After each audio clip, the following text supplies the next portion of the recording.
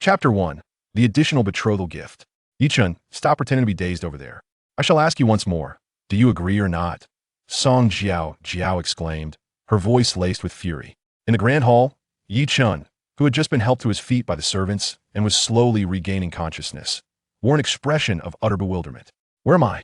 Wasn't I playing games all night in the dormitory? Before he could comprehend the situation, Song Jiao's voice pierced through the air once again.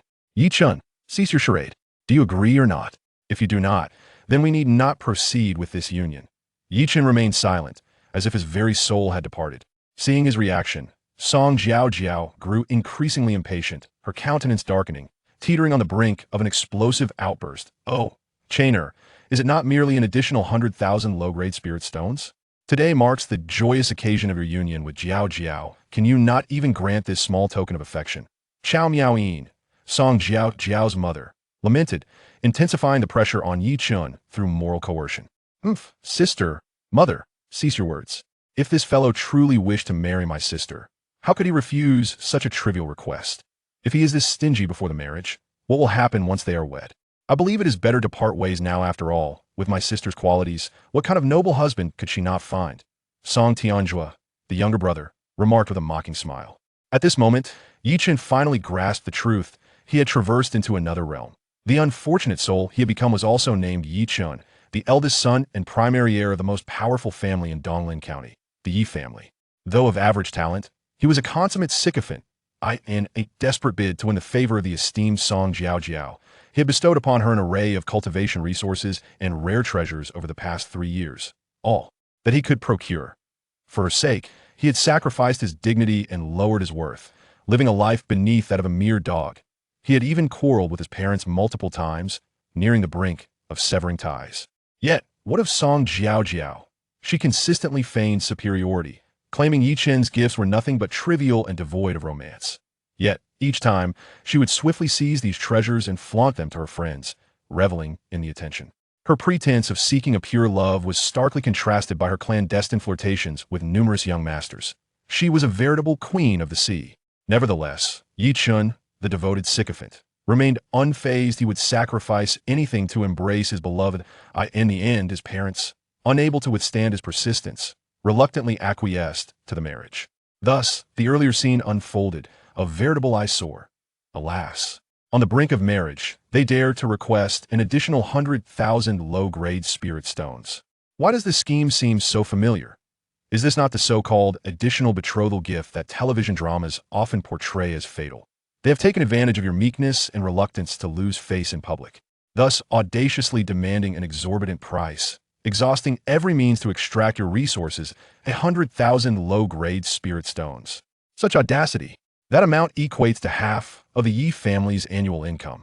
Even Chen, no matter how sycophantic, has his limits. Consequently, in a fit of rage, he soon met his demise. Damn it! This is intolerable. Rest assured, original owner, I shall restore your dignity as a man. Buzz. The last remnant of the soul within him drifted away. Chen had completely seized control of his body. Beep. The invincible avoidance system has awakened and is beginning to bind to the host. A system? Huh. Indeed, as the protagonist, one cannot lack a golden finger. Binding successful.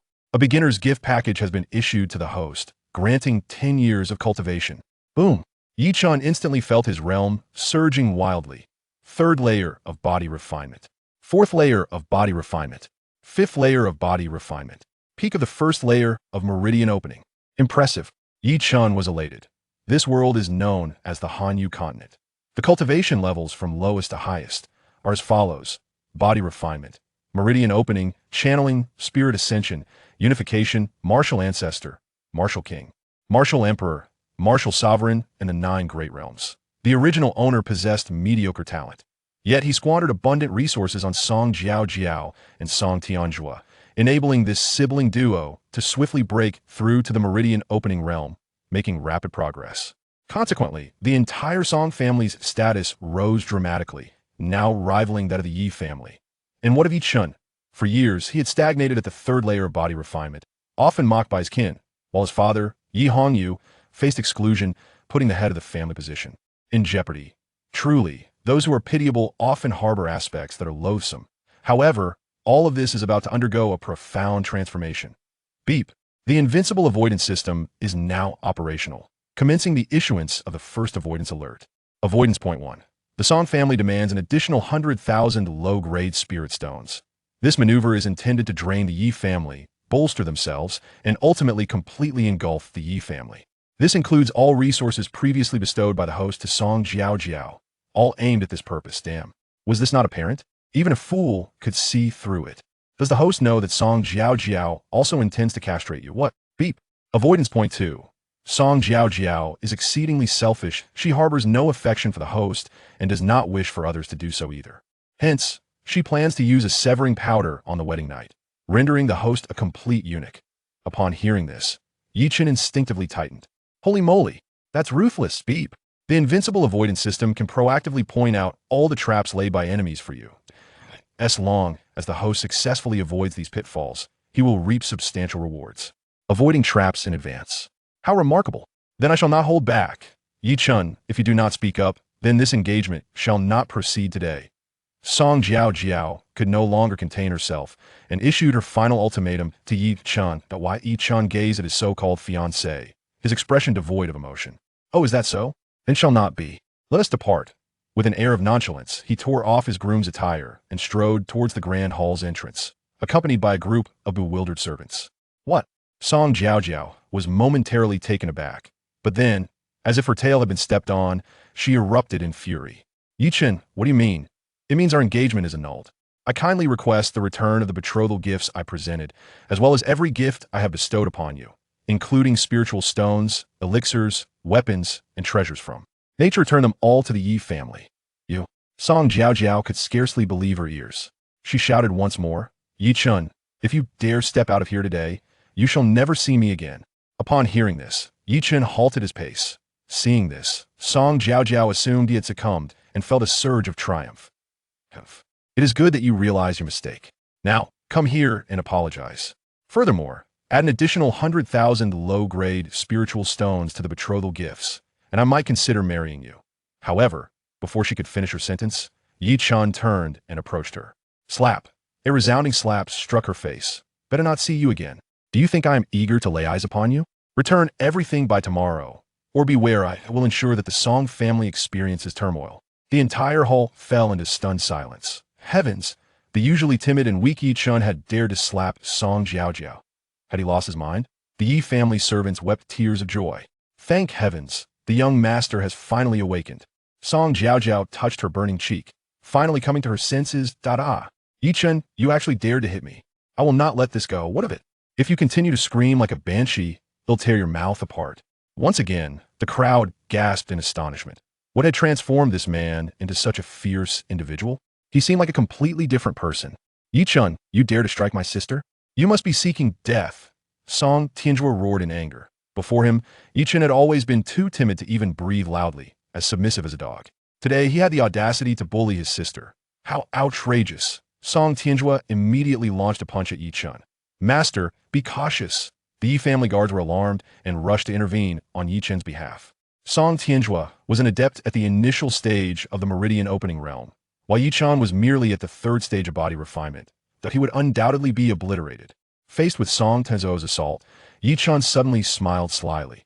Initial stage of the meridian opening realm, is it? Chapter 2. Do you not owe a dowry as well? Chen showed no signs of retreat, standing firm in place, extending his right hand. His fingers curled like claws, ready to confront the force of Song Tianjua's punch. Master, do not. The Yi family guards attempted to halt him, but Chen stopped them. Rest assured, he cannot harm me. Rest assured. How can we be at ease? He is at the initial stage of the meridian opening realm, while you are merely at the third stage of body refinement.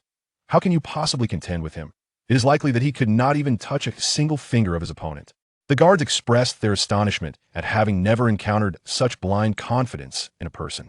Alas, it matters little that he may be inept, but he is still the young master of my family. If the situation becomes dire, we shall intervene to rescue him. It will not be too late. Haha. Chen, you are truly foolish to dare confront me, heed and perish. Bang. Fist and claw collided, sparks flying. What? However, in the next moment, the crowd was stunned to witness that Song Tianjua's fist was firmly grasped by Chen's claw, rendering it immobile. How is this possible? The onlookers were filled with incredulity. To think that Song Tianjua, at the first level of the opening veins realm, could be countered in a frontal attack by Yi Chen, who was merely at the third level of the body. Refinement realm. What in the world is happening? Crack. Ah, my hand. With a slight exertion, Yi Chen broke Song Tianzuo's left hand. But that was not the end. Yi Chen raised his right foot and delivered a fierce kick to Song Tianzuo's dantian. Boom. In an instant, Song Tianzhuo deflated like a punctured balloon. Ah, Yi Chen, you shall pay for this. You have ruined my cultivation. What are you screaming about? Your entire cultivation was built upon the resources I provided you, and the fist technique you just employed was perfected through my considerable investment in hiring a master to assist you. Now that it has all been rendered useless, we are even. Song Tianzhua had utilized the renowned skill of the Song family, the fierce tiger fist. In the past, he struggled to grasp this technique until Yi Chen spent a fortune to hire a renowned instructor to help him master it. Only then did he manage to cultivate the fierce tiger fist to perfection. Now, he dared to use it against Yi Chen. How truly ungrateful. Ah, Yi Chen, you dare to cripple my son, I shall fight you to the end. Chao Miaoyin was extraordinarily enraged. Song Tianzhua was her lifeblood. She had initially thought that subduing Yi Chen would be a simple task, only to find him incapacitated. How could she not be furious? Releasing her full power at the 8th level of the opening veins realm, she bore down on Yi Chen, nearly suffocating him. Little brat, die. Boom! A tremendous surge of spiritual energy shook the entire hall. Suddenly, a figure was sent flying backward. The crowd focused their eyes and discovered it was Chao Miaoyin. How could this be possible? No matter how formidable Yi Chen was, he could not possibly defeat someone at the 8th level of the opening veins realm, like Chao Miaoyin. Master Song, you have gone too far. Do you truly believe that the Yi family is without a champion? Before Yi Chen stood an elder clad in gray, whose presence had gone unnoticed until now. Silence enveloped the hall. The elder was named Yi Xianwu, the current grand elder of the Yi family, a peak expert at the half-step channeling realm. He was the foremost powerhouse of the Yi family, second only to the family head, Yi Hongyu. Despite their disdain for Yi Chen, the Song family members did not dare to act recklessly in the presence of this esteemed figure. Ahem, Grand Elder, you have misunderstood our intentions. At the Song family were not as such. Standing quietly to the side, Song Jiajio's father, the patriarch of the Song family, Song Renjia, finally spoke up, albeit awkwardly. Chainer, you have misunderstood Jiajio's intentions. The reason we are offering an additional 100,000 low-grade spirit stones is simply to gauge your sincerity. Only then can we feel at ease about marrying our daughter to you. Wouldn't you agree? Indeed. Chainer, she is our only daughter. We have devoted years of toil and effort to raise her, and having finally anticipated her marriage, we must assess your genuine intentions, don't you think? Despite being wounded by the elder, Chao Miaoyin disregarded her injuries and approached Yi Chen, attempting to curry favor. Huh, what a bunch of bullies, preying on the weak. Had it not been for my father, Yi Hongyu, who foresaw this situation and sent the elder to support me, I can only imagine how I would have been bullied today. Of course, even if that were the case, with the system in my possession, I remain unperturbed. If that is the case, I am willing to provide this sum of spirit stones. Song Renjia, Chao Miaoyin, and Song Jiajiao were all taken aback with joy at his words. However, the elder, Yi Xianwu, furrowed his brow. What on earth is this young man up to? However, Yi Chen swiftly shifted his tone. Shouldn't you also provide a dowry? What? The three members of the Song family nearly thought they had misheard. You wish to marry my daughter, and yet you demand a dowry? Are you out of your mind? Chainer, you have gone too far. We sincerely wish to marry our daughter to you. Yet you present such an unreasonable request. You have truly disappointed me as a father-in-law. Song Renjia lamented dramatically. Yi Chen scoffed at this. This old man is nothing but a complete hypocrite, presenting a facade of a kind-hearted elder while secretly resorting to underhanded tactics. Yi Chen had lost count of how many times he had fallen victim to his schemes. Since you are unwilling to provide a dowry, I too shall refrain from increasing the bride price. Thus, let's consider this marriage annulled. I reiterate, return all items by tomorrow, otherwise, the Song family shall face dire consequences. With that declaration, Yi Chen unleashed his full cultivation. Boom! Peak of the first layer of opening meridians. The Song family stood in stunned silence. This waste, was he not merely at the third layer of body refinement? How could he have grown so formidable? Song Jiajiao gazed intently at Yi Chen. It seemed she had finally begun to realize that this once subservient man was indeed different from before. Having established his dominance, Yi Chen paid no heed to the thoughts swirling in the minds of the Song family. He departed with Yi Xianwu, accompanied by a host of guards and servants. After some time, Yi-chun, you wait. I will not allow you to have it easy. Ding. Just as he exited the Song family gate, a notification from the system chimed in. Congratulations, host, for successfully avoiding a pitfall. Rewards are now being issued. God-level technique, chaotic devouring technique. Pitfall points, 10 points in the Hanyu continent. Martial arts techniques are categorized from low to high as follows. Yellow, Xian, Earth, Heaven, Spirit, Immortal, Emperor, Saint, God, each major tier. Further divided into initial, intermediate, advanced, and perfection stages. Chaos devouring heaven technique. To devour the heavens and the earth, consuming all things for once. Own use. Various bloodlines, physiques, and natural forces can be swiftly refined and absorbed, enhancing one's realm and strength. Is it truly that astonishing? Indeed, it is impressive. What is the purpose of this avoidance point? To clarify, the avoidance point is akin to a currency in the real world, enabling you to purchase desired items from the avoidance system's marketplace. A marketplace? Precisely. The host can communicate through thought to access the system's marketplace. Upon hearing this, Yi-Chen promptly complied. Indeed, he beheld the system's marketplace. Within, a plethora of products awaited. Elixirs, weapons, martial arts techniques, and more, everything one could desire. Beneath each product, the corresponding avoidance point price was clearly marked. Are there only a few items priced below 10 points? Alas, it appears that I must strive diligently in the future to earn more avoidance points. Otherwise, the sensation of merely gazing but not utilizing these treasures is truly disheartening. Chapter 3. Transformations and Shadows. Returning to the Yi family. The head of the Yi family, Yi Hongyu, along with the matriarch Chen Wanrong, had been awaiting the arrival of distinguished guests for quite some time. Upon the entrance of Yi Chun and the Grand Elder, they were greeted with keen anticipation. Yi Hongyu approached joyfully, patting Yi Chun on the shoulder, and exclaimed, "Good lad, you've finally come to your senses. You truly are my offspring." Originally, Yi Hongyu had braced himself for the tumultuous days that would follow after Yi Chun wed Song Jiaojiao. However, to his surprise, the Grand Elder transmitted a message from afar, informing him of an unexpected turn of events. Yi Chun, in an unprecedented manner, not only incapacitated Song Tianzhua, but also demanded that the Song family return all the resources he had previously bestowed upon them. Should they fail to comply, he threatened to plunge the entire Song clan into chaos. What a remarkable young man. At last, he embodies the spirit of the Yi family. This was the genuine sentiment that stirred within Yi Hongyu at that moment. Indeed, Father, I have been foolish in the past, but from this day forth, I can assure you that no one shall dare to challenge the dignity of our Yi family. Haha, precisely. Each and every one of us from the Yi family is a true man of valor. Beside him, Chen Wanrong, slightly displeased, tugged at Yi Hongyu's arm, remarking on his lack of decorum at his age.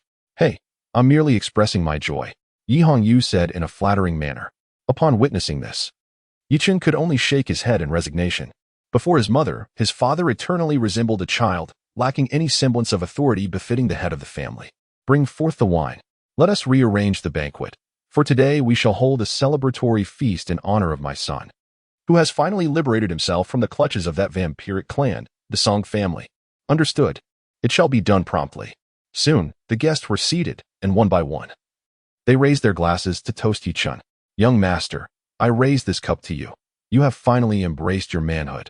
Young master, I too offer you a toast. You no longer need to endure the disdain of the Song family's leeches. Impressive, young master. I drink to your honor first. Henceforth, we can cultivate together without being tethered to that woman, Song Jiaojiao. Yi Chen felt a twinge of embarrassment. Goodness, were these fellows genuinely toasting him? Or were they merely exposing his past? Chunner, you have finally brought honor to our Yi family. Come. I, an old man, shall raise a glass to you as well. The speaker was the second elder of the Elder Hall, whose rank was only subordinate to that of the Grand Elder, Yi Xinwu. Not at all. Second elder. You flatter me excessively. Yi Chen was also prepared to return the gesture with a drink. However, at that moment, a chime resonated. A new alert indicated that root-severing powder had been secretly placed in the host's cup, and the perpetrator was none other than the second elder. He had colluded with the Song family, intending to strike first and conspire to annihilate the Yi family today. What? Another treacherous trap? And this one? A plot for extermination. Damn it. I have only just traversed into this realm, and now I am beset by such distressing matters. I am truly exasperated. System. What constitutes a successful evasion of this pitfall? The host merely needs to thwart the adversary's objectives. As for the method, there are no stringent requirements. Is that so? Then it shall be manageable. Yi Chen promptly accessed the pitfall avoidance mall and selected a particular item. The art of shape-shifting, costing 5 avoidance points. This is not a martial art or technique, but rather a unique ability. It allows for the exchange of positions between 2 or more substances. This is the one. Purchase confirmed. Ding. Congratulations, host. You have expended 5 avoidance points to acquire the extraordinary ability of shape-shifting. Yi Chen quickly became acquainted with the usage and limitations of this function. Thus, he reached out to grasp the Second Elder's wine cup and said, Second Elder, you have toiled for our Yi family for so many years. It is only fitting that I offer this toast to you first. Simultaneously, he silently chanted the incantation for transformation. In an instant, the exquisite wine within both cups was exchanged. Haha, very well. Then I shall not stand on ceremony. The Second Elder, showing no doubt whatsoever, readily downed the fine wine in one gulp. Upon witnessing this, Yi Chen promptly followed suit, finishing the exquisite wine in his cup. The Second Elder felt an overwhelming joy within his heart. Huh, you little rascal. Soon, you shall truly become a eunuch in every sense of the word. Ha ha ha. Under the cloak of night, while everyone else remained in slumber. In a secluded corner deep within the Yi family's backyard, a shadow stealthily approached. He retrieved a communication jade slip from his bosom, poised to shatter it. Suddenly, a pair of powerful hands seized his wrist, rendering him immobile. Second Elder, at such a late hour, what are you up to? The shadow was momentarily stunned, then turned in astonishment to behold the owner of the hands. Family head, how is it that I am not ensnared by your soul-capturing incense? The Second Elder was again taken aback, gazing incredulously at Yi Hongyu. A sense of foreboding creeping into his heart. Ah, Second Elder, allow me to clarify. Not only have I evaded your enchantment, but so too have the others. Upon speaking, several torches ignited, revealing the presence of the Grand Elder, Chen Wanrong, Yi Chen, and all the upper echelons of the Yi family, who stood behind Yi Hongyu, casting cold glances at the Second Elder. At this moment, the Second Elder was utterly bewildered. What on earth is happening? A man deserving of the gravest punishment need not comprehend such intricacies. All of this was, in truth, the merit of Yi Chen. After the celebratory banquet concluded, he privately disclosed the Second Elder and the Song family's conspiracy to Yi Hongyu and the Grand Elder. Initially, neither of them believed him. The Second Elder had diligently served the Yi family over the years. How could he possibly commit such treasonous acts? It was only when Yi Chen swore upon his life that they begrudgingly agreed to observe discreetly.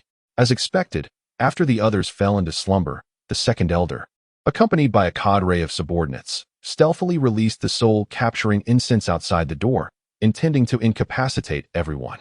He planned to send a communication jade slip, coordinating with the Song family to ensnare the Yi family entirely. Such a malicious scheme, should it come to fruition, would yield unimaginable consequences. Yi Hongyu and the Grand Elder still feel a tinge of trepidation. Thus, they cannot help but cast a few more glances at Yi Chen. How did this young lad discern the clues that even we seasoned veterans failed to notice? Humph. If that is the case, there is nothing more to be said. The victors and the vanquished have always been determined thus throughout history. However, do not rejoice too soon. In the wine that Yi Chen had previously consumed, I had secretly administered rootless powder. Considering the time elapsed, the effect should soon manifest.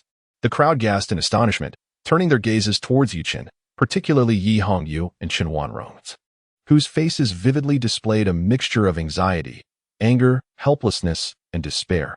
Rootless powder could be said to be every man's nightmare. Once afflicted, one is destined to become a eunuch, unable to leave descendants.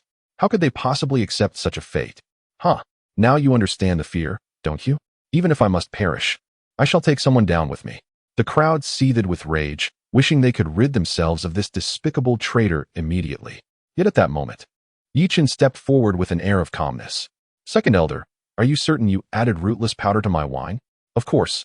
Just 3 counts and the effects will take hold. Then count away. What? The Second Elder was momentarily stunned. Has this lad lost his mind? On the brink of becoming a eunuch, he remained so composed?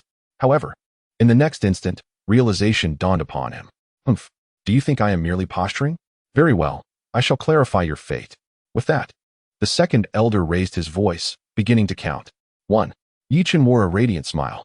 2. Yi Chen remained calm and composed. Humph, you insolent brat. Still putting on a brave face. Just wait and see how you end up on the ground, wailing for your mother. Suddenly, A piercing scream echoed into the heavens. To everyone's astonishment, the one who cried out was not Yi Chen, but rather the previously smug second elder. He clutched his groin in agony, writhing on the ground in torment. All present were left utterly bewildered. What on earth was happening? Chapter 4. Digging a pit again, second elder. It seems this time you have reaped the consequences of your own misdeeds. Yi Chen gazed at the second elder, who lay on the ground, writhing in agony, and with a mocking smile, remarked, I had already swapped our drinks. What? The second elder looked at Yi Chen in disbelief, momentarily forgetting the pain in his lower body. Swap the drinks? How could that be? Did this young man foresee my treacherous intentions? In comparison, Yi Hongyu and Chen Wanrong were overjoyed. Wonderful! Our son shall not face extinction. Subsequently, the second elder and his entourage were swiftly dealt with by Yi Hongyu and the grand elder. Ding! Congratulations to the host for successfully avoiding the pitfall. Rewards are now being distributed. 1 invincible summon, 10 avoidance points. In Yu Chen's mind, a brand new information panel emerged. Host, Yi Chen cultivation level. Peak of the first stage of meridian opening special ability. Shape-shifting techniques and skills. Chaos devouring heaven technique. Divine level. Pitfall points. 15 reward for successful pitfall avoidance. 1 indomitable summon. What is this indomitable summon? Replying to the host, the indomitable summon signifies that the host can summon a peerless powerhouse for free, who will serve as your subordinate, exhibiting the utmost loyalty. Is it truly so formidable? Can a martial emperor be summoned? If that is possible, then I could walk with unyielding confidence from that point onward. The summoning is random. It depends on your luck, dear host. I see. That is quite satisfactory. It is certainly better than having nothing. After completing these tasks, Yu Chen addressed Yi Hongyu, saying, Father, since the Song family has already severed ties with us, we need not extend them any further courtesy. At dawn tomorrow, let us send our men to eradicate the Song family. What do you think? Yi Hongyu pondered for a moment, and then remarked approvingly, Excellent. Decisiveness is key, no hesitation. Chinner, you have truly matured. It is they who have overstepped their bounds, and I shall make them aware that the Yi family is not to be trifled with. If one does not offend me, I shall not offend them. However, should anyone wrong me, I will ensure they have no opportunity for remorse. Whether on Blue Star or here, Yi Chen has always regarded this principle as his guiding philosophy. Father, you may handle things here. I shall retreat to my cultivation. Very well, go ahead. One's own strength is the foundation of a secure existence. Yi Chen was acutely aware of this fact.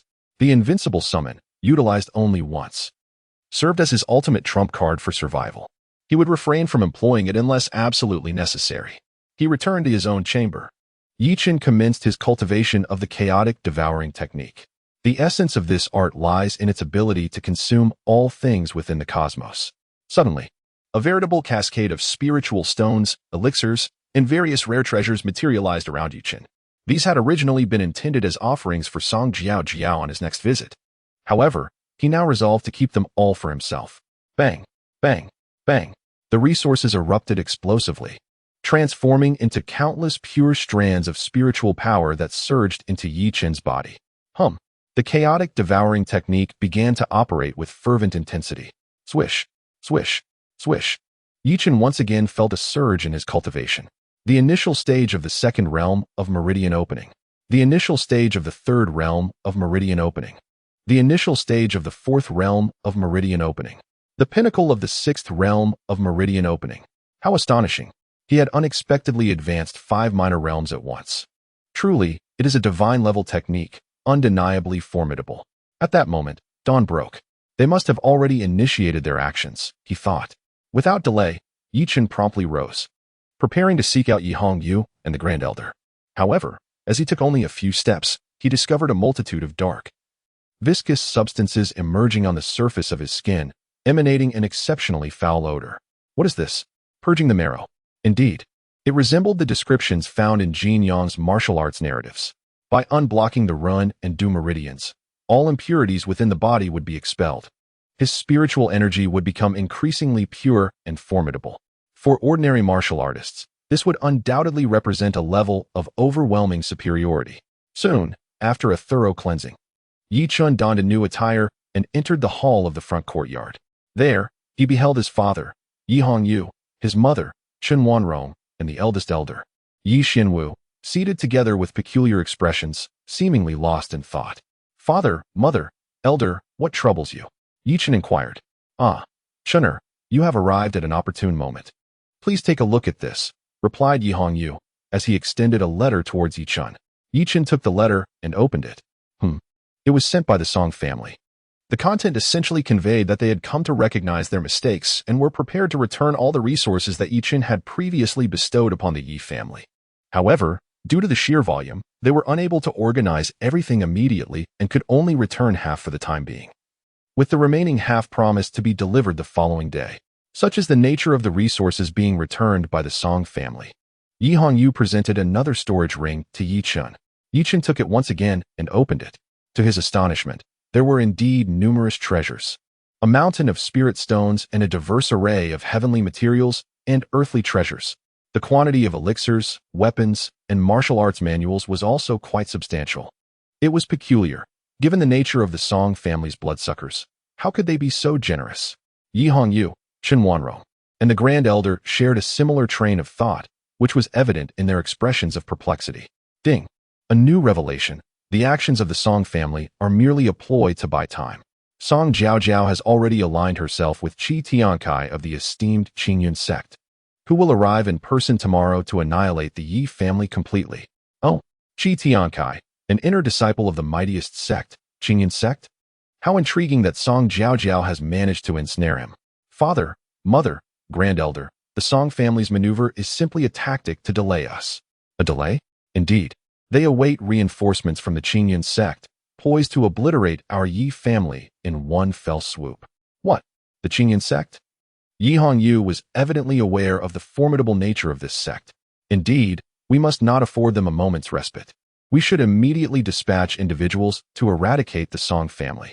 In doing so, the Qingyun sect would find themselves devoid of any pretext to wage war against our Yi family.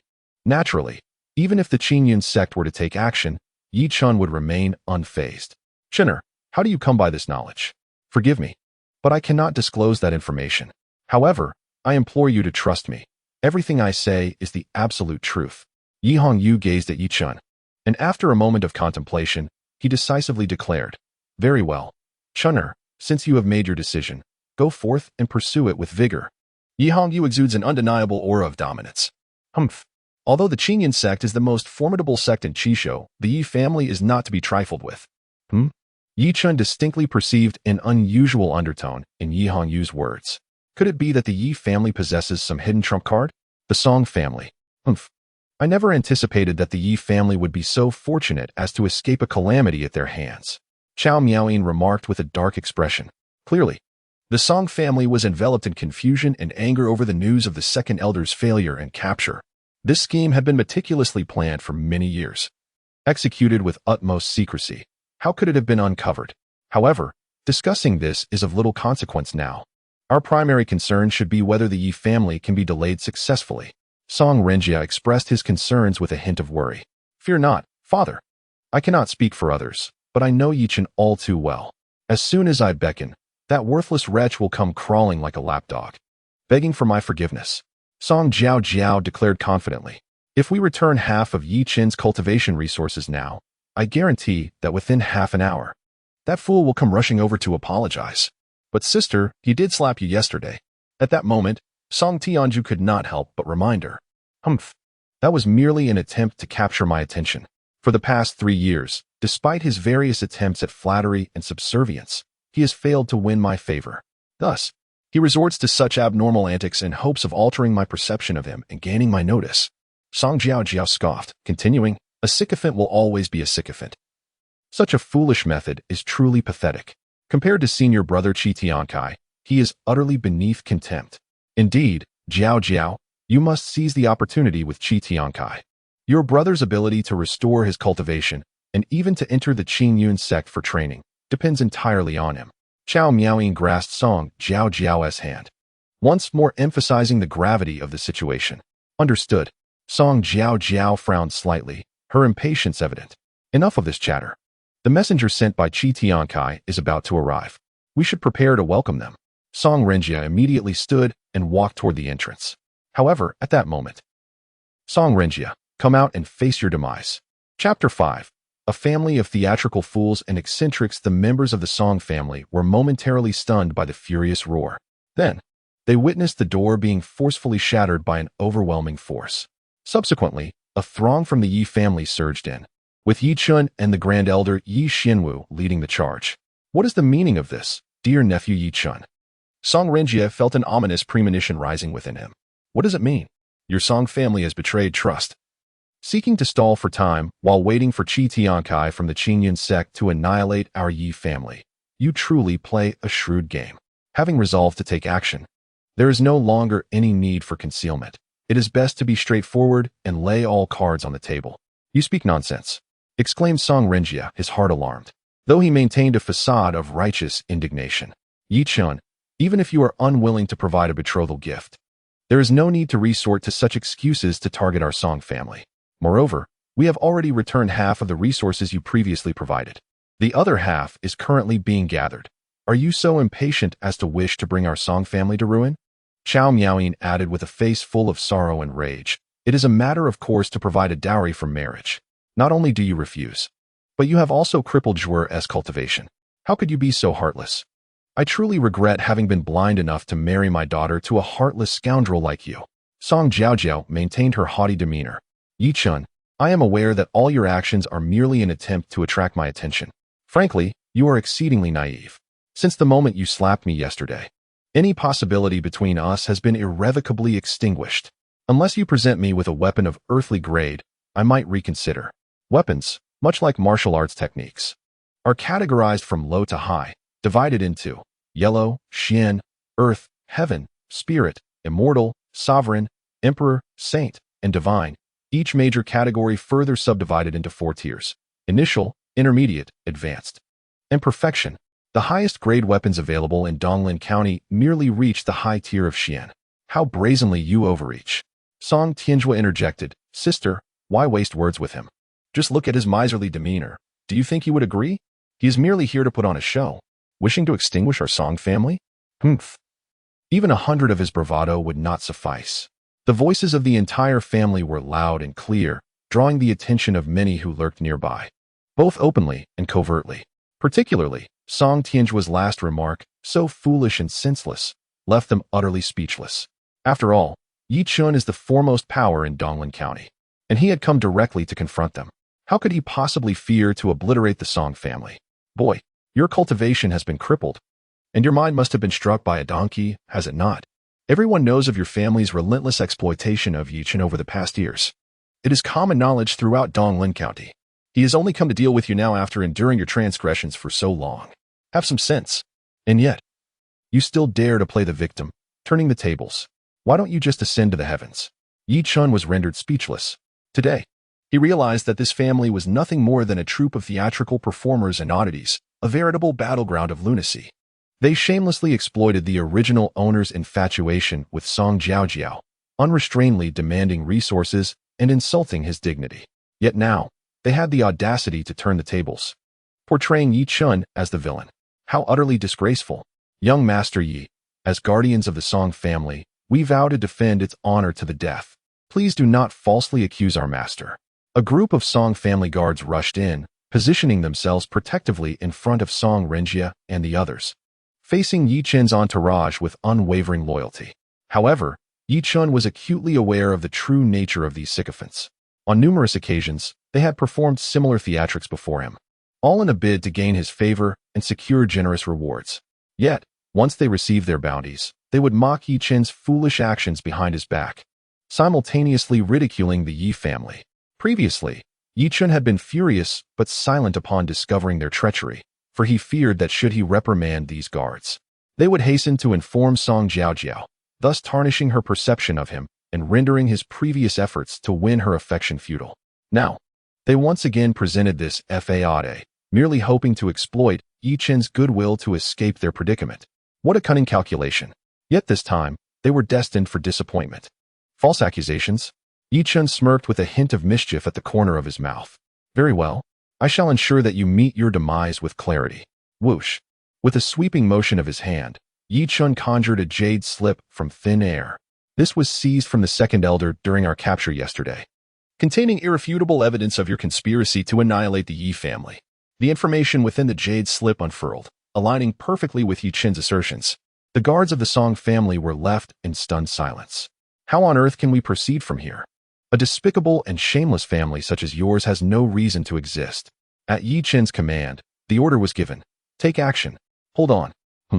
Yi Chen furrowed his brows, casting a glance at the furious Song Jiao. Yi Chen, you've gone too far. Even if you wish to capture my attention, this is excessive. If you persist in your stubbornness, we may not even remain friends in the future. Slap. Slap. Before Song Jiao could finish her words, she received 2 resounding slaps across her cheeks. Yi Chen wiped his right hand and spoke nonchalantly. These 2 slaps are merely a reckoning for the insults you once hurled at me and the Yi family. Do not even mention friendship. Even if you were to offer yourself to me now, I would still find it beneath me. What is wrong with this woman? Even at such a moment, she remains so foolish. I truly cannot fathom how she has survived until now. As Song Jiao was about to erupt in anger, she met Yi Chen's icy gaze. Instantly, a chill ran down her spine, sending shivers to the top of her head, which brought her back to her senses. It was only at this moment that Song Jiao truly realized that Yi Chen was no longer the sycophant he once was. Song Renjie, Chao Miaoyin, and Song Tianjue felt the same way. The former Yi family heir, who would grovel and flatter at the mere sight of them, had undergone a complete metamorphosis. Rising anew like a phoenix, a true king returning. Let us annihilate the Song family, leaving no one behind. Indeed, the guards of the Yi family surged forward like hungry tigers pouncing on their prey, swiftly penetrating the ranks of the Song family's protectors and launching a lethal assault. Although the Song family had experienced rapid growth in recent years, thanks to the resources provided by Yi Chen, and had risen to prominence in Dongling County, they still fell short when compared to the deeply entrenched and formidable Yi family. It was not long before the Song family's guards and key members were annihilated without a trace. Only 4 members of the Song family, including Song Jiao, remained. Song Renjie and Chao Miaoyin attempted to resist. Observing this, the elder Yi Xianwu acted decisively. With the prowess of a peak half-step transcendence realm cultivator, he effortlessly subdued the 2 in an instant. Yi Chen, my dear nephew, considering your past connection with Jiao, could you perhaps spare us? At this juncture, Song Renjie finally conceded, hoping to leverage their emotional ties to elicit Yi Chen's sympathy and escape this calamity. However, disappointment was inescapable. Your words are futile. Today, the Song family shall be eradicated, and nothing can thwart this fate. Not even Qi Tiankai. Yi Chen cast a glance at the Grand Elder, signaling him to take immediate action. However, at that very moment, a voice rang out, "Halt!" Chapter 6, Zhang Hao of Qingyun Sect. Upon hearing the furious shout, Yi Chen displayed no trace of hesitation on his face. He acted immediately. The Grand Elder swiftly delivered a palm strike. With a chilling sound, Song Renjie, the head of the Song family, spat blood and perished instantly. Father, husband, Chao Miaoyin, Song Jiao, and Song Tianjue cried out in utter despair, as if their very strength had been sapped, collapsing onto the ground.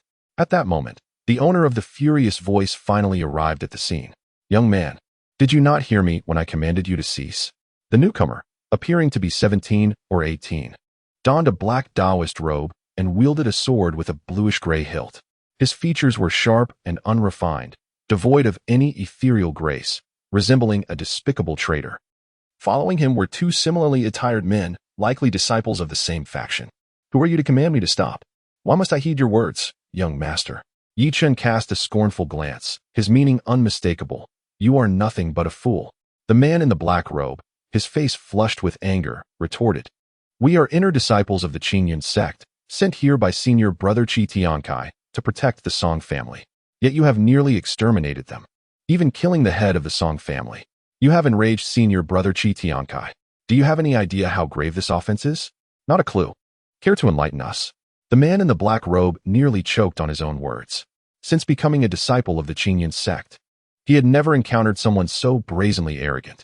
You may think yourself formidable here in this small county, but let me remind you, the true rulers of Qizhou are the Qingyun sect. Angering us means awaiting the annihilation of your clan. Oh, so if the Qingyun sect is in the wrong, will you too face annihilation? Us in the wrong? Ha ha.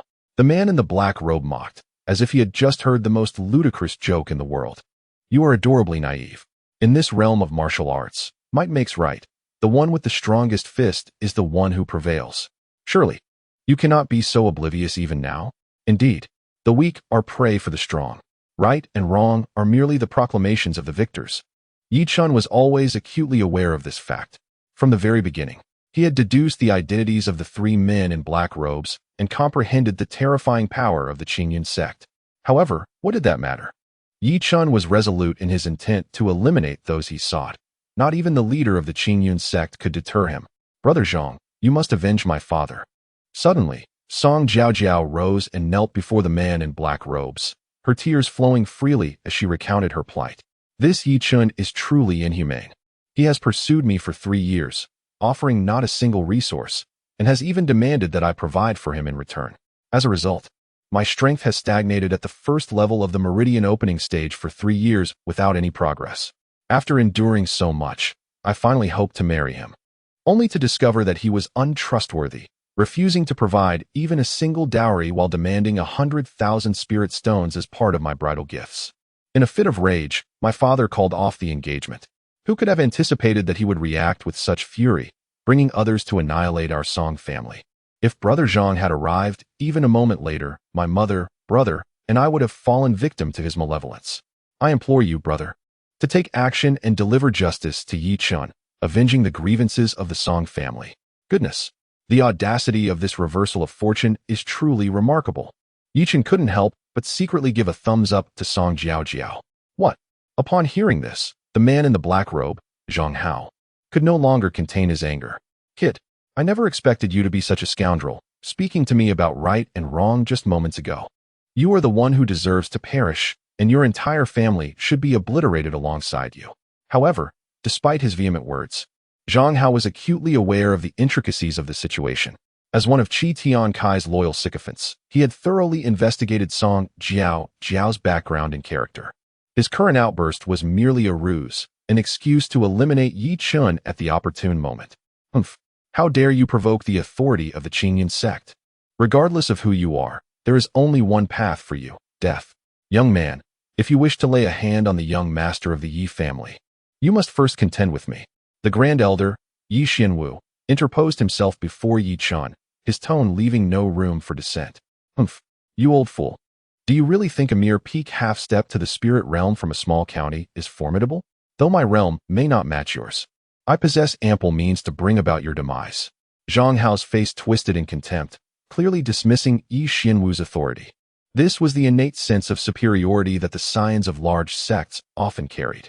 While it was indeed irksome, it remained an undeniable reality. Wait, Grand Elder. Dealing with such scum does not require your esteemed involvement. I can handle it alone. Yi Chen extended his hand to stop Yi Xianwu, who was about to take action, and turned his gaze towards Zhang Hao across from him. Subsequently, he unleashed his cultivation. Boom!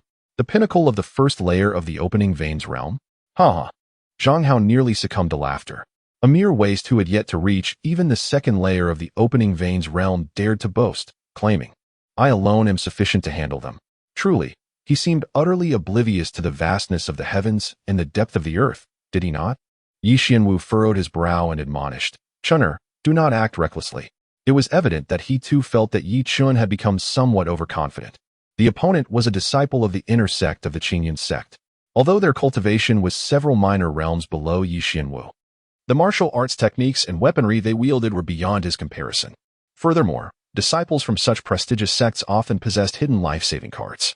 Once these were employed, it would be no easy feat for even a peak half-step Chongxiao realm practitioner, let alone a true Chongxiao realm expert, to contend with them. Thus, Yi Chen's audacious words at this moment were indeed rather unwise. Rest assured, Grand Elder, I shall be fine. Yi Chen smiled confidently and said, well, be cautious. If you find yourself in peril, I shall intervene. Even if we cannot triumph, escaping shall not pose a challenge. Yi Xianwu understood that he could not sway the young man, so he resigned himself to the inevitable. With a resolute expression, Yi Chen turned once more to Zhang Hao, beckoning him forward. Come on. Heh, prepare to meet your demise. Zhang Hao promptly unsheathed a long sword, thrusting it directly towards Yi Chen. This blade was a weapon of the highest order, a pinnacle of the profound level. Simultaneously, Zhang Hao employed an advanced martial technique, enhancing his agility to an extraordinary degree. In the face of such formidable prowess, even the Yi family, the mightiest clan in Donglin County, found themselves utterly outmatched. This was the profound heritage of a grand sect, far beyond the capabilities of a mere county town. Everyone anticipated Yi Chen's certain defeat. Song Jiaojiao, Chao Miaoyin, and Song Tianju were filled with exuberant delight. Should Yi Chen fall, not only would they avenge their grievances, but they might also seize the opportunity to absorb the Yi family, establishing themselves as the new rulers of Donglin County. The eldest elder, Yi Xianwu, wore a grave expression, silently gathering his strength, poised to rescue Yi Chen at a moment's notice before retreating. Haha, boy, this is the consequence of offending our Qingyun sect. Zhang Hao was exhilarated, seemingly envisioning the moment when Yi Chen's chest would be pierced by his blade. Is that so? However, Yi Chen's countenance revealed no trace of panic. With a casual sidestep, he effortlessly evaded Zhang Hao's sword strike. Before Zhang Hao could react, a powerful elbow strike struck his lower back. Blood spurted from Zhang Hao's mouth as the meridians in his waist felt as though they had been struck by lightning, sustaining severe damage. His breath instantly diminished by more than half. Chapter 7. The Killing of Zhang Hao. Yi Xianwu, Song Jiaojiao, Chao Miaoyin, and Song Tianzhuo were all utterly astonished. What on earth was happening? Zhang Hao, a formidable figure at the 6th level of the opening veins realm, was actually struck down by Yi Chen, who was merely at the pinnacle of the 1st level, leaving him spitting blood and gravely injured. What in the world was going on? How? Cough cough. Did you discern my weakness? Zhang Hao, struggling against his injuries, rose to confront Yi Chen. It's quite simple. I merely observed with my eyes. Yi Chen did not deceive. The chaotic devouring heaven technique not only enhanced his cultivation, but also comprehensively fortified his attributes, including strength, speed, perception, and soul, among various other capabilities. This enabled him to dominate opponents of equal rank with absolute superiority. Even when engaging in battles against those of higher tiers, he encountered no difficulties whatsoever. Are you not at the peak of the 1st stage of opening the meridians? Have you concealed your true power? Zhang Hao suddenly realized. Even if Yi Chen could discern his weaknesses, it would be impossible for him to inflict such damage in a single strike unless this individual possessed a vastly superior strength. Have you finally come to this realization? Yi Chen no longer concealed his abilities, fully unleashing the pinnacle of the 6th level of the meridian opening realm. Boom. What? Zhang Hao nearly bit his own tongue in disbelief. Damn it. After nearly a decade of struggles within the Qingyun sect, he had finally managed to break through to the advanced stage of the 6th level of the meridian opening realm at the age of 18. He had confidently anticipated that he would effortlessly dominate the so-called geniuses of this small county town. Who could have imagined that a mere 16-year-old from the county would not only easily inflict severe injury upon him, but also surpass him in cultivation? How could Zhang Hao possibly endure this? Excellent. Well done, Chenner. You truly embody the greatness of our Yi family. At this moment, the Grand Elder Yi Xianwu was filled with immense excitement.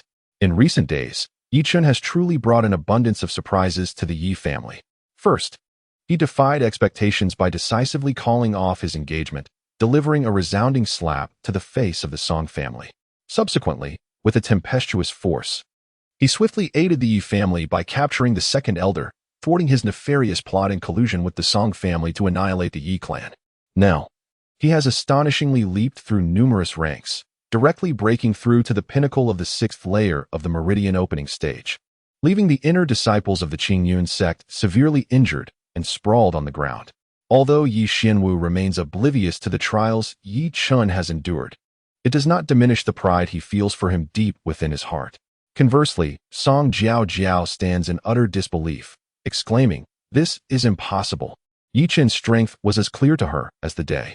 Despite his previous breakthrough to the peak of the 1st realm, where he had reduced Song Tianju to a state of ruin, Song Jiaojiao never believed he could contend with Zhang Hao. Yet, the outcome was utterly unexpected. Who could enlighten me on this perplexing situation? Infuriating. You brat, you have thoroughly provoked my wrath. I shall ensure your demise is complete. Zhang Hao's eyes burned crimson as he retrieved a medicinal pill, consuming it in haste. In an instant, his injuries were healed, and his aura became even more formidable than Yu Chen's. He then raised his sword, unleashing an unprecedented wave of powerful sword energy that overwhelmed the crowd, leaving them gasping for breath and causing their legs to tremble uncontrollably. Those with weaker resilience fell to their knees, rendered immobile. Even the esteemed elder Yi Xianwu was drenched in cold sweat, acutely aware of the lethal threat before him. Zhang Hao had actually consumed the violent spirit pill and invoked the Qing Yun sword technique. That boy is as good as dead. The violent spirit pill, a perfect 2-star elixir, could rapidly enhance a warrior's strength for a brief period. However, the side effects were substantial, causing a regression of one minor realm and rendering recovery impossible for an entire year. The Qing Yun sword technique, a superior martial art of the Qing Yun sect, was of mid-tier earth level, boasting immense offensive power. With the augmentation of these two elements, Zhang Hao is now fully capable of confronting, even exterminating, a first-realm warrior. The two other disciples of the Qing Yun sect watched with a mix of excitement and trepidation. Zhang Hao's strategy was undeniably a double-edged sword, inflicting significant self-harm while attempting to vanquish his foe. Nonetheless, they understood that it was too late for any words of caution. They could only silently pray for Zhang Hao's success in eliminating Yi Chen and obliterating the Yi family. Otherwise, the repercussions would be dire. Humph, brat.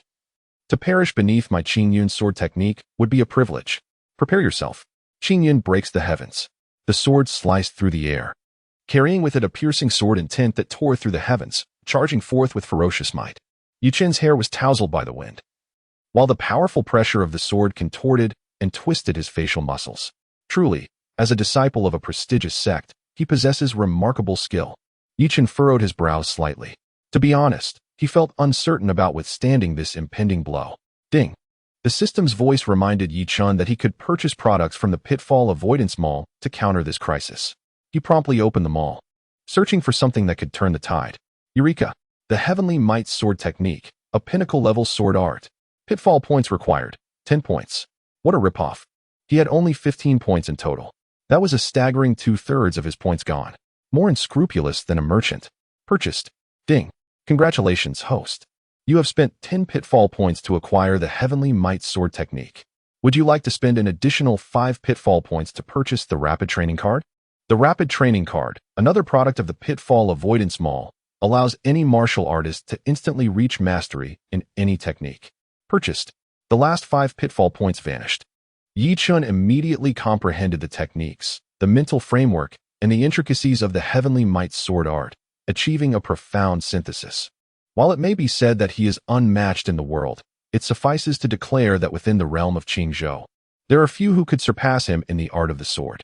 This transformation, though it appeared to unfold over an extended duration, transpired in mere seconds. At this moment, Zhang Hao's swordplay had finally arrived.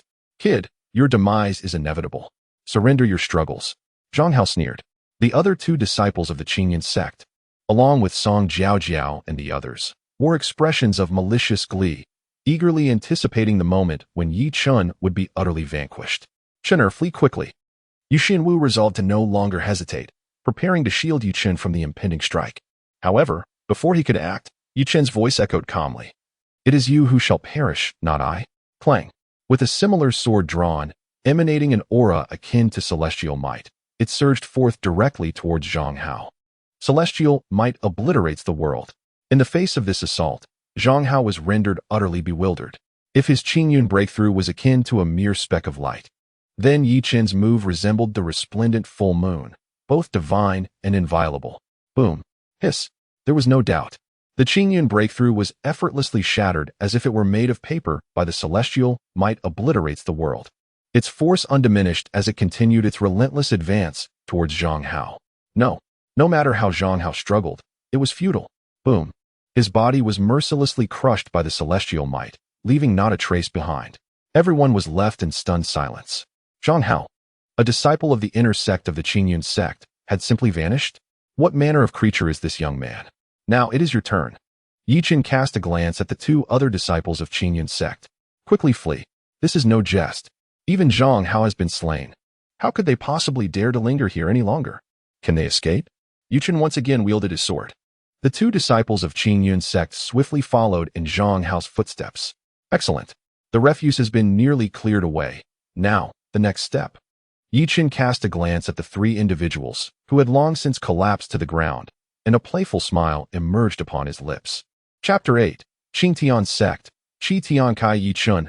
Please do not take our lives. All of this was solely Jiao Jiao's idea.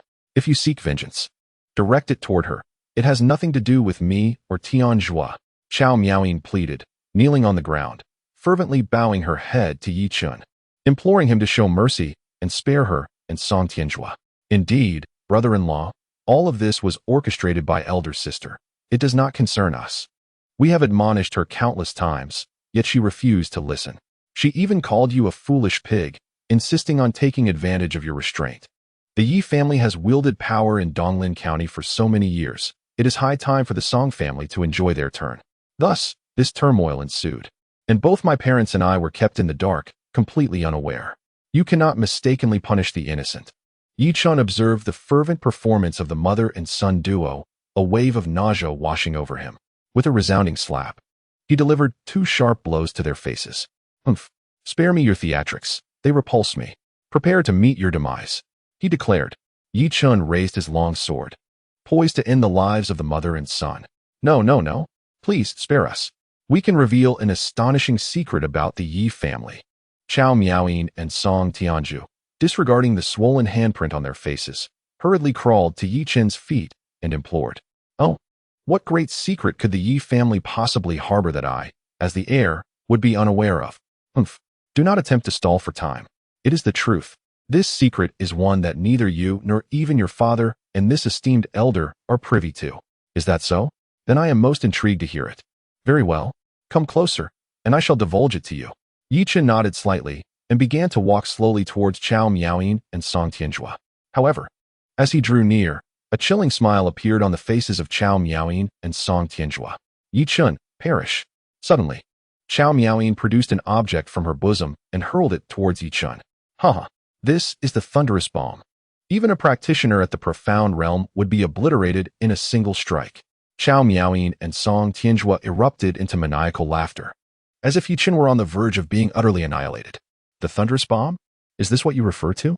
Yi Chen toyed with the black orb in his hand, a cold smile gracing his lips. This? Chao Miaoying was taken aback. How could this be?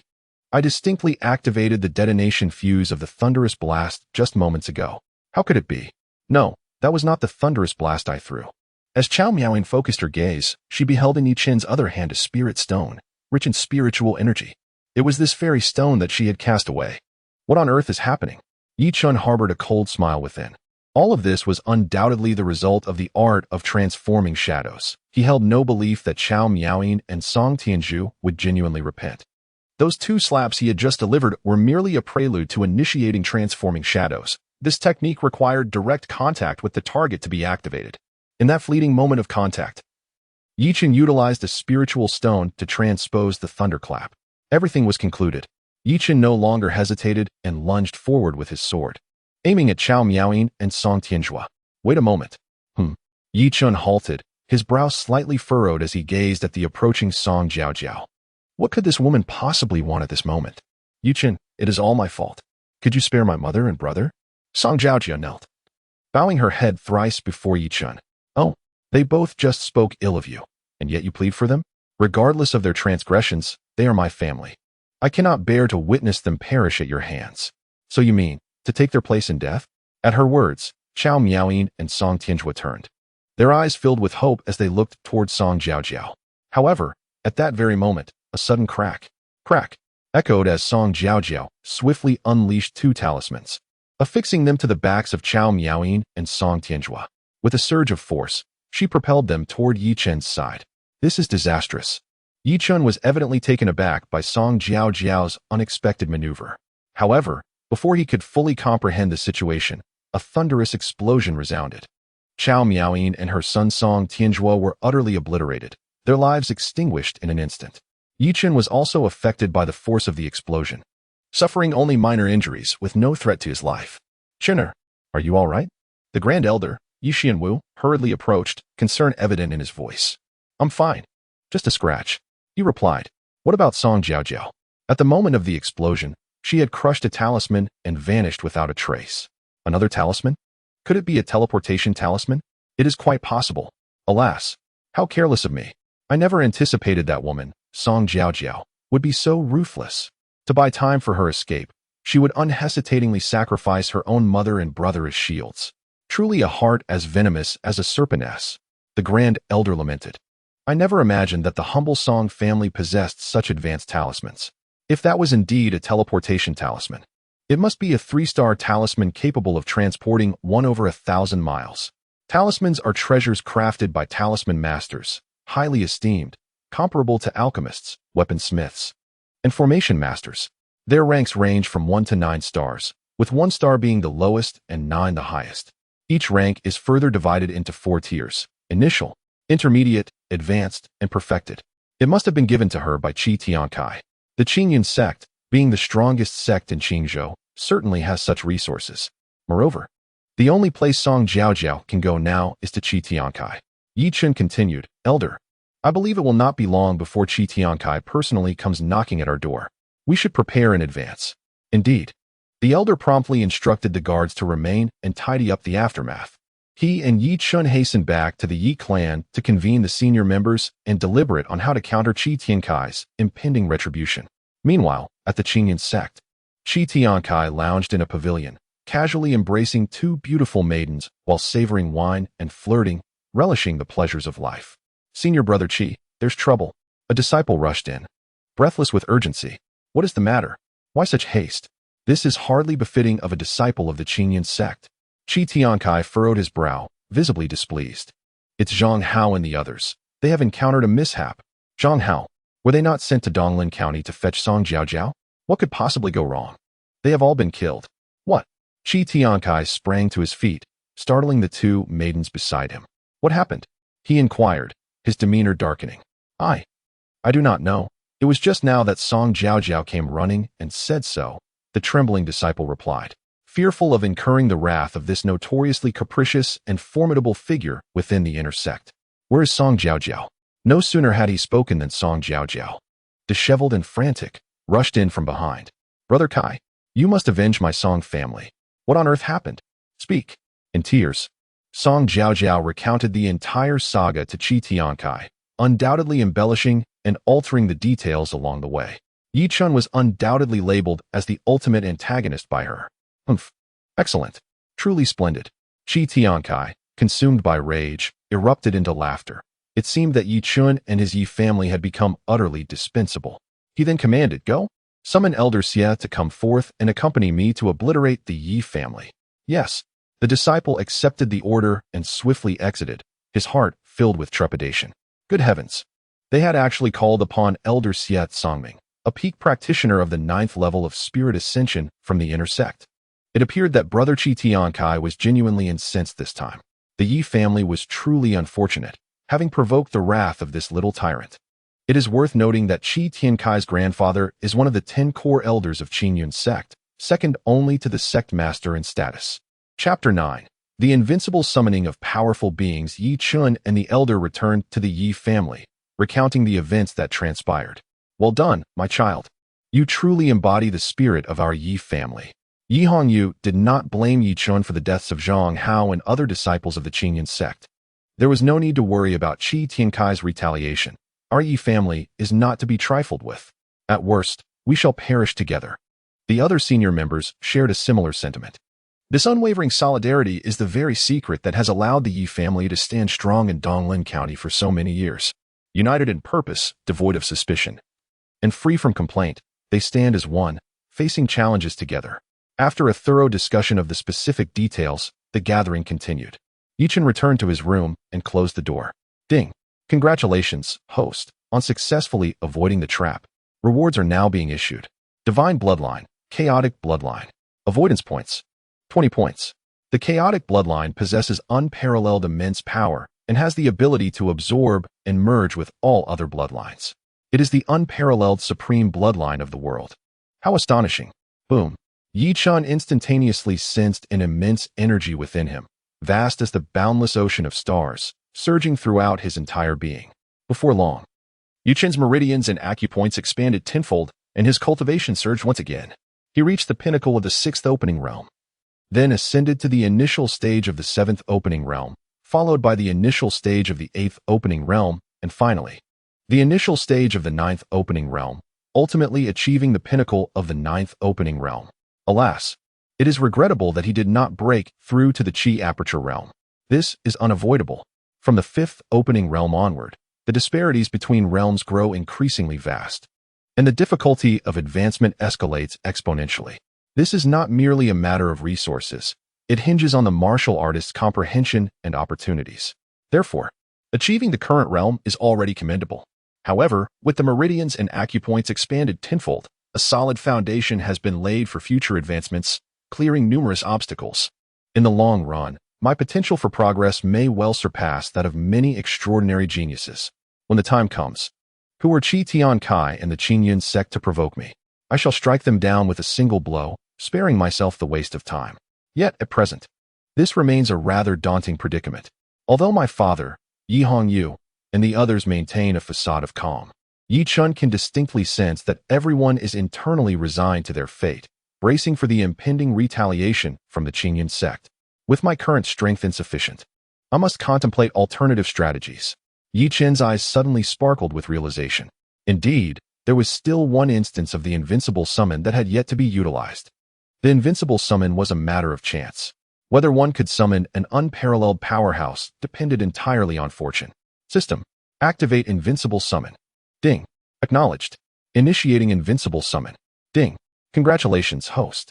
You have summoned the legendary powerhouse, the Lord of the Azure Clouds, Feng Qingyun. In Yi Chen's mind, a brand new information panel emerged. Host. Yi Chen Cultivation. Peak of the 9th layer of Opening Meridian's special ability. Shadow-shifting techniques and martial skills. Chaotic Devourer. Divine level. Bloodline. Chaotic Divine Bloodline. Divine level. Pitfall avoidance points. 20 pitfall success rewards. Exhausted invincible summon of powerful beings. Qingyun Daojun. Feng Qingyun. Pinnacle of half-step martial sovereign. The Grand Elder of Qingyun sect, who vanished from the world 30 years ago to wander the realms. Thus, apart from the sect master, the 10 core elders, and a select few inner sect elders, no one is aware of his existence. What? A random summon has actually drawn the ultimate boss of Qingyun sect? This luck is simply unbelievable. Buzz. Suddenly, an immense spiritual power, one that Yi Chen had never before experienced, surged into the room. This spiritual force was overwhelmingly terrifying, nearly suffocating Yi Chen. Feng Qingyun pays respects to the young master. An elder, clad in a gray Taoist robe and exuding an otherworldly aura, appeared before Yi Chen. Please refrain from releasing such intense pressure. I am still unaccustomed to it. In response to the young master, I find myself on the verge of a breakthrough, thus unable to fully control my aura, inadvertently leaking a trace of spiritual energy. I beg for your forgiveness, young master. What? Just a trace of leaked spiritual energy results in such overwhelming pressure? This is utterly monstrous. Simply be more cautious next time. I presume you are already aware of my circumstances, so what is your stance? I leave it to the young master's discretion. Even if the young master wishes to dethrone the sect master of Qingyun sect, with my status, it would be effortlessly achievable. Wow, this is possible. Truly, your loyalty is commendable. Oh, it is not as severe as that. I merely require you to discipline your disciples at the appropriate moments. Yes, I shall ensure they remember it for a lifetime. Now, please find an empty guest room for yourself to rest. Remember, do not let others discover your presence. Yes, I take my leave. Whoosh. With that, Feng Qingyun exited Yi Chen's room. Now, let me explore what treasures await in the shop. Upon opening the pitfall avoidance shop and searching diligently, I finally discovered a remarkable item in the 5th position of the 3rd row. Great accomplishment Sword Intent. Sword techniques possess formidable offensive capabilities. However, to unleash their full potential, one must comprehend the Sword Intent, which is categorized into 4 realms: minor accomplishment, great accomplishment, perfection, and supreme. It is already commendable for an ordinary martial artist to grasp minor accomplishment Sword Intent in their lifetime. Now, through the pitfall avoidance shop, Yi Chen can directly comprehend the profound essence of the Grand Sword Intent. If others were to discover this, they would undoubtedly go mad. Need 15 points to avoid pitfalls? Purchased. Ding. Congratulations to the host for spending 15 points to acquire the Grand Sword Intent. Boom. Yi Chen's demeanor underwent a remarkable transformation once again. He now resembled a peerless sword, poised to be unsheathed, radiating brilliance. However, in the next moment, this aura abruptly vanished, as if it had never existed. The ability to control such presence with finesse is truly impressive. At present, if Yi Chen were to unleash his full strength, it is likely that even a warrior of the second layer of the Enlightenment realm would meet their demise in a single blow. The following day, above the Yi family manor, a tremendous surge of spiritual energy abruptly manifested, startling all in its vicinity. Yi Chen and the insignificant insects of the Yi clan, come forth and meet your demise. A thunderous roar resounded, echoing through the air. Numerous onlookers were drawn to the spectacle. All idle individuals, be gone. This is a matter of the Qingyun sect. With a swift motion, the once curious crowd, eager to witness the unfolding drama, fled in terror upon realizing the identity of the newcomer, scattering in haste. Goodness gracious!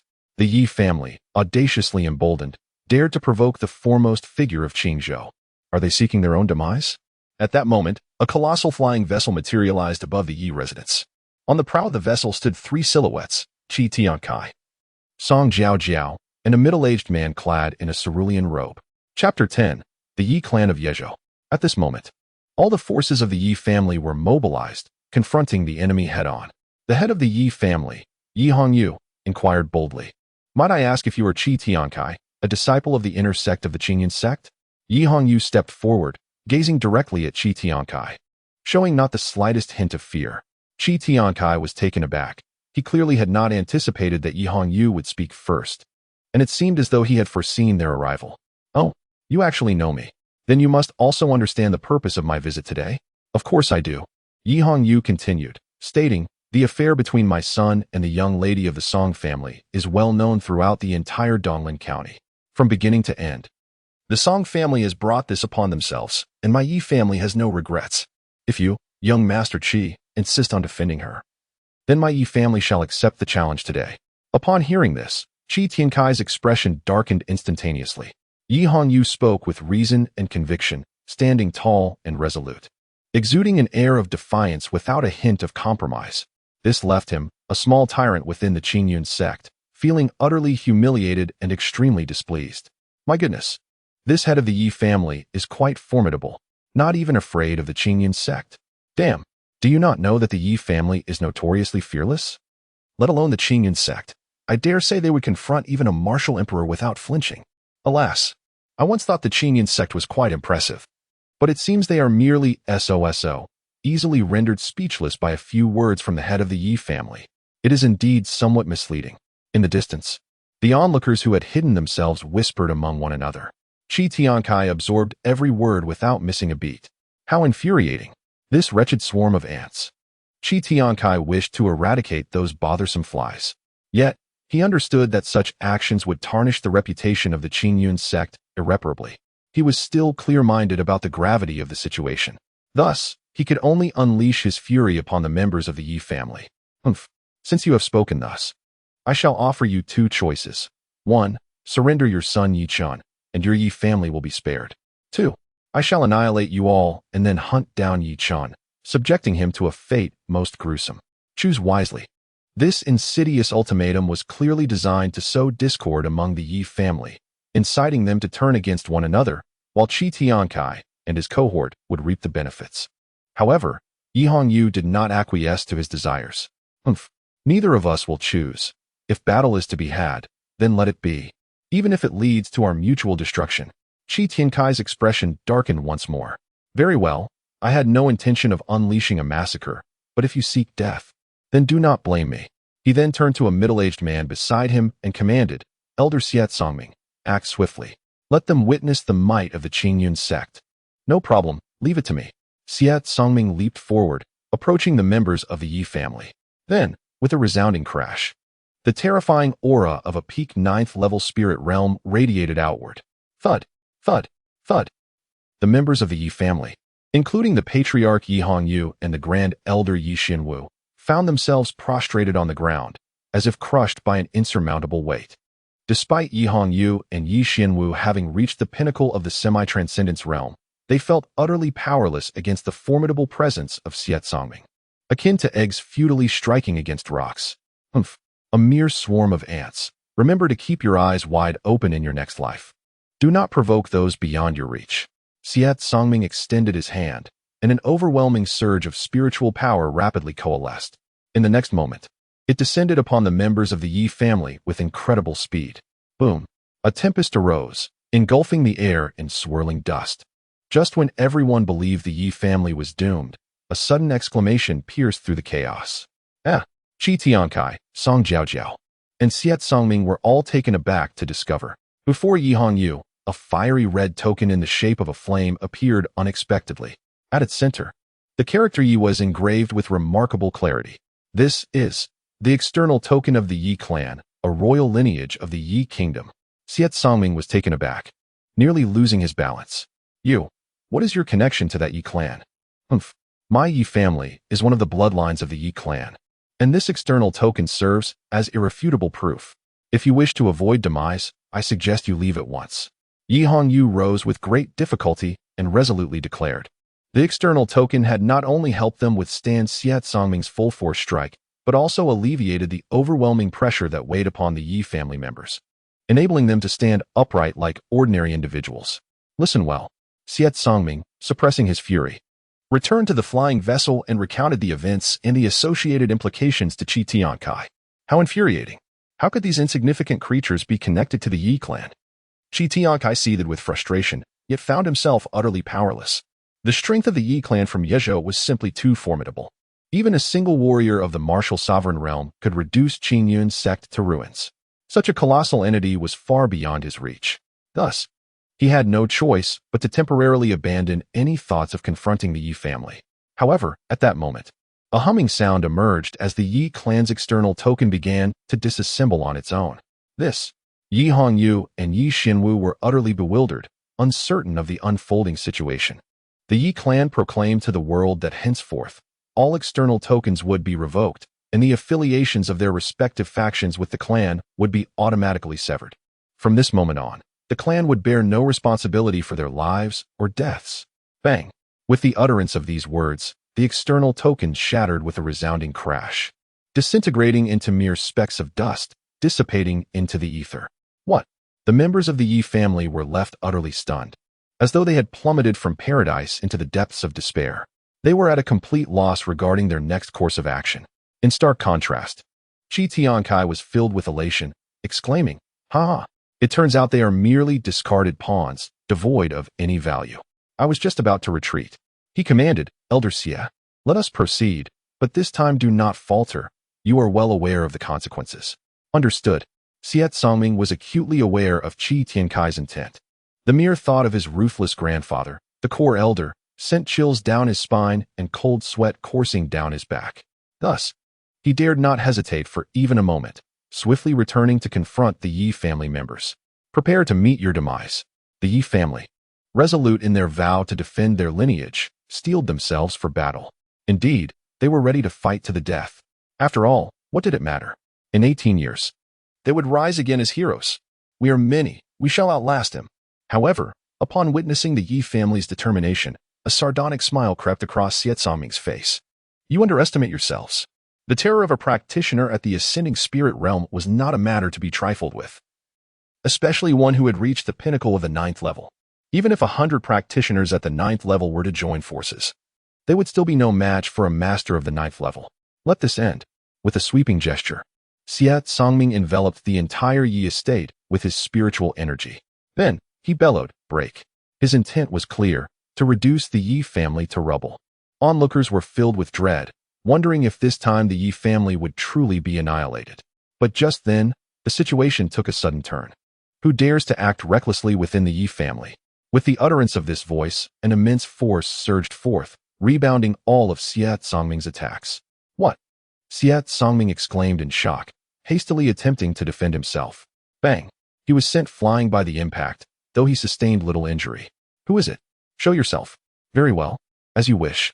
As the words fell, Chen made a striking entrance. With his sword-like eyebrows and starry eyes, his gaze was sharp and commanding, nearly overwhelming Xiet Songming. Kai, this is Chen. Song Jiao exclaimed, her eyes crimson with rage, her teeth clenched. Oh, is this the one? Qi Tiankai replied, a playful smile gracing his lips. He then leaped forward with Song Jiao, landing before Chen. Chen, you murdered my father and annihilated my entire Song family. Today, I shall ensure the complete destruction of your Yi family. The hatred in Song Jiao's eyes was unmistakable, oblivious to the fact that the architect of this calamity was, in truth, herself. Is that so? Yet, I seem to recall that it was you who caused the demise of your own mother and brother, Chen retorted. On that fateful day, in her selfishness, Song Jiao had used her mother, Chao Miaoyin, and her brother, Song Tianjua, as human shields, triggering a cataclysmic explosion with talismans to buy herself time to escape. This act had provided Qi Tiankai the opportunity to bring Xie Songming to seek vengeance. Utter nonsense. It was you who attempted to kill us with an explosive talisman. My mother and brother sacrificed their lives to buy me time to find senior brother Qi Tiankai and return to avenge our family's bloodshed. Did I ever mention using an explosive talisman? Chen countered. Besides, such talismans are utterly non-existent in Donglan County, are they not? Only powerful sects like Qingyun's sect possess them. You. Song Jiao found herself momentarily speechless, unable to counter Chen's words. Humph. You are merely a sharp-tongued brat, reveling in verbal sparring. Boy, your Yi family has provoked me, and today, your demise is assured. Qi Tiankai immediately signaled to Xie Songming to continue the assault. Are you truly certain you wish to confront us, Yi family? Did you not witness how I just repelled this elder Xie? Yi Chun maintained a calm demeanor, showing no signs of being intimidated by Qi Tiankai. Heh, do you really think you can deceive me? Qi Tiankai replied with a confident smile. Indeed. That previous strike was formidable. However, I suspect it was merely the final life-saving charm bestowed upon you by the Yi clan. Moreover, it can only be employed once. This implies that with the next strike, the Yi family shall be completely eradicated from Donglan County, ceasing to exist.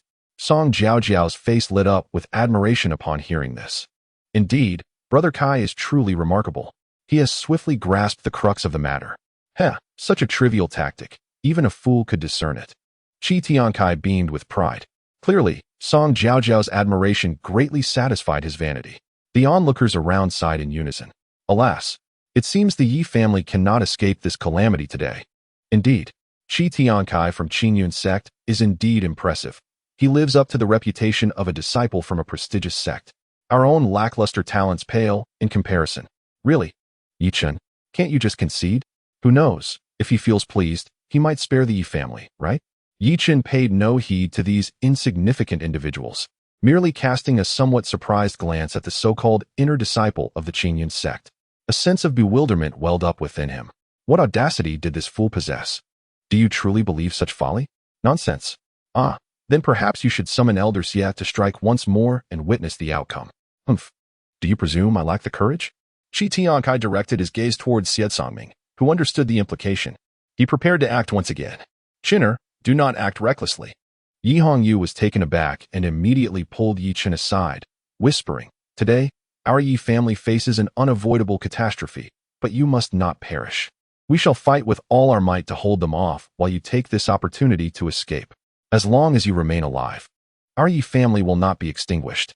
In Yi Hongyu's eyes, given Yi Chen's innate talent, it was only a matter of time before he blossomed into an unparalleled master. At that point, the Yi family would rise once more, reclaiming its former glory, and perhaps even seek vengeance against the Qingyun sect. Thus, Yi Chen absolutely could not come to harm. Otherwise, their sacrifices would be in vain. Rest assured, Father, I will not die, and neither will you. The true villains are those scoundrels of the Qingyun sect. Not a single one of them shall escape today. Ah, the members of the Yi family were nearly left speechless. Yi Hongyu instinctively reached out to touch Yi Chen's forehead. My son cannot possibly have a fever. Has he lost his senses? Otherwise, how could he utter such fantastical words? Ha ha. In all my years, I have never encountered a lad so adept at delivering cold jokes. Very well. I shall observe how you intend to ensure we cannot escape. With that, Xie Songming ceased his idle chatter. Drawing forth a large blade, he addressed the members of the Yi family.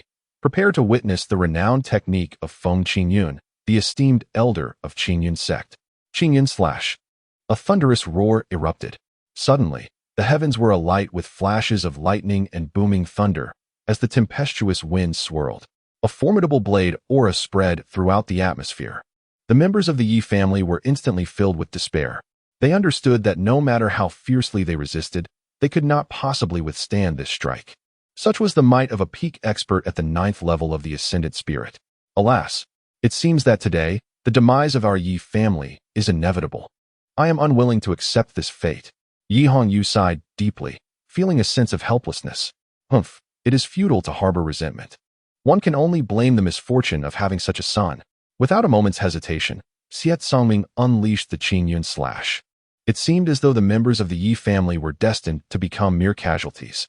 Suddenly, a powerful beam of light surged forth from behind Yi Chun, piercing through the Qingyun slash. Unrelenting, it continued its trajectory, striking Xiet Songming's right hand that wielded the blade.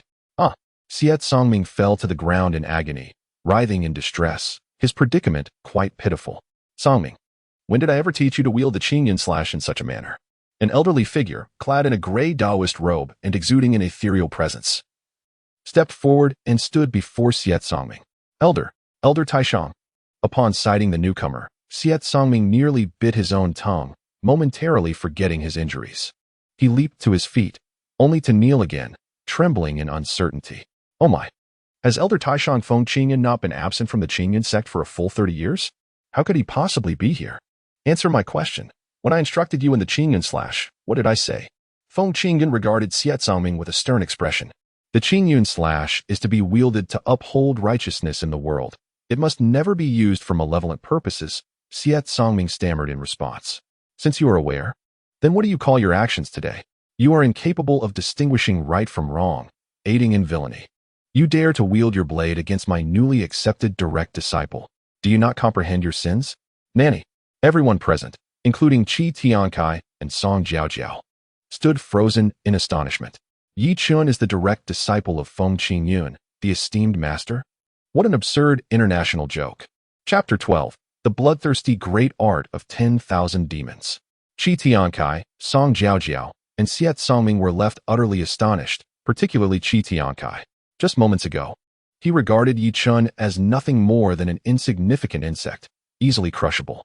Who could have anticipated such a swift turn of events? The fact that Yi Chun is the direct disciple of Feng Qingyun, the grand elder of the Qingyun sect, places him almost on par with the sect leader. He surpasses even his own grandfather, a core elder. How on earth are they supposed to contend with this?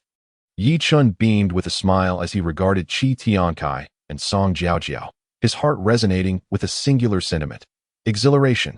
This entire charade was, of course, orchestrated by him at Wind Qingyun's behest, intended to veil the truth. After all, how could a venerable elder of such stature refer to a mere 16-year-old as his master?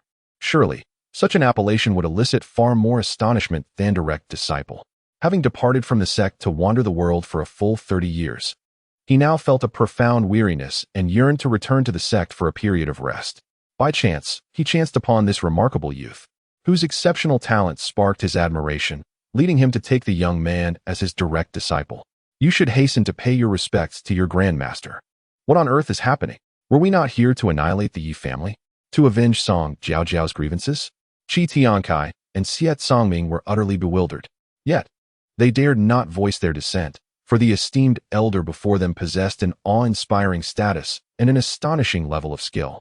It was said that 30 years prior, he had already been the unrivaled master of Qingzhou, with no one able to withstand more than 10 moves against him. Now, with his return, he was undoubtedly even more formidable. To provoke such a figure would be nothing short of courting death. Inner elder of Qingyun sect, Xiet Songming. Inner disciple of Qingyun sect, Qi Tiankai. We pay our respects to our grandmaster. Yi Chen observed the two individuals before him with a playful glimmer in his eyes. Are you still intent on bringing ruin to my Yi family? How absurd. This is quite the inappropriate topic to broach. My dear uncle master, you jest. Even if we had 100 times the courage, we would not dare. Qi Tiankai and Xiet Songming, compelled by the imposing presence of Feng Qingyun, could only manage an awkward smile to mask their discomfort. And how do you intend to deal with this woman? Upon hearing this, Qi Tiankai recognized that Yi Chun was probing his stance, a surge of frustration boiling within him. When have I ever endured such indignity? But alas, the circumstances dictate otherwise. Reluctantly, he acquiesced. Elder Xie, execute this shameless woman at once. Yes. Xiet Songming raised his blade, prepared to strike at Song Jiaojiao. No, Brother Kai, you cannot treat me this way. Have you forgotten our vows of love? Song Jiaojiao wept profusely, pleading for mercy, hoping that Qi Tiankai would show her leniency for the sake of their past affection. Upon witnessing the scene, Chen could not help but feel a deep sense of lament. This woman is undoubtedly a born actress. It is no wonder that the previous Chen was led astray by her antics. Humph, wretched woman, must you continue your charade? Do you think this young master is unaware of your misdeeds? Deceiving our esteemed master, ruthlessly extracting resources from him, only to turn around and slander him, inciting me to seek vengeance on your behalf. I have never encountered such a shameless creature as you. Today, I shall deliver justice upon you, avenging our master's grievances. Even a mere follower like Zhang Hao could uncover such information. How could Qi Tiankai remain oblivious? Yet, he had no good intentions either. Planning to turn Song Jiao into a vessel for his own cultivation after he grew weary of her. However, now, in the interest of preserving his own life, he must prioritize his own safety. Very well, go ahead and strike. You men are all heartless and ungrateful. Even as a ghost, I shall not spare you. Just as Xiet Songming's blade was about to descend, at that moment, in Yi Chen's mind, the pitfall avoidance system once again issued a notification. Ding! New pitfall alert. Song Jiao is intentionally seeking death to activate the 10,000 demons bloodthirsty technique, aiming to seize the host's body and escape through blood escape. What? Yi Chen found himself somewhat bewildered. What on earth is the bloodthirsty art of 10,000 demons? How could Song Jiao possess such a thing? As the host, Song Jiao harbors a demon within her. It has just awakened, and in order to protect her and gain a moment's respite, it imparts the bloodthirsty art of 10,000 demons, granting her a chance to escape. But why does this demon not act on its own? The demon, having just awakened, is exceedingly weak, and with Feng Qingyun present, it dares not take any rash actions. The bloodthirsty art of 10,000 demons requires the user to be killed by another in order to seize another body and unleash the full potency of the blood escape technique. Suicide on the part of the user is not an option either. However, the side effects are considerable. It results in the complete loss of cultivation within a year, reducing the individual to an ordinary person. The reason for selecting the host as the target is that Song Jiao harbors a profound hatred for you. Damn. That last point goes without saying. Even a fool can see it. Nonetheless, now that I am aware of the other's intentions, and in order to successfully avoid pitfalls, it is imperative that I do not allow her to succeed.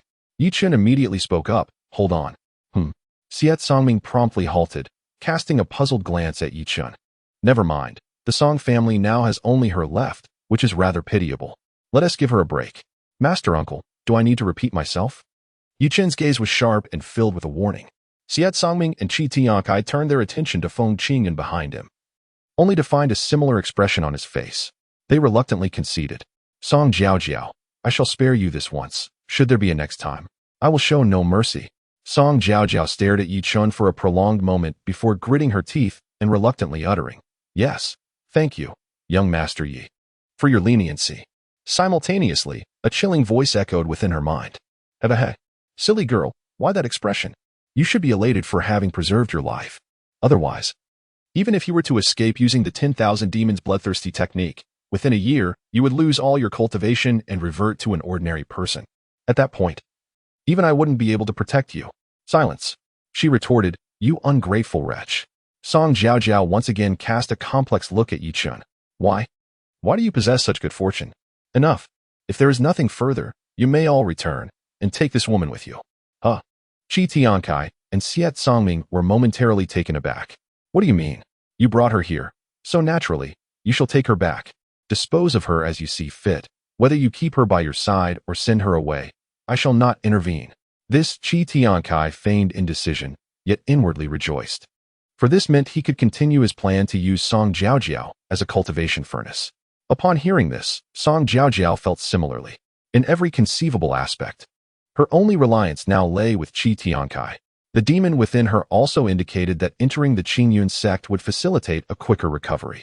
It would enable her to enhance her strength rapidly, granting her the opportunity to personally avenge her clan by slaying Yi Chen.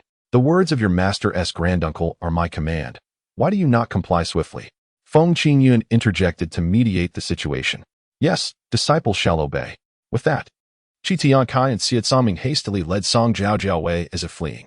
Return and inform your sect leader. Let him prepare well. For I shall soon return to the Qingyun sect with Yi Chen. Upon hearing this, the three on the flying vessel nearly lost their balance. Goodness! It seems there will be quite the spectacle at the Qingyun sect.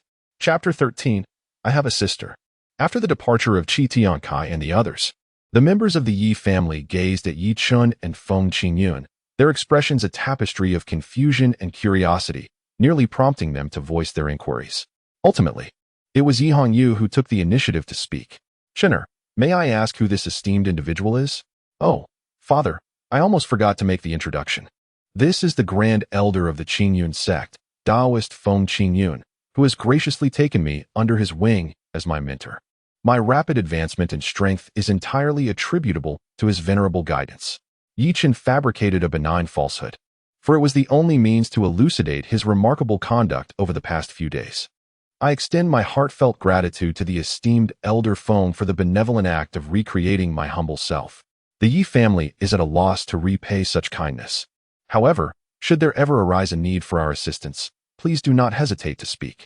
The Yi family shall unwaveringly offer our utmost dedication. Yi Hongyu, representing the entire Yi family, bowed deeply to Feng Qingyun. Alas, Master Yi, you are far too courteous. Young Master Yi Chen is my personal disciple. It is only natural to stand up for my disciple. There is no need for such grand gestures. In response, Feng Qingyun immediately released a surge of spiritual energy, gently lifting Yi Hongyu to prevent any awkwardness from occurring. What a jest! Yi Chen is indeed my master. How could I possibly bow to my master's father? I still wish to live for several more years. It suffices to put on a facade in front of outsiders. To maintain such pretense before my master's father? Just a single thought from Yi Chen could lead to my immediate obliteration. This is the absolute power bestowed by the system. Well, very well then. Although Yi Hongyu found Feng Qingyun's demeanor peculiar, he did not dwell on it. He then instructed his clansmen to commence with the subsequent arrangements. At that moment, Yi Chen approached Yi Hongyu and inquired, Father, what is the relationship between the Yi Zhou Yi clan and our Yi family? Sigh, I knew you would ask that. Yi Hongyu was not taken aback. Follow me. Let us discuss in the secret chamber. Elder Feng, you should join us as well. Your understanding of the formidable Yi clan surely surpasses ours. Subsequently, the group proceeded to a small dark room and took their seats. Yi Hongyu, Chen Wanrong, Yi Xianwu, Yi Chen, and Feng Qingyun exchanged glances, each uncertain of how to commence the conversation. Ultimately, it was Yi Hongyu who broke the silence. Chener, given your name, you should be able to deduce the profound connection between the Yi family and the Yi clan. Indeed, this is hardly a guess. Both bear the surname Yi. Even a fool can see that. Yi Hongyu continued. The Yi clan is a dominant power in the royal-level continent, ruling over Yi continent. Meanwhile, our Yi family was, 5 centuries ago, one of the 3 principal lineages of the Yi clan. Royal-level continent. One of the 3 principal lineages? Yi Chen was enveloped in confusion. It was evident that the original owner had spent his days as a sycophant, possessing only a limited understanding of the hierarchical structure of the Hanyu continent.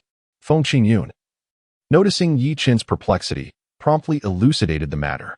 A royal-grade domain is one that has birthed and continues to be overseen by a martial king. Its expanse and concentration of spiritual energy are several times greater than that of ordinary domains. Below the martial king, all are but insignificant ants, and only those domains of royal grade possess the resources necessary for the emergence of a martial king. Our Qingzhou is merely an inconspicuous ordinary domain, utterly incomparable to the colossal Leafzhou. Ah, now it becomes clear. No wonder Feng Qingyun chose to depart from Qingzhou in the past. It appears he encountered a bottleneck and sought to ascend to a higher-tier domain to transcend his limitations. Feng Qingyun continued, the Yi clan is the absolute sovereign of Leafzhou, having ruled for over a millennium and still flourishing. It is said that the founder of the Yi clan was a peak existence at the 9th level of martial kings, known as Yi Tianwang. He had 3 sons, who became the ancestors of the 3 major branches of the Yi clan.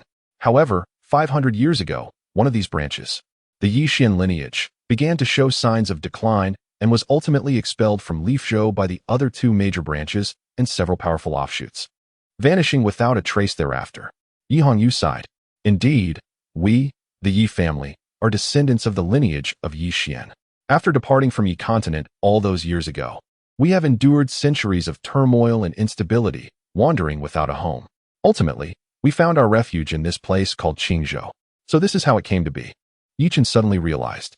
Yet, in the next moment, another question arose in his mind. What, then, Is the nature of that token from outside the clan? It is because of your sister. What? Chen almost lost his balance and fell from his chair. I actually have a sister? The original information did not mention this at all. Your sister is named Yi Linger, and she is 2 years younger than you. When she was just born, she was taken away by a powerful member of the Yi clan. Why? Having been expelled from Yezhou for hundreds of years. Why send a powerful figure now to take Lingo away? Because your sister has awakened a royal bloodline. What? Feng Qingyun, upon hearing this, was so astonished that he sprang up from his seat. Everyone was quite taken aback. It was the first time they had witnessed the usually composed Feng Qingyun display such a reaction. A royal bloodline. The Yi family truly has a rich heritage. Esteemed elder, do you know about royal bloodlines? Of course, once one reaches the martial king realm, their descendants have a certain probability of awakening a royal bloodline. Those who awaken a royal bloodline, barring unforeseen circumstances, are destined to reach the martial king realm and may even break through limitations to attain the martial emperor realm. This is an exceptionally rare top-tier bloodline. Indeed, the moment Linger awakened her bloodline, the members of the Yi clan sensed it, prompting them to send a powerful figure to take her away. They claimed it was to bring her back to Yezhou for proper cultivation. While we long for Lingo to have a better training environment, we are reluctant to endure the pain of separation and yearning. In the end, the Yi clan's powerful figure promised that they would bring Linger back to visit periodically. They also provided a token of the clan, acknowledging the status of the main lineage of the Yi family. Only then did we reluctantly agree. Has Linger ever returned? How come I am unaware of this? Chen felt perplexed. Logically, it seemed improbable that they could encounter such circumstances each time. Linger had only returned 3 times, and on each occasion, she was swiftly taken away by the formidable members of the Yi clan. They had also cautioned us against disclosing any information about Linger, lest we be doomed to never see her again. Meanwhile, during that period, you were either frolicking outside or ingratiating yourself with that woman, Song Jiao. Your lack of discretion led us to decide against informing you. How absurd. After 16 years of existence, only to discover I have a sister. Even more baffling is the reason for withholding this information from me, my supposed inability to keep secrets. What kind of nonsense is this? And what about today? How did that external clan token shatter so unexpectedly? We are equally perplexed. When the strong members of the Yi clan bestowed it upon us, they assured us that with this token, the Yu family would forever enjoy their protection. We believed ourselves to be secure. This is a conundrum that both Yi Hongyu and the Grand Elder Yi Xianwu have yet to unravel. There is no need to dwell any further. The Yi clan has undoubtedly betrayed us and will no longer allow you to see your daughter. Such powerful families have always behaved in this manner. And that statement serves as the most compelling evidence. What? Feng Qingyun's words struck like a bolt of enlightenment, instantly awakening everyone. Indeed, this is the only explanation that renders all events coherent. However, if this is the case, the safety of Yi Lingo is indeed a cause for concern. Rest assured, my dear parents, if the Yi clan dares to harbor any ill intentions towards my sister, I shall ensure they face dire consequences. Yi Chen's gaze was exceptionally resolute, imbued with an unwavering determination. The Leaf clan. You would do well to refrain from courting disaster. Chapter 14. Master, please bestow your guidance. Ding. Congratulations to the host for successfully avoiding a pitfall. Reward granted. Pitfall points, 20. Why are there only pitfall points and no other valuable items? In response to the host, the rewards for avoiding pitfalls are random and depend entirely on the host's fortune.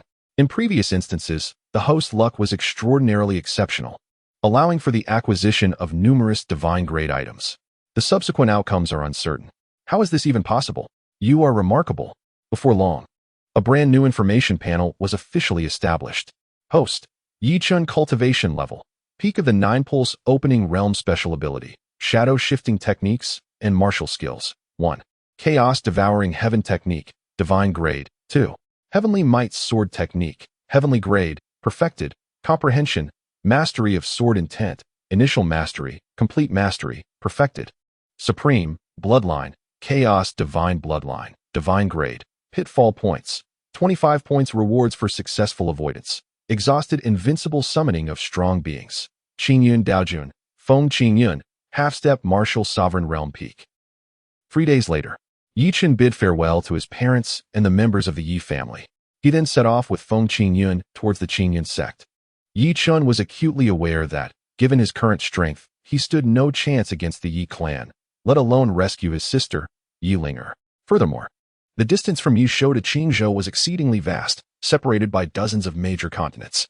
Even Feng Qingyun admitted that, even for him, reaching Yizhou would take several years of relentless effort. Thus, he had no choice but to temporarily abandon this unrealistic notion. He resolved to first travel to Qingyun sect to enhance his own cultivation level before devising a new plan. Power. It all boiled down to a lack of power. If only he had already attained the martial king realm, he would not have to remain so passive. The saying below martial king, all are mere ants, held no exaggeration. 1,000 peak martial sovereigns could not possibly contend with even a single martial king at the first level. Ding. The system sensed the host's urgent desire for strength and proceeded to update its functional services. An update to the functional services? Is there such a fortunate opportunity? Could you elevate me instantly to the martial king realm? No. Damn. If you can't, then what good are you? Following the update, not only will the host receive alerts regarding personal traps being laid, but also warnings concerning traps set for others. Others? Precisely. For instance, this friend beside you, Feng Qingyun. Should anyone attempt to ensnare him, the host would receive a notification about the trap, allowing him to assist Feng Qingyun in successfully avoiding it, thus earning more rewards to bolster his own strength. Oh, this indeed is a splendid strategy. As long as there are enough opportunities to dodge traps and ample rewards, my power could ascend at an astonishing rate. At that point, forget the Yi clan. Even the divine clan would be no match for me. My lord, we have arrived. Feng Qingyun's voice interrupted Yi Chen's musings. Upon turning his gaze, he was astounded by the sight before him. Majestic classical structures towered between the endless mountain ranges, exuding an overwhelming aura of spiritual energy that enveloped him. Yi Chen could not help but take a deep breath. My goodness, the spiritual energy here is at least a dozen times that of Donglin County. Truly, it is the strongest sect in Qingzhou. Remarkable. Whoosh, whoosh, whoosh. At that moment, countless formidable figures surged towards Yi Chen and Feng Qingyun. The current sect master of Qingyun's sect, Zhou Moyu, respectfully welcomed the elder back to the sect. A tall, handsome middle-aged man stepped forward, his hands clasped in greeting. He was none other than Zhou Moyu, the current sect master of Qingyun's sect, a peak cultivator at the 9th level of the Unity Realm. Behind him followed a large number of elders and a multitude of disciples from both the inner and outer sections. Moyu, you have worked hard over the years. This is your junior brother. Please look after him well. Yes, Zhou Moyu, not only the sect master but also the direct disciple of Feng Qingyun, continued, junior brother. Although your cultivation is modest, according to the sect's regulations, you are entitled to the privileges of a core elder. Henceforth, you shall be the 11th core elder of our Qingyun sect. Yi Chen was somewhat bewildered. He initially sought to focus on his cultivation and enhance his strength. How had he inexplicably become a core elder? This sect leader was indeed rather capricious. Sect leader. I oppose this. As anticipated, dissent arose. Although he was a disciple of the Grand Elder, his cultivation level was woefully inadequate, rendering him unworthy of standing alongside us. The speaker was a core elder. Yi Chen observed him, sensing a faint resemblance between his brows and those of Qi Tiankai. He was none other than Qi Tiankai's grandfather. Qi Guhong, one of the 10 core elders. Feng Qingyun's secret transmission confirmed Yi Chen's suspicions. Elder Qi, according to the sect's regulations, any disciple of a supreme elder is entitled to the privileges of a core elder. Have you forgotten this? Zhou Moyu furrowed his brow, seemingly displeased that Qi Guhong was undermining him in such a public manner. I certainly have not forgotten, but equally, there exists no precedent within the Qingyun sect for a disciple of the Meridian Opening Realm to hold the status of a core elder. If we adhere to the sect master's words, does this imply that should a supreme elder take on another disciple from the body refinement realm, that individual would also be granted core elder status? Indeed, upon reflection, it does seem rather absurd. Though these rules were established by our predecessors, they must also align with practicality. Absurd. Qi Guhong, it appears that during my absence over the past 30 years, you have grown quite bold. How dare you challenge me? At Feng Qingyun's piercing gaze, Qi Guhong felt an immense pressure, collapsing to one knee, cold sweat pouring down his face. Junior brother, you misunderstand. Guhong did not mean it in that way. No sooner had he spoken than another elder, shrouded in dark mist, materialized, his aura rivaling that of Feng Qingyun. The pressure that weighed upon Yi Guhong dissipated in an instant, allowing him to rise once more. What does this statement from my senior brother signify? The elder in question was none other than another esteemed elder of the Qingyun sect, the Shadow Sovereign, Yi Li. He had always been at odds with Feng Qingyun. It's nothing of great significance. It is merely that your newly recruited disciple possesses a rather modest cultivation level, making it exceedingly difficult for him to gain the respect of others. How can he earn their respect? Quite simply, let your disciple compete against Qi Tianlin. Should he emerge victorious, he shall be granted the esteemed title of Core Elder. What? The others displayed expressions of astonishment.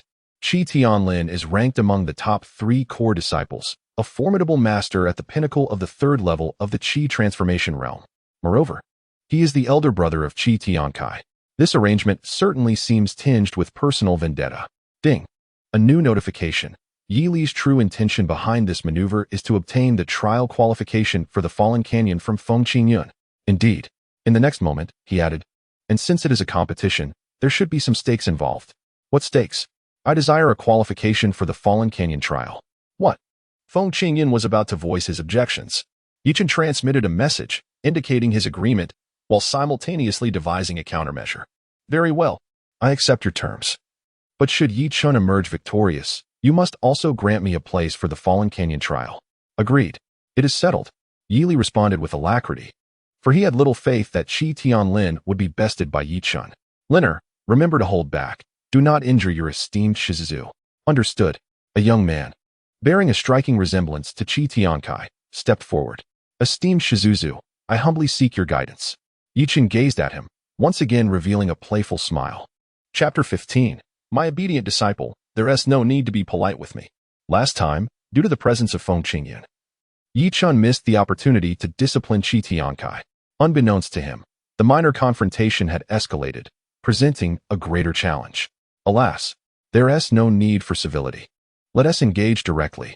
However, Qi Tianlin's cultivation level far surpassed Chen's, indeed rendering the situation quite troublesome. Unfortunately, all available cultivation resources had been exhausted, leaving him temporarily unable to enhance his strength. What to do? Ding. The host can browse the Pitfall Avoidance Mall. Yes, precisely. Chen promptly opened the marketplace page and began to browse. Ah, there it is, Decade of Cultivation card. It costs 15 avoidance points. I shall purchase it. Ding. Congratulations to the host for spending 15 avoidance points to acquire the Decade of Cultivation card. The item has been transferred to the avoidance space. Please check. The avoidance space is a 10 square meter area, capable of holding a few personal belongings and cultivation resources. Chen thus spared himself the effort of acquiring a storage ring. With a resounding boom, Chen's cultivation has once again ascended, reaching the pinnacle of the 9th layer of the Aperture Opening Realm. Half step into the peak of the Qi Channeling Realm. Initial stage of the 1st layer of Qi Channeling Realm. Peak of the 1st layer of Qi Channeling Realm. Remarkable. Beyond the Qi Channeling Realm, advancements become increasingly arduous. To suddenly surge to the pinnacle of the 1st layer is already quite impressive, and without any adverse effects. The products from the marketplace are indeed formidable. Although Chen still lags behind Qi Tianlin by 2 small realms, the distance is no longer insurmountable.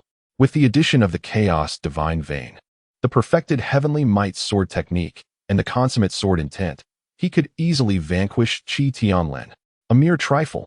Master Uncle, I shall make my move. Qi Tianlin's call jolted Chen back to reality. Yes, come forth, my diligent disciple, do not hold back. Unleash your full strength, so that your master uncle may witness your prowess. Thud. Numerous disciples, along with several inner sect elders, collapsed in unison. What the hell? Is this kid truly foolish, or merely feigning ignorance? We acknowledge you as a core elder out of respect for the elder. And you truly believe yourself to be significant. Do you even comprehend the chasm between you and Qi Tianlin? Yi Li and Qi Guhong could scarcely contain their shock, their brows twitching violently. Clearly, they too were taken aback by Chen's audacious words.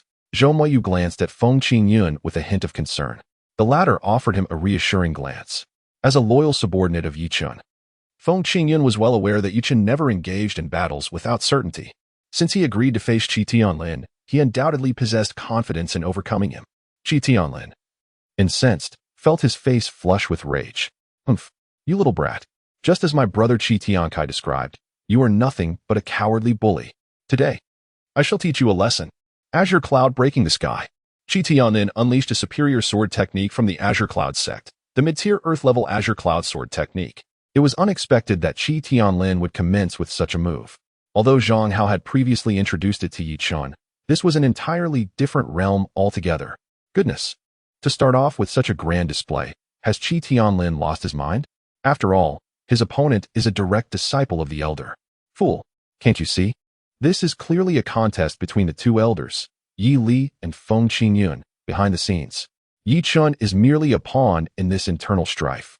Alas, what a pity, to reach the pinnacle of the 9th layer of the aperture opening realm at the tender age of 16 is indeed a promising talent. Yet he has unwittingly become a chess piece in the sect's power struggles. No, do not underestimate him. I heard that just a few days ago. He publicly humiliated Qi Tianlin's younger brother, Qi Tiankai, and even killed several of his followers. Really? Such audacity. No wonder Qi Tianlin came on so fiercely. He must be seeking to avenge his brother. The multitude of disciples engaged in animated discussions, each holding differing opinions. However, one sentiment was remarkably unanimous. Only Yi Chen, at the pinnacle of the 9th layer of the Meridian opening realm, could not possibly be a match for Qi Tianlin, who stood at the peak of the 3rd layer of the Qi transformation realm. It was at this moment that Yi Chen moved. In response to Qi Tianlin's formidable strike, he unleashed the devastating technique known as the Heavenly Might Annihilation from the Heavenly Might Sword Art. Clang! The two swords clashed. Sparks flying. Thud. However, what transpired next left everyone utterly astonished. Qi Tianlin's right hand, gripping the sword, was not only struck by Yi Chen's blade, resulting in a shattered palm and profuse bleeding, but his back was also marred by numerous wounds. The ghastly sword marks crisscrossed, forming a blood-red web. The sword energy pierced through the skin without damaging the bones or vital organs. While it appeared to be of little power, it was, in truth, the ultimate manifestation of swordsmanship that transcended the ordinary. Gasps echoed among the crowd. Goodness! What extraordinary control must one possess to inflict such precise injuries upon their opponent? That insufferable brat. Yi Li and Qi Guohong's expressions darkened in an instant. They had not anticipated that Yi Chen could inflict such damage upon Qi Tianlin. Simultaneously, they noted that Yi Chen's cultivation realm had transcended the pinnacle of the 9th layer of opening veins and had reached the peak of the 1st layer of opening orifices. They couldn't help but cast a sidelong glance. At such a young age, achieving this level, though still considerably lower than Qi Tianlin's, was indeed remarkable. His swordsmanship was unparalleled, a rarity in the world. If there were no unforeseen circumstances, he would undoubtedly become an extraordinary swordsman in the future. He must not be allowed to grow. He must be extinguished in the cradle. Such a terrifying potential adversary could never be allowed to survive. With this thought in mind, Yi Li and Qi Guohong began to exchange glances with Qi Tianlin.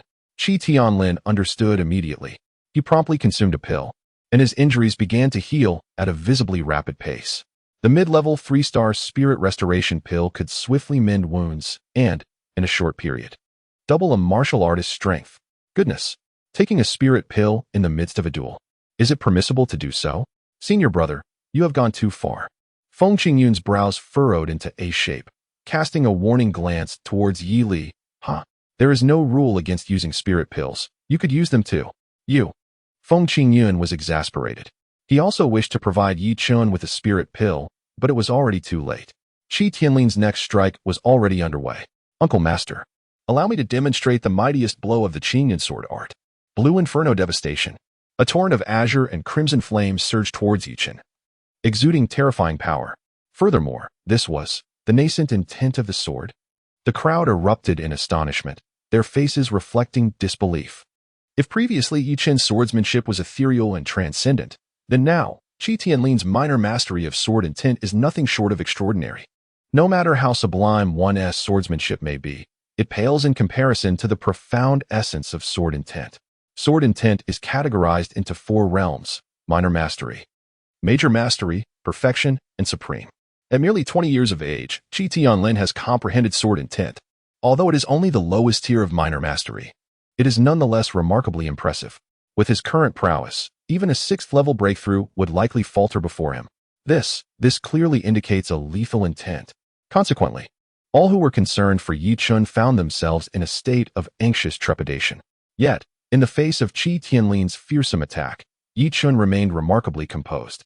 He raised his sword high, and an overwhelming aura of terrifying sword intent swept forth, leaving everyone breathless. Oh, my goodness. Indeed, at this moment, Yi Chun held nothing back. He unleashed his full strength without reservation. Major mastery of sword intent. Chapter 16. The Fallen Gorge. What is happening? Just moments ago, Qi Tianlin's minor mastery of sword intent was hailed as extraordinary, and now Yi Chun has unveiled his major mastery. This is utterly astonishing. To comprehend major mastery at the age of 16? Good heavens, what kind of prodigy is this? Wait, look closely. The sword technique he employs appears to be of an even higher caliber than the Qingyan sword technique. The crowd was taken aback, realizing that Yi Chun's sword technique was magnificently grandiose, undoubtedly of a rank superior to the earth level. Perhaps it is of heavenly perfection? Yi Li gasped in astonishment. The highest level techniques of the Qingyan sect are merely of the initial heavenly tier. Where did this young man acquire a heavenly perfection sword technique? This is perilous. With a heavenly perfection sword technique coupled with major mastery of sword intent, Qi Tianlin is poised to become exceedingly dangerous. Major mastery of sword intent? Heavenly perfection? What of it? His cultivation is merely at the pinnacle of the first level breakthrough.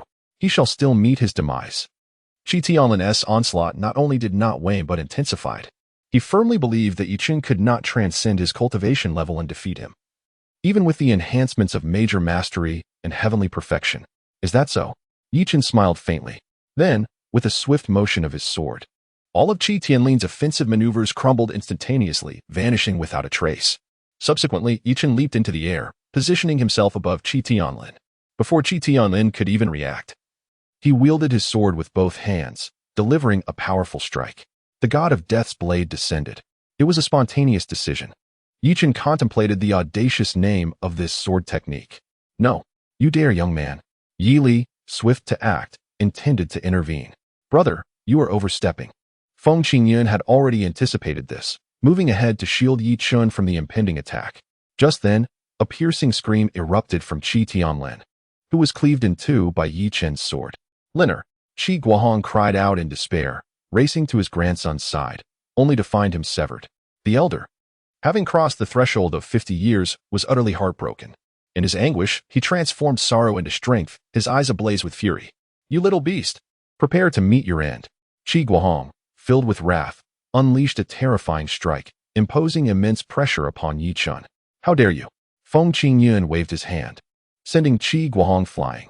Junior brother, your protectiveness is excessive. Yi Li's visage darkened as he declared, Yi Chun, under the guise of martial exchange, has harmed a fellow disciple, resulting in the death of a core student. Such a crime deserves punishment. Yet Feng Qingyun remained unfazed by his claims. There was no stipulation before the match forbidding the taking of lives.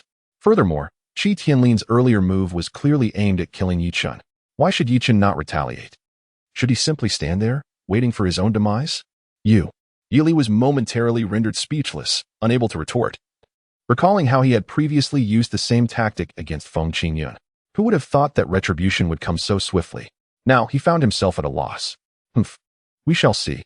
Yi Li huffed angrily, sweeping away in indignation. Wait, what more do you wish? Accept your defeat. Hand over the qualification for the Fallen Canyon trial. Feng Qingyun extended his right hand, fingers splayed in earnestness. Yet, in Yi Li's eyes, this sincerity was even more infuriating than Yi Chun himself. Take it. He tossed aside a jade token, vanishing before anyone could react. Alas, such a small-minded individual. How did he ascend to the position of Grand Elder? Yi Chun pursed his lips, feeling that the other party was making a mountain out of a molehill. The others, witnessing the scene, couldn't help but twitch their mouths in disbelief. Brother, were it not for your esteemed position as our senior uncle, your earlier remarks would have warranted a severe reprimand. Enough. It's all settled now. Everyone disperse. Return to your respective peaks and resume your daily cultivation routines. With Zhou Moyu's commanding voice, the crowd scattered, retreating to their individual mountains. Yi Chun, come with me. Feng Qingyun led Yi Chun to the highest peak. Master, this is my exclusive mountain, the most spiritually enriched location within our sect. You may cultivate here in peace, undisturbed by anyone. With no outsiders present, Feng Qingyun reverted to his usual address for Yi Chun. Indeed, this place is quite splendid, but to rapidly enhance my strength, I require a substantial amount of cultivation resources. Do you possess any?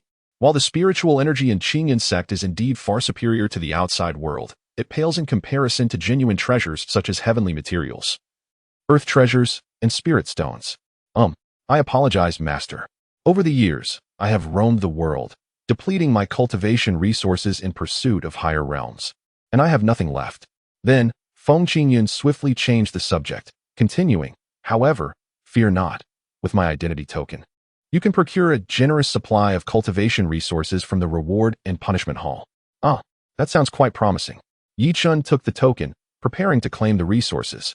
By the way, what is the trial of the Fallen Canyon all about? Yi Li, unfazed by the conflict with Zhou Mou and Feng Qingyun, is determined to secure a spot in this trial, which speaks volumes about its significance, far exceeding Yi Chen's imagination. The Fallen Canyon is the most forbidden area in Qingzhou. Fraught with peril, it is said that even those at the martial king level have met their demise within its confines. However, the periphery of this treacherous zone poses relatively lower risks and is rich with countless rare cultivation opportunities. Consequently, the four major sects of Qingzhou convene every 30 years to send their younger generations into the trial. All fortunes acquired therein belong solely to the individual, with no interference from the sections. Of course, should one be unfortunate enough to perish within, they must accept their fate without any expectation of support from others. Oh, I see. So it happens to be exactly 30 years now. Indeed, this trial will take place in 1 month. Each of the other 3 major sects has 8 spots, while our Qingyun sect boasts 15. Although the Qingyun sect is the most formidable sect in Qingzhou, the other 3 sects are by no means inferior. They merely fall slightly short in terms of peak combat prowess. I, along with Yi Li and Zhou Mou, each possess 5 spots. Yi Li's eagerness to seize one of mine stems from his desire to provide his disciples with an additional opportunity for growth. It is quite understandable, as internal strife within the sects has always been the norm.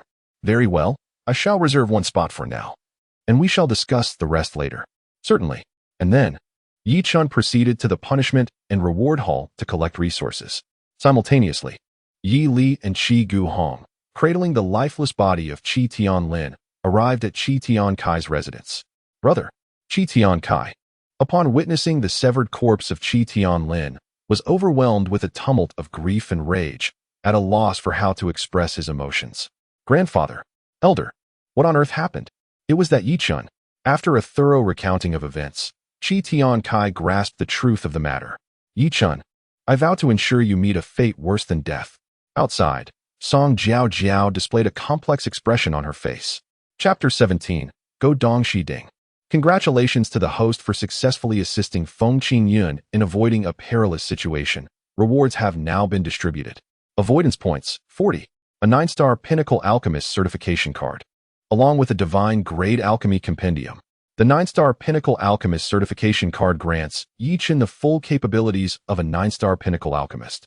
The Divine Grade Alchemy Compendium contains all the alchemical formulations and methods known in this world, including several long-lost techniques. Wow, this reward is astonishing. Returning to the host. The reason for such a remarkable reward is that Feng Qingyun is a formidable half-step martial sovereign. Thus, the implications of the peril he was involved in are significantly stronger. Consequently, the rewards are all the more abundant. Is that so? It seems prudent to seek out more major pitfalls related to strong individuals in the future. This way, I can quickly accumulate avoidance points and valuable items, leading to an even more terrifying enhancement of my strength. Truly, a tremendous opportunity. Gazing at the green card materializing within the avoidance space, he felt a surge of excitement. Yi Chen silently chanted, 9-star Peak Alchemist certification card, activate. Boom.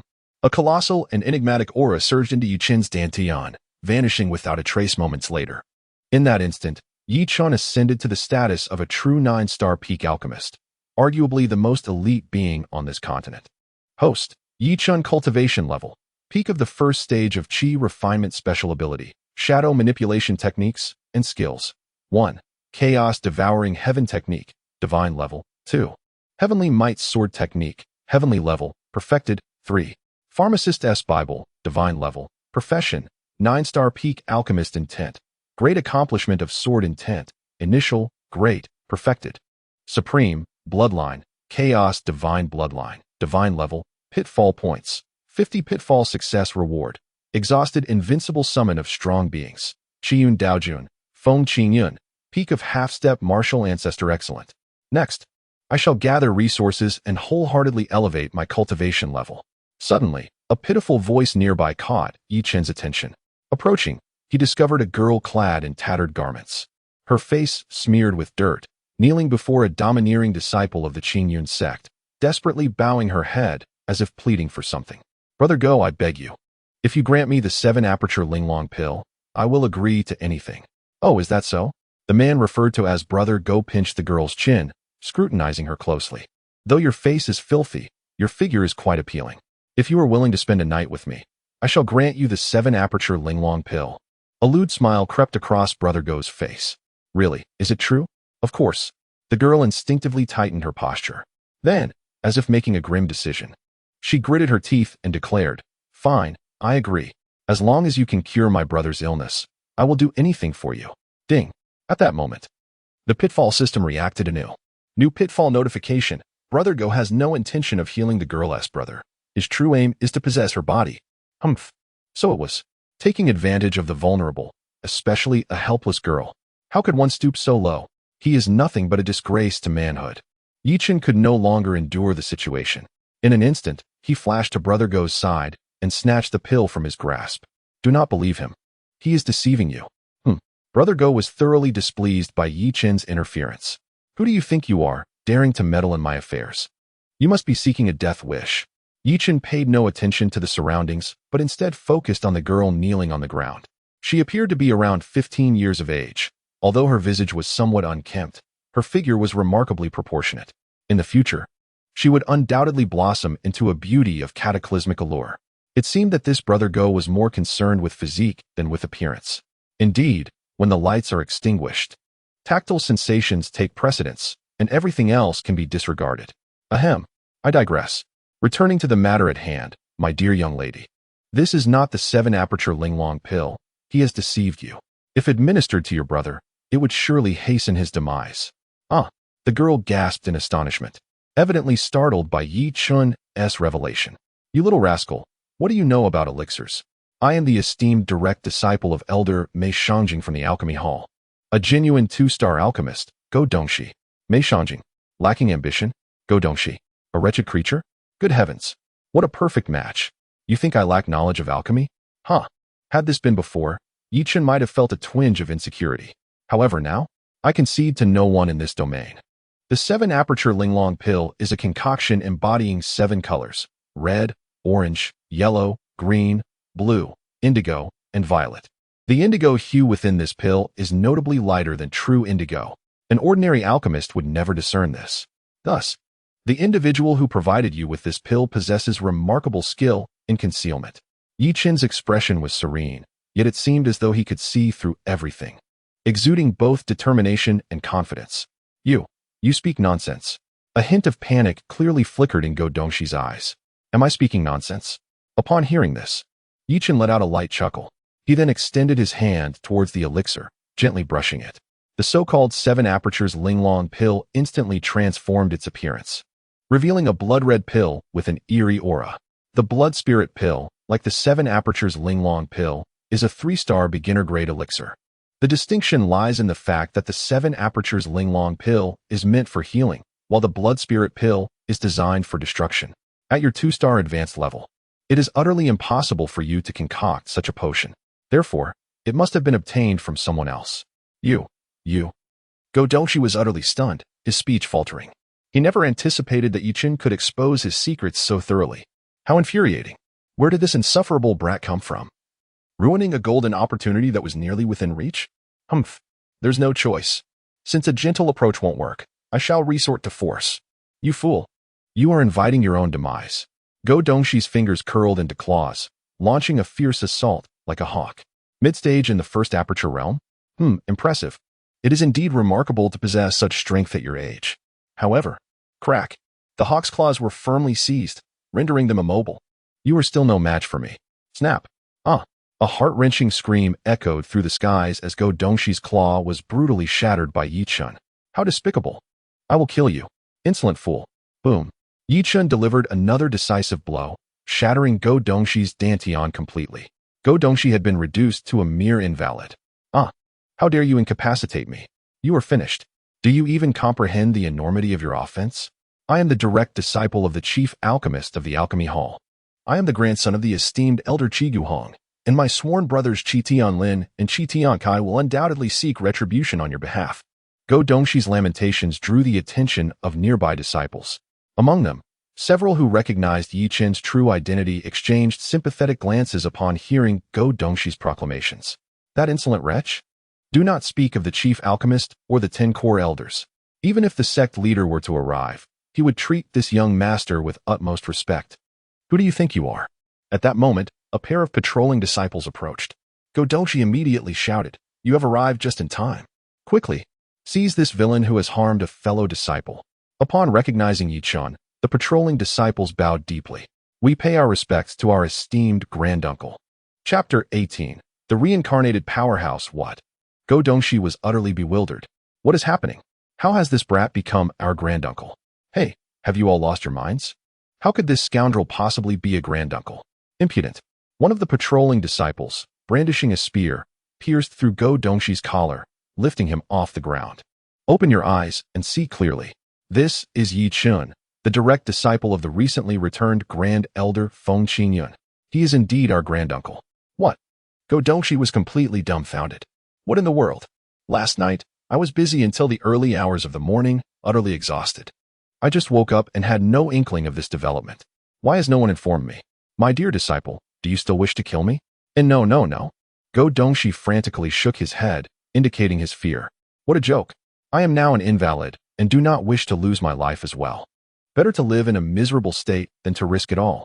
As long as I have food to eat and lovely maidens to attend to me, I can endure anything. Yi Chen could hardly conceal his thoughts. Alas, Go Dongxi is truly a wretched being, beyond redemption. With a dismissive wave of his hand, he remarked somewhat listlessly, "Take him back and tend to his injuries properly." "Yes, master uncle." The patrolling disciple escorted Go Dongxi away. Ding. Congratulations to the host for successfully helping the young lady, Su Zining, avoid a pitfall. Reward granted. Pitfall points, 50. GQ Hu IH and Dan. One piece, 4-star perfection. The 4-star perfected GQ Hu IH in Dan possesses exceptional efficacy in treating soul-related injuries. The pinnacle of alchemical mastery within the Qingyun sect barely reaches the initial stage of 4 stars. Presently, Yi Chen holds a singular 4-star perfected GQ Hu IH in Dan. Should others become aware of this, they would undoubtedly engage in fierce competition for it. How curious. Was it not said that the greater one's strength, the more substantial the rewards for avoiding pitfalls? What then is the case with this young lady? Returning to the host. This young lady is entangled in numerous considerable pitfalls. It is advisable for the host to directly recruit her to swiftly accumulate pitfall points. Ideally, make her your woman. What the? I never anticipated you to be such a system. I misjudged you. Returning to the host, the system learns from the host. Nonsense. I would never be that kind of person. Master uncle. Ah, my dear disciple, feel free to speak. Master uncle guarantees to assist you. His expression was exaggerated, his tone flippant, feigning an air of venerable authority, an unmistakable reincarnation of Shimin Qing. The system remarked, "You see, am I not correct?" The demeanor of Yi Chen left the young girl with a sensation akin to emerging from a wolf's den only to stumble into the jaws of a tiger. She instinctively retreated a few steps, remaining on high alert. "Ahem, do not misconstrue my intentions. I was merely jesting," he said. "If there is something you wish to convey, please do so." The girl maintained an expression of suspicion. Yet, upon recalling her brother's grave condition, she steeled herself once more, kneeling and bowing her head. "I implore you, esteemed master, save my brother. I, Su Xiling, vow to serve you in my next life, repaying your kindness." Oh dear, who could possibly endure such a scene? Yi Chen swiftly stepped forward to assist Su Zining to her feet. "Enough, do not bow your head any further. I shall grant your request." "Really?" "Yes, but first, lead me to examine your brother's injuries." "Certainly, esteemed master uncle, please follow me." Thus, Yi Chen followed Su Zining into a dilapidated cottage. Inside, there were only a few pieces of simple furniture and a small bed barely large enough for one person. At that moment, a young man lay upon the bed, his eyes tightly shut, his complexion pale, and his breath exceedingly shallow. Brother, how can this be? Just this morning, he could still open his eyes and speak normally. How has he deteriorated so quickly? Your brother's condition is exceedingly dire. As a pinnacle 9-star alchemist, Chen immediately discerned the root of the youth's ailment. 7 souls and 3 spirits, scarcely a 10th remains. Danger looms imminent, and life hangs by a thread. This is a grave injury to the soul. Immediate treatment is imperative, or it will be too late. Master Uncle, I implore you, please save my brother. I am willing to sacrifice my own body for him. Cough, cough. How can you speak so recklessly? Am I truly that kind of person? Rise. I can indeed save your brother. Really? Su Xiling suddenly lifted her gaze, her face alight with hope as she looked at Chen. Certainly. Thank you, Master Uncle. Su Xiling expressed her gratitude repeatedly. She then promptly began to disrobe. Hey, what are you doing? Quickly put your clothes back on. Chen was startled and swiftly turned around. However, out of the corner of his eye, he still caught a glimpse of something intriguing. To his astonishment, it was indeed quite remarkable. Master Uncle, Su Xining thought Chen had changed his mind. I never said you should offer yourself. Your brother is a disciple of our Qingyun sect, and saving him is only natural, requiring no form of recompense. What is this? Hurry and give this pill to your brother. If you delay any longer, it will be too late. He was apprehensive that this young lady might engage in some inappropriate behavior. Chen swiftly placed the elixir into Su Xining's hands, urging her to administer it to her brother without delay. Without hesitation, Su Xining complied. The elixir in question was the 9 revitalization pill that Chen had recently acquired, renowned for its remarkable efficacy in healing soul-related injuries. Upon consuming the pill, the youth lying on the bed instantaneously appeared revitalized, as vitality surged back into him. It wasn't long before he opened his eyes. Brother, it's wonderful. You're finally all right. Xining. The youth, about to speak, suddenly noticed Chen standing nearby. Instantly, a look of wariness crossed his face as he rolled off the bed, positioning himself protectively in front of Su Xining. Who are you? Brother, please don't be alarmed. This is our esteemed granduncle. He is the one who saved you. Esteemed granduncle? After a thorough explanation from Su Xining, the youth finally grasped the sequence of events. Thank you, esteemed granduncle, for your benevolent rescue. If you have any commands, please do not hesitate to let me know. I, Su Lingyu, shall not hesitate to risk my life in your service. With that, Su Lingyu knelt down, bowing his head reverently to Chen. Ah, they truly are siblings. Both so fond of bowing in respect. Ding. Host, I have just sensed a remarkably terrifying soul aura emanating from Su Lingyu. It is incongruent with his age.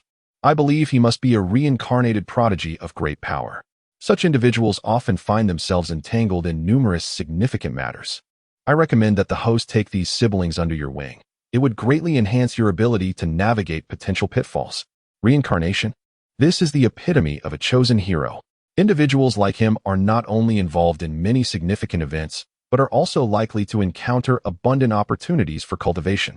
Indeed, they must be brought into my fold. Do you truly wish to repay me? Yes, esteemed granduncle, please command me. As long as it is within my ability, I shall obey without question. Excellent. My request is quite simple. I wish for both of you to enter my tutelage and become my disciples. This is indeed the best method to bring them into my fold. Chen is now ostensibly a core elder, and taking in 1 or 2 direct disciples would not warrant any criticism. What? Are you unwilling? No. We are most eager. We simply did not anticipate that our esteemed master would take an interest in disciples of such inferior cultivation talent. Inferior talent? Chen pondered briefly, and his heart became clear. Residing in such a dilapidated abode, subjected to bullying without anyone to stand up for him, it was no wonder that they found themselves in such dire straits. Essentially, only those utterly devoid of worth would encounter such a predicament. However, is this not a common trope for protagonists in most novels? Indeed, he chuckled softly. This was hardly a concern. As long as I am present, even if you possess not a shred of talent, I shall cultivate you both into unparalleled geniuses. Thank you, esteemed master. Still calling me esteemed master? Yes, thank you. Revered teacher. Very well. First, you shall accompany me to the hall of rewards and punishments, and then we shall return to my mountain peak to commence your cultivation. Yes. Revered teacher. Su Lingyu's heart soared with joy. How splendid. He had been troubled about how to procure resources to restore his former glory, and now the opportunity had presented itself on a silver platter. Humph. Zhuke Divine King, wait for me. I shall eventually hold you accountable. Chapter 19, Jiao Jiao. Are you there? Afterward, Yichen accompanied the siblings Su Lingyu and Su Zining to the Hall of Rewards and Punishments, utilizing the token bestowed by Feng Qingyun. They procured a substantial amount of exquisite cultivation resources, along with a core Elder S identity badge. Subsequently, the trio returned to Feng Qingyun's peak, aptly named Qingyun Peak. Here are 2 sets of new sect robes. Please freshen up and don them before coming to see me, he instructed. Yes, master, responded Su Lingyu and Su Zining, clutching the new garments as they departed. Feng Qingyun then appeared silently. Master, do you have any commands? Is there a place here for seclusion? Indeed. It lies on the back mountain. Very well, I shall enter seclusion now. Once they are ready, arrange for their accommodations. They shall cultivate here from now on. Understood, replied the disciple, and the conversation concluded. Yichen made his way towards the secluded mountain behind. Upon arriving at a hidden cave, he refrained from immediately engaging in cultivation. Instead, he took out the blood spirit pill, examining it with great care. The blood spirit pill, aside from being a lethal poison, possessed another function. Could it be related to her? The mere thought sent shivers down Yichen's spine. If that were indeed the case, the entire Qingyun sect would be in peril. Host, the connection between that woman and you is profoundly intertwined. It holds immense benefits for you. The system advises you to refrain from taking any action against her. Very well, I shall set those thoughts aside for now. First, I must elevate my realm. With a flourish, he scattered a plethora of cultivation resources upon the ground. Yichen commenced the operation of the chaotic sky-eating technique. Bang, bang, bang. The cultivation resources erupted once more in a display of spiritual explosion.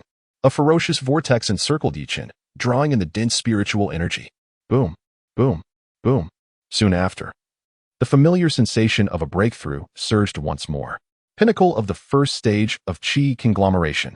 Pinnacle of the second stage of Qi conglomeration. Pinnacle of the third stage of Qi conglomeration. Mid-level of the fourth stage of Qi conglomeration. Alas, it was somewhat sluggish. I had expected to at least break through to the 7th or 8th stage of Qi conglomeration. If other martial artists were to hear this, they would undoubtedly seek to eliminate Yichen.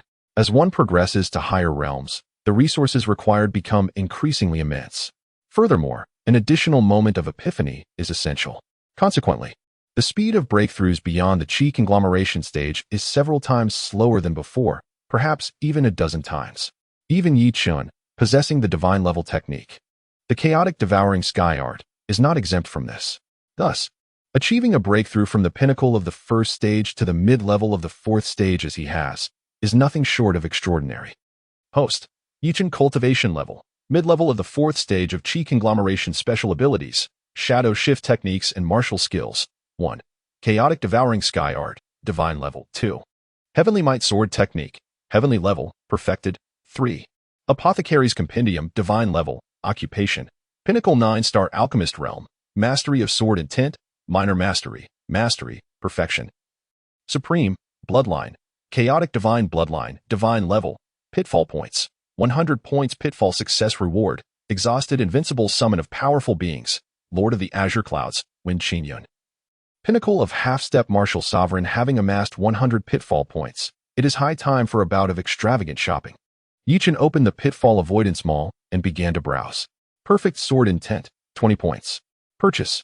Soul devouring needle, 30 points. Purchase. 9 heavens purple spirit technique, 25 points. Purchase. Ethereal illusionary fairy technique, 25 points. Purchase. Soon, all the points were exhausted, leaving not a single fragment behind. Although the mall's offerings were exquisite, they were indeed costly. However, the investment was well worth it. The perfect sword intent, without a doubt, would elevate Yichen's swordsmanship to unprecedented heights. The soul-devouring needle, a heavenly grade weapon, belonged to the concealed weapon category. Once refined into his own personal weapon, it would become an invisible assassin in the dark, claiming lives without leaving a trace. Unless one was a master in the realm of souls, no one could evade its strike. The 9 heavens purple spirit technique and the ethereal illusionary fairy technique were both initial stage heavenly grade practices, perfectly suited for the Su siblings, Su Lingyu and Su Zining. Since he had already accepted them as disciples, it was only fitting that he assumed the role of a proper master. Otherwise, he would be the subject of ridicule. Moreover, Although these two techniques were of a lower grade, the mall indicated that they were merely fragments. The complete versions of these techniques would undoubtedly be no less than saint-level. Saint-level techniques are only surpassed by divine-level techniques. As a token of his regard, gifting these to his disciples would not diminish their value in the slightest. Moreover, the most formidable aspect of these techniques is their ability to solidify the foundational levels of martial artists below the martial sovereign realm, significantly enhancing their combat power to exceed that of their peers by several folds. Excellent. It is time to emerge from seclusion. Meanwhile, at the residence of Qi Tiankai. What? It's that Yi Chen again. Gazing at the now incapacitated Go Dongxi, Qi Tiankai's fury surged, as if ready to incinerate everything in its path. First, it was his elder brother Qi Tianlin, and now, his sworn brother Go Dongxi. Ever since encountering Yi Chen, Qi Tiankai had not experienced a single day of peace. The audacity was unbearable. Yet, he failed to consider that it was he who initially sought to join forces with the Song family to eliminate the Yi family. Had it not been for Yi Chen's pitfall avoidance system, Qi Tiankai might have already succeeded. If that were the case, he would likely wear a different facade now. Grandfather. Esteemed elder, when will we finally take action to eliminate the Yi Chen? Sitting nearby, Yi Li and Qi Guhong frowned, clearly troubled by this dilemma. Eliminating Yi Chen was not the challenge. The true difficulty lay in the formidable Wen Qingzhen behind him. Indeed, in the eyes of Yi Li and Qi Guhong, the true source of their apprehension remained the Qing and Daojun, the foremost expert in Qishou 30 years ago.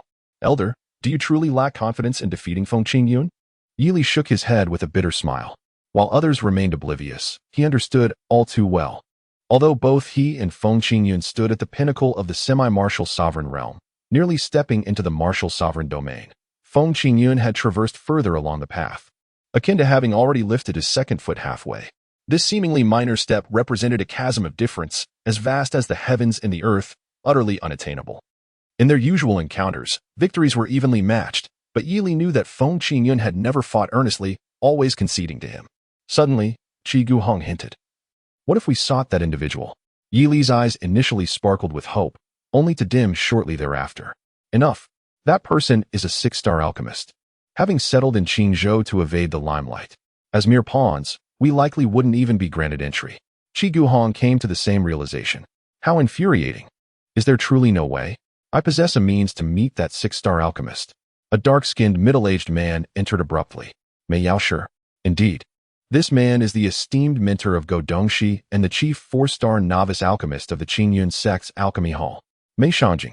Enraged by the mutilation of his disciple, who had been rendered powerless, he was driven to join their quest for vengeance upon overhearing Yi Li and Qi Guhong's conversation. Mei Yaoshi. Is what you just said true? Absolutely. That 6-star alchemist shares a connection with my master. I believe he will extend me this courtesy. Wonderful. As long as that alchemist agrees to concoct the elixir to help me break through to the martial sovereign realm, Feng Qingyun and Yi Chen will be of no concern. They then began to deliberate the finer details of their plan. Meanwhile, the now disenfranchised Go Dongxi stealthily slipped into an unremarkable small room. Jiao, are you there? Seeing your brother go, is that you? It is I. I am sorry for failing to fulfill your request. I deserve the utmost punishment. No. You sacrificed your own cultivation to assist me. It is I who should feel remorse. Come now, tonight I shall make ample amends. Seated on the bed, clad only in scant garments, Song Jiao's sultry gaze and bashful demeanor left Go Dongxi parched with desire, yearning for a more intimate encounter. Is it here? What? Afraid of being discovered by Qi Tiankai? Would I fear him? What a jest! Upon your arrival, my dear, witness how I shall handle you this evening. As the saying goes, one should not hesitate in matters concerning a friend's wife. The lascivious Go Dongxi is certainly indifferent to brotherhood when a beautiful woman is present. Any man would be stirred, would he not? Like a ravenous wolf, Go Dongxi swiftly engaged with Song Jiao. In the room, their low, heavy breaths resonated immediately. However, at that moment, an agonizing cry escaped Go Dongxi's lips as he gazed incredulously at Song Jiao. She radiated a bizarre crimson glow, rendering her nearly unapproachable. You are of no further use, she declared. Submit and become my sustenance. Before Go Dongxi could react, her fingers transformed into claws, swiftly piercing his chest. With a sickening sound, she extracted his heart and consumed it. Go Dongxi wished to speak, but found his voice silenced. Without a heart, life slipped away. With a thunderous crash, his body collapsed, lifeless. Song Jiaojiao stared at his corpse, inhaling deeply once more. The last remnants of his vitality were drawn from him, leaving behind a standard mummy. Ha ha ha!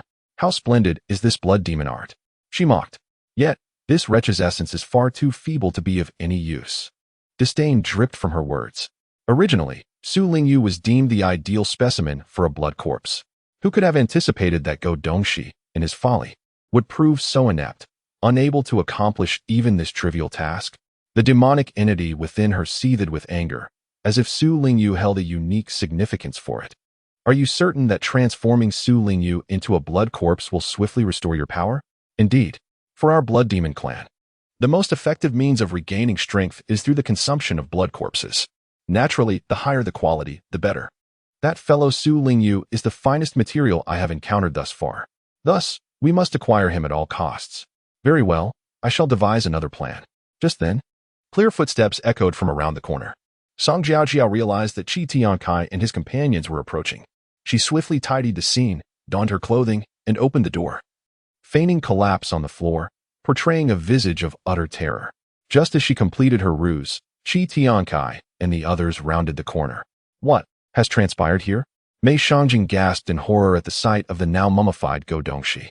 Her apprentice had been perfectly well moments before. How could he have transformed so drastically in the blink of an eye? It was Yu Chen's doing. Song Jiaojiao trembled as she recounted. Just now, through the crack of the door, I witnessed Yu Chen bathed in an ominous red glow, draining all the vitality from Brother Go. He even consumed Brother Go's heart. It was utterly terrifying. What? Yu Chen again? This is intolerable. He relies on the support of Feng Qingyun, and yet he dares to brazenly harm his own brethren. Yi Chen, I swear I shall not be a man if I do not slay you. Qi Tiankai was once again enraged.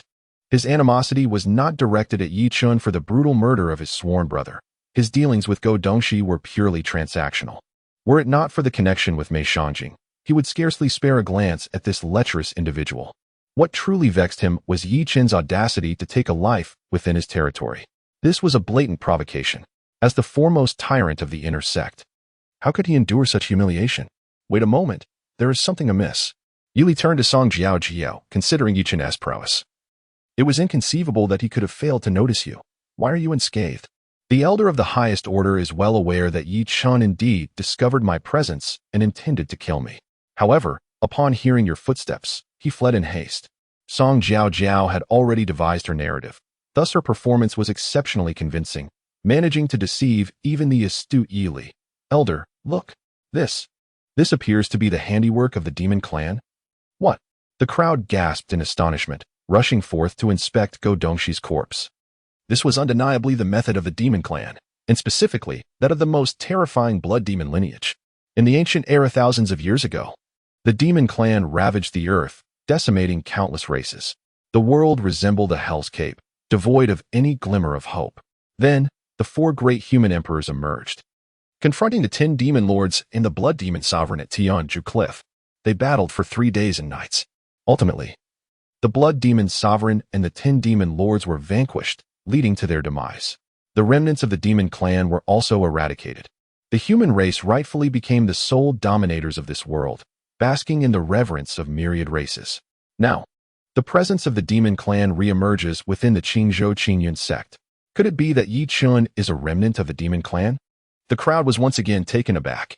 This was indeed dire news. Should outsiders become aware of this incident, the Qingyun sect would undoubtedly face annihilation. Therefore, even if they were to eliminate Yi Chen, it must be done in secrecy, leaving not a trace for the outside world to detect. Mei Yaoshi, we shall set forth tomorrow to meet that 6-star alchemist. Once I successfully ascend to the martial sovereign realm, I shall promptly dispose of Feng Qingyun and Yi Chen. This matter should remain undisclosed. Yi Li's words served as a deliberate reminder to everyone to maintain confidentiality. Otherwise, none of them would survive. Very well, no problem. I shall make arrangements immediately. Song Jiaojiao observed all of this, her heart brimming with unspeakable delight. Humph.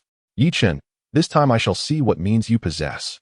The refuse that I, Song Jiaojiao, disdain shall forever remain as refuse. There must be no possibility for redemption. Yi Chen emerged from his seclusion and arrived at Qingyun Peak.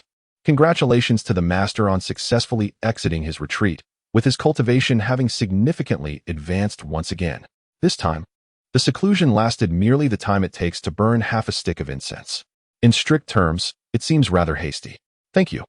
Chen swiftly shifted the topic, inquiring, Elder Feng, how much longer do you anticipate before you break through to the martial sovereign realm? This was indeed the matter that weighed most heavily on Chen's mind. His current prowess remained insufficient, necessitating continued protection from Feng Qingyun for a while longer. Hence, it was imperative that Feng Qingyun's strength be as formidable as possible. Master, Feng Qingyun replied, I am but a step away from the martial sovereign realm. All that remains is the right opportunity. What sort of opportunity? Such moments of enlightenment are often rare and elusive. However, there exists an alternative method that can yield similar results. What method? A 5-star enlightenment pill. Enlightenment pill? As a peak 9-star alchemist, Chen was well acquainted with this particular elixir and was certainly capable of crafting it.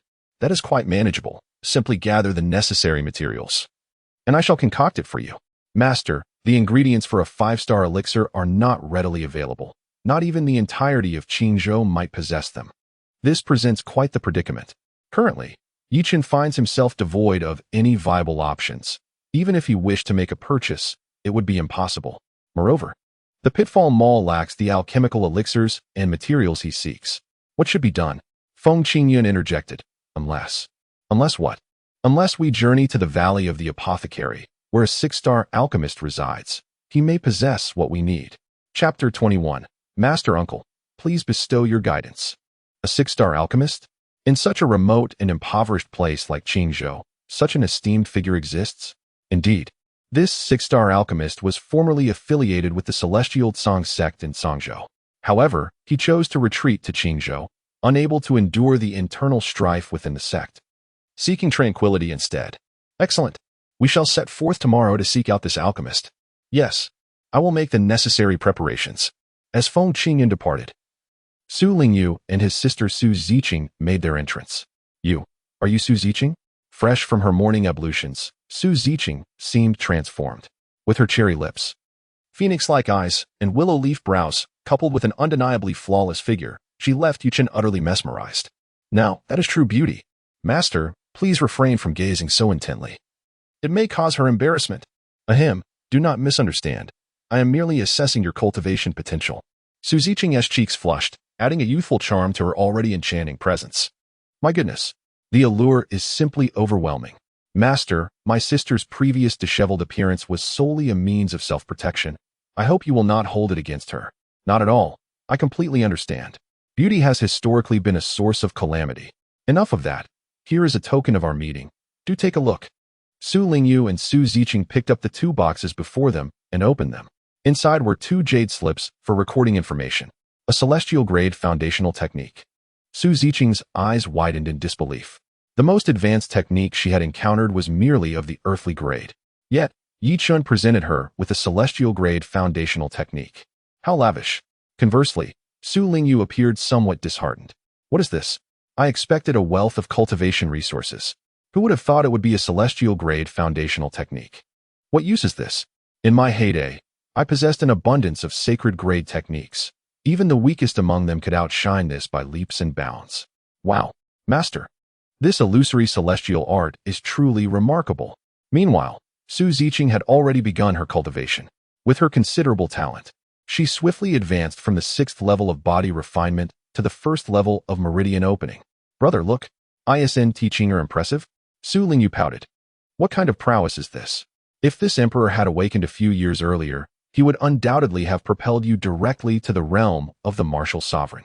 However, Su Lingyu soon widened his eyes in disbelief.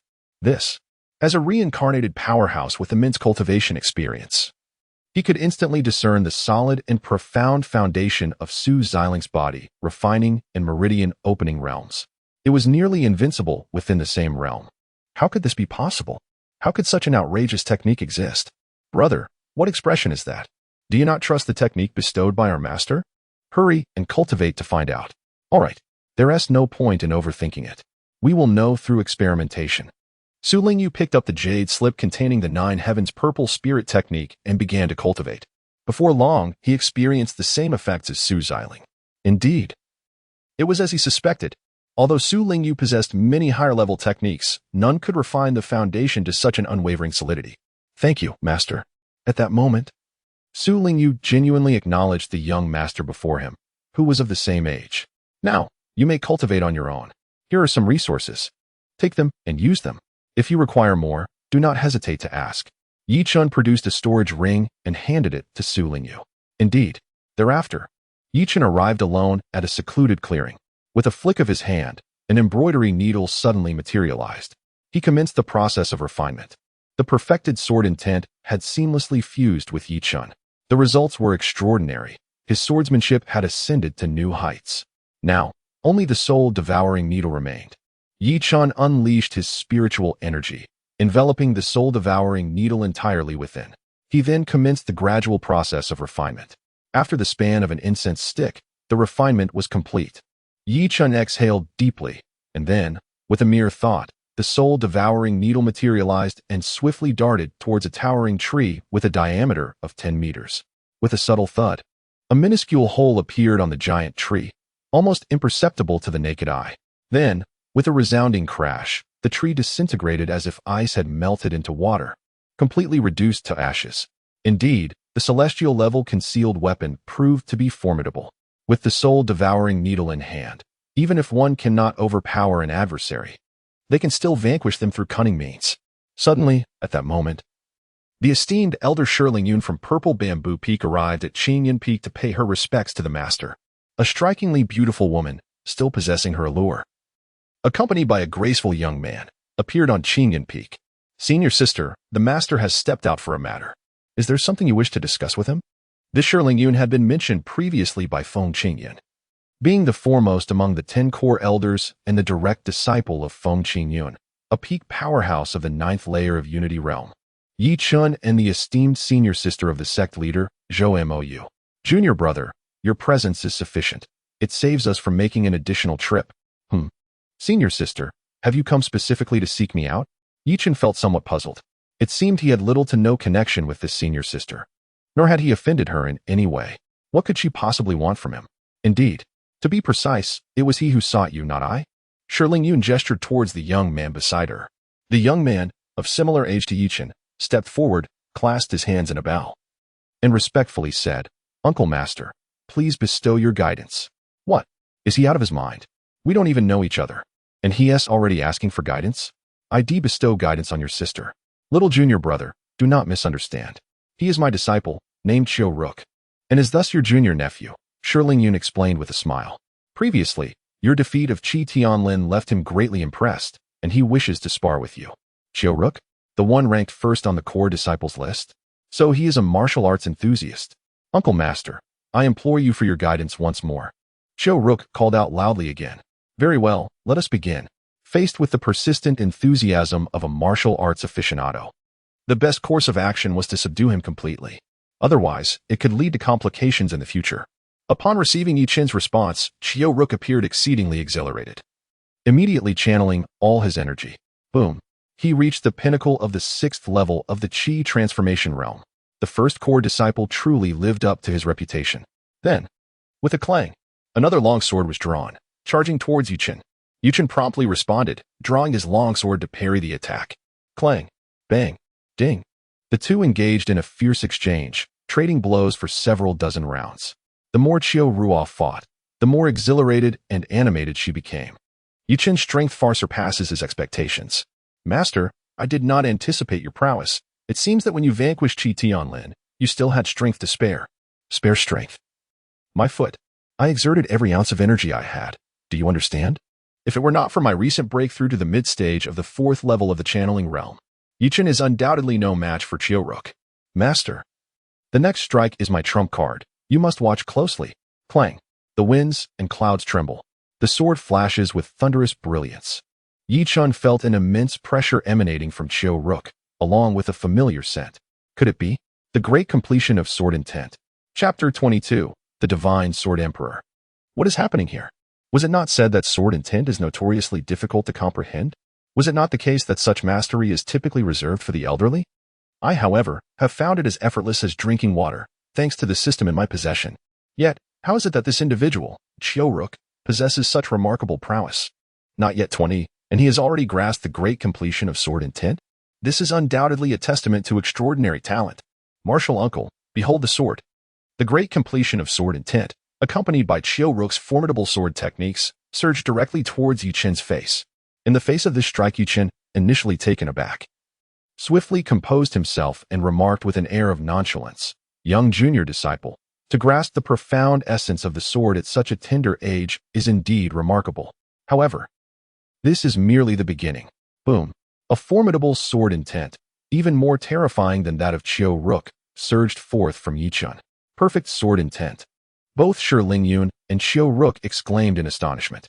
How could this be possible? When he defeated Qi Tianlin, he was evidently wielding only a major accomplishment in sword intent. How could he have suddenly attained perfection? Was he concealing his true capabilities all along? Shi Lingyun and Chiu Rook shuddered at the very thought, startled by their own speculation. Such composure was indeed more formidable than that of seasoned veterans. The future prospects of this young man were undoubtedly boundless. Thud. As anticipated, Chiu Rook was sent flying by Yi Chen's sword strike. However, it was not grievous. Yi Chen had judiciously tempered his strength, leaving Chiu Rook with merely a superficial wound. Master, your reputation precedes you. I am thoroughly convinced. Before this encounter, Chiu Rook had harbored a measure of arrogance, believing that even if Yi Chen could vanquish Qi Tianlin, he could not possibly be his match, given the disparity in their cultivation levels. No matter how formidable a peak in the first stage of Qi condensation might be, it could not surpass 5 minor realms to defeat a peak in the 6th stage. Yet, the outcome was utterly unexpected. A mid-level 4th stage of Qi condensation, wielding perfect sword intent. My goodness, how could one possibly contend with that? It would be wiser to simply return home and rest. No, you are exceptionally skilled. I merely triumphed by sheer luck. Upon hearing this, Chiu Rook's mouth twitched uncontrollably. Luck? If you hadn't held back, I would have been sent straight to the underworld, understand? Master, who are these two? At this moment, Su Lingyu and Su Zining approached, casting curious glances at Shi Lingyun and Chiu Rook. Allow me to introduce you. This is my senior sister, the esteemed elder Shi Lingyun, and beside her is her disciple, the core disciple Chiu Rook. Greetings, master uncle and senior brother Chiu. The Su siblings immediately bowed in reverence. They had long heard of the notable reputations of these two individuals and understood the gravity of their status, thus ensuring they presented themselves with the utmost decorum to avoid causing unnecessary trouble for Yi Chen. Junior brother, are they your disciples? Yes, I just recently accepted them. They are siblings. The elder brother is Su Lingyu, and the younger sister is Su Zining. Excellent. Their talents are indeed remarkable. It seems you're discerning I have served you well, junior brother. Senior sister, you flatter me. I am merely fortunate. The 9 Heavens purple spirit technique and the ethereal illusionary immortal art not only hone the foundational cultivation of Su Lingyu and Su Zining, but also enhance their innate qualities for cultivation. Such extraordinary techniques are unheard of in the past. It is no wonder that Shi Lingyun failed to recognize them. Chiu Rua, with a swift stride, approached Su Lingyu. Under the bewildered gaze of his counterpart, he boldly proclaimed, Su junior brother, I observe your celestial crown is ample, and your aura is profound. Surely your cultivation is formidable. Shall we engage in a duel befitting men? Su Lingyu was momentarily taken aback. What the hell? Who is this fool daring to challenge me? Does he seek oblivion? Shi Lingyun wore a look of exasperation. Her disciple was commendable in many respects, yet overly obsessed with martial prowess. He seemed to wish to spar with anyone he encountered. Rua, cease this nonsense. Master, allow me just one more bout. Goodness, this fellow can even act coy? Surely, he isn't a cross-dresser? Fear not, senior sister, let them spar. It is harmless enough. However, competition among peers is essential for mutual advancement. Do you not agree? Very well, I understand. Shi Lingyun acquiesced to Yi Chen's perspective and then addressed Chiu Rua, strike gently. Do not injure your senior brother. Yes, Chiu Rua replied, reassured by his master's consent. As he assumed his stance, ready to engage once more. Lingyu, remember to hold back. Do not harm your senior brother. Yi Chen was eager to witness the formidable skills of his reincarnated disciple. No problem, master, came the enthusiastic reply. I have just awakened and was lamenting the lack of worthy opponents to stretch my limbs. This foolish one has come to my door. I cannot be blamed. With that, he declared, prepare yourself. Chiu Rook stomped the ground, sending a cloud of dust into the air, obscuring Su Lingyu's vision. Then, he swiftly moved to the side and executed a sweeping kick. It was anticipated that his opponent would be caught off guard. However, to his astonishment, he heard a whoosh as Su Lingyu deftly evaded the attack, as if he had vanished into thin air. Where did he go? Qiao Ruk searched frantically, but found nothing. Suddenly, he felt two sharp prods against his back. Reacting instinctively, Qiao Ruk spun around and threw a punch. The two combatants were pushed back several steps, achieving a stalemate. Su Lingyu regarded him with newfound admiration. Moments prior, he had employed a technique of celestial-level agility combined with a royal-grade layered fist technique. The reason for their equal footing lay in Su's current pinnacle of the first stage of the Qi condensation realm, which prevented him from unleashing the full might of his skills. Otherwise, Qiao Ruk would have already met his end. Junior brother, you truly possess remarkable skill. Excellent. Let us see how you fare against my perfected sword intent. Qiao Ruk, growing increasingly exhilarated, unleashed his perfected sword intent once more. Ah, perfected sword intent? How quaint. Su Lingyu's voice dripped with disdain. To dare wield a sword before the divine Sword Emperor. You seek to invite suffering upon yourself. With a sweeping gesture, he conjured a sword of spiritual energy and gently thrust it forward. Qiao Ruk's perfected sword intent immediately crumbled into oblivion, and he was sent flying once again. Had Su Lingyu not shown restraint, Qiao Ruk would have faced dire consequences. Spiritual energy transformed into a sword, the supreme sword intent. Shi Lingyun and Yi Chun stood in stunned silence, overwhelmed with astonishment. Junior brother, is this truly your newly acquired disciple? Ah, indeed. Would you consider parting with him? The sword intent is categorized into 4 realms: minor success, major success, perfection, and supremacy. For one as young as Su Lingyu to grasp the highest supreme sword intent is truly remarkable. Who would not be tempted by such a promising talent? Meanwhile, at the Qi Tian Kai residence, a sinister chuckle echoed. Little girl, I have just utilized the secret arts of the Blood Demon clan to uncover some intriguing news. Would you care to hear it? What delightful news. Tomorrow, both Feng Qingyun and Yi Li, along with their respective groups, shall depart from Qingyun sect, journeying to an undisclosed location. Once they have departed, only the siblings Su Lingyu shall remain atop Qingyun Peak. Upon hearing this, Song Jiao immediately exhibited a look of elation. This implies that, indeed, the moment for us to act has arrived. Chapter 23, The Grand Elder of the Iron Sword Sect. Yichen, Feng Qingyun, and Su Zining departed from the Qingyun sect, embarking on a journey to the Valley of the Medicine King. The reason for Su Zining's inclusion was due to a notification from the system host. Your journey to the Valley of the Medicine King will involve certain pitfalls associated with Su Zining. It is advisable to bring her along. Yi Chun heeded the system's counsel and took Su Zining along. Su Lingyu, unable to quell his concern for his sister, initially wished to accompany them. However, having recently broken through to a critical stage in his cultivation, it was inadvisable for him to venture out, lest he jeopardize his progress. Only after Yi Chen's repeated assurances of Su Zining's safety did Su Lingyu reluctantly abandon the idea. How much longer until we reach Yaowang Valley? Su Zining inquired. Yaowang Valley is situated at the easternmost edge of Qingzhou. At our current pace, we shall arrive in approximately half a day's time, Feng Qingyun explained. Master, what is the name of the 6-star alchemist residing in Yaowang Valley? Why has he chosen to seclude himself in Qingzhou? Su Zining asked, her curiosity piqued. This 6-star alchemist, like you, bears the surname Su. His name is Su Yanfeng. He was the chief alchemist of the Tianzong sect, the foremost sect in Songzhou. Due to severe internal strife within the sect in recent years, he sought refuge in Qingzhou to avoid being embroiled in the conflict.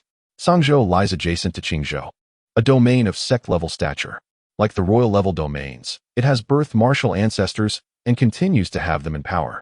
Its vastness and the richness of its spiritual energy surpass that of Qingzhou by several times.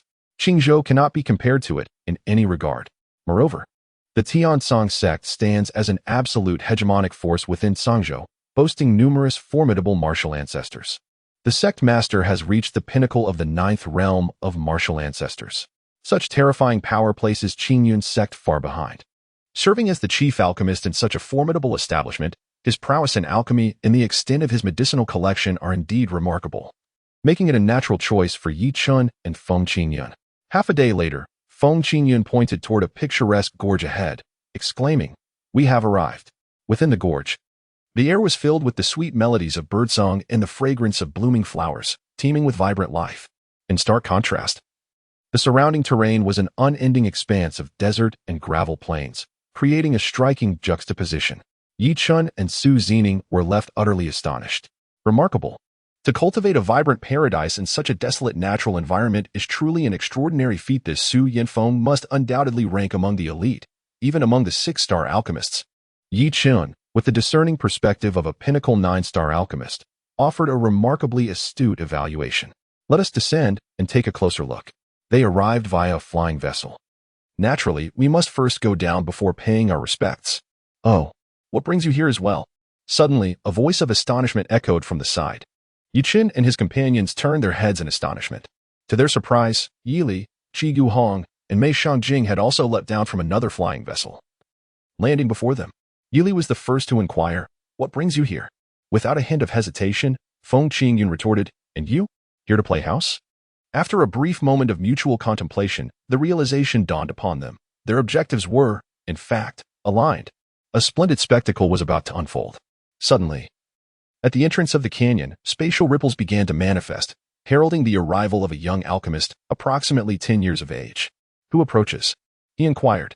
"We are the esteemed elders of the Qingyun sect, seeking to acquire the enlightenment pill from Master Su," came the response. Despite the young alchemist's diminutive stature, Yi Li and Feng Qingyun dared not display the slightest disrespect, for he represented the dignity of Su Yanfeng. In the realm of cultivation, alchemists held a venerable status, particularly those of the 6-star caliber. A mere flick of their finger could summon countless martial artists and formidable warriors to obliterate any who dared to offend them. Before the young alchemist could utter a word, a hearty laugh resonated from a distance. "Ha ha ha! Wu Xianling, the elder of the Iron Sword sect, has come to pay a visit to Master Su. Seeking an enlightenment pill, the Iron Sword sect? One of the 3 mightiest sects in Qizhou, aside from the Qingyun sect? This elder must be a contemporary of Yi Li and Feng Qingyun." The speaker soon approached, his fiery red hair strikingly distinctive. His piercing gaze and stern visage, coupled with a well-built physique, belied his advanced age of over a century. "Old Wu, what brings you here to stir up trouble?" Feng Qingyun remarked. For among the 3 major sects, the Iron Sword sect had long coveted the position of the Qingyun sect. "Haha, since both you and Yi are here, why shouldn't I join? Is this your Qingyun sect's territory?" He jested. "Do not utter such nonsense. That is a label we must not accept. Lest we inadvertently provoke Su Yanfeng, we would be in dire straits," Feng Qingyun cautioned. "Enough of the bickering. This is the Valley of the Apothecary, not a marketplace. Take your quarrel outside." The young alchemist interjected, prompting immediate silence among the crowd. "Young master, we mean no offense. We kindly request that you relay our intentions," Feng Qingyun offered, presenting the young alchemist with a storage ring. Upon receiving it and opening it, the young alchemist's face lit up with a satisfied smile. "Very well, await your turn." Having spoken, he vanished once more. Presumably, he has gone to inform the 6-star alchemist Su Yefeng of the situation here. In response, the others could only calm their minds and await the outcome. With no alternative course of action, Yi Chen suddenly noticed something amiss with Su Ziqing behind him. "Ziqing, what troubles you?" "Master, he is an exceedingly wicked person." Su Ziqing clung tightly to Yi Chen's back, her hand trembling as she pointed towards the seated Wu Xianling. "Are you acquainted with the Grand Elder of the Iron Sword sect?" Yi Chen felt a sense of bewilderment. One was merely an ordinary outer disciple of the Qingyun sect, while the other held the esteemed position of a Grand Elder in the prestigious Taijian sect. The two seemed entirely unrelated, so how could they possibly know each other? "I know him. He is the one who ruthlessly murdered my parents." Su Zining's eyes glinted with an unprecedented ferocity, causing Yi Chen to feel a chill run down his spine. What exactly was going on? "I do not know. I have only ever had a singular image in my mind since childhood, that of him callously slaying my parents. I have asked my brother about it, but he has always remained tight-lipped, seemingly reluctant for me to uncover the truth." "Oh, could this be yet another tale of familial annihilation?" At that moment, Wu Xianling, sensing something amiss, cast a piercing gaze in their direction. "Little girl, you have been staring at me for quite some time now. What is it that you desire?" Su Zining quickly shrank back behind Yi Chen, too frightened to utter another word. "It is nothing. My disciple is merely captivated by your esteemed presence, Elder Wu. She could not help but admire you. I hope you will not take offense." "Humph. It would be wise for you to harbor no other intentions, otherwise I shall ensure you meet a gruesome end." Wu Xianling was understandably skeptical of Yi Chen's words. He had distinctly perceived the malice in Su Zining's gaze moments earlier. Were it not for his concern regarding the stance of the Medicine King Valley, he would have already struck down Su Zining without hesitation, wasting no time engaging in idle chatter with Chen.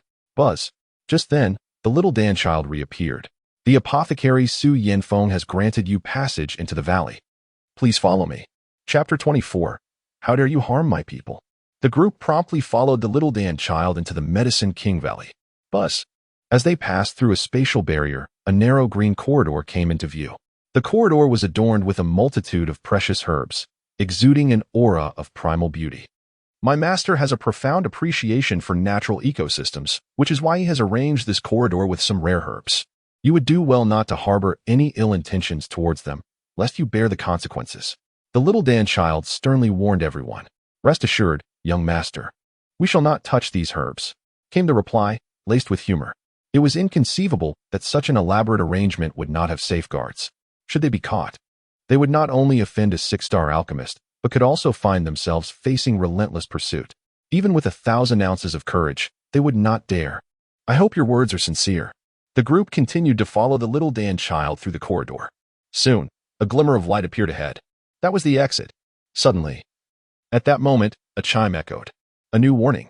Wu Xianling has set up a small poison array ahead, containing the toxic substance known as ghostly essence powder, with the intent to assassinate Su Zining. What? Chen was taken aback. As a pinnacle alchemist of the 9 stars, he was well aware of the poison known as Yinming ghost powder. Its effects would not manifest immediately. Rather, it would take 3 days for the toxin to fully permeate the meridians and internal organs before the symptoms would arise. There were only 2 remedies to counteract this poison. The first was, of course, to consume the antidote. The second required a martial artist of at least the martial sect realm to forcibly expel the toxin using their spiritual energy to achieve salvation. He never anticipated that this so-called elder of the Iron Sword sect would resort to such malevolent poison against a mere girl. Was it merely because Su Zining had cast a fierce glance at him moments ago? No, that was not the case. He must have recognized Su Zining's identity, which prompted him to act with such lethal intent. It seemed that the visions in Su Zining's mind were indeed true. Wu Xianling was undoubtedly the enemy responsible for her parents' demise. No matter your reasoning, if you dare to harm those dear to me, you must be prepared for retribution. At that moment, Chen and Su Zining have already entered the confines of the poison formation. Wu Xianling, who walked ahead, observed this and a chilling smile crept across his lips. Subsequently, he secretly activated the poison formation, and the ghostly shadows were immediately unleashed, encasing Chen and Su Zining within. Mere trifles. With a slight grasp of his right hand, Chen seized the entire ghostly phantom powder into his palm. This was a long-lost technique documented in the pharmacist's holy scripture, known as pharmaceutical manipulation. It enabled one to manipulate the state of pills or herbs through their own spiritual energy. For instance, one could command a pill to move or soar through the air, or, conversely, instantaneously disassemble a formed pill back into its original herbal state. Just moments ago, Chen had utilized this extraordinary skill to regain control of the released ghostly phantom powder, thus averting a potential crisis. Ding! Congratulations to the host for completing the pitfall avoidance task. Rewards are now being issued. A 9-star Pinnacle Array Master certification card, along with a complete Heavenly Array map, Divine Grade. Pitfall points, 50. The 9-star Pinnacle Array Master certification card bestows upon Chen the full capabilities of a 9-star Pinnacle Array Master. The Heavenly Array map, a divine compilation of array techniques, encompasses the schematic arrangements of all top-tier arrays in the world, including some long-forgotten, legendary skills. By the heavens, surely, my fortune is beyond measure. The alchemist and array master are 2 of the most sought-after professions across the continent. I have achieved the highest level in both. This implies that even if Chen were to do nothing at all, merely lounging about, he could still live a life of comfort and ease. Ding! Should the host entertain such perilous thoughts again, the system shall retract all previously granted rewards and initiate self-dissolution. What the hell? Is it not permissible to even contemplate? This system is more insidious than a capitalist who exploits their employees. Hey, what are you dawdling for? Hurry up and move. Suddenly, an impatient voice urged from behind. Chen turned his head to see that it was Yi Li, Qi Guhong, and Mei Shangjing, all of whom were glaring at him with displeasure. I can walk as slowly as I wish. Who are you to dictate otherwise? He thought defiantly. Yi Li and the others simmered with anger. But upon remembering that they were in the pharmaceutical King's Valley, they reluctantly chose to restrain their tempers for the time being. Upon witnessing this, Chen was suddenly struck by a moment of inspiration. He chuckled to himself, pondering the possible outcome if they were to experience the effects of the netherworld ghost powder. Without further ado, he decided to act on this thought. Seizing the opportunity to test the formidable power of the newly acquired 9-star Pinnacle Array Master and the complete Heavenly Array schematic, the certification card was now fully utilized. Chen swiftly ascended to the rank of a Pinnacle 9-star Formation Master. Concurrently, he discovered a diminutive mini-formation within the Celestial Formation map, capable of being directly established using spiritual energy. Earth Seal Formation, activate. He promptly placed half of the ghostly essence powder within this formation. Subsequently, he positioned the formation along the path that Yi Li and the others were destined to traverse. Before long, Yi Li and his companions arrived at this location. Chen seized the opportunity to unleash the formation, ghostly mist dispersal, which all entered into Yi Li's body without his awareness. This exemplifies the exquisite nature of ghostly mist dispersal and the Earth Seal Array. Colorless, tasteless, formless, and intangible, rendering it nearly imperceptible. Arrived, Master is within. You may enter on your own. Xiao Dan Tong halted at the entrance, gesturing for everyone to proceed. The crowd understood and entered the threshold autonomously. On the other side of the entrance lay a vast sinkhole, its expanse comparable to hundreds of football fields, all washed over the assembly. What joy it is to have friends from afar. Yet, let us not inadvertently harm the precious medicinal herbs beneath our feet. Esteemed guests, please tread lightly. Suddenly, a gentle and soothing voice resonated throughout the space. The crowd, upon hearing this, realized they were standing atop a patch of rare medicinal herbs. Beside these herbs was a wooden path constructed from stakes. They promptly lifted their feet to tread upon the wooden path, eager to discover the source of that enchanting voice. Before long, they arrived at the center of the sinkhole, where an elderly man with a head of silvery hair was engrossed in concocting a batch of elixirs. Boom. Before long, the elixir was complete. A verdant, high-grade elixir manifested in his hand. A 5-star intermediate elixir? The crowd gasped in astonishment. Truly, he was a 6-star alchemist, effortlessly producing the 5-star elixirs coveted by the martial artists of Qingzhou. Indeed, remarkable. At that moment, a crisp call echoed from afar, drawing near from outside the sinkhole. Soon, a celestial crane appeared, dazzling the onlookers. A 3-star perfected demon beast, the Black Mist Cloud Crane. The combat prowess of such a beast surpasses that of human warriors of the same rank by several folds. This 3-star perfected Black Mist Cloud Crane was equivalent to a human warrior at the pinnacle of the 9th layer of the Qi transformation realm. Yet it could easily contend with practitioners of the Spirit Ascension realm. Here, take this and feast. At this moment, the elderly man astonishingly fed the 5-star intermediate elixir to the Black Mist Cloud Crane. Without hesitation, the crane swallowed the elixir whole and joyfully soared away. What a waste of resources! The crowd lamented internally. Esteemed guests, I can refine enlightenment elixirs for you free of charge. However, you must first fulfill my requirements. Chapter 25. I earnestly beseech young Master Yi to save me. The crowd was taken aback, finally confirming the identity of the elderly man. Indeed, he was none other than the 6-star alchemist, Su Yanfeng. Knightly respectfully spoke, Please, Master Su, articulate your request. We shall do our utmost to fulfill it. He chuckled. My request is quite simple. I wish for you to identify the various medicinal herbs within this valley. This sinkhole is at least the size of hundreds of football fields. The number of herbs contained within exceeds millions. How long will this take? Time is but the burning of an incense stick. You need only name the herbs. Whoever identifies the most, I shall assist in concocting the enlightenment pill for them. With only the duration of an incense stick, that is manageable. Now, it shall depend on each one's knowledge of alchemy. Mei Xiangjing and Wu Xianling immediately commenced their efforts. Mei Xiangjing was a novice alchemist of 4 stars, and Wu Xianling was equally a standard novice alchemist of 4 stars, possessing no lesser skill than Mei Xiangjing. What should I do? Feng Qingyan was stunned. He had initially believed that the cost would be in cultivation resources, thus he had prepared a dozen storage rings. Who could have imagined such an outcome? Goodness! In a fight, I would not fear Knightly, Mei Xiangjing, Qi Guhong, and Wu Xianling together. But now we are competing in alchemical knowledge. I have yet to pass as a 1-star alchemist. What can I possibly contribute? Sighing, he lamented, Master, I apologize. I find myself utterly powerless this time. Let us return and contemplate other strategies. Upon hearing this, Chen remained silent. Instead, he surveyed the entire sinkhole with his mind, and a bemused smile spread across his face. Such a meager collection of herbs pales in comparison to the myriad treasures within the Pharmacist King's manual. What is there to boast about? Thus, he approached Su Yanfeng and spoke. Master Su, all I require are the materials for the enlightenment pill. I shall refine it myself upon my return. What? Feng Qingyun and Yi Li were utterly bewildered. Mei Shanjing and Wu Xianling also ceased their actions simultaneously, staring at Yi Chen as if he were a fool. Young man, do you realize with whom you are conversing? A mere 16-year-old child daring to speak so insolently to a 6-star alchemist. Surely you do not truly grasp the meaning of death, do you? You expect to simply obtain the materials for the enlightenment pill and refine it yourself? Why not just ascend to the heavens? Su Yanfeng, while somewhat displeased, maintained a facade of amiability. Young lad, if you wish for the materials for the enlightenment pill, it is possible. However, you must first fulfill the requirements I previously mentioned.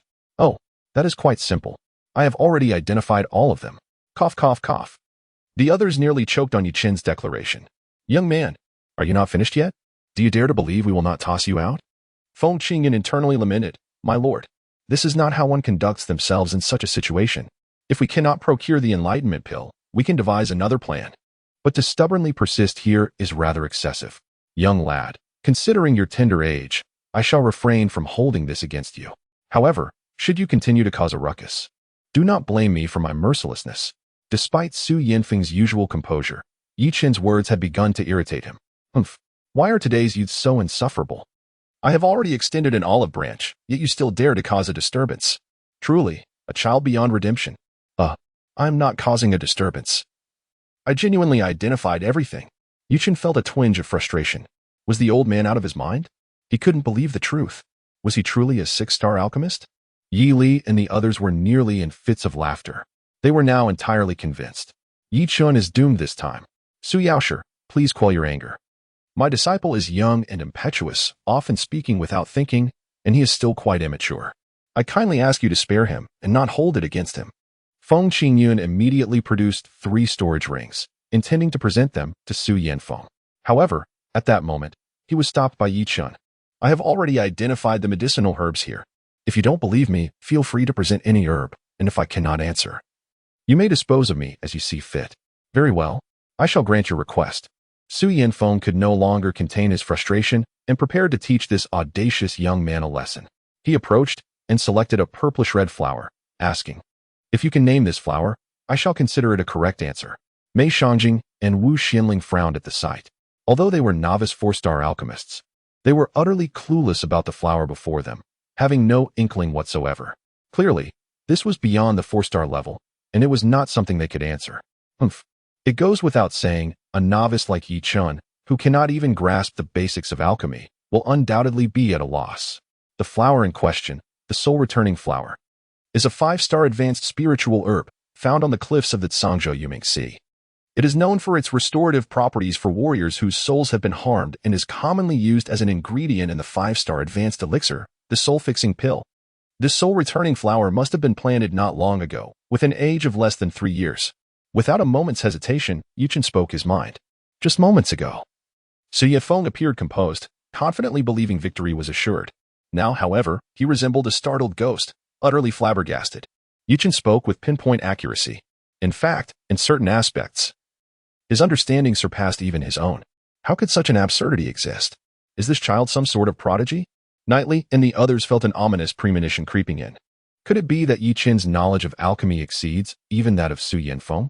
What an outrageous thought. Absolutely impossible. Yet, what transpired next only deepened their unease. Su Yanfeng picked up another herb and inquired, Not only must you tell me the origin of this herb, but you must also identify one of its fatal weaknesses. Was he preparing to raise the stakes? Yi Chen offered a faint smile and spoke once more. The Tianxin grass, a 6-star initial-grade spiritual herb, thrives within the depths of the Zhangzhou mountain range, specifically in the territory of the 9 Hells demon wolf. Its remarkable efficacy lies in its ability to safeguard the heart, preserving one's last breath. It is commonly utilized as the primary ingredient in the 6-star initial-grade heart-protecting pill. However, it possesses a critical flaw. Its growth conditions are exceedingly harsh, and once harvested, it has a mere 1-minute shelf life. Unless it is immediately placed in a specially designed preservation box or promptly used for alchemy, there exists no alternative. Furthermore, even when concocted into the heart-protecting pill, it can only protect the heart for a fleeting quarter of an hour. Once that time elapses, the martial artist meets their demise. And even the god of medicine cannot intervene. Boom. Su Yanfeng felt as if struck by 5 thunders, his mind buzzing with overwhelming intensity. He nearly lost consciousness. Observing this, Yi Li and the others immediately pointed an accusatory finger at Yi Chen, exclaiming in indignation, "Yi Chen, look at the mess you've created. You've angered Master Su to the point of ill health. Can you bear the consequences?" Yi Chen was rendered speechless. "What have I done?" "I merely answered the questions earnestly." Can this truly infuriate him? How astounding. He even wears an expression of innocence. It seems you possess no understanding of how to respect Master Su. Humph. Today, I shall take it upon myself to teach you, a presumptuous little brat. A lesson on behalf of Master Su. Yi Li intended to seize this opportunity to eliminate Yi Chen. However, at that moment, someone shouted, "Stop!" Su Yanfeng directly admonished Yi Li, and under his bewildered gaze, approached Yi Chen and performed an act that left all present utterly astonished. Thud. He actually knelt down. "I implore you, young Master Yi, please save this old man." Chapter 26. You are the young lady? Su Yanfeng's sudden action bewildered everyone. What on earth is happening? Yi Chen merely answered 2 questions correctly. Why then did Master Su kneel down and plead for his life? Master Su. What do you mean by this? I find myself somewhat perplexed. Yi Chen did not exhibit any surprise, gazing at Su Yanfeng with a mixture of understanding and confusion. His demeanor seemed to convey, "You are a master. I am but a novice, unworthy to showcase my skills before you." Su Yanfeng's face revealed a hint of embarrassment. Being a seasoned veteran, he naturally discerned the dissatisfaction reflected in Yi Chen's eyes. He promptly produced a storage ring, delicately handing it to Yi Chen. "Young Master Yi, within this ring lie the materials for concocting 10 insight pills. I believe this should suffice for you. Additionally, there are some other rare herbs that will undoubtedly prove beneficial." Gasp. Yi Li and the others inhaled sharply. Goodness. 10 sets of materials for insight pills. This is quite extravagant. Within the Qingzhou region, materials for 4-star elixirs are already a rarity, while those for 5-star elixirs have eluded discovery for years. And now, this individual presents 10 sets at once, along with a selection of other precious herbs.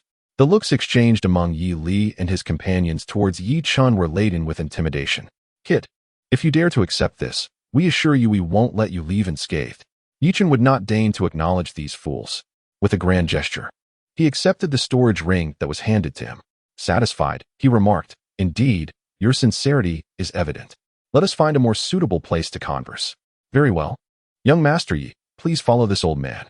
Yi Chen was about to depart with Su Yanfeng when a thought suddenly crossed his mind.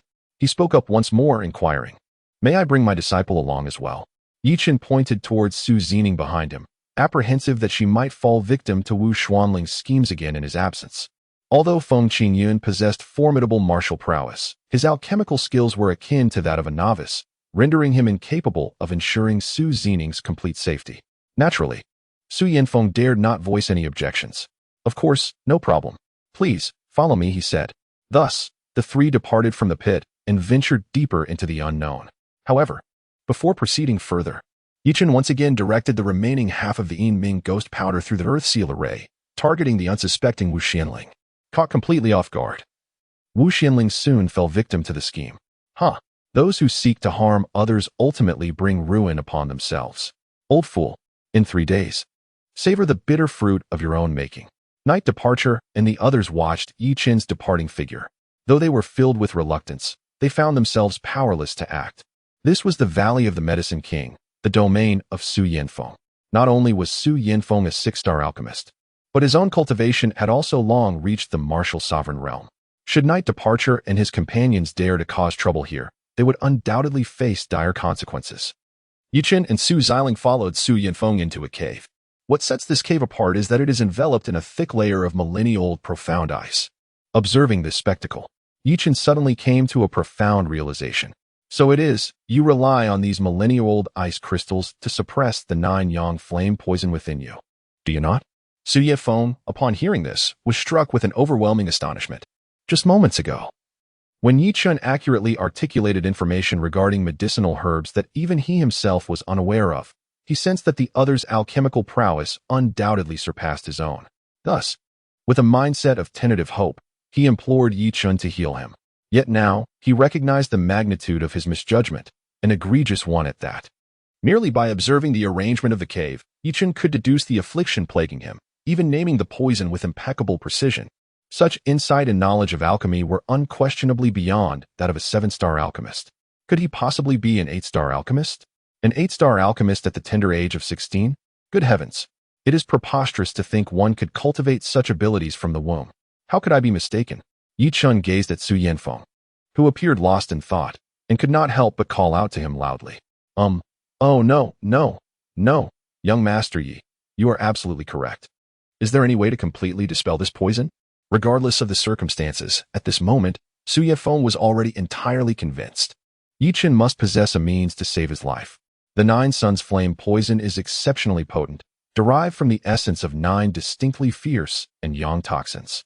Once it manifests, it begins to corrode your bodily tissues, meridians, bones, and internal organs from within, ultimately incinerating your flesh and blood entirely. Indeed, you are absolutely correct, young Master Yi. How can this poison be resolved? What materials are required? Please, do not hesitate to share. I assure you, I shall procure everything needed. The antidote for this poison is quite simple. It requires no medicinal herbs at all. However, I must ask, why should I assist you? Yi Chen gazed at Su Yanfeng with a hint of amusement, having been captivated by his presence from the very first moment they met. With the prowess of a peak 9-star alchemist, Yi Chen discerned the deadly poison coursing through his veins. The reason he had withheld this revelation until now was merely to prepare for the forthcoming scheme. Young Master Yi, if you have any demands, please express them swiftly. As long as I am capable, I shall not hesitate. I desire that you acknowledge me as your master. This. Su Yanfeng was somewhat taken aback. Yi Chen's remarkable talent for alchemy is indeed astonishing, and his future prospects are undoubtedly limitless. Frankly speaking, it is rare for a formidable individual to decline the opportunity to follow such a beacon of hope. However, after a moment of contemplation, Su Yanfeng resolutely declared, I apologize. Young Master Yi, while I am amenable to other conditions, I must firmly refuse this particular request. Very well, then I shall amend my terms. I require materials for 10 Nirvana pills. A 6-star perfected elixir, the Nirvana pill. Precisely. Yi Chen's initial objective was precisely this artifact. The preceding request was merely a fade. Even if Su Yanfeng genuinely wished to acknowledge him as his master, he would still hesitate to accept. What kind of loyalty could ever rival the security afforded by our system, right? The system remarked, I find your words utterly dubious. I possess the materials for the Nirvana pill, albeit only 3 portions, for such ingredients, even among 6-star spiritual herbs, are exceedingly rare. Nevertheless, 3 portions will suffice. Yi Chen had not anticipated acquiring so much. Young Master Yi, may I boldly inquire if the Nirvana pill is intended for your female disciple? Oh, what leads you to that conclusion? The Nirvana pill is a medicinal elixir designed to transform a martial artist's foundation, and it is predominantly consumed by female practitioners. Thus it is only natural for me to make such an assumption. Yi Chen smiled silently, which could be taken as an affirmation. Master, are you truly going to concoct the Nirvana pill for me? Su Zining gazed at Yi Chen in disbelief. What else could it be? Su Lingyu was a reincarnated formidable being, possessing an abundance of knowledge. There was no need for him to be overly concerned. However, this little girl was entirely different. As her master, Yi Chen naturally had to embody the qualities expected of a mentor. Master, Su Zining's eyes brimmed with tears of gratitude. It had been a long time since she had felt such warmth from being protected. Although Su Lingyu adored her, the siblings had endured years of hardship, constantly fleeing and struggling for sustenance. Such warmth was a rarity in her life, which she now cherished deeply. Little girl, having a master like this is your blessing. Once you become an unparalleled master in the future, make sure to protect young Master Yi well. Yes, I will certainly do that, Su Zining replied, lifting her head with determination. At that moment, Su Yanfeng also saw her face clearly for the first time. But this revelation was overwhelming, causing Su Yanfeng to collapse in shock. You are the young lady? Chapter 27, the Jiaoyang Continent and the Jiaoyang Medicine Clan. Young lady, how did you end up here? Su Yanfeng exclaimed in terror. Yi Chen and Su Ziqing were filled with confusion. Su Yaoji, what are you talking about? I am not a young lady. I am merely a disciple of the Qingyan sect. Su Ziqing reiterated firmly. She sensed that this elderly figure before her was somewhat peculiar. The tumultuous experiences she had endured over the years kept her perpetually vigilant. Instinctively, she retreated behind Yi Chen once more. Not so. How could that be? You clearly. Su Yanfeng suddenly had a revelation. He promptly approached a cabinet and rummaged through it for a moment. He emerged holding a bronze mirror and approached them. Come, little girl, step in front of this mirror. Why? Su Ziqing, upon hearing his words, recoiled even further. Oh, do not worry. If I intended to harm you, would I still be waiting until now? I merely wish to confirm one thing. Please, do me the favor of standing before this mirror, will you? As Su Yanfeng earnestly persuaded Su Ziqing, he also sought assistance from Yi Chen. He understood that in order to persuade Su Ziqing, he needed help. Yi Chen is the key. Ning, you may proceed. Yi Chen could sense that Su Yanfeng harbored no ill intent. He genuinely sought to ascertain a particular matter. Yes, Master. Su Zining unconditionally acquiesced to Yi Chen's command. She approached the copper mirror. All right, stand there, fix your gaze upon the mirror's surface, and do not blink. She heard Yi Chen instruct. Upon seeing him nod, she complied with Su Yanfeng's request, executing each step meticulously. 1 second, 2 seconds, 3 seconds. Buzz. At last, on the 10th second, the copper mirror reacted. The mirror's surface suddenly soared above Su Zining. Then, golden light surged forth, dazzling in its brilliance. No, something essential was still missing. Su Yanfeng furrowed his brow, clearly dissatisfied with the unfolding scene. Ding! At that moment, a radiant glow emanated from Su Zining's collar. Subsequently, a heart-shaped pendant flew out from her neckline, embedding itself into a heart-shaped recess on the copper mirror. Ah, this is a relic left to me by my mother. How could it be? Su Zining exclaimed in alarm. In stark contrast, Su Yanfeng erupted in joyous exclamations. Just as I suspected. Indeed. Haha. At last. I have found it. He then knelt before Su Zining on one knee, respectfully proclaiming, I, Su Yanfeng, pay my respects to the young master. Ah. Yi Chen and Su Ziqing were utterly bewildered. How did it come to this? How could Su Ziqing suddenly be deemed the young mistress? Su Yaoshi, please rise. I am not the young mistress. You must have mistaken me. No, I absolutely will not be mistaken. Young mistress, your appearance is identical to that of your mother, and the missing part of the Haotian mirror is the most compelling evidence in your possession. At a loss for words, Su Ziqing found herself devoid of any course of action. Meanwhile, Yi Chen, drawing upon his extensive experience from reading web novels in his previous life, began to piece together the situation. Su Yaoshi, are you suggesting that both you and Ziqing hail from a formidable power? Ziqing is your young mistress, and this Haotian mirror serves as her token? Furthermore, her mother is the young lady you just mentioned? Indeed. Young Master Yi, your intellect is truly remarkable. You have discerned the situation with astonishing clarity. Bah, what remarkable intellect. Anyone who has read web novels could deduce this. Then how did you part ways initially? At this inquiry, Su Ziqing immediately perked up, eager to uncover her origins. Sigh. I advise you against seeking the truth, for it may bring catastrophic consequences to both you and your sect. I do not wish to involve you in this. You may not wish to involve me, but you already have. I am Ziqing's master. Do you truly believe that the powerful entity behind you would spare me? Su Yanfeng fell silent. Yi Chen's words ring true. Given the temperament of that clan, regardless of your reasons, they will undoubtedly pursue total annihilation. Rather than facing such a fate, it would be wiser to lay everything bare and discuss it together. Perhaps we might uncover a solution. Alas. Very well. I shall divulge this information to you, though I hope you will not come to regret it. Those capable of making me regret my choices have yet to be born. In response, Su Yanfeng could only manage a wry smile. Both the young master and I hail from the royal-level domain, specifically the Jiuyang clan of Jiuyang continent. Goodness. Yi Chen was taken aback. Once again, it was a royal-level domain. Moreover, from the literal interpretation, the Jiuyang medicine clan appeared to be significantly more formidable than the Yi clan. Jiuyang continent and the Jiuyang medicine clan stood as the pinnacle among all royal powers. The current patriarch has already set foot into the martial sovereign realm. He dominates the surrounding royal domains, with no one able to withstand even a single blow from him. Goodness. Indeed, they are far more terrifying than the Yi clan. But how do you and Ziqing relate? Because the current patriarch of the Juyang medicine clan is the grandson's maternal grandfather. What? This connection is quite extraordinary. To have one's own maternal grandfather at the threshold of the martial sovereign realm. Wouldn't that allow for unfettered movement across all surrounding domains, with no one daring to provoke him? Yet, how did he end up in such a desolate place as Qingzhou? The grandson's maternal grandfather is the younger brother of the current patriarch. In the past, the old master's talent and cultivation far surpassed that of the current patriarch, making him the designated first heir to the Jiuyang medicine clan.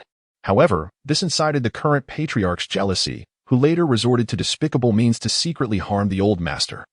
At that time, the old master was gravely injured and on the brink of death. With his last breath, he fled Jiuyang continent with me and the young lady. Unexpectedly, the current patriarch quickly dispatched his subordinates to pursue us. In a moment of desperation, the old master and I split the ancestral token of the Jiuyang medicine clan, the Haoyan mirror, into two. We then separated to escape, ensuring that even if one party was captured, the current patriarch could not obtain the complete Haoyan mirror. Thus, his position as patriarch would forever remain illegitimate. Oh, I see. No wonder Su Yanfeng immediately recognized Su Ziqing's identity upon seeing the Haoyan mirror reunited. Although I managed to escape the pursuit and reached Songzhou, I was afflicted by the Jiuyang flame poison, enduring excruciating pain. In desperation, I joined the Tinsong sect, relying on their resources to concoct pills that could temporarily suppress the Jiuyang flame poison. Additionally, I sought information about the old master's whereabouts in secret. Finally, a few years ago, I received news that the old master had once appeared in Qingzhou. Thus, I promptly arrived in Qingzhou, establishing the Yaowang Valley and dedicating myself to the search for the old master. Heaven truly rewards the diligent, as I eventually managed to find him. Su Yanfeng looked at Su Ziqing with excitement and asked, "Young master, how is the old master?" Su Ziqing lowered her head and replied, I do not know. What? How? Su Yanfeng was left utterly perplexed. Chen hastily sought to clarify the confusion. Ning had been inseparable from her brother since childhood, having lost their parents to a brutal murder. What? Upon hearing this, Su Yanfeng was instantly consumed by rage. His formidable spiritual power surged, filling the cavern. The ancient ice, which had endured for a millennium, began to crack extensively. Before long, it shattered completely, dissipating into nothingness. Who could be responsible for this? Chapter 28. The Young Master of Tianzong Sect. This is outrageous. Having believed he had finally found the young master, he anticipated a reunion with the elder master. Who could have foreseen such a disheartening outcome? How could Su Yanfeng not be enraged? Who was behind this? Chen gazed at Su Zining, who nodded slightly in response. He then spoke. Since childhood, an image has lingered in her mind, revealing that it was Wu Xianling who murdered her parents. It was he. In an instant, Su Yanfeng charged out of the cave like a frenzied bull, swiftly heading towards the location of the pit. Let us go and see for ourselves. Upon witnessing this, Chen grasped Su Ziling's delicate hand and followed suit. Su Ziling's petite face instantaneously flushed a deep crimson, resembling a ripe apple, resplendent and alluring. Wu Xianling, you old scoundrel, kneel down and accept your demise at once. A sudden roar erupted from within the abyss, the furious voice of Su Yanfeng resonating, infused with the oppressive spiritual energy of a martial sovereign. The crowd found themselves utterly overwhelmed, their legs buckling beneath them as they sank to their knees. Where is that old scoundrel Wu Xianling? Su Yanfeng bellowed, having failed to locate Wu Xuanling's whereabouts, demanding answers from the others. In response to Master Su's inquiry, Elder Wu has just declared an urgent matter at home and has already departed for the Iron Sword sect. Infuriating. He escapes with such swiftness. Su Yanfeng scoffed disdainfully. But a monk may flee, yet the temple remains. I shall simply raise your lair, and we shall see how long you can conceal yourself. With that, Su Yanfeng prepared to head to the Iron Sword sect to settle scores with Wu Xianling. Wait, Master Su. At that moment, Chen and Su Ziling hurriedly caught up from behind. Su Yanfeng furrowed his brow, perplexed. Master Su, although the Iron Sword sect lacks martial sovereign experts, they possess centuries of heritage. One cannot discount the possibility of formidable trump cards capable of countering or even defeating you. Then what do you propose? Let us return to Qingyun's sect first and deliberate further. It would also provide you an opportunity to meet Ziling's brother, Su Lingyu, the young master. I nearly overlooked this. The young master has an elder brother. Perhaps he possesses more knowledge regarding the old master. Very well, I shall accompany you to Qingyun's sect. Thus, Su Yanfeng ordered little Dan to remain at Yaowang Valley before preparing to head to Qingyun's sect with Yi Chun and the others. Meanwhile, Yi Li observed as Yi Chun and Feng Qingyun not only returned triumphantly, but also forged a friendship with Su Yanfeng. Anxiety gnawed at him. If this continued, my position within the sect would be further jeopardized. No, I must strive for one final opportunity. Tentatively, he ventured to speak. Master Su, regarding the enlightenment pill, do you think it could? Su Yanfeng paused, momentarily taken aback. Then, regarding him as if he were a fool, he inquired, did you fulfill my request? Weren't you just moments ago, Mei Shajing and Wu Xianling had yet to complete their identifications. You abruptly left with Yuchen, disregarding us entirely. How can we determine whether we met your request? What was my state just now? Did you identify all the medicinal herbs here? Well, not exactly. Then it is settled. Young friend Yi Chun has identified everything, so he is indeed the victor, and you are the vanquished. As for the enlightenment pill, I shall not concoct it for you. Do you comprehend? I understand yet. Knightley feels an inexplicable sense of unease. However, he cannot articulate what precisely feels amiss. At once, he finds himself ensnared in a web of endless confusion. Upon witnessing the unfolding events, Yi Chun and Su Yanfeng chose to disregard him. Accompanied by Su Xiling and Feng Qingyun, they prepared to depart from the Medicine King Valley en route to the Qingyun sect. However, at that moment, Zhao Minfeng, the young master of the Tiansong sect, arrived at the Medicine King Valley to pay a visit to Master Su. A formidable aura of spiritual pressure descended upon the valley. Subsequently, 3 elderly figures flanked a remarkably handsome young man clad in splendid attire, emerging before the crowd. Zhao Minfeng, Su Yanfeng's brows furrowed upon recognizing the visitor, instinctively pulling Yi Chen and Su Xiling behind him. It was evident that the newcomer bore ill intentions. Haha, Master Su, it has been a long time. Zhao Minfeng exclaimed with an air of confidence. Spare me the pleasantries. Speak plainly, what brings you to seek an audience with me? Of course, it is to extend a warm invitation for Master Su to return to the Tiansong sect and join us in deliberating significant matters. Zhao Minfeng replied with an assured smile, convinced that Su Yanfeng would not dare to refuse his request, for none could withstand the authority of the Tiansong sect. You may leave. I have long since expressed my intentions to the sect leader. I am withdrawing from the Tiansong sect to embrace a life of seclusion in the countryside, thus concluding my remaining days, Su Yanfeng resolutely declared, showing no regard for Zhao Minfeng's presence. Aghast, Zhao Minfeng nearly choked on his own words. He had not anticipated Su Yanfeng's unwavering stance. This was a blatant dismissal of his authority. Enraged, Zhao Minfeng retorted, Su Yanfeng, do not overstep your bounds. That old wretch has long since departed for the underworld. The current leader of the Tiansong sect is my father, Zhao Qingcong. Su Yanfeng remained unfazed. So, that fellow has indeed taken action? He mused. Indeed, the entire Tiansong sect now lies firmly within our grasp. Zhao Minfeng continued, to be regarded by us is a privilege for you. If you know what is good for you, return with me at once. Otherwise, I shall crush each of these insignificant ants one by one. You dare. Su Yanfeng instantly unleashed his cultivation, attempting to force Zhao Minfeng and his companions back. However, to his surprise, the 3 elders beside Zhao Minfeng similarly released their own cultivation, engaging Su Yanfeng in a fierce confrontation. Before long, Su Yanfeng found himself overwhelmed and swiftly defeated. Cough. Have you all actually broken through to the martial sovereign realm? How is this possible? He recognized the 3 elders, fully aware of their prior capabilities. Hence his astonishment and confusion.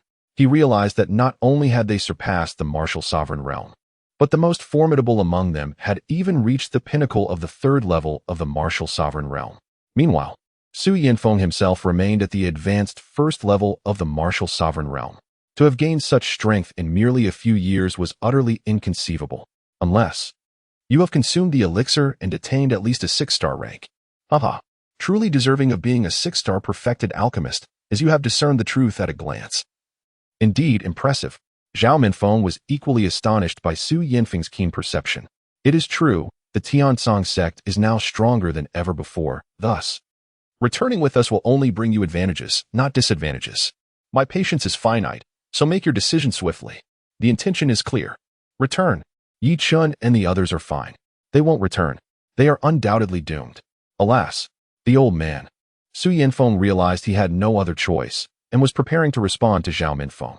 Unexpectedly, at that moment, Yi Li suddenly exclaimed loudly, "I report to you, young sect master Zhao, that the reason Su Yaoshe does not wish to return to Tiansong sect is entirely due to Yi Chen and Feng Qingyun, who have become his newly recognized masters." "Yi Li, cease your nonsense," Feng Qingyun hurriedly interjected. "I swear before the heavens, every word I utter is the absolute truth." Yi Li was acutely aware that if Yi Chen and Feng Qingyun successfully escaped this calamity and returned to Qingyun's sect, he would have no further opportunities. Therefore, he was determined to utilize this moment to eliminate Yi Chen and Feng Qingyun entirely. Zhao Minfeng's brows knitted together in a frown. He could see through Yi Li's clumsy ploy. However, having witnessed Su Yanfeng immediately shield Yi Chen, he was compelled to adopt a more ruthless stance. Suddenly, Zhao Minfeng's gaze fell upon Su Zining, who was hiding behind Yi Chen. Boom! In an instant, his pupils constricted violently. So breathtakingly beautiful. Chapter 29. 7-Star Locking Heaven Formation, commence. Zhao Minfeng prided himself on his extensive experience with women, yet none compared to the enchanting Su Zining before him. Though she was still young and had yet to fully blossom, she had already left this seasoned man utterly astonished. "Su Yaoshe, this young lady. I must take her with me as well." Yi Chen furrowed his brows, and his expression darkened instantaneously. This Zhao Minfeng was evidently a lecherous fiend. To bring Su Zining to the Tiansong sect? One could surmise with a mere thought that it would surely spell disaster. Su Yanfeng reacted with even greater intensity. "Impossible. Zhao Minfeng, you wish for me to accompany you back? Very well, but you must not lay a finger on her, otherwise I shall not rest until I settle the score with you." The young master had just been found. How could he bear to see her fall once more into the jaws of a tiger? Zhao Minfeng's eyes brimmed with astonishment. He had not anticipated Su Yanfeng's resolve to be even more unwavering than before. Could it be that this girl was his illegitimate daughter? Yet soon, Zhao Minfeng revealed a peculiar smile. "Fine, I shall grant your request. As long as you obediently accompany me back, I will spare the others. Is this promise genuine?" "Indeed, it is. If you doubt it, I can swear an oath of demonic blood. Such an oath is not to be trifled with. Should it be broken for any reason, the heavens will swiftly unleash divine retribution, annihilating both body and soul. This has been validated by countless powerful figures throughout history and cannot be false." "Very well. I agree to accompany you back." Su Yanfeng turned to Yi Chen. "Young Master Yi, I entrust the young master to your care. Rest assured, Zining is my disciple. I shall protect her diligently." "Thank you." Su Yanfeng addressed Su Zining once more. "Young master, you must safeguard the Haoyan mirror with utmost care. Furthermore, inform the eldest young master that as long as you have not reached the martial emperor realm, you must not seek vengeance against the Juyong medicine clan. Do you understand?" "Yes, I understand." "Excellent. I take my leave now, uncertain of when we may meet again. Take care of yourselves." With that, Su Yanfeng departed, accompanied by Little Dan and Zhao Minfeng's entourage, leaving the Medicine King Valley. However, just before departing, Zhao Minfeng cast a lascivious glance back at Su Zining, revealing a most unseemly smirk. Does this fellow harbor some ulterior motive? Yi Chen felt a twinge of concern. Indeed, the very next moment, a notification chimed. Zhao Minfeng had no intention of letting you escape. He had stationed a formidable martial artist in the depths of a canyon ahead, intent on annihilating you all and abducting Su Zining back to the Tiansong sect. Damn it, it was truly the case. Furthermore, they showed no mercy even towards us. How audacious. Let me impart a lesson to you. Elder Feng, come here for a moment. Feng Qingyun approached Yu Chen, leaning in to listen. At that juncture, Yi Li, Mei Shangjing, and Qi Guhong had already departed ahead of time. Strangely, whether by design or coincidence, they chose not to traverse the canyon, but opted for an alternate path nearby. Do you understand? Yes, understood. After formulating the strategy, Yi Chen, accompanied by Feng Qingyun and Su Zining, departed from the Medicine King's Valley. After a brief journey, they arrived at the canyon. Yi Chen came to a halt, gesturing for Feng Qingyun to take Su Zining aside and wait without intruding. He then proceeded to the sides of the canyon, waving his hands as he meticulously etched peculiar patterns onto the stone walls. The hidden expert from the Tiansong sect was baffled. What on earth was this young man doing, scribbling nonsensical designs? If it weren't for the concern of harming that little girl and the subsequent inability to report back to the young sect master, I would have already torn him to shreds. I am on the verge of losing my patience. Meanwhile, Chen continued his work at a leisurely pace, finally declaring, "Done." "Elder Feng, you may come over." Feng Qingyun and Su Zining promptly moved towards the canyon, while Chen remained at the entrance. "Excellent. This way. I can ensure the girl remains unharmed, increasing my confidence. As long as I can secure her safely, the other two will be dispatched to meet the King of Hell in no time." The martial artist from the Tiansong sect suddenly revealed himself, swiftly approaching Feng Qingyun and Su Zining as if by teleportation. "Prepare to meet your demise." Everything unfolded in a blink. He was sure that Feng Qingyun would have no time to react and would be struck down instantly. "After that, I will deal with that young man outside the canyon and return with the girl to report to the young sect master. He will undoubtedly be pleased, and in his delight, he may bestow some reward upon me." What treasures might he offer? The martial artist was lost in his thoughts, unaware of the unfolding events. Just then, a voice interrupted. "What delightful news has you so elated? Care to share with us?" "Oh, you wish to hear? Very well, I shall tell you." Suddenly, the martial artist snapped back to reality, his eyes widening in shock. How could it be? At some point, Feng Qingyun and Su Zining had left the canyon and stood once more alongside Chen. "How did you evade my attack? Bark like a dog 3 times, and I shall tell you." The martial artist's face flushed crimson, visibly teetering on the brink of fury. "You think you can escape my grasp so easily? You are sorely mistaken. Today, I will show you the terror of the martial realm." No sooner had he spoken than a terrifying pressure descended from above, and the martial artist began to form hand seals, chanting incantations under his breath. Then, rocks tumbled down within the canyon, coalescing into a colossal stone figure standing 10 meters tall. The essence of gathering spirits took form. Upon reaching the martial sovereign realm, one can momentarily wield certain natural elemental forces from the heavens and earth for combat. The power is indeed formidable. It appears that this creature excels in manipulating the elemental forces of earth. Chen smiled playfully, yet did he truly believe this would lead to victory? In the next moment, he stomped his foot upon the ground and bellowed, "7 stars locking heaven formation, arise." With a thunderous roar, a colossal array surged forth from the earth, enveloping the entire gorge, including Chen and his companions within its confines. The once arrogant cultivator of the Tiansong sect now trembled in fear, his legs quaking as if haunted by impending doom. For he sensed a life-threatening menace emanating from the formation. The initial stage of the 7 stars formation, the 7 stars locking heaven array. "A gift I have meticulously prepared for you. Do savor it." Chen smiled faintly once more. The 7-star formation. Not to mention those at the martial sovereign level, even martial kings would find it impossible to contend with. How can one possibly fight against this? Buzz. The 7-star locking heaven formation has been activated. A torrential rain of arrows cascades down, resembling the Big Dipper. No. Sizzle. Sizzle. Sizzle. The martial sovereign experts of the Tiansong sect were instantaneously pierced, meeting their demise. Alas. My apologies, I misspoke earlier.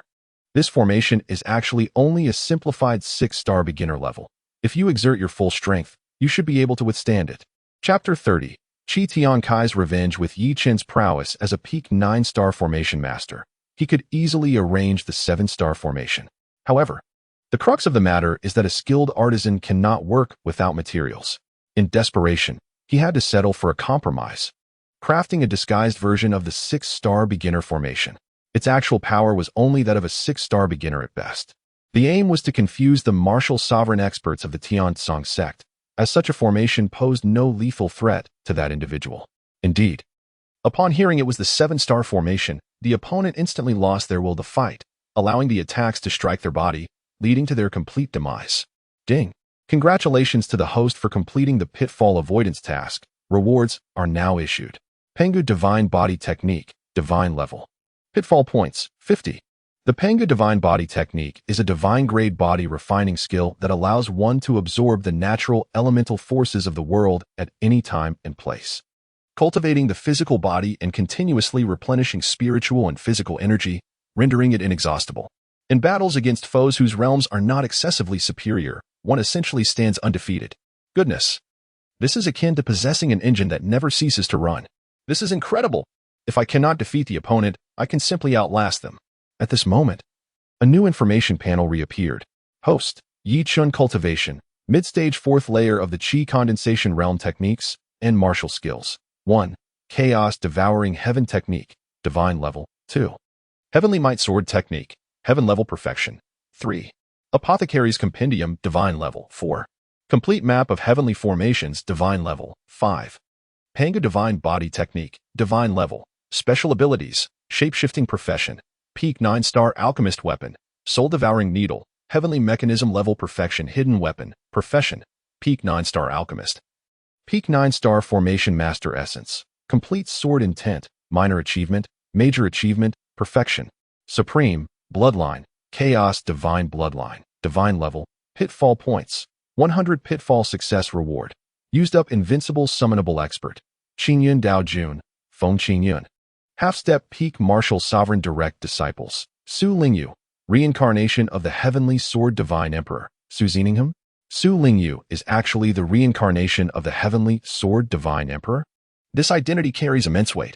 One of the 4 great divine emperors of the human race, he vanquished the Blood Demon clan and salvaged countless lives from peril. He established an everlasting legacy. To think that such an extraordinary individual has now become my disciple is exhilarating. The reincarnation of a divine emperor must possess a wealth of profound knowledge. Should I perhaps find an opportunity to extract some wisdom from him? Yi Chun malevolently contemplated. The degree of lewdness was as profound as it could be. Master, what troubles you?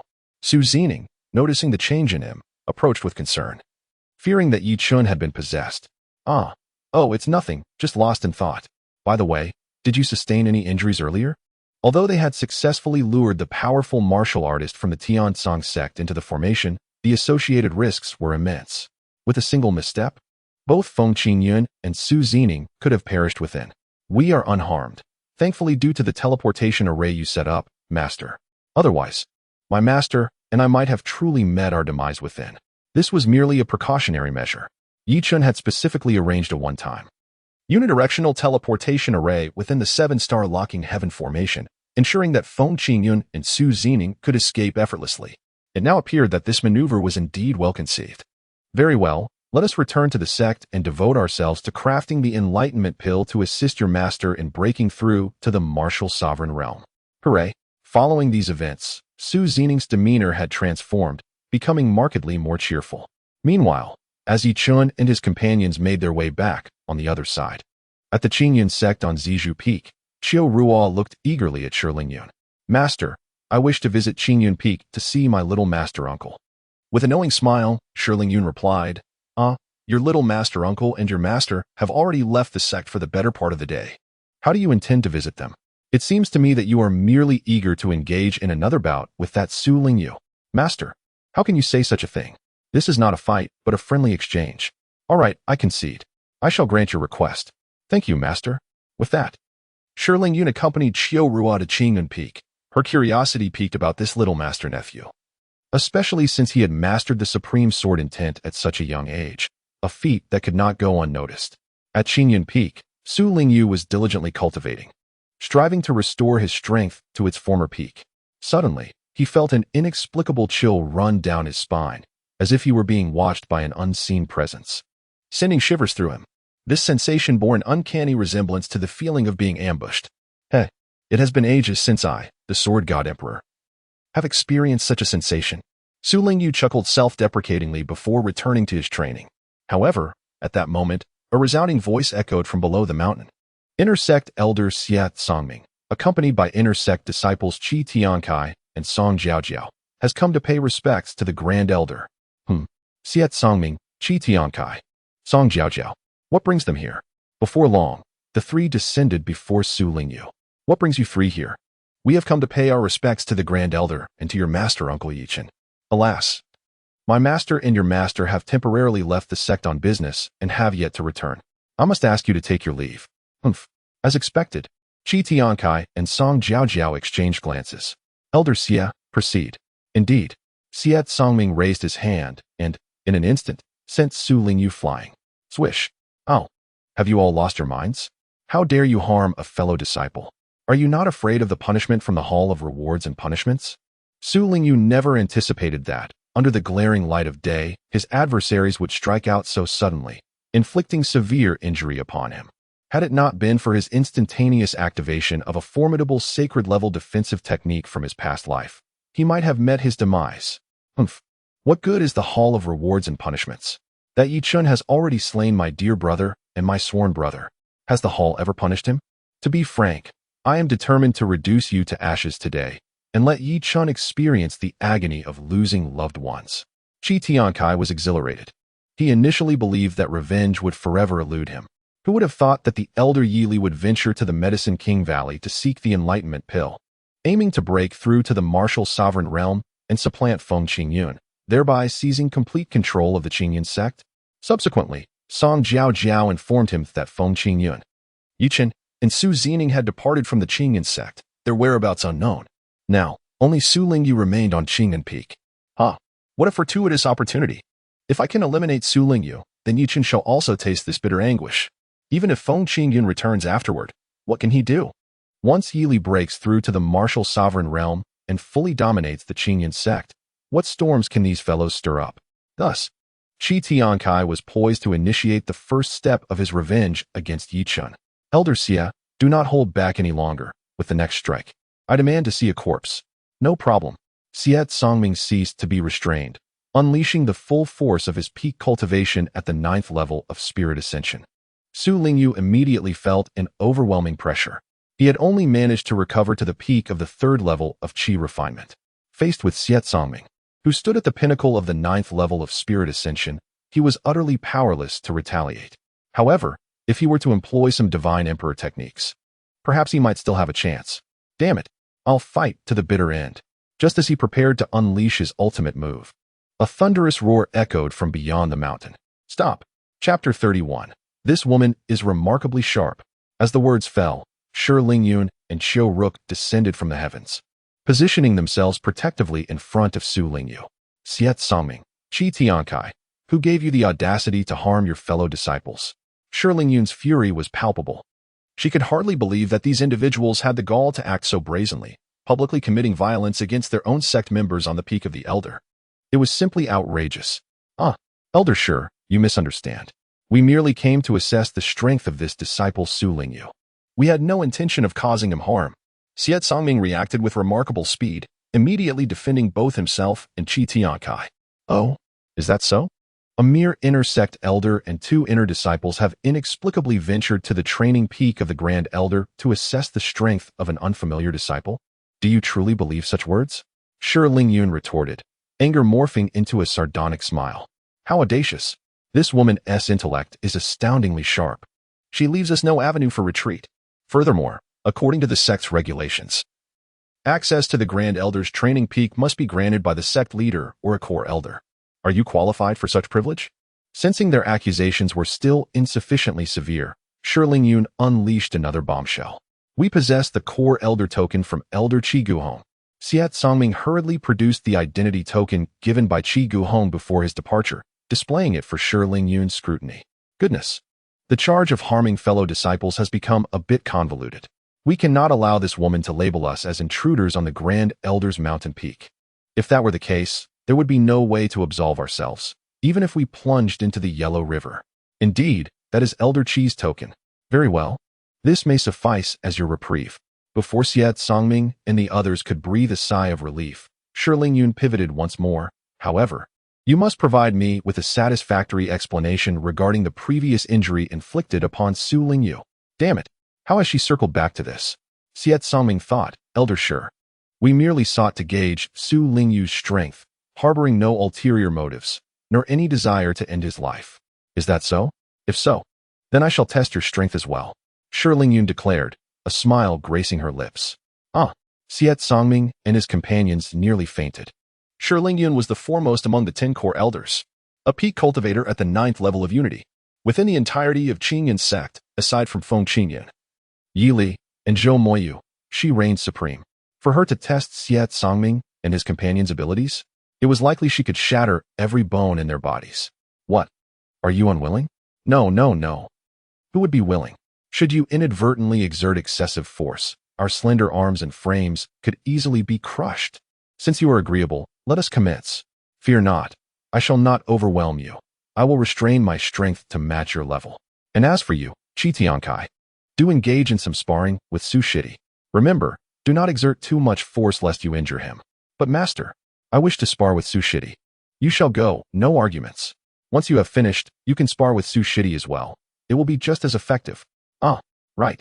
How could I have overlooked this? Indeed, master. Now, let the duel commence. Shiling Yun versus Xiet Songming and Qiueruk versus Qi Tiankai. The competition officially begins. However, it quickly became evident that the two sides were not on the same level.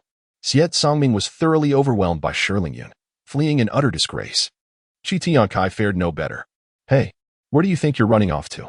Your older brother, Qi Tianlin, who has already met his end, was never such a coward.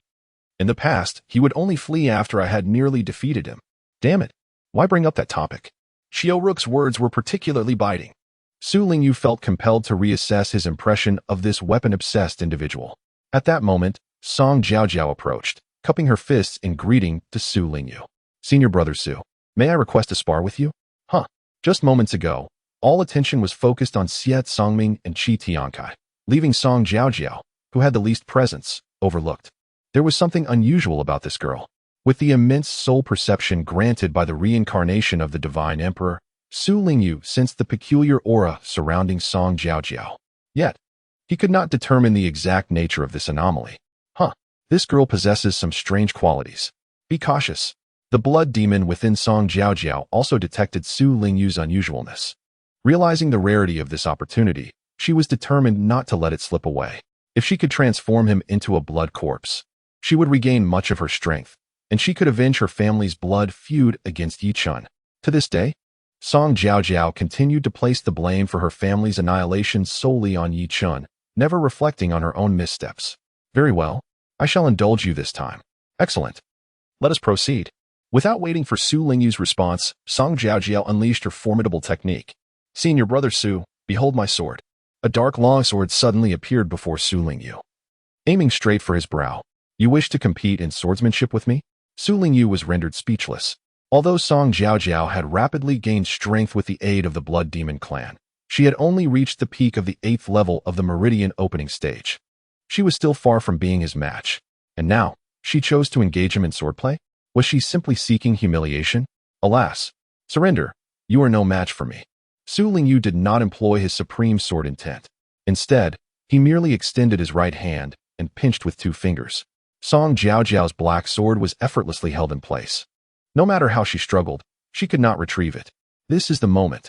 At that moment, Song Jiaojiao abruptly released the black sword, her left hand morphing into a claw as she swiftly lunged for Su Lingyu's heart. Su Lingyu was caught completely off guard, allowing Song Jiaojiao to target his heart unimpeded. Haha, excellent. Success is imminent. Once I seize this opportunity, I shall immediately activate the blood escape and flee from the Qing sect. Once I have fully absorbed the energy of this blood corpse, avenging anyone you desire will be effortlessly within my grasp. Upon hearing the words of the Blood Demon clan, Song Jiaojiao felt a surge of excitement, hastening her assault. Your life is forfeit. Bang. Yet, in the next instant, something astonishing occurred. Song Jiaojiao's claws halted just a centimeter from Su Lingyu's heart, refusing to advance any further. Little girl, what are you doing?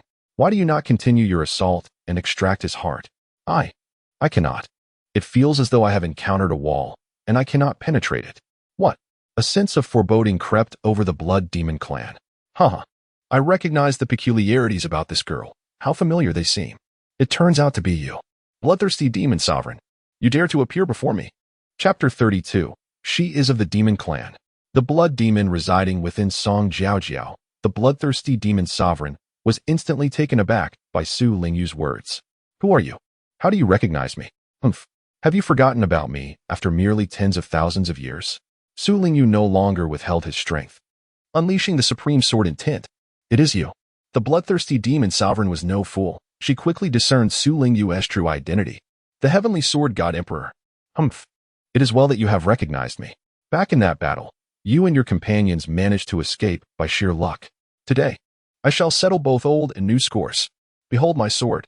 With a sweeping motion, Su Lingyu summoned a sword of spiritual power birthed from the supreme sword intent, which instantly pierced Song Jiaojiao's shoulder.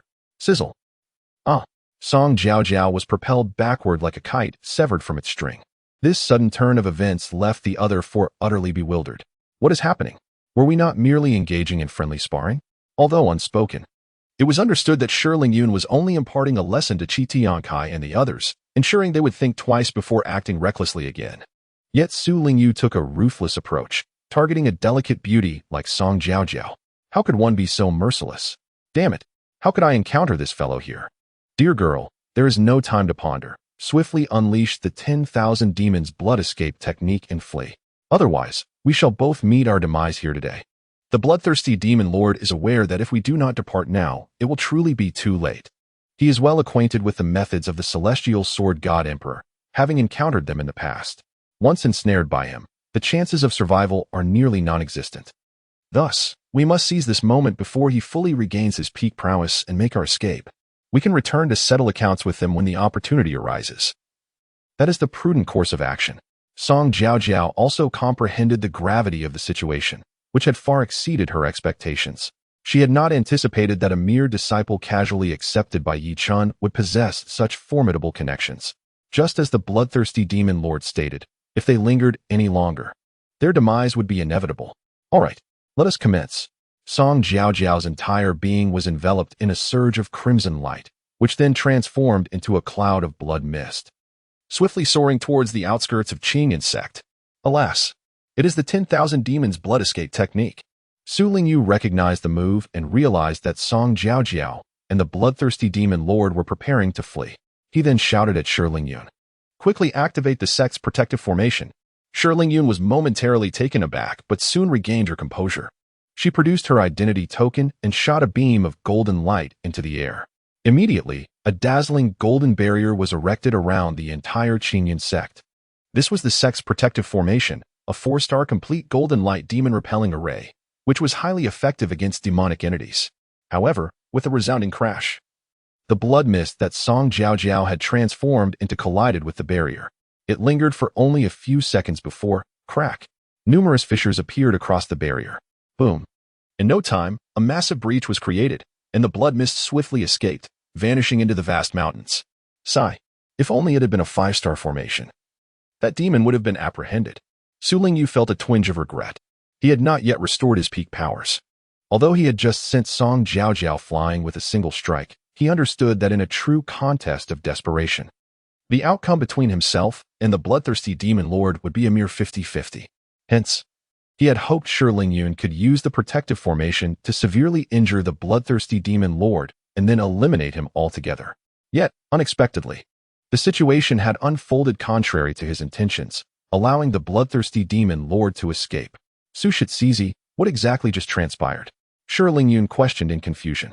With her keen perception, she could discern the terrifying power emanating from the blood mist that Song Jiaojiao had transformed into.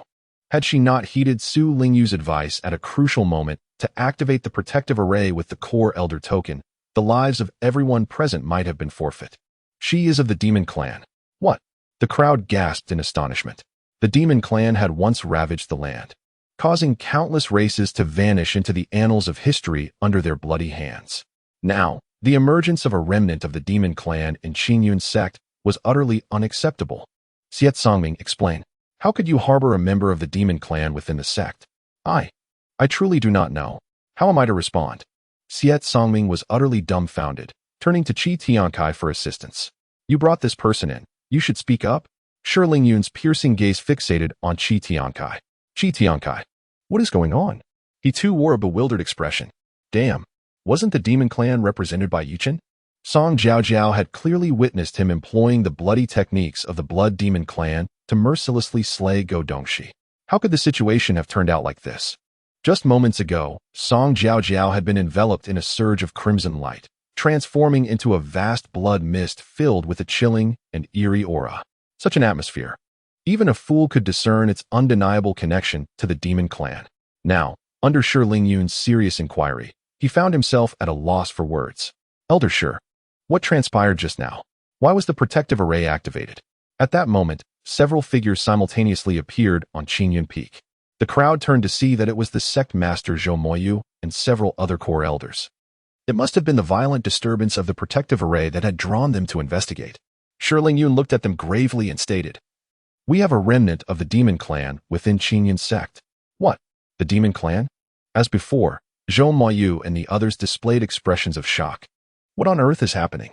Zhou Moyu immediately pressed Ling Yun for answers. Thus, she recounted the recent events in detail. Upon hearing her account, the faces of Zhou Moyu and the others darkened considerably. Qi Tiankai, it was you who brought Song Jiaojiao in. Regardless of the circumstances, you bear irrefutable responsibility for this matter. Qi Tiankai's complexion turned pale. He understood that he was utterly doomed this time. Damn it. It's all that wretched woman Song Jiaojiao's fault. If it weren't for her constant whispering in my ear. It is not in my nature to recklessly intrude upon Qing and Peak to trouble the disciples of Chen. Yet, here we are. That woman has been revealed as a remnant of the demon clan, hastily fleeing without a trace, leaving me to bear the brunt of the situation. Even plunging into the Yellow River would not cleanse my name. Now, the sect leader has declared that Qi Tiankai has harbored the remnants of the demon clan. An unforgivable crime. In accordance with the sect's regulations, Qi Tiankai shall have his cultivation abolished and be cast into the cliff of reflection to contemplate for 3 years. Good heavens! Such a severe decree. Initially, upon hearing the punishment, many believed the leader was attempting to shield Qi Tiankai. However, once the 3-year confinement at the cliff of reflection was announced, it became evident that this was no act of protection but rather a desire to make Qi Tiankai's existence a living torment. The cliff of reflection is perpetually surrounded by fierce winds. An ordinary person devoid of cultivation would be utterly defenseless within.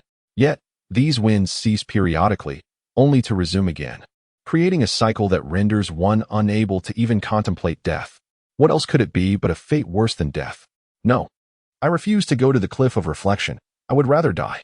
Qi Tiankai vehemently resisted, declaring his unwillingness to face such a fate. Humph, your desires matter not. Zhou Moyu was not swayed by his pleas and commanded firmly, take him away. As you command. But just then, a powerful voice rang out from afar. Stop. Chapter 33. This is rather unreasonable. Shortly thereafter, Yi Li, Qi Guhong, and Mei Shangjing descended upon Qingyun Peak.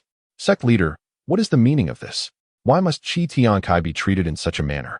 Yi Li was incensed. At Yaowang Valley, he had faced humiliation, failing to procure the enlightenment pill and nearly provoking a 6-star alchemist. Just thinking about it made his heart race with dread. Although Su Yanfeng was ultimately taken away by the people of Tiansong sect, he had given all the materials for the enlightenment pill to Yi Chun.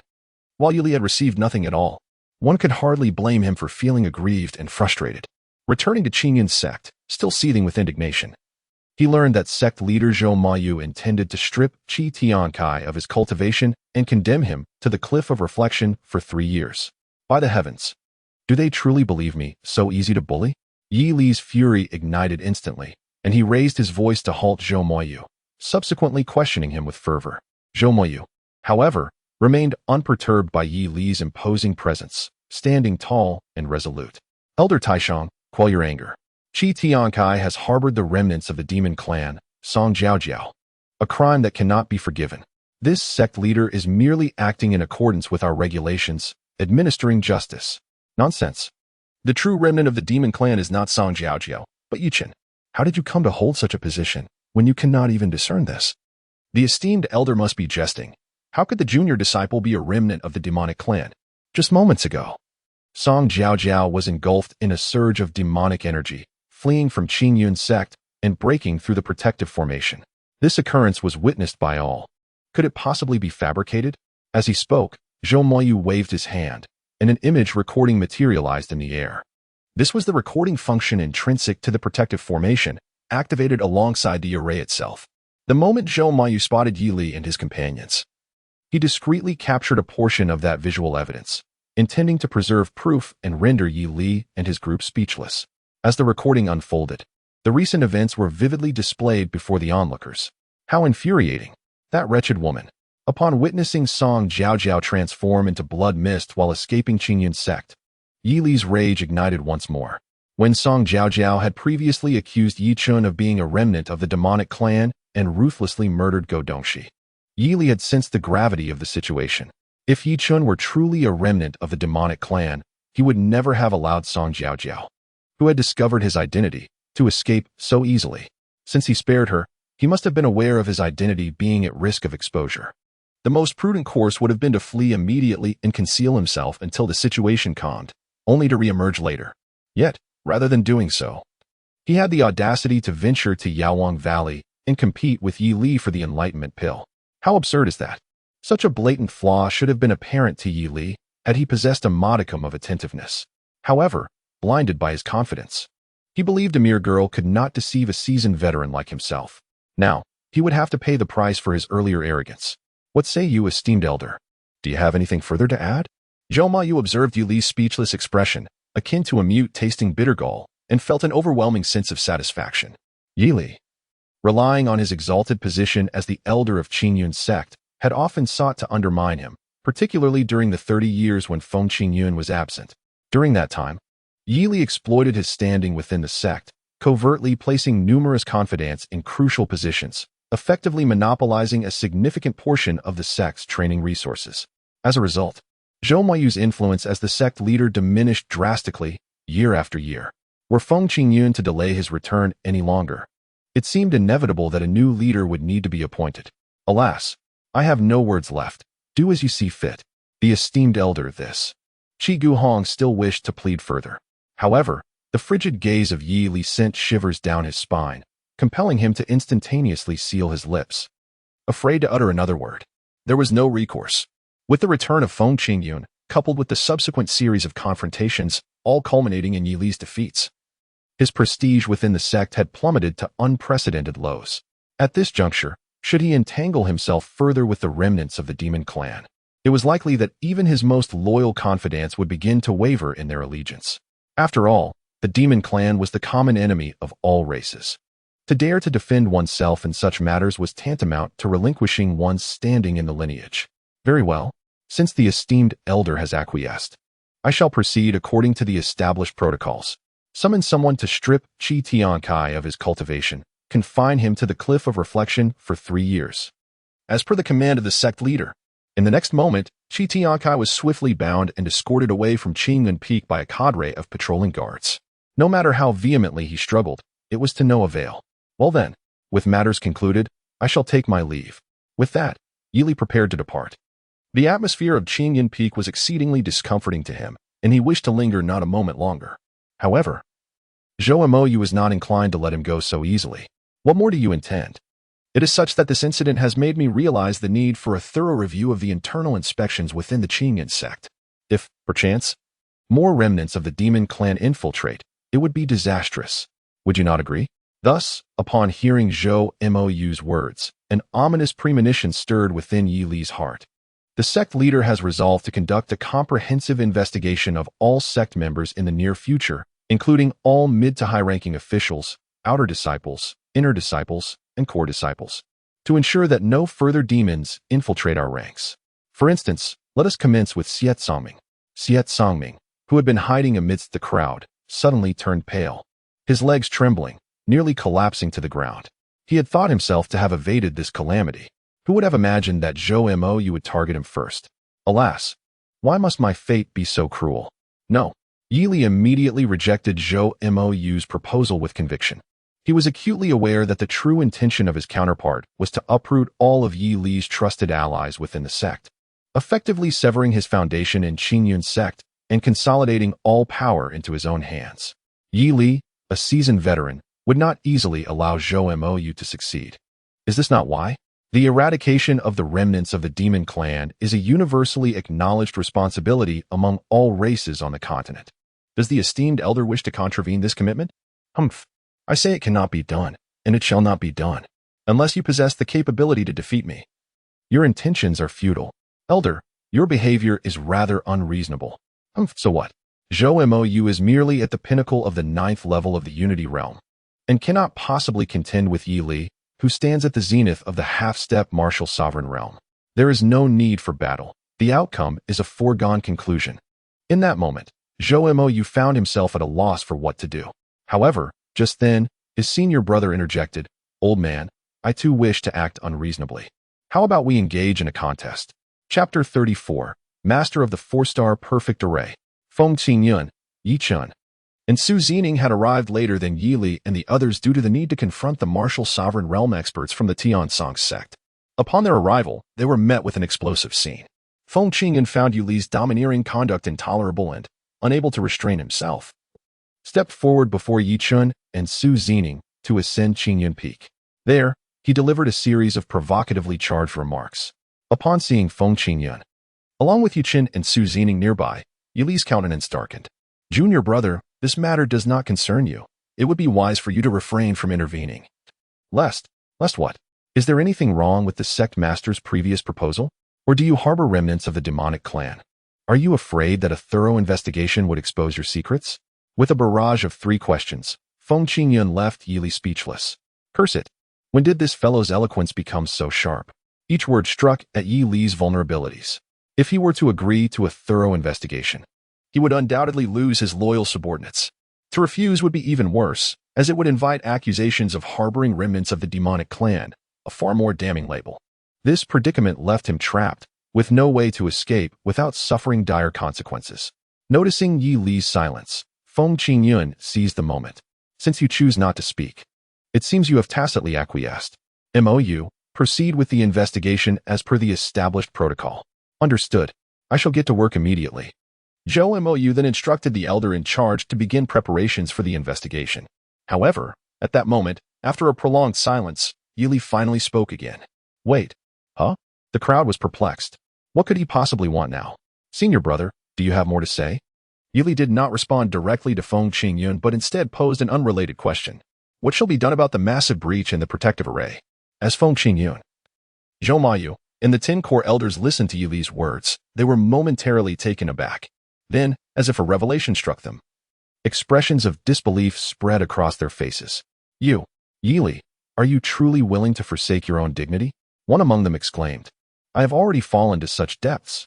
What use is there in preserving face? In essence, Yili declared, if you wish for the Qingyun sect to remain unharmed, you must cease this extensive investigation. Otherwise, I cannot guarantee what extreme actions I may be compelled to take. The urgency in Feng Qingyun and the others grew palpable.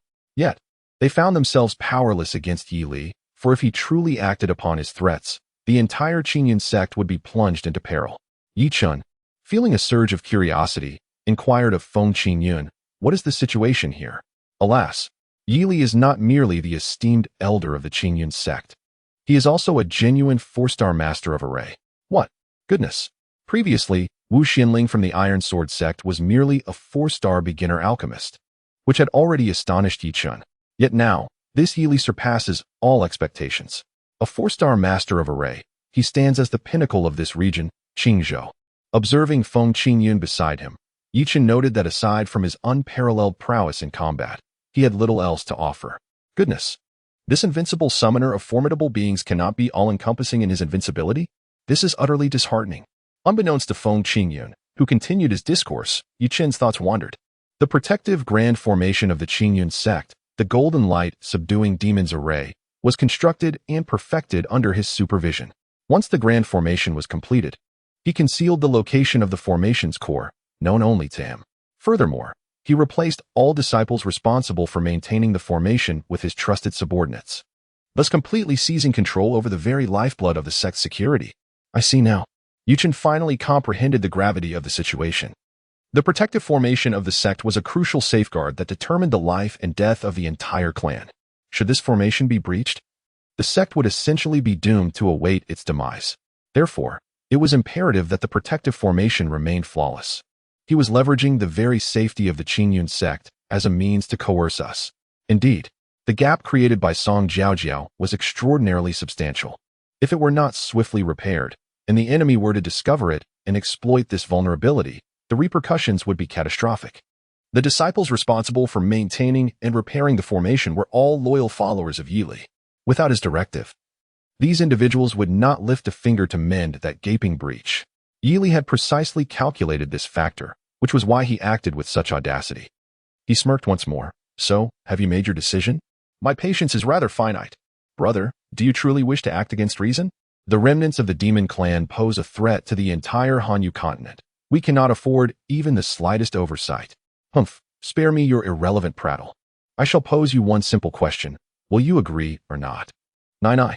Were it not for your meddlesome presence, accompanied by that little rascal, returning to the sect unexpectedly and repeatedly thwarting my plans, would I resort to such desperate measures? After all these 30 years, returning neither too early nor too late. But precisely when I was on the verge of achieving my grand design and fully seizing control of the Qinyan sect, what else could it be if not a deliberate act of defiance against me? Since you wish to play games, then I shall engage you to the bitter end. Let us see who prevails. The two factions stood in stark opposition, neither willing to yield. Consequently, the atmosphere grew increasingly tense. Just as the stalemate persisted, Chen suddenly spoke. What difficulty is there in repairing the breach in the protective grand formation?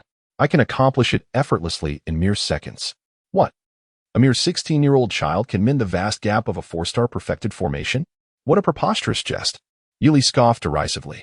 Young Chen, I concede that your cultivation talent is indeed commendable, yet when it comes to the mastery of formations, you are still leagues away.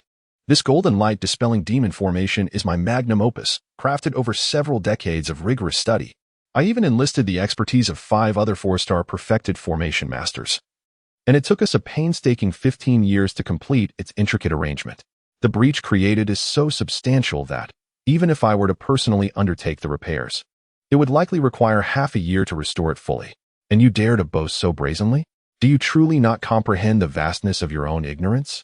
If by some miracle you succeed, I shall adopt your surname. Chen chose to disregard the self-important old fool entirely. He approached the breach in the grand formation and employed an exceptionally sophisticated restoration technique, one that only a master of the pinnacle of the 9 stars formation could wield. With a gentle stroke, the massive gap astonishingly began to vanish at a visibly rapid pace.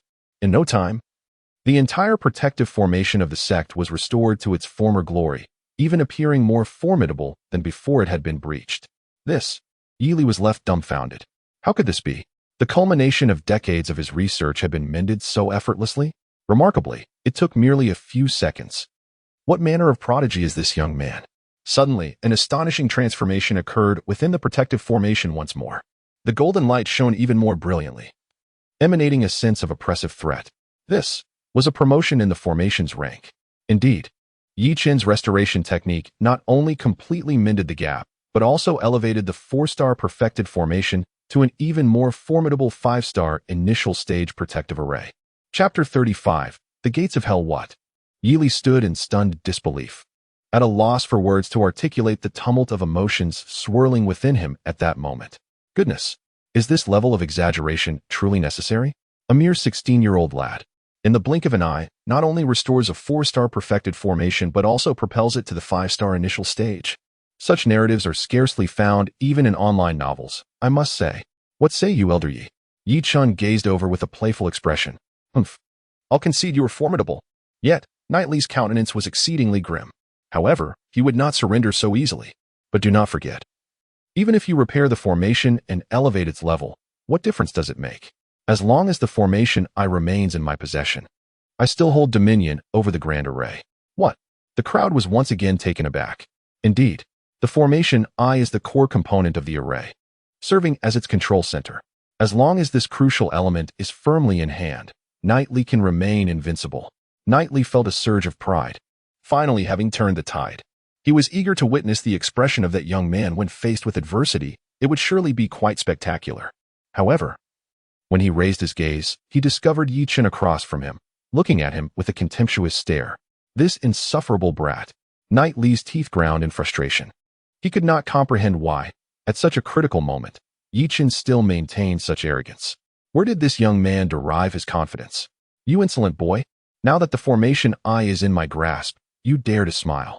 Do you truly believe I would not annihilate this protective grand formation? Chen once again mocked. Heh, the core of the formation? Is this what you refer to? He then produced a jade stone, approximately the size of a walnut, from his bosom and waved it before Yili. What? Goodness! Even the language of the little son has emerged. It seems this esteemed elder has truly been frightened. How could this be? He promptly activated the formation and entered to investigate. Before long, he emerged with a grim expression. Chen, how did you acquire this core of the formation? Can you guess? Observing Yi Li's demeanor, he continued. Chen felt an overwhelming sense of exhilaration. Had it not been for a sudden spark of inspiration while he was repairing the formation, leading him to cleverly interchange the positions of the formation's core, he might indeed have fallen under Yi Li's control. Yi Li, on the other hand, was genuinely flustered. for he had exhausted all his tricks and had no cards left to play. Very well, senior brother, you have lost. It would be wise to retreat gracefully, Feng Qingyun stated, though he had long preferred to avoid escalating matters with Yi Li. Over the years, he had exercised considerable restraint. However, Yi Li's recent actions, endangering the safety of the entire sect to satisfy his own desires, were intolerable. Yi Li, unwilling to concede defeat, attempted one final struggle. At that moment, whispers reached his ears. I never expected Elder Yi to be such a person. I truly misjudged him. Indeed, I thought he was genuinely challenging Yi Chen for the sake of the sect's development, not realizing it was all for his own selfish interests. How shameless of him to remain here. I believe his position as elder should be revoked. Feng Qingyun alone suffices as the elder of Qingyun's sect. Not only the onlookers, but even many of Yi Li's confidants began to regard him with suspicion. This was an unmistakable sign of wavering loyalties. These despicable scoundrels. Yi Li realized he had definitively lost. If he did not leave now, he risked losing even his position as elder. Remember this, he warned, before departing from Qingyan Peak alongside Mei Shanjing and Qi Guhong. Hey, Elder Yi, you just said that if I successfully repair the protective formation, you would take my surname. Yi Chen exclaimed. From now on, I shall refer to you as Elder Yi Li. Though the names sounded alike, the implications were clear. Thud. Just as Yi Li was about to distance himself, he stumbled upon hearing Yi Chen's words, falling unceremoniously. You brat, I will ensure you have no place to be buried. He shouted. Go. Contact the Hell's Gate. Hell's Gate. Qi Guhong and Mei Shanjing's faces turned ashen. As the foremost assassin organization in Qingzhou, the true extent of Hell's Gate's terror was unknown to all. Its existence had persisted for ages without being eradicated, highlighting its formidable nature. Moreover, the location of its headquarters remained a mystery. Elder, are you truly set on this course of action? The individuals from the Hell Gate are not to be trifled with. Should one become entangled with them, complications will undoubtedly ensue. If you are summoned, go without hesitation. Why waste words? Do you not yearn for vengeance for your grandchildren and disciples?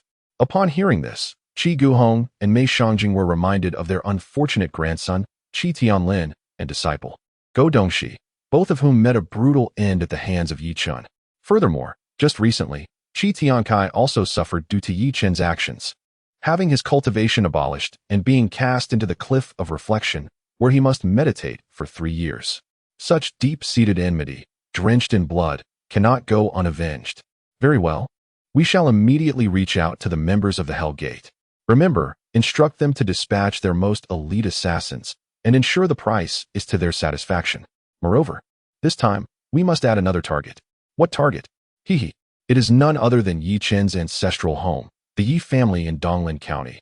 I desire their utter annihilation. Excellent. This outcome is precisely what they long to witness.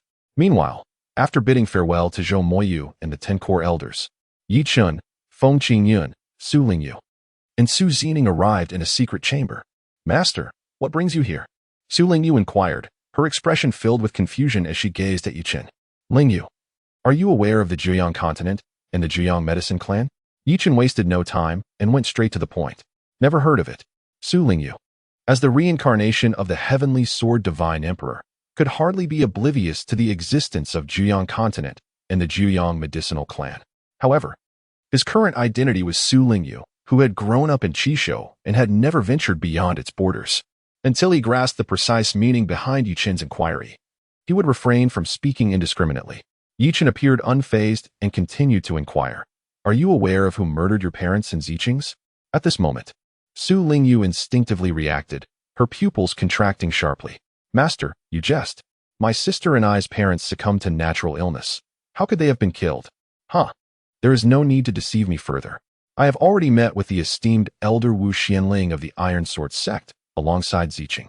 Furthermore, Ziqing has long harbored a vivid image in her mind, one depicting Wu Xianling in the act of slaying your parents.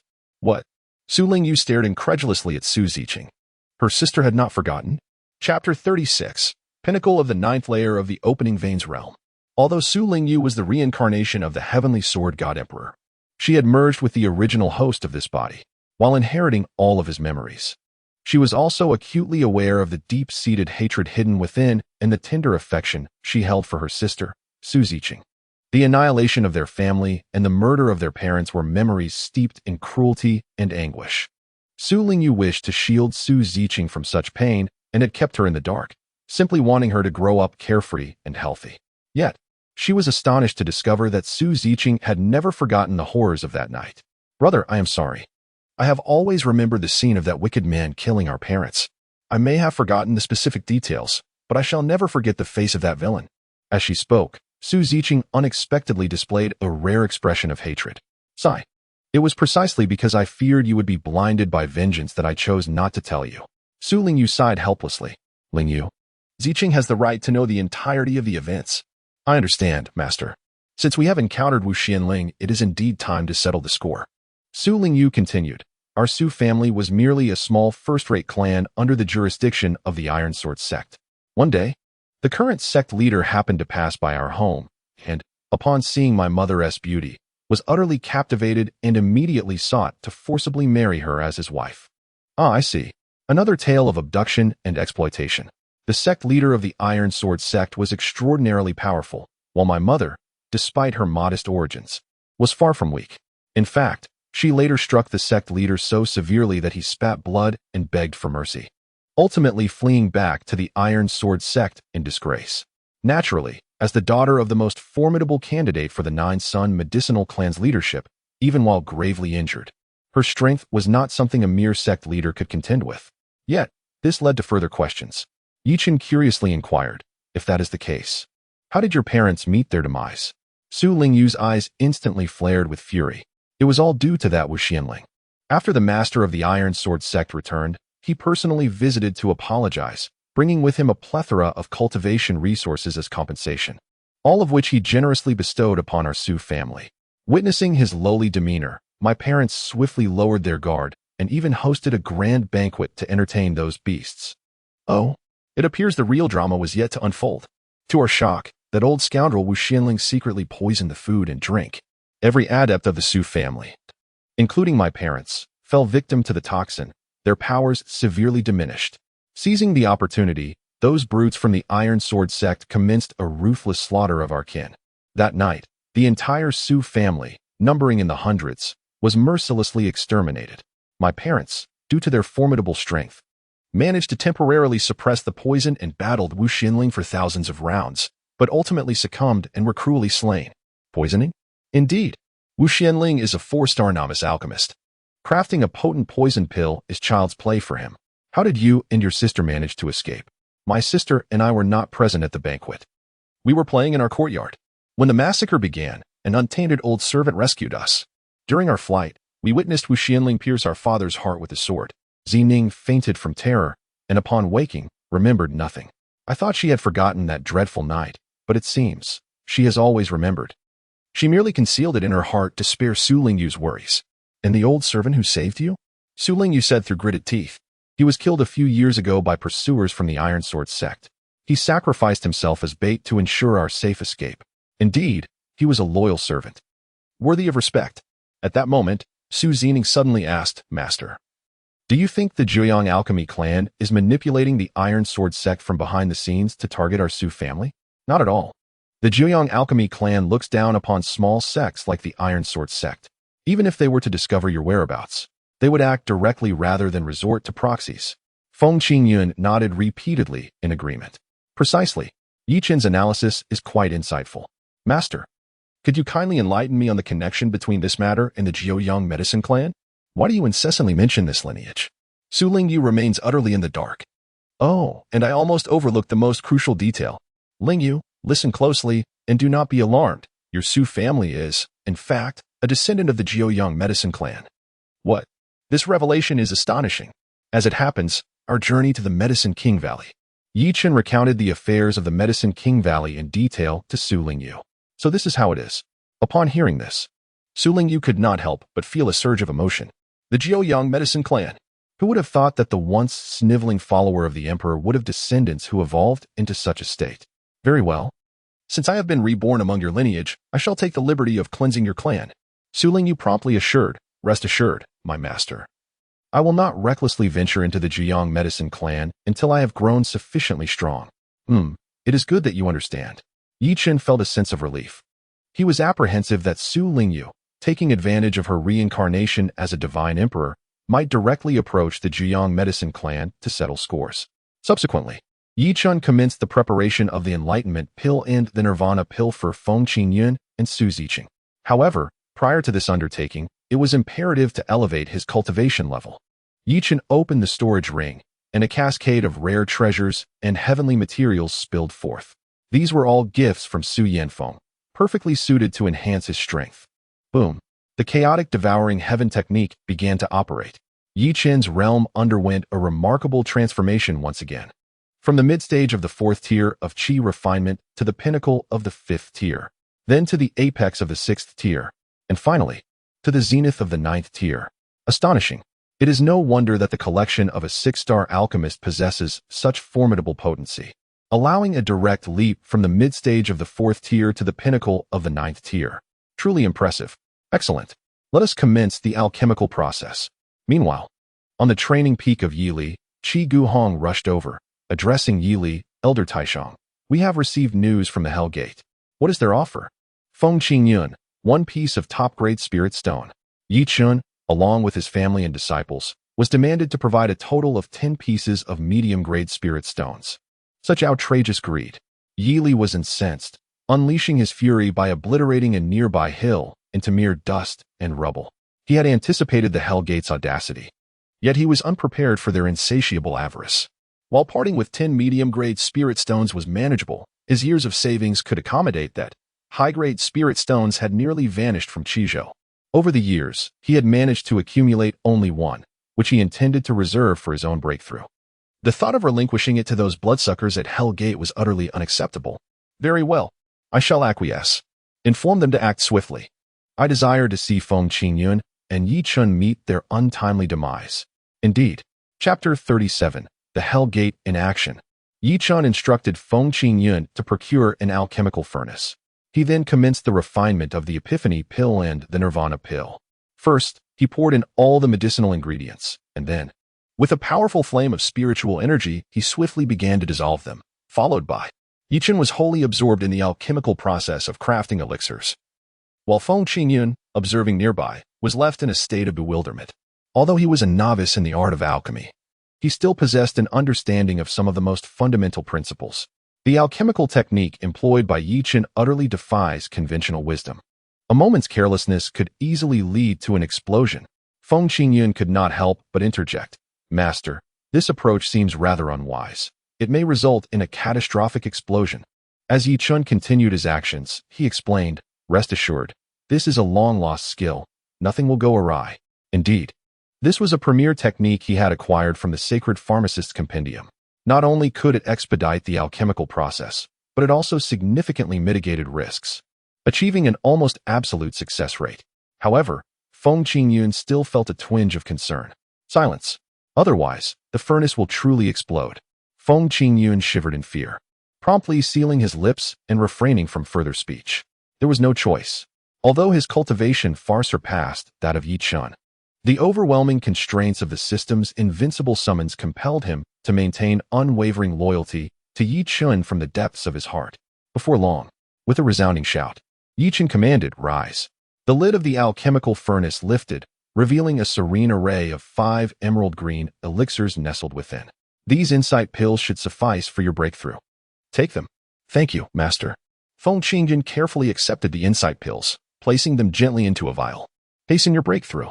This way, Yili shall have no opportunity to contend with you. Indeed, Feng Qingyun promptly departed, ready to embark on his momentous transformation. Thereafter, Yi Chun meticulously continued his alchemical endeavors. After some time, 3 crimson elixirs were successfully produced. Ning, these are 3 nirvana pills. Take them and enhance your constitution. He said. Thank you, Master.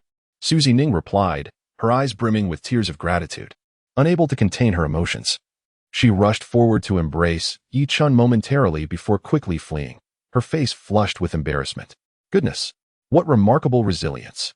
How has this young lady developed such allure? After completing all these tasks, Yi Chun began to browse the pitfall avoidance mall. There were still 100 points remaining, so he decided to indulge in another shopping spree. He opened the mall's webpage. Yi Chun began to observe from the front row. Supreme Sword Intent, 30 points. Purchase. Asking Heaven Sword, Heavenly Grade Perfection, 30 points. Purchase. Piercing cloud ship, 40 points. Purchase.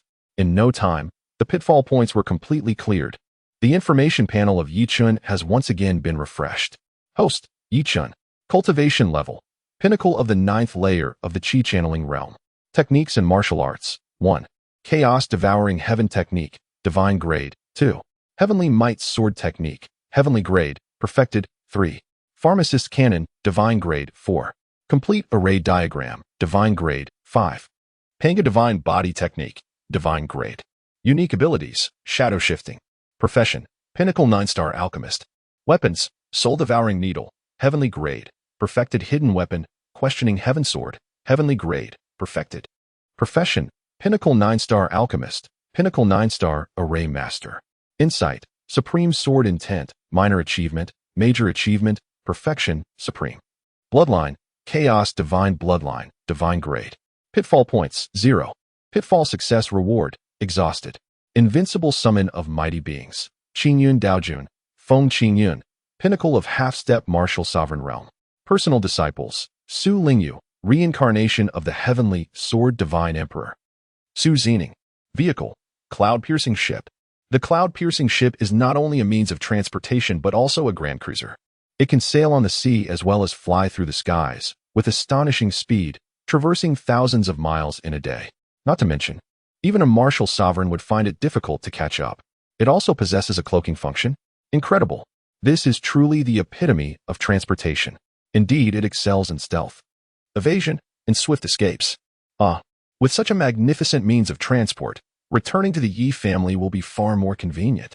Previously, when coming to the Qingyun sect, Feng Qingyun led the way. Despite his half-step martial sovereign speed, it still took several days. Now, with this cloud-piercing ship, it is unlikely to take even half a day. Perfect timing, as I have some leisure to check on how my parents and the Yi family members are faring. It has been a while since leaving Donglin County City. It is indeed time to return. Feng Qingyun is preparing to break through to the martial sovereign realm, while Su Zining aims to enhance her physique with nirvana pills. Su Lingyu, feeling concerned, will certainly stand guard. Thus, Chen must return alone to check in. Cloud-piercing ship appear. Buzz. Immediately, a palm-sized airship materialized in Yi Chen's hand. He then tossed it into the sky. Boom.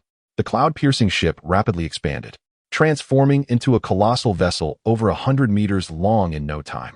Yi Chen leaped gracefully into the air. Upon landing on the plank, he immediately unleashed his spiritual energy to propel the cloud-piercing ship.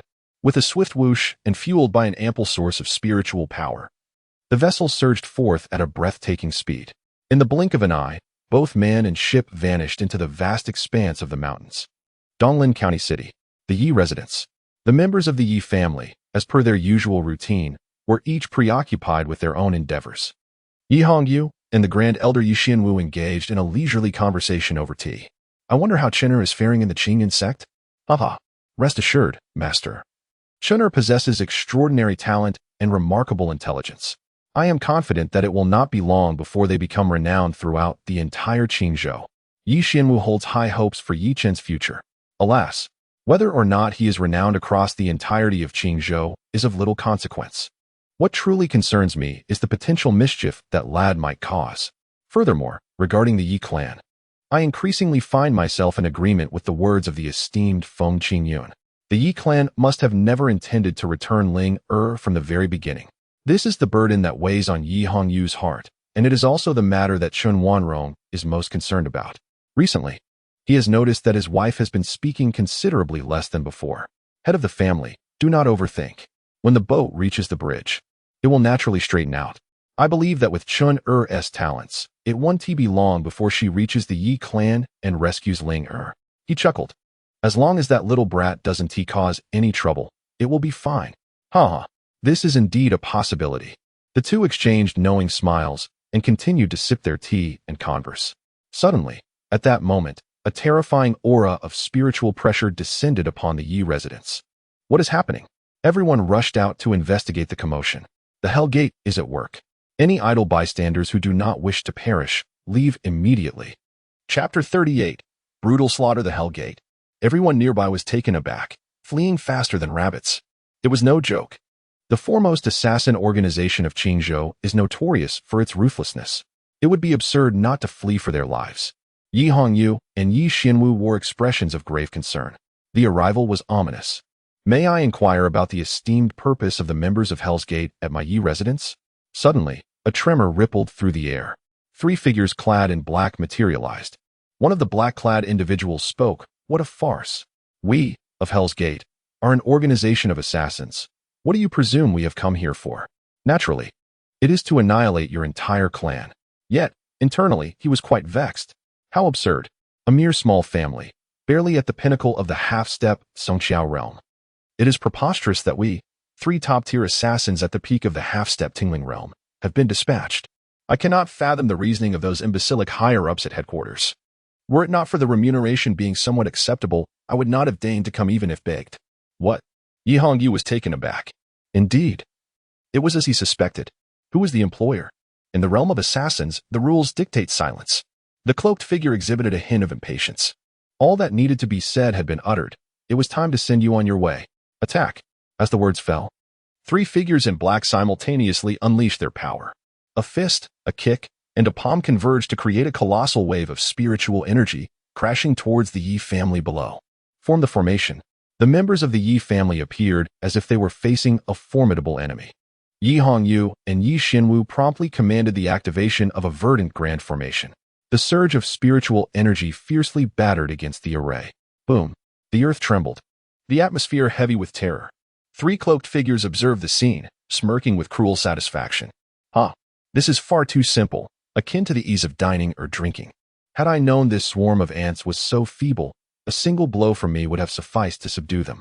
I truly cannot fathom the reasoning behind the higher-ups sending all 3 of us together. The other 2 wholeheartedly agreed with his sentiment. One of the assassin's principles emphasizes a decisive kill. Typically, they would lie in wait, seeking the opportune moment to deliver a fatal strike to their target. Yet, the Yi clan's members were undeniably too weak, failing to ignite any sense of seriousness in them. Thus, they brazenly approached, launching a direct assault in broad daylight. Have we perhaps been too ruthless? This might ensure there are no remains to retrieve, leaving us with nothing to present as proof of our task. Do not rush. Let us first assess the situation, for we may yet discover severed limbs. Indeed, that is also a possibility. As the smoke cleared, the 3 men scrutinized the aftermath. What? An astonishing occurrence unfolded before them. Though the Yi clan members lay grievously wounded, spitting blood and incapacitated, each remained intact, without a single limb missing. How? How is this possible? The trio of black-clad figures found themselves utterly bewildered.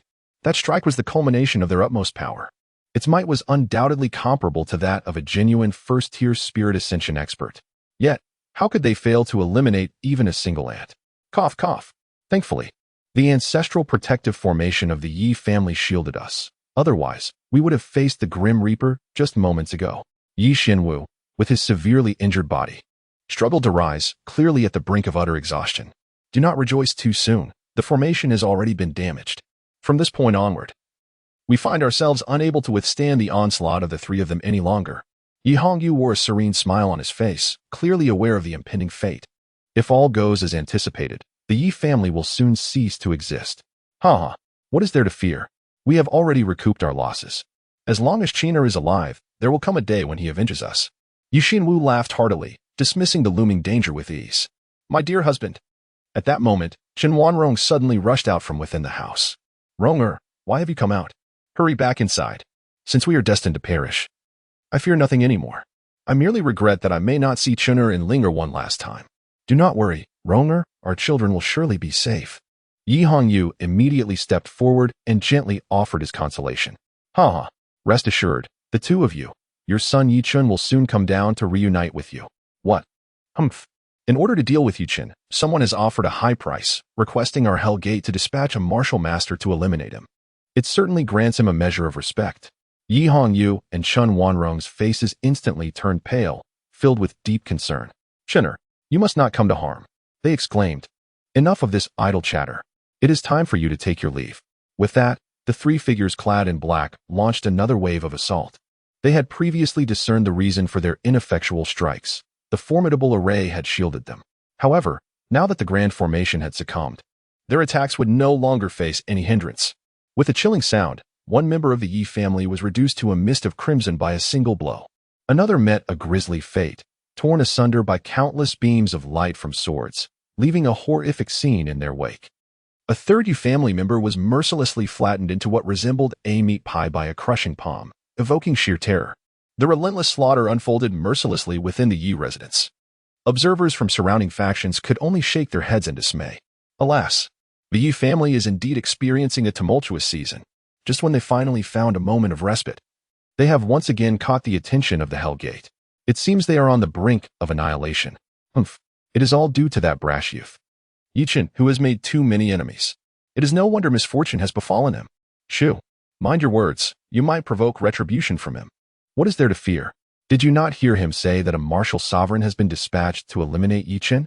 Surely he cannot survive this. Yi Hongyu and his wife, along with Yi Xianwu, gazed upon the scene before them, their hearts torn with anguish and fury. Stop. If you must kill, why resort to such cruel methods? Yi Hongyu roared, desperate to halt the massacre perpetrated by the cloaked figures. Clang. Hiss. Ah. To his dismay, one of them severed his arm with a single stroke. Husband. Chen Wanrong exclaimed in shock, rushing forward to support Yi Hongyu. Bang. Unexpectedly, another cloaked assailant delivered a vicious kick to her abdomen, causing her to spew forth blood and collapse. My lady. Thud. A cloaked figure brutally stomped on Yi Hongyu's right cheek, pressing him forcefully into the ground.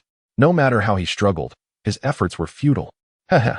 To slay you insignificant insects, a mere finger is sufficient. However, we find far greater delight in tormenting you like this. It brings us immense thrill. Devils. You are fiends lower than beasts. Aha. Strength is what matters. What are devils to the likes of you? You wretched insects lack even the qualification to be deemed devils. The cloaked figure sneered. Enough. We have grown weary of this game. You may now meet your demise. Soon, we shall present your heads to collect our reward. With that, the three cloaked figures simultaneously swung their blades towards the necks of Yi Hongyu, Chen Wanrong, and Yi Xianwu. Buzz. Suddenly, at that moment, a colossal warship appeared in the sky above the Yi residence. Everyone was left speechless, including the three cloaked figures, who halted their lethal intent. The warship was so immense. It exuded a suffocating sense of oppression. Look, there is someone on board. Upon hearing this, the crowd looked closer and indeed spotted a strikingly handsome youth at the bow of the warship. It was Yi Chen. Chapter 39. None of you shall escape today. Yi Chen. The three assassins from the Hell's Gate simultaneously lifted their heads in unison. Indeed, he resembled the description provided by their employer to the letter. One of the cloaked figures remarked, puzzled. How curious. Why would he return at this particular moment? Furthermore, what is the significance of this colossal warship? The information did not indicate that he possessed such an immense means of transportation. The other two shared the same sentiments. In contrast, at this moment, Yi Chen resembled a volcano on the brink of eruption, consumed by an overwhelming fury. How infuriating. After a long-awaited return home, he was met with a scene of utter devastation. His father, Yi Hongyu, had suffered the loss of an arm, his face cruelly pressed into the earth. His mother, Chen Wanrong, and the esteemed elder Yi Xianwu were gravely wounded, barely clinging to life. The ground was littered with the lifeless bodies of many Yi family members. Scattered remnants of shattered skulls, severed limbs, and other grotesque fragments of flesh, rendering them unrecognizable. It was a sight more horrific than that of beasts.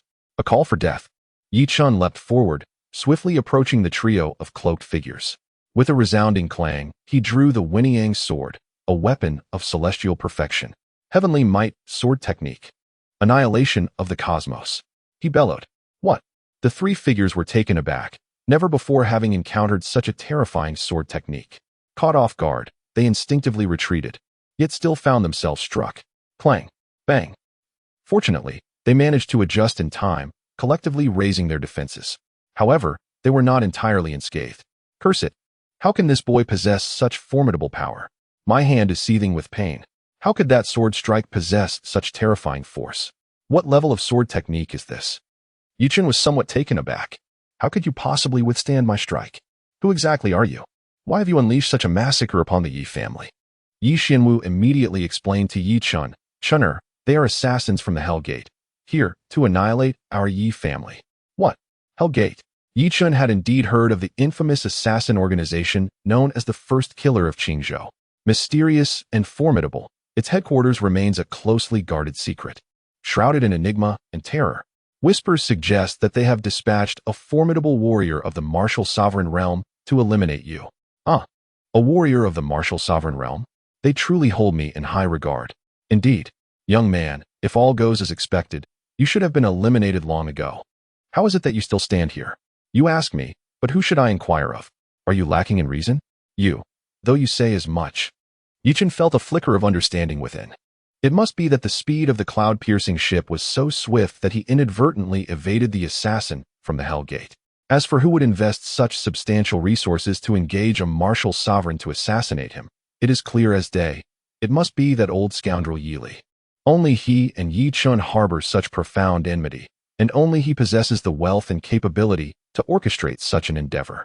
Now that the martial sovereign has not located him, it is certain that the assassin will target Feng Qingyun and Su Lingyu, for they too are among Yi Li's objectives. However, Feng Qingyun has already consumed a comprehension pill and is poised for a breakthrough. He should not fear a martial sovereign. As for Su Lingyu, being the reincarnation of the divine emperor of the heavenly sword, she possesses numerous means for self-preservation. Even if she were to falter, her life would remain unthreatened. Very well. First, let us deal with these three fools before us. With resolve, he set his mind to the task at hand. Chen once again raised the asking heaven sword, intent on vanquishing the three assassins from the Hell Gate with his next strike. Chen, you have thoroughly enraged us. Since you are here, there is no need to trouble that esteemed individual for another visit. I refuse to believe that, with the strength of the three of us, we cannot subdue a mere brat like you.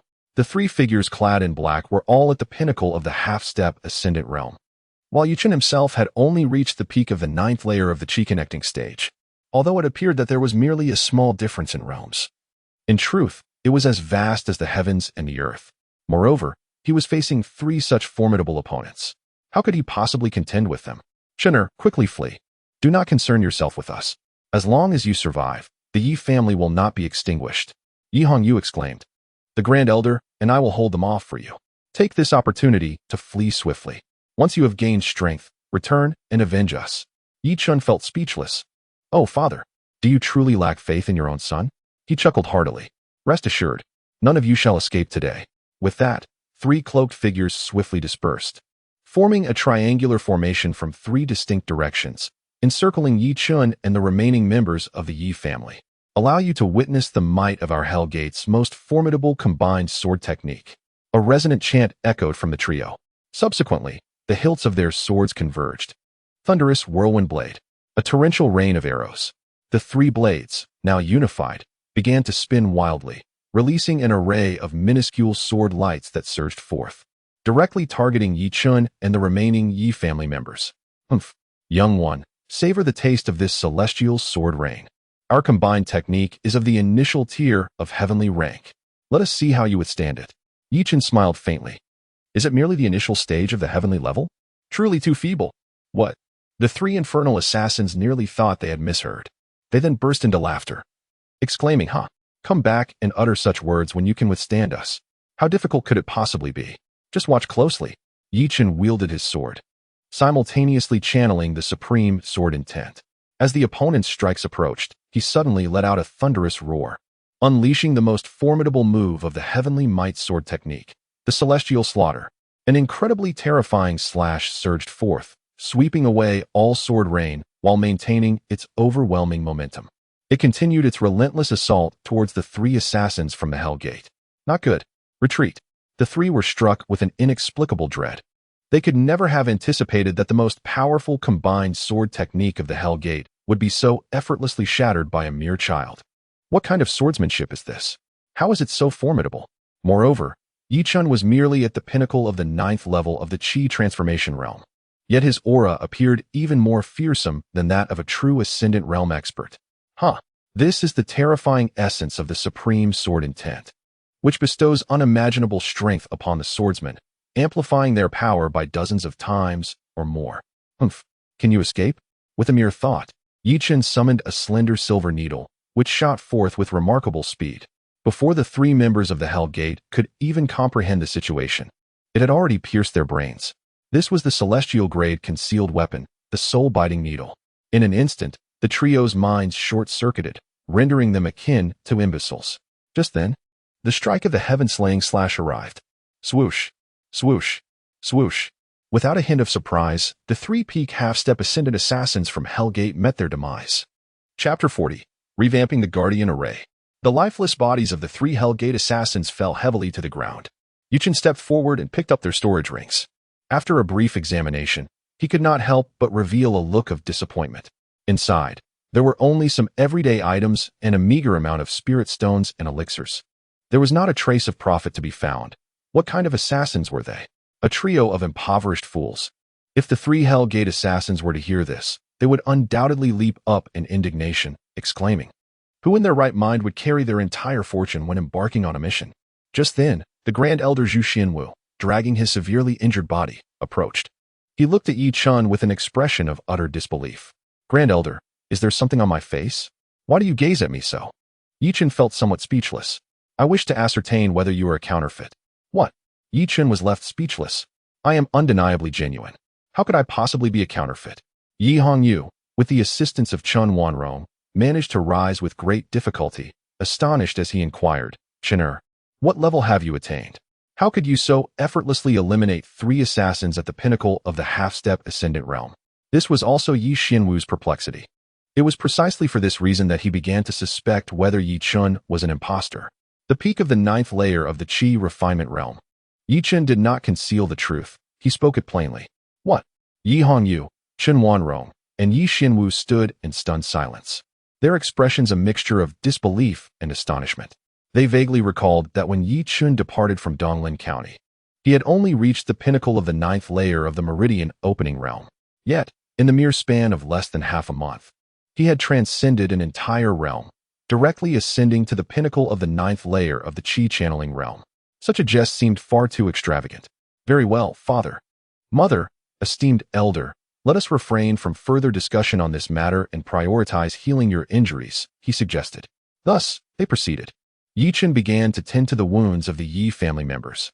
The medicinal herbs provided by Su Yanfeng last time had only been partially utilized, leaving a substantial quantity remaining. This time, they proved to be quite beneficial. Fortunately, he had brought the alchemical furnace with him. Otherwise, it would have been quite challenging to refine high-grade elixirs. Before long, a series of healing sacred herbs emerged, one after another. The injuries of the Yi family members swiftly healed. Chen Wanrong and Yi Xianwu's cultivation even improved significantly as a result. However, Yi Hongyu's severed arm posed a considerable dilemma for Yi Chen. Yi Hongyu, however, remained remarkably composed, even offering words of comfort to Yi Chen. "My dear Chen, there is no need for you to burden yourself with excessive guilt. As long as everyone is safe, that is what truly matters. The loss of my arm has not been in vain. Father, I possess a method to restore your severed limb, though the journey will be fraught with immense pain. I fear you may not endure it. Is that truly so? Chen, do you genuinely have the means to bring me back to wholeness?" Yi Hongyu inquired with palpable excitement, revealing that he was not as indifferent as he had initially professed. Indeed, who would willingly embrace the fate of becoming disabled? Yet, the process would be excruciating. And I am fearful. The sacred pharmacopoeia does indeed document a remarkably unique method for reattaching severed limbs. However, this technique necessitates the simultaneous use of a specific elixir, the ingredients for which Yi Chen currently lacks. Without this vital potion, the patient would struggle immensely to endure the agonizing process of limb reattachment. Hence, Yi Chen hesitated to employ this method for Yi Hongyu. "Do not fret, Chener. Your father can withstand it. Proceed with the limb reattachment method." "Yet, but what is there to ponder? A grown man should not dither. Are you truly my son? Start without delay." "Very well." Yi Chen commenced the method of reconnecting the severed arm, attempting to aid Yi Hongyu in regaining his lost limb. Ugh. Indeed, the process proved to be excruciatingly painful. Outside the room, Chen Wanrong and Yi Xianwu shuddered at the sound of Yi Hongyu's anguished cries. One could only imagine the intensity of the pain that elicited such screams. After the passage of an hour, the door to the room swung open. Yi Chen emerged. Chen Wanrong and Yi Xianwu immediately stepped forward to inquire, "How is your father?" "He's fine. Father's severed arm has been reattached, and he now requires rest." "That's a relief." Subsequently, Chen Wanrong entered the house to tend to Yi Hongyu. Yi Chen and the esteemed elder Yi Xianwu discreetly slipped away, granting precious moments to the elderly couple. "Chener, today we owe our lives to you. Without your intervention, we would surely have met our demise.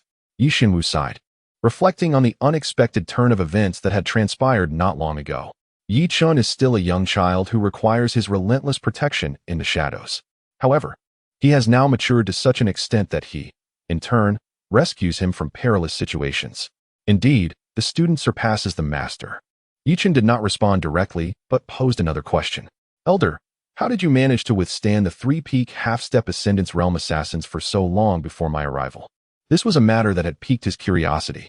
Logically, considering the strength of those 3 Hell Gate assassins, they should have been able to annihilate the Yi family with ease. Why had it taken them so long? The reason lies in our family's protective grand formation. A protective grand formation? I have never heard of such a thing before. The protective grand formation is a simplified version created by our ancestor, based on the original formation of the Yi clan, with a rating of approximately 4 stars.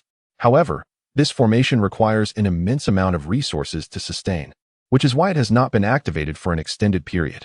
The last time you departed, Elder Feng left behind a wealth of precious resources. Thus, we were able to activate this protective grand formation to counter the assassins from Hellgate. Yet, to our dismay, it only managed to delay them for a brief moment. Had it not been for the enemy's inclination to slaughter the members of the Yi family one by one, we might not have awaited your timely rescue. Is that so? Yi Chen mused. Indeed, had he arrived a mere moment later, he might have been too late to see his family. However, the elder's words sparked a realization in Yi Chen. Elder, I intend to upgrade the protective grand formation. What? Yi Xianwu gazed at Yi Chen, inquiring once more. Are you certain? Indeed, I possess the confidence to transform the protective clan formation into an impregnable fortress. With these words, he advanced to the core of the protective formation. With a forceful step of his right foot, a resounding boom echoed as the formation was reactivated. Subsequently, Yi Chen positioned his hands at various angles, unleashing a series of waves of spiritual energy that significantly expanded the coverage of the grand formation by tenfold. The first step in enhancing the formation was accomplished. Elder, could you kindly assist me in gathering these materials? They are essential for elevating the formation's level. Of course, leave it to me. The elder promptly organized a team to procure the necessary materials. Before long, the items were assembled.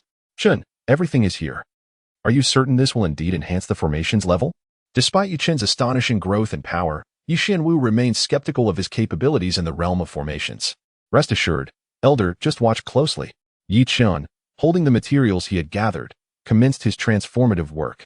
After 3 hours, a resonant hum signified the completion of the family protection array's modification. Excellent. Its level has now reached 6 stars in perfection, drawing perilously close to 7 stars. With this, Yi Chen felt a sense of security regarding the future safety of the Yi family. Chapter 41. The Twin Fiends of Qingyun. At the moment Yi Chen finished altering the Yi family's protective array, on the other side, atop Qingyun Peak within the Qingyun sect, Feng Qingyun was at a secluded retreat. After consuming the enlightenment pill provided by Yi Chen, he began to break through the barrier to the martial sect realm. Splendid! In a short while, he would shatter the barrier and officially step into the martial sect realm. Feng Qingyun was elated, after decades of anticipation. Today was finally the day to realize his dreams. Who wouldn't he be excited?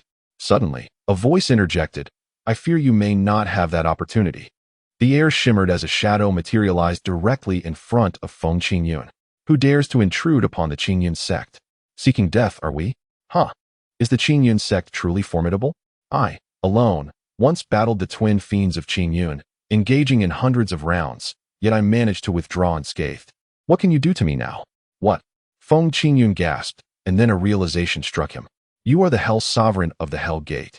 The shadow let out a sinister laugh. Ah. I never expected that the little brat who once trailed behind the twin fiends would still remember me. Indeed, I am the Hell Sovereign. Surely, you can deduce my intentions for being here. Feng Qingyun's expression darkened as he spoke. The Hell Gate is the largest assassin organization in Qingzhou, and you, as its leader, have come here with the intent to kill me. I can think of no other reason. Huh, quite impressive, I must say. Who would have thought that the little brat from back then has grown so astute? The shadow continued its verbal onslaught. Enough of the past. Do you think I am unaware of your little schemes? You aim to provoke me into a failed breakthrough, leading to my own demise, don't you? Humph. Still the same as before, lurking in the shadows, a cowardly demeanor. No wonder you have never been a match for my 2 senior brothers. The hidden figure was evidently provoked by this remark. Silence. What are the twin fiends of Qingyun? In the end, they were still deceived into the fallen gorge, and their whereabouts remain unknown. They may have already perished within. Ha ha ha. So it was you. Upon hearing these words, Feng Qingyun could no longer contain himself. No wonder after 30 years of traversing numerous continents, he had been unable to locate the whereabouts of his two senior brothers. It was all the doing of this individual before him. Indeed, it is I. If I manage to eliminate you today, this entire Qingzhou will fall under the dominion of my Hell Gate. You must be dreaming. At this moment, Feng Qingyun found himself engulfed by an uncontainable fury, with no outlet for his rage. If this continued, he risked succumbing to madness. He decided to take a reckless gamble, consuming his last enlightenment pill. Subsequently, he gathered all his strength and launched his most formidable attack at the shadowy figure. Haha, you are foolishly underestimating your own capabilities. The shadow, known as the Lord of Hell, sneered dismissively and retaliated with equal force. Boom. Sizzle. Feng Qingyun was defeated, spewing blood as he was sent hurtling backward, crashing violently against the unyielding rock wall. Humph. Feng Qingyun, if your two senior brothers were here, I might have regarded them with some caution. But you? You are far beneath that threshold. Cough cough. In the past, I was indeed no match for you. Feng Qingyun gritted his teeth against the pain and continued, but now, that is no longer the case. The Lord of Hell sensed something amiss. Buzz. In the next moment, Feng Qingyun's aura suddenly surged. The injuries he had just sustained began to heal at an astonishing rate. Damn it. You dare to borrow my power to break through. The Lord of Hell roared in madness, finally realizing the source of his earlier discomfort. It turned out that Feng Qingyun had consumed the last enlightenment pill to clash with him, aiming to utilize his strength to breach the final barrier of the martial master realm. Astonishingly, he had succeeded. How could he not be infuriated? Boom. Feng Qingyun officially broke through to the martial master realm, becoming a true martial arts grandmaster. I must extend my gratitude to you. Had it not been for your punch, I might not have broken through so swiftly. Feng Qingyun rose, radiant with vitality, clasping his hands in salute to the Lord of Hell. However, this was tantamount to delivering a resounding slap to the face of the Lord of Hell. You scoundrel! I came here to kill you, yet instead, I have inadvertently aided your ascent to the martial master realm. And you dare to thank me? Are you here to mock me? Humph. Even if you have broken through to the martial master realm, it changes nothing. I shall still crush you. Feng Qingyun had just made a breakthrough, and his foundation was still rather unstable. In comparison to the venerable Hell Sovereign, a seasoned master of the martial sovereign realm, there remained a significant disparity. This is the most fundamental of truths. Thus, the Hell Sovereign ceased any further discourse and launched a direct assault. Perish. With that, a blood-red whip shot forth, aimed squarely at Feng Qingyun's heart. Should it connect, it would undoubtedly spell disaster. Humph. Feng Qingyun, I shall now send you to meet your two wretched senior brothers. The Hell Sovereign intensified his efforts, the crimson whip hurtling towards Feng Qingyun with alarming speed. You shall not insult my two senior brothers. With a swift motion, Feng Qingyun seized the approaching blood-red whip and yanked it fiercely. What? The Hell Sovereign had no time to react, his body involuntarily drawn forward. Then, with a powerful leap, Feng Qingyun delivered a brutal kick to the airborne Hell Sovereign, striking precisely at a vital area. A chilling scream echoed across Qingyun Peak, resonating with such intensity that it startled the disciples of Qingyun sect nearby. What is happening? Not again at Qingyun Peak. Surely, no one is daring to provoke that Yi Chun and his disciples once more? As the onlookers pondered the situation, Sect Master Zhou Moyu and the 10 core elders hastened to Qingyun Peak. However, they soon realized that they could not advance any further. What is going on? Why can't we enter? No. This is a spatial restriction, a technique unique to martial sovereign masters. What? The crowd gasped in astonishment. A martial sovereign master resides atop Qingyun Peak? Given the circumstances, it seemed the arrival was anything but benign. Meanwhile, the Hell Sovereign lay writhing in agony on the ground, clutching his vital area and wailing, "Impossible. You have only just entered the martial sovereign realm. How can you be stronger than I? Quite simply, for my innate talent surpasses yours. You. Humph. That is, of course, utter nonsense. In truth, it is due to the 5 insight pills refined by Yi Chun, which are of far superior quality compared to ordinary insight pills, nearing the caliber of 6-star perfection. Coupled with Feng Qingyun's years of being stuck at the pinnacle of half-step martial sovereign, His accumulation was immensely profound. Upon breaking through, he shattered multiple barriers, directly reaching the pinnacle of the first level of martial sovereign. The Hell Sovereign, however, was merely at the high tier of the first level of martial sovereign. Thus, he was naturally no match. Damn it, do you think this means victory? Let me tell you, it is far from over. Tian Can, why have you not come to assist? Feng Qing furrowed his brow. Could there be other assassins from the Hell Gate? This situation was becoming rather precarious. However, after waiting for quite some time, no trace of anyone else appeared. Just as the Hell Sovereign grew impatient, a voice suddenly resonated. Are you searching for this individual? In Chapter 42, Deposition of the Grand Elder, both Feng Qingyun and the Hell Sovereign turned their gaze towards the source of the voice. Su Lingyu entered, dragging a completely charred corpse. Is that Tian Can? The Hell Sovereign exclaimed in astonishment. Tian Can was also a high-level practitioner of the martial sovereign realm, the Hell Gate's top assassin, second only to him. Originally, he had been a precautionary measure, even if he could not defeat the newly ascendant Feng Qingyun. Escaping should have been a certainty. Who could have anticipated such an outcome? What on earth was happening? Kid, who are you? Did you kill Tian Can? Indeed. This fellow suddenly appeared, threatening to kill my sister and me. Should I have waited for him to strike first? You. The Hell Sovereign nearly choked on his drink. Was this truly a matter of life and death? You, a mere fledgling not yet in the Spirit Ascendant's realm, have slain a high-ranking assassin of the martial sovereign realm? What an absurd joke. If this were to be uttered, no one would believe it. Hell Sovereign. It seems you have lost this time. I wonder how it feels for the Hell Gate to have its unblemished record shattered today? Upon finishing his words, Feng Qingyun immediately took action, intent on leaving no trace of the Hell Sovereign behind. This time, you are fortunate, but if you wish to capture me, you are still too inexperienced. The Hell Sovereign waved his hand, causing the space beside him to ripple once more. In an instant, he leapt, vanishing from Feng Qingyun and Su Lingyu's sight. Phew. As soon as the Hell Sovereign departed, Feng Qingyun collapsed onto the ground, blood streaming uncontrollably from the corner of his mouth, clearly suffering severe injuries. Master, your forced breakthrough and direct confrontation with the Hell Sovereign have already harmed your meridians and internal organs. If you do not take time to recuperate, you may end up with lasting ailments. Su Lingyu, as a reincarnated deity, instantly recognized Feng Qingyun's condition. You have seen through me, Feng Qingyun said with a wry smile. If I had not acted as I did, we may have perished here today. Indeed, just moments ago, Feng Qingyun had failed to seize the opportune moment for a breakthrough. Yet, in a desperate bid for survival, he resolved to take a risk. Ultimately, although he succeeded, it came at a grave cost, leaving him unable to fight again. Had the Hell Sovereign probed further, he would undoubtedly have uncovered the truth. However, he was already paralyzed by fear, unwilling to take any further risks, and merely sought to flee, consequently missing the optimal opportunity. By the way, Lingyu, how did you manage to eliminate that Hellgate assassin? It was quite simple, by detonating the Nirvana pill. A pill can explode? Indeed. Feng Qingjun was taken aback. He had never encountered such a phenomenon. Su Lingyu, however, was too disinterested to elaborate. The technique of detonating a pill was a rare skill possessed only by 9-star alchemists. In his past, as the Celestial Sword God Emperor, he had a close friendship with a peak 9-star alchemist, who generously imparted this technique to him. As soon as the celestial assassin drew near, Su Lingyu sensed his presence through the formidable divine consciousness bestowed by his reincarnation as the God Emperor.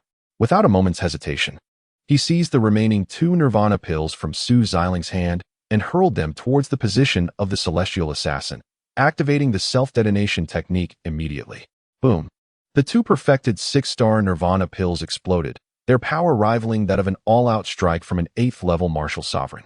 The unfortunate celestial assassin, caught unawares, was engulfed by the raging flames of Nirvana and perished in confusion. Master, what transpired?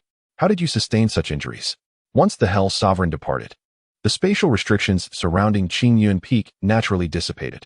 Zhou Mayu and the 10 core elders rushed over without delay. It's nothing. Merely an ambush by the Hell Sovereign of the Hell Gate. Feng Qingyun replied nonchalantly. What? The Hell Gate? They dare to be so audacious as to invade the core territory of Qingyun's sect.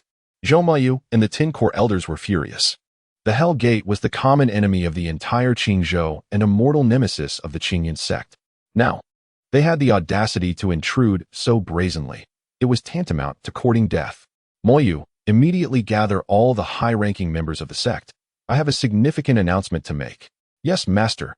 Shortly thereafter, all members ranked elder and above within the inner sect of Qingyun gathered in the conference hall. Zhou Moyu, Feng Qingyun, and Yili occupied the seats of honor. At this moment, Feng Qingyun spoke. I have summoned you today to announce an important matter, the dismissal of Elder Yili from his position, demoting him to the role of a guardian of the library. What? The once tranquil conference hall erupted into chaos. What is happening? What led to Yili being relegated to the position of Elder Guardian of the library? The very title suggests a mere nominal role, akin to retirement. This implies that Yi Li will henceforth bid farewell to the power center of Qingyun sect. Reduced to a mere pawn, such a fate is intolerable to anyone, and Yi Li is no exception. Feng Qingyun, what do you mean by this? Clarify your intentions. What authority do you possess to depose me? With a thunderous roar, Feng Qingyun unleashed his formidable cultivation. The hall erupted in gasps of astonishment. This is splendid. Our Qingyun sect once again boasts a master at the martial sovereign level. Indeed, ever since the disappearance of the two esteemed elders, the dual calamities of Qingyun, our sect has faced a steady decline in strength year by year. However, with Elder Feng's breakthrough to the martial sovereign realm, Qingyun sect is destined to rise anew. With this development, I wonder if the three major sects, led by the Iron Sword sect, will dare to challenge our authority again. The crowd buzzed with excitement, rejoicing at the prospect of another martial sovereign in their midst. Meanwhile, Yili's expression turned ashen. Feng Qingyun discreetly transmitted a message to him. Senior brother, I am well aware that the assassination attempt by the Hell Gate was orchestrated by you. Yili gasped in shock, cold sweat trickling down his brow. How? How did you know it was me? The Hell Sovereign's ability to infiltrate the heart of Qingyun's sect with such ease is inconceivable without internal assistance. The only person familiar with our defensive system, apart from MOU, is you, the architect of the sect's protective array, coupled with our past grievances. The conclusion is not difficult to deduce. And even if you know the truth, let me tell you this, not only you, but that Chen fellow has also drawn the attention of the Hell Gate. They have dispatched agents to eliminate him and his family in Donglin County, leaving no one alive. Even if you rush to save him now, it would be too late. Chen is not dead. He has turned the tables and slain all the assassins sent by the Hell Gate. He is now on his way back to Qingyun sect. What? Feng Qingyun and Chen share a master-servant bond, granting them a unique means of communication. Once Chen concluded his business, he promptly notified Feng Qingyun. Upon receiving the message, Feng Qingyun resolved to take action against Yi Li, compelling him to submit entirely. Out of respect for our brotherhood, I do not wish to push you to the brink. Simply relinquish all authority of the elders and retire peacefully to the library pavilion, and I shall hold no grudges against you. Very well, I accept your terms. Yi Li gritted his teeth and replied, with no alternative. He reluctantly acquiesced to Feng Qingyun's demands. Furthermore, I require 3 more trial quotas for the Fallen Canyon. One trial quota was already taken by Chen upon his return to the sect. Now you wish to seize 3 more. This leaves me with only 1 trial quota remaining. This is utterly excessive. What? Are you refusing? Feng Qingyun's gaze bore into Yi Li, his intent unmistakable. Dare you utter a single word of defiance and see what transpires. Chapter 43, Collaboration from the Tian Song sect. After the announcement of Yi Li's dismissal from the position of elder, all senior members departed, leaving only sect master Zhou Muyu and core elder Shi Lingyun behind. Muyu, Lingyun, I just demanded 3 trial quotas for the Fallen Canyon from Yi Li. What? Zhou Muyu and Shi Lingyun were taken aback, feeling somewhat perplexed.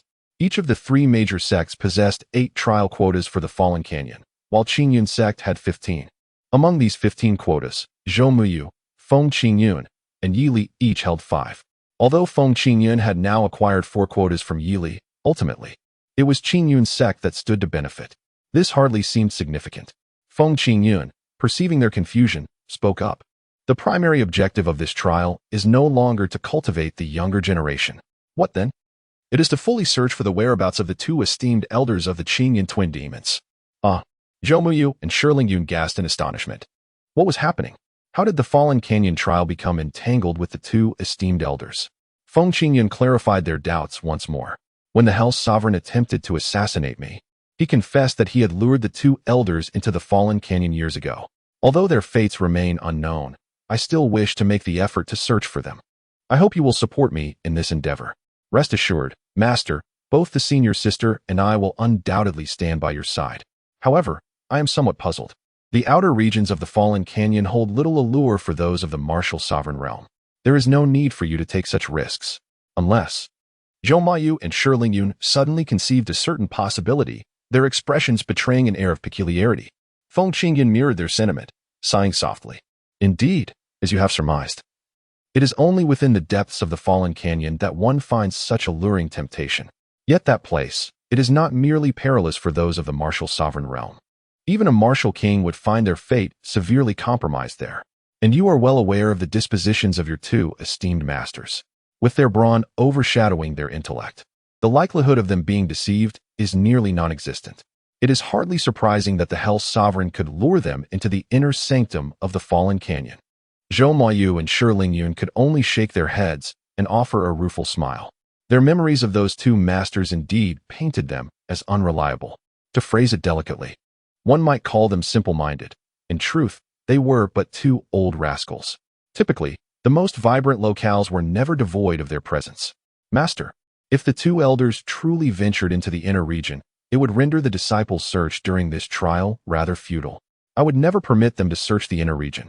Based on my deductions, even if my two senior brothers are somewhat simple-minded, they possess a fundamental awareness of danger.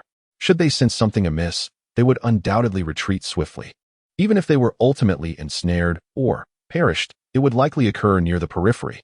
Thus, I shall merely instruct the disciples to search diligently within that area. If they ultimately fail to locate them, we shall simply accept our fate. Zhou Mayu and Shi Lingyun were acutely aware of the bond between Feng Qingyun and those two masters, thus they comprehended his steadfastness. They offered no significant opposition, pledging their utmost cooperation.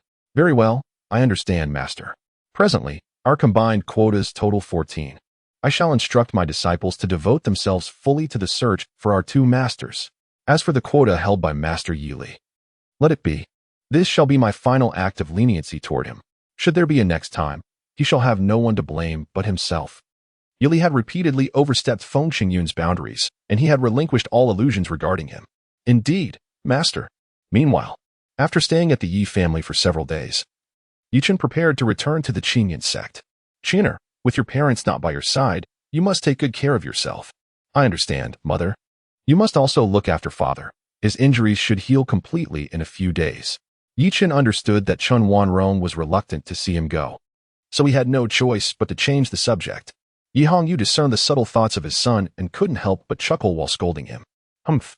You little rascal, my injuries do not require your concern. Spare me these superfluous words. When are you planning to bring home a daughter-in-law? That is what truly matters. As for when you will grant me a younger sibling for you, I shall promptly return with my wife. He exclaimed, How dare you bargain with me? Have you grown wings? Yi Hongyu grasped the cane in his hand, poised to strike at Yi Chen. Yi Chen hurriedly leaped onto the cloud-piercing ship, evading capture with great swiftness. Upon his return, he had significantly enhanced the protective array of his clan and had also left behind a plethora of high-grade elixirs.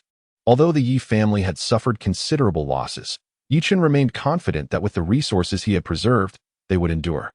The strength of the Yi family is destined to undergo a monumental transformation in the near future.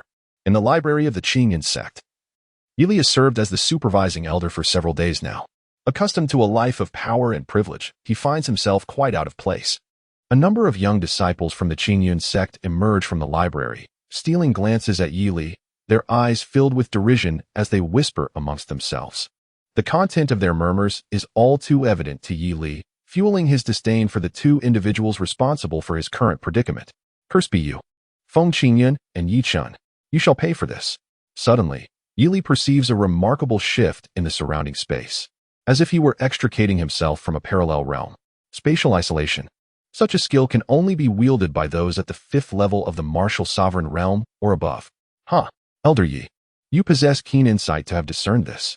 Yili gazes upon the 3 figures that have materialized before him, his pupils narrowing in shock. One of these figures is none other than the Hell Sovereign, who had recently been forced to retreat. The other is an elderly man with graying temples, whose aura is the most formidable among them. It is evident that this spatial isolation is the result of the elderly man's prowess. What truly astonishes Yi Li, however, is the striking young man standing at the center. Both the Hell Sovereign and the Elder flank him, clearly subordinate to this youth. Hell Sovereign, who are these individuals? Huh. Brother Yi, allow me to introduce you. This is Zhao Mifeng, the young master of the Tiansong sect. And beside him is his protector, Elder Zhou Lingxiu. What? The Tiansong sect, the overlord of the Zhangzhou? Zhao Minfeng revels in Yi Li's astonishment and promptly continues. Elder Yi, I shall be forthright. Our Tiansong sect is poised to take control of the Qingzhou, and we seek your collaboration. Should we succeed, the dominion of the entire Qingzhou shall be yours. Yi Li is taken aback yet again, though he refrains from immediate assent, cautiously inquiring, how shall we collaborate? Through a coordinated effort. We shall eliminate the 4 major sects during the trial at the Fallen Canyon. What? To eradicate the 4 major sects in one fell swoop? Yi Li's eyes widen as he gazes at Zhao Mifeng and the 2 others, astonished by their audacity. The 4 major sects have a long-standing legacy in Qizhou, rich in depth and history. Even when compared to the Tiansong sect, the disparity is significant. However, it is not something that can simply be extinguished at will. Where does their confidence stem from? Hey, Elder Yi, do you believe we are incapable of accomplishing this task? Knightley remains silent, tacitly acknowledging the implication. I can assure you that the strength of our Tiansong sect is far more formidable than it appears on the surface. We have the support of the Yi clan from Yizhou backing us. Knightley's pupils constricted sharply. The royal-level domain, the Yi clan. No wonder their confidence is so robust. To say nothing of a single Qingzhou, even dozens more would not suffice to fill the gaps in their defenses. Moreover, your subordinates have already agreed to collaborate with us. Zhao Minfeng snapped his fingers. With a wave of Zhou Lingxiu's hand, 2 familiar figures materialized in this space, Qi Guhong and Mei Shangjing. You 2, Grand Elder, agree to their terms. Otherwise, we will surely be doomed. Knightley fell into silence. The conditions offered were tempting, yet he was acutely aware that they were merely superficial pleasantries. The ultimate outcome would undoubtedly be a descent into becoming a puppet of the Tiansong sect, appearing glorious while lacking any semblance of freedom. Knightley was unwilling to accept such a fate. What say you, Elder Yi?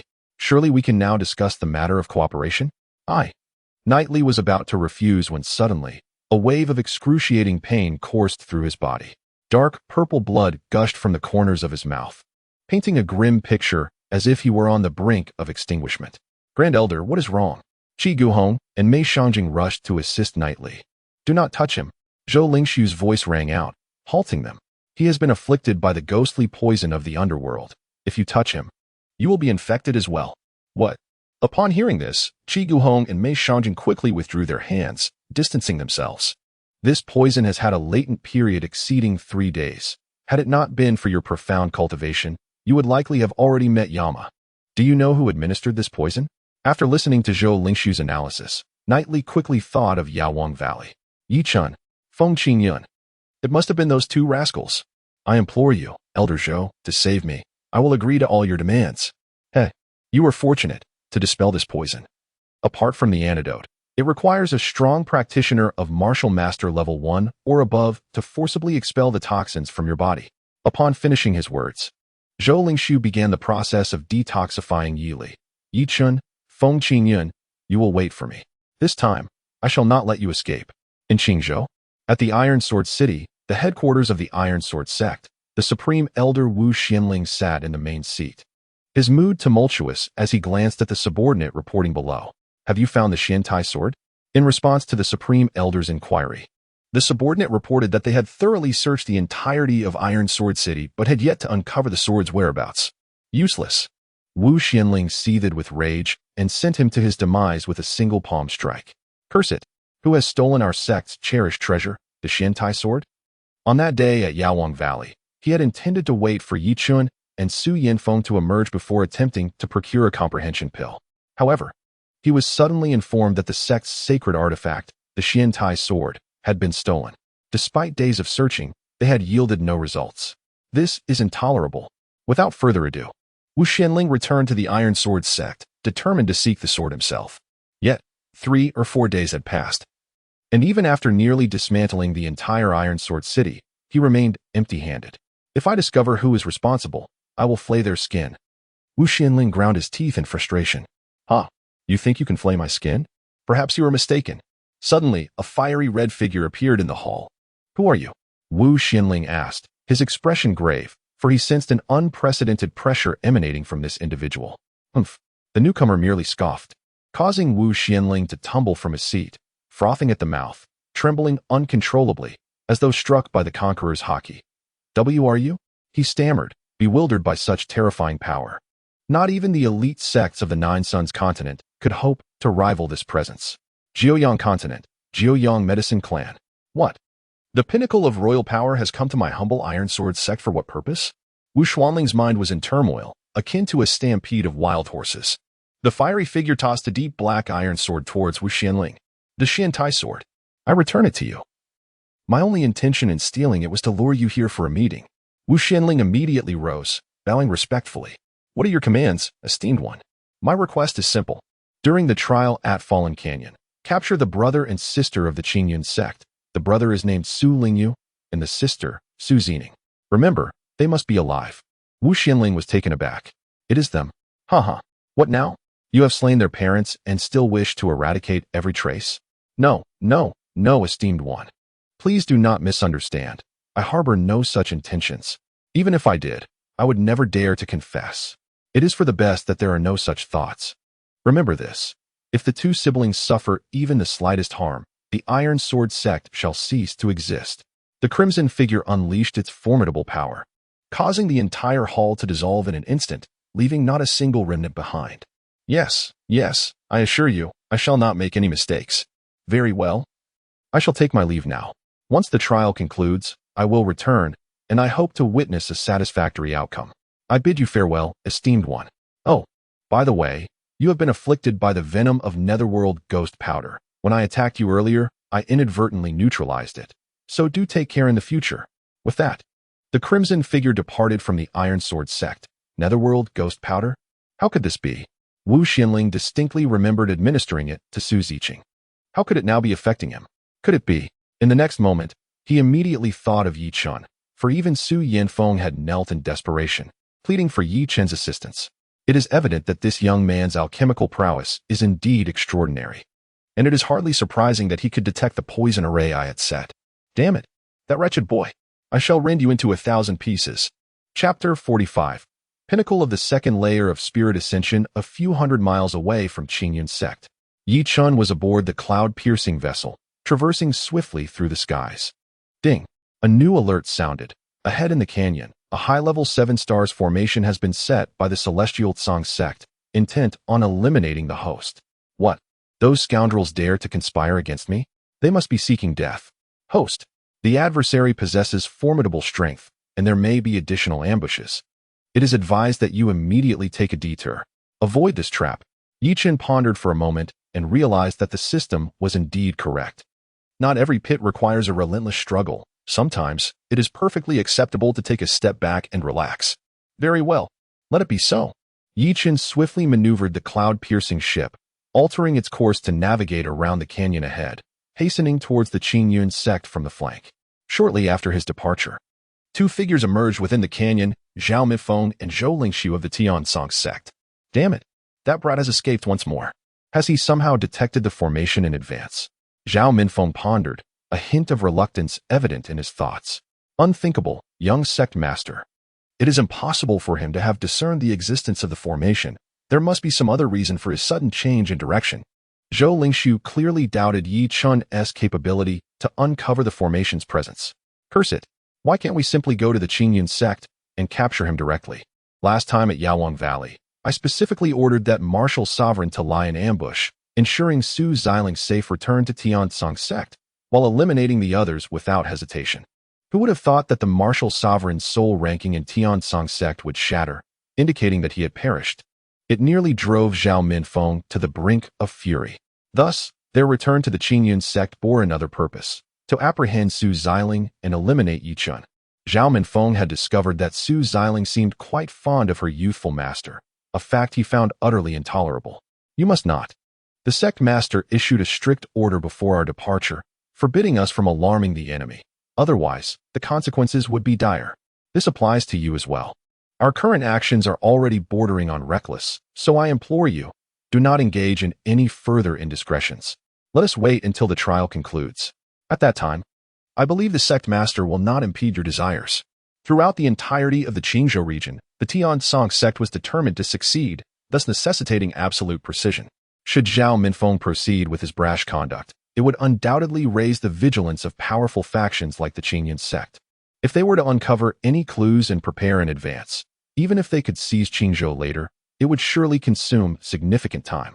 Should the Yi clan express dissatisfaction and impose punishment, it would spell disaster for the Tiansong sect. Hence, Zhao Qingtsong, the sect master of Tiansong, could not permit any errors. Damn it, these wretched ants. Naturally, Zhao Minfeng dared not defy his father's orders and could only vent his frustrations through this means. On the other side, Chen boarded the cloud-piercing ship and swiftly returned to the Qingyan sect. Indeed, the cloud-piercing ship was remarkable. In less than half a day's time, he had arrived back. It seems that its speed is comparable to that of a martial king, and the claims are not unfounded. Chen minimized the cloud-piercing ship and stored it within the pit avoidance space. Ding! Congratulations to the host for successfully avoiding the pit. A reward has been granted. Pit avoidance points, 50. What? Is it merely this amount? Quite a meager sum. However, upon reflection, it is understandable. This time, there was no direct confrontation. He simply circumvented the issue. Receiving 50 pit avoidance points is indeed commendable. Chen promptly expended 20 points to acquire a 20-year cultivation card. Without delay, he activated it. Boom. His cultivation level instantaneously surged to the pinnacle of the second layer of the ascending spirit realm. Indeed, after reaching the Qi transformation stage, the rate of advancement has become increasingly sluggish. Chen unfurled the newly revealed information panel and scrutinized it once more. Host, Chen cultivation level, peak of the second layer of the spirit ascension realm techniques and martial skills. 1. Chaos devouring heaven technique, divine grade. 2. Heavenly might sword technique, heavenly grade, perfected. 3. Apothecary King's compendium, divine grade. 4. Complete heavenly formation diagram, divine grade. 5. Pengu divine body technique, divine grade. Special abilities, shadow shift profession, pinnacle 9-star alchemist weapons, soul devouring needle, heavenly grade, perfected hidden weapon, asking heaven sword, heavenly grade.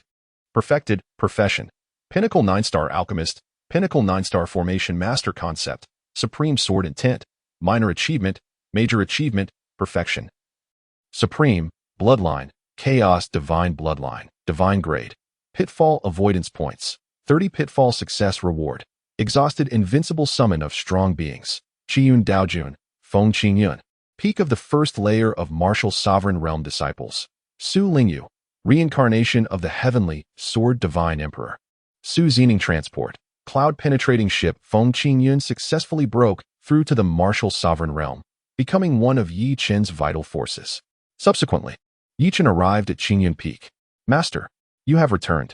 The first to greet him was the young girl Su Zining, who cast a disapproving glance at the trailing Su Lingyu. Alas, a young lady is hard to keep. Have you consumed the nirvana pill? Indeed, I have taken 3. And my cultivation talent has significantly enhanced. I have now reached the pinnacle of the opening meridian 9th realm. Very well, continue to strive. I have great faith in you. When Yi Chen had just departed from the Qingyan sect, this girl was merely at the peak of the opening meridian 1st realm. To his astonishment, she had made such remarkable progress in just a few days. It seems the efficacy of the nirvana pill is indeed as remarkable as its reputation suggests. Something feels amiss. Yi Chen suddenly sensed something amiss. Master has entrusted you with a total of 5 nirvana pills. Why have you only consumed 3? Oh, at that moment, a nefarious villain sought to take our lives. In a moment of desperation, my brother utilized 2 of the nirvana pills to obliterate that wicked fiend. Without a moment's hesitation, Su Zining recounted the events to Yi Chen. The pills self-destructed. As a peak 9-star alchemist, Yi Chen was well aware of such techniques. Yet, he was taken aback to discover that Su Lingyu was capable of such a feat as well. However, upon further reflection, it was not entirely surprising. After all, she was the reincarnation of the heavenly sword divine emperor. If she were unable to master such trivial tricks, it would be better for her to simply collide with a block of tofu and end it all. After a brief exchange of nostalgia, Yi Chen arrived at Feng Qingyun's residence. Your subordinate pays respects to you, my lord. Congratulations on breaking through to the martial sovereign realm. This is all thanks to your enlightening elixir. Otherwise, even after 100 years, I would not have been able to transcend my limitations. Enough of these formalities. Have all matters been attended to? Chen was referring, of course, to the assassination incident surrounding the Hell's Gate. When he previously informed Feng Qingyun, he was already aware that Feng had also been targeted. Thus, he now inquires about the outcome. The subordinates have completed their tasks. Yili has been stripped of his position as the Supreme Elder and demoted to the Guardian Elder of the library. Qi Guhong and Mei Shanjing have also faced varying degrees of punishment. Well, as long as you are informed, that suffices. Chen understood that Feng Qingyun still held onto the sentiments of their shared brotherhood, so he allowed him to proceed. However, should Yi Li and his companions dare to repeat their transgressions, Chen would not show them mercy a second time. By the way, my lord, I have just received important news. The trial at the Fallen Canyon is likely to undergo a significant upheaval. What kind of upheaval? Feng Qingyun asked gravely. The celestial sect of Sangzhou is also set to participate in this trial. Chapter 46. The trial commences. What? Chen was taken aback. What could they possibly be attending for? The Tiansong sect is a dominant force in the Sangzhou region, possessing resources far superior to those of Qizhou. Why would they forsake proximity to seek out the trials in the Fallen Canyon? The reasoning behind this remains a mystery. Nevertheless, our four major sects have no grounds for opposition. Thus, this trial shall be presided over by the Tiansong sect. Although they come as guests from afar, their strength is undeniable. Allowing them to oversee the proceedings is entirely reasonable. How many participants will the Tiansong sect send? A total of 10. So few? The power of the Tiansong sect far exceeds that of the combined strength of the four major sections. Why would they only send 10 individuals to partake in the trials? The rationale eludes us, however. It is assured that the combat prowess of these 10 individuals will be no less than that of the second stage of the Spirit Ascension. Indeed, that is more like it. Quality in troops is paramount, rather than quantity. Excellent. Then let us dedicate the remaining days to thorough preparation. Certainly. Thus, moving forward, Yi Chun and Su Lingyu, along with Su Zining, the two siblings, embarked on an intense journey of cultivation to enhance their prowess. Naturally, during this period, Qiu Ruk, an ardent martial enthusiast, frequently joined them in their fervor. Yi Chun and his companions seized this opportunity to hone their practical skills. Soon, the day of the Fallen Canyon trial finally arrived. On this day, Feng Qingyun, Shi Lingyun, and a group of inner sect elders, accompanied by 15 disciples participating in the trial, boarded a flying vessel and swiftly made their way towards the Fallen Canyon. This vessel boasted a commendable size and flight speed. However, it paled in comparison to the cloud-piercing ship. Yi Chen initially contemplated presenting the cloud-piercing ship for everyone's use. However, upon further reflection, he decided against it. Why, you ask? One must maintain a sense of humility. Ah, how absurd. On the flying vessel's deck, Su Zining, with a naive expression, inquired, Master, with my current abilities, can I truly participate in the trials? Yi Chen smiled faintly. Why not? With your current prowess, you can already be considered a minor expert. Self-defense is undoubtedly within your capabilities. Indeed, in less than a fortnight, the young girl had surged from the pinnacle of the 9th layer of the meridian opening to the peak of the 6th layer of the Qi awakening. It nearly left Chen and Qiu Ruk in shock. How extraordinarily monstrous, even though the Nirvana pill had enhanced her physique. And Chen had spared no expense in providing her with abundant resources. Such a rate of improvement seemed excessively exaggerated. It left Qiu Ruk feeling somewhat despondent, as he had only managed to elevate himself to the peak of the 7th layer of the Qi awakening during this period. When compared, how could this former core disciple of the Qingyun sect not feel disheartened? Is that true? Su Zining exclaimed with delight. Of course. However, do not let pride overwhelm you. Your brother is far more formidable, yet he remains remarkably composed. This quality is something you should aspire to. Su Lingyu gazed into the distance, a look of melancholy gracing her features.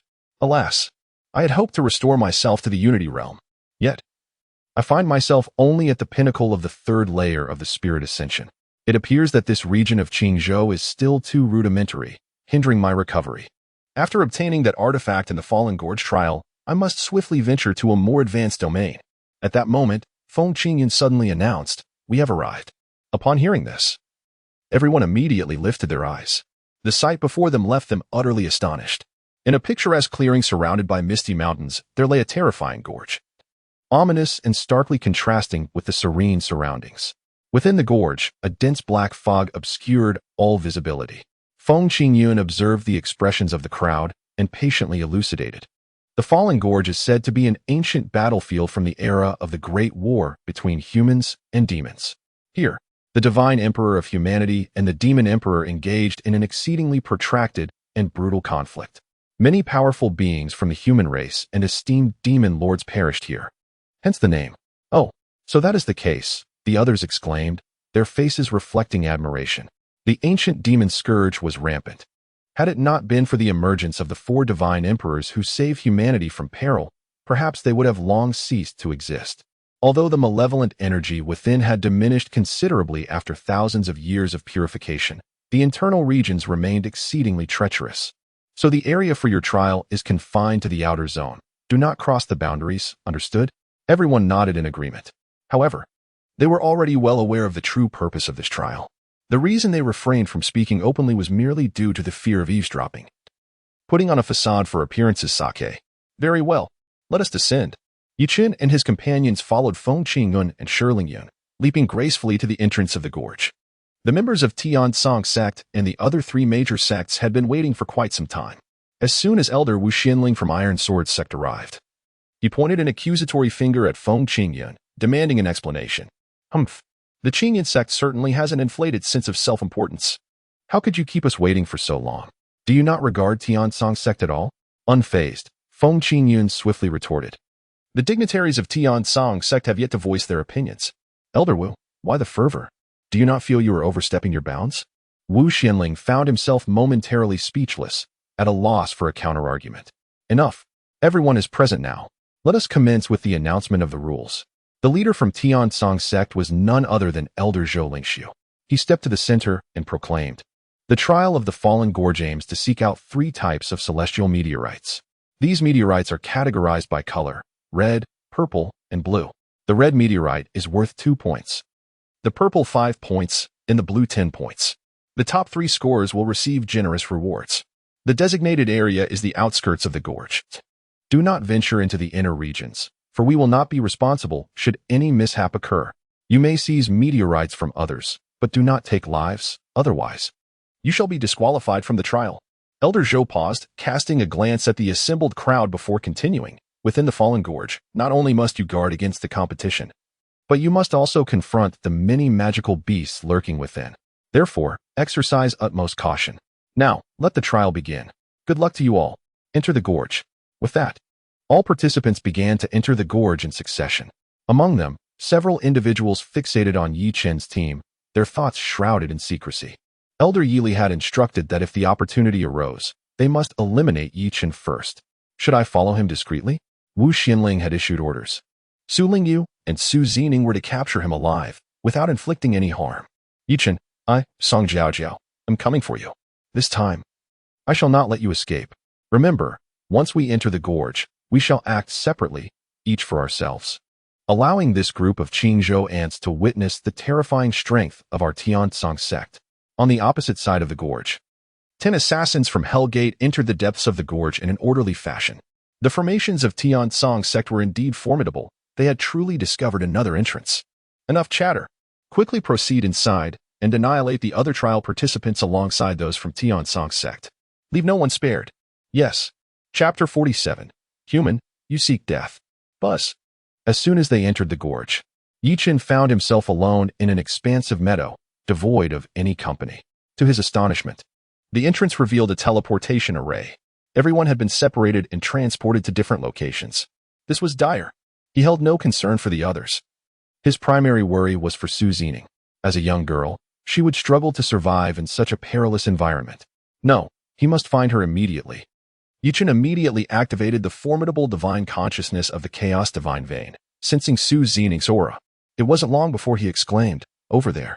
Yi Chen initially intended to board the cloud-piercing ship for a swift journey.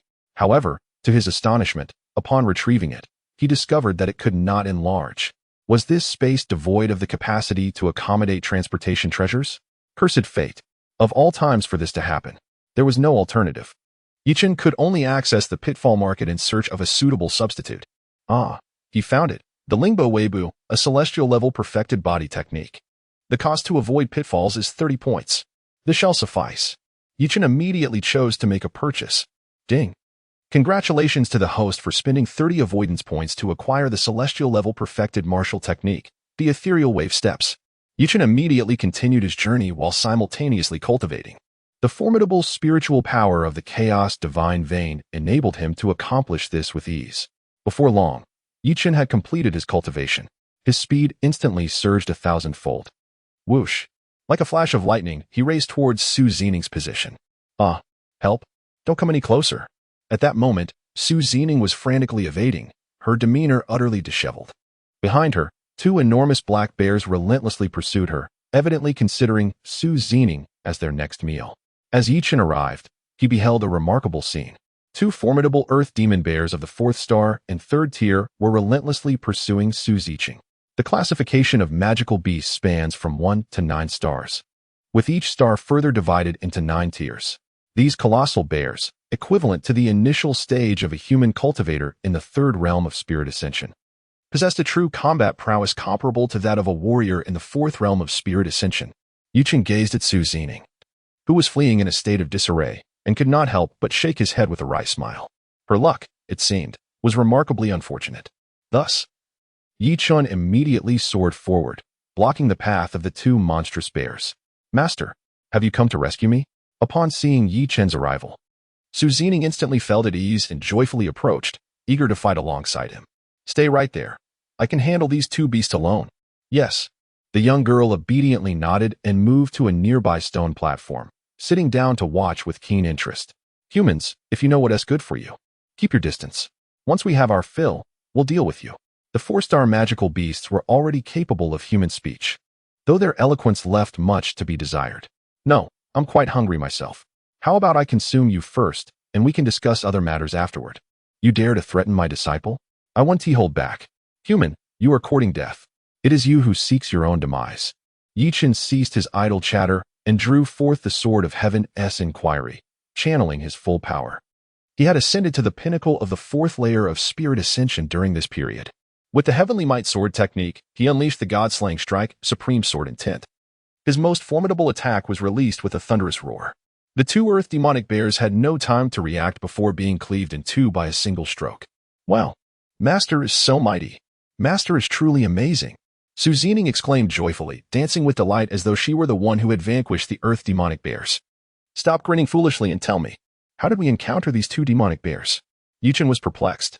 The earth demon bear, a creature typically found roaming between valleys, had inexplicably ventured into the small grove, relentlessly pursuing Su Ziling. Upon mentioning this, Su Ziling could not help but lament her misfortune. "I truly have no idea. The moment I entered, I found myself beside a tranquil pond.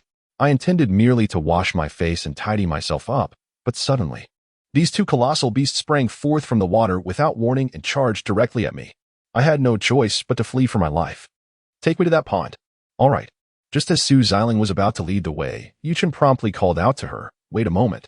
Chen approached the lifeless forms of the two colossal earth demon bears. He silently intoned, chaos-devouring heaven's technique, absorb. The flesh, skeletal remains, and the two crystalline, translucent demon cores of the bears were entirely drawn into his being. Once the absorption was complete, Chen's realm experienced a remarkable surge once more, reaching the pinnacle of the 4th tier of the spirit ascension.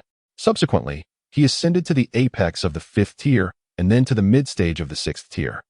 Ultimately, Chen's cultivation level stabilized at the zenith of the 6th tier. Impressive.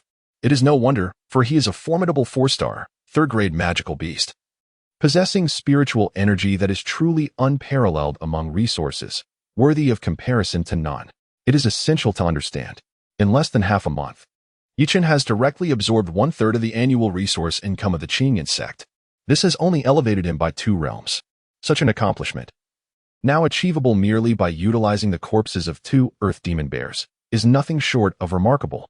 Furthermore, he has also assimilated the bloodline of the magical beasts. Buzz. The chaotic divine vein within him immediately activated. The bloodlines of the 2 earth demon bears seamlessly merged into Chen's divine vein. The chaotic divine vein is the preeminent vein in the world, capable of absorbing or integrating any level of bloodline, while simultaneously harnessing their powers. It appears that this trial will serve as a pivotal opportunity for my cultivation. Subsequently, under the guidance of Su Zining, Chen arrived at the edge of the deep water pool. Chen once again unleashed the formidable divine consciousness of the chaos divine vein. Delving beneath the surface of the water pool, before long, he arrived at the bottom. This is the earth vein snow lotus?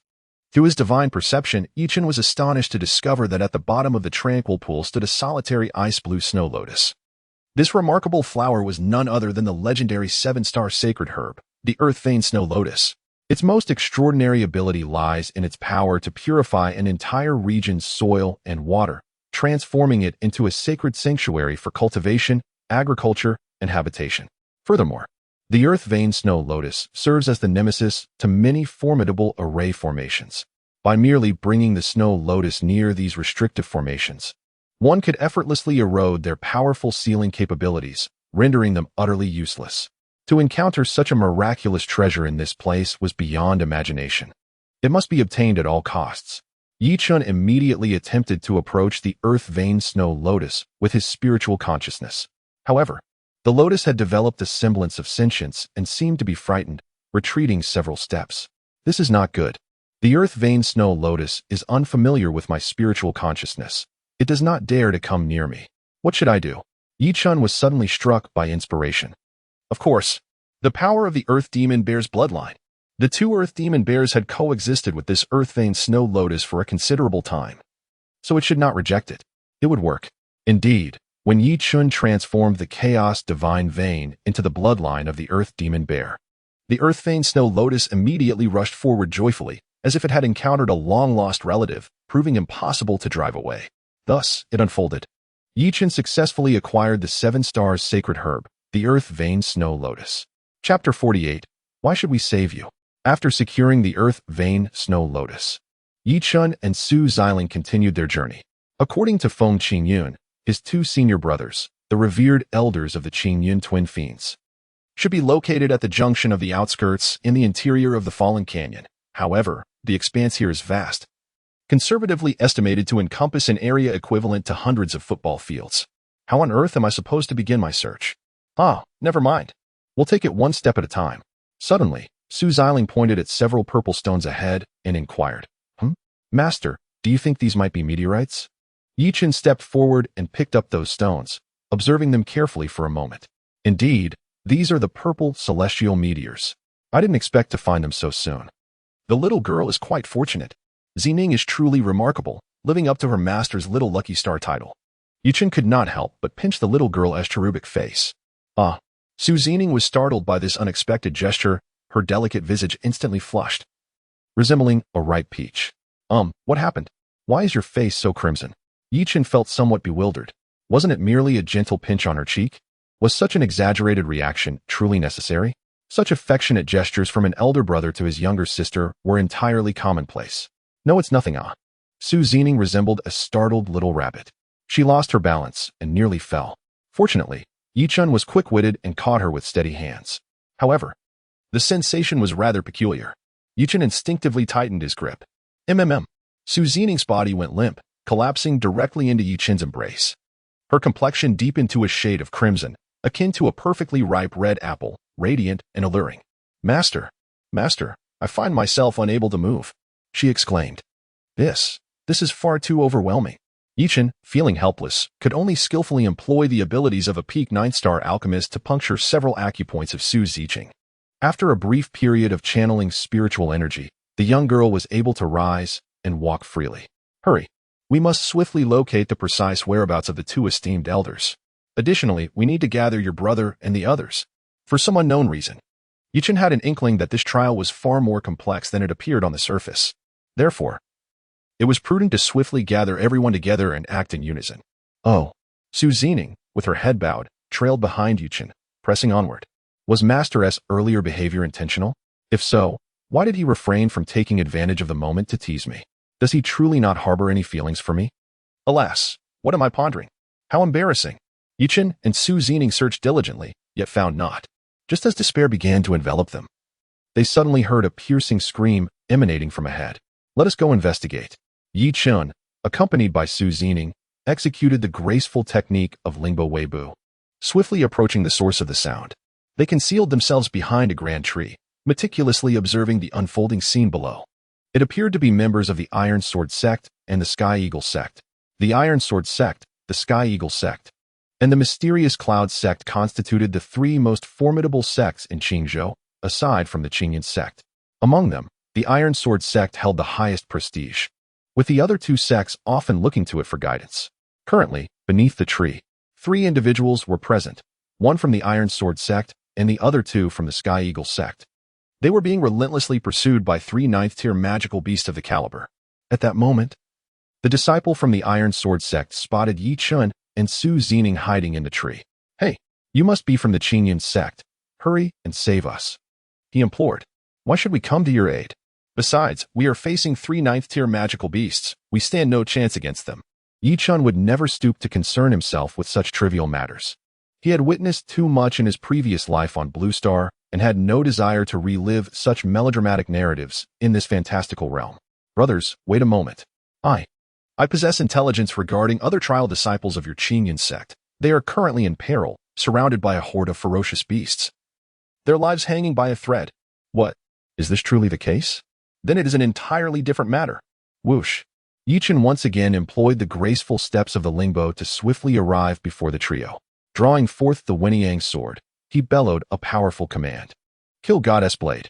With a swift motion, the heads of the 3 ferocious beasts fell to the ground, their lives extinguished in an instant. The trio from the Iron Sword sect and the Sky Eagle sect stood in utter disbelief. They had initially intended for Yi Chen to merely assist in fending off the beastly onslaught, so they could seize the opportunity to make their escape, indifferent to the fates of Yi Chen and Su Zining. Yet, what transpired was utterly astonishing. With but a single stroke, he effortlessly dispatched 3 formidable 9th-tier beasts. Could there possibly be anything more outrageous than this in the world? Yi Chen paid no heed to these matters and immediately stepped forward to inquire. "Where are our fellow disciples from the Qingyan sect?" The 3 members of the Iron Sword sect and Sky Hawk sect trembled as they replied, They are in the valley ahead. Let us go. You shall lead the way." Can we not accompany you?" "Why, of course. Yet, you must first seek the consent of my sword. Have you forgotten the trial's stipulation against mutual slaughter? I have not slain you. It was those 3 ferocious beasts that claimed your lives. You." The trio from the Iron Sword sect and Sky Hawk sect nearly choked on their own words. This truly was a convoluted logic. "Very well. We shall lead the way." There was no alternative. Circumstances demanded compliance. "Just a moment." Yi Chen approached the corpses of the 3 monstrous beasts, employing the chaotic devouring technique and the chaotic divine vein to absorb their essence entirely. His cultivation level surged from the pinnacle of the 6th tier of spirit ascendance to the initial stage of the 7th tier. This astonishing feat left the trio from the Iron Sword sect and the Sky Eagle sect utterly astounded. What kind of technique is this? How can it be so extraordinary? "Very well. Lead the way." Thus, Yi Chen and Su Zining followed the 3 individuals towards the valley where the disciples of the Qingyan sect were ensnared during their trials. Along the way, Yi Chen also learned the names of the 3 individuals: Wu Yanxing, a core disciple of the Iron Sword sect; Zhang Sun, a core disciple of the Sky Eagle sect; and Zhao Kuan, also a core disciple of the Sky Eagle sect. These 3 were the ones who had managed to escape from the encirclement of that valley. "Have you forsaken your companions to flee alone?" Yi Chen furrowed his brow, clearly displeased with the actions of the trio. Wu Yansheng, in response, could only awkwardly remark, "Haha, Brother Yi, we were left with no choice at that moment. If we hadn't retreated, we might have met our demise there. But why were those beasts surrounding you? Did you perhaps seize their treasures?" Su Zining faced a similar predicament earlier. The Earth Demon Bear attacked her, believing she intended to snatch the Earth Vein Snow Lotus. "Oh, this seems to be connected to your Qingyan sect." "What?" Yi Chen was utterly perplexed. "How does this relate to our Qingyan sect?" "It seems that one of your sect's trial disciples inadvertently triggered a mechanism within the valley, which consequently attracted the assault of the demonic beasts. Do you happen to know the name of that disciple?" "It appears to be." Yes, Su Lingyu. Indeed, that is the name." Chapter 49. Your grandfather? What? Yi Chen and Su Ziqing simultaneously exclaimed. "What? You two know each other?" "Of course. It's well known that they are from the Qingyan sect. How could they not be acquainted? Moreover, he is my other disciple. We must hurry. Goodness, this is truly melodramatic. How can these 2 siblings be so contrasting?" Upon entering, Su Ziqing had already bestowed upon Yi Chen the Earth Vein Snow Lotus and the purple celestial meteorite. Her fortune was beyond words. Yet, her brother, Su Lingyu, was another story. Damn it. Not only did he fail to find anything of value, but now he expects me to rush to his aid? Is he serious? And to think he claims to be the reincarnation of the celestial sword god emperor. I feel embarrassed for him, despite his thoughts. Yi Chen's heart raced with urgency greater than anyone else's. It's just ahead. We are almost there. Wu Yanqing pointed towards the valley ahead, a cold smile inadvertently creeping onto his lips. Zhang Sun and Zhao Kuan shared a similar expression. Before long, Yi Chun and his companions arrived in the valley, and indeed, they found Su Lingyu immobilized upon a massive stone platform. Lingyu, brother. Su Xiling was about to rush forward to rescue Su Lingyu when Yi Chen suddenly halted her. Master? Something is amiss. Why are there no magical beasts in sight? Just moments ago, Wu Yanqing and the others had fervently claimed that they were encircled by a multitude of magical creatures. Yet now, apart from themselves and Su Lingyu, not a single shadow could be seen. Where, then, were these supposed hordes of magical beasts? Just as Yi Chen was about to inquire, he turned around and discovered that Wu Yanqing and his companions had completely vanished. This is terrible. I've been deceived. Indeed, in the next moment, swish, swish, swish.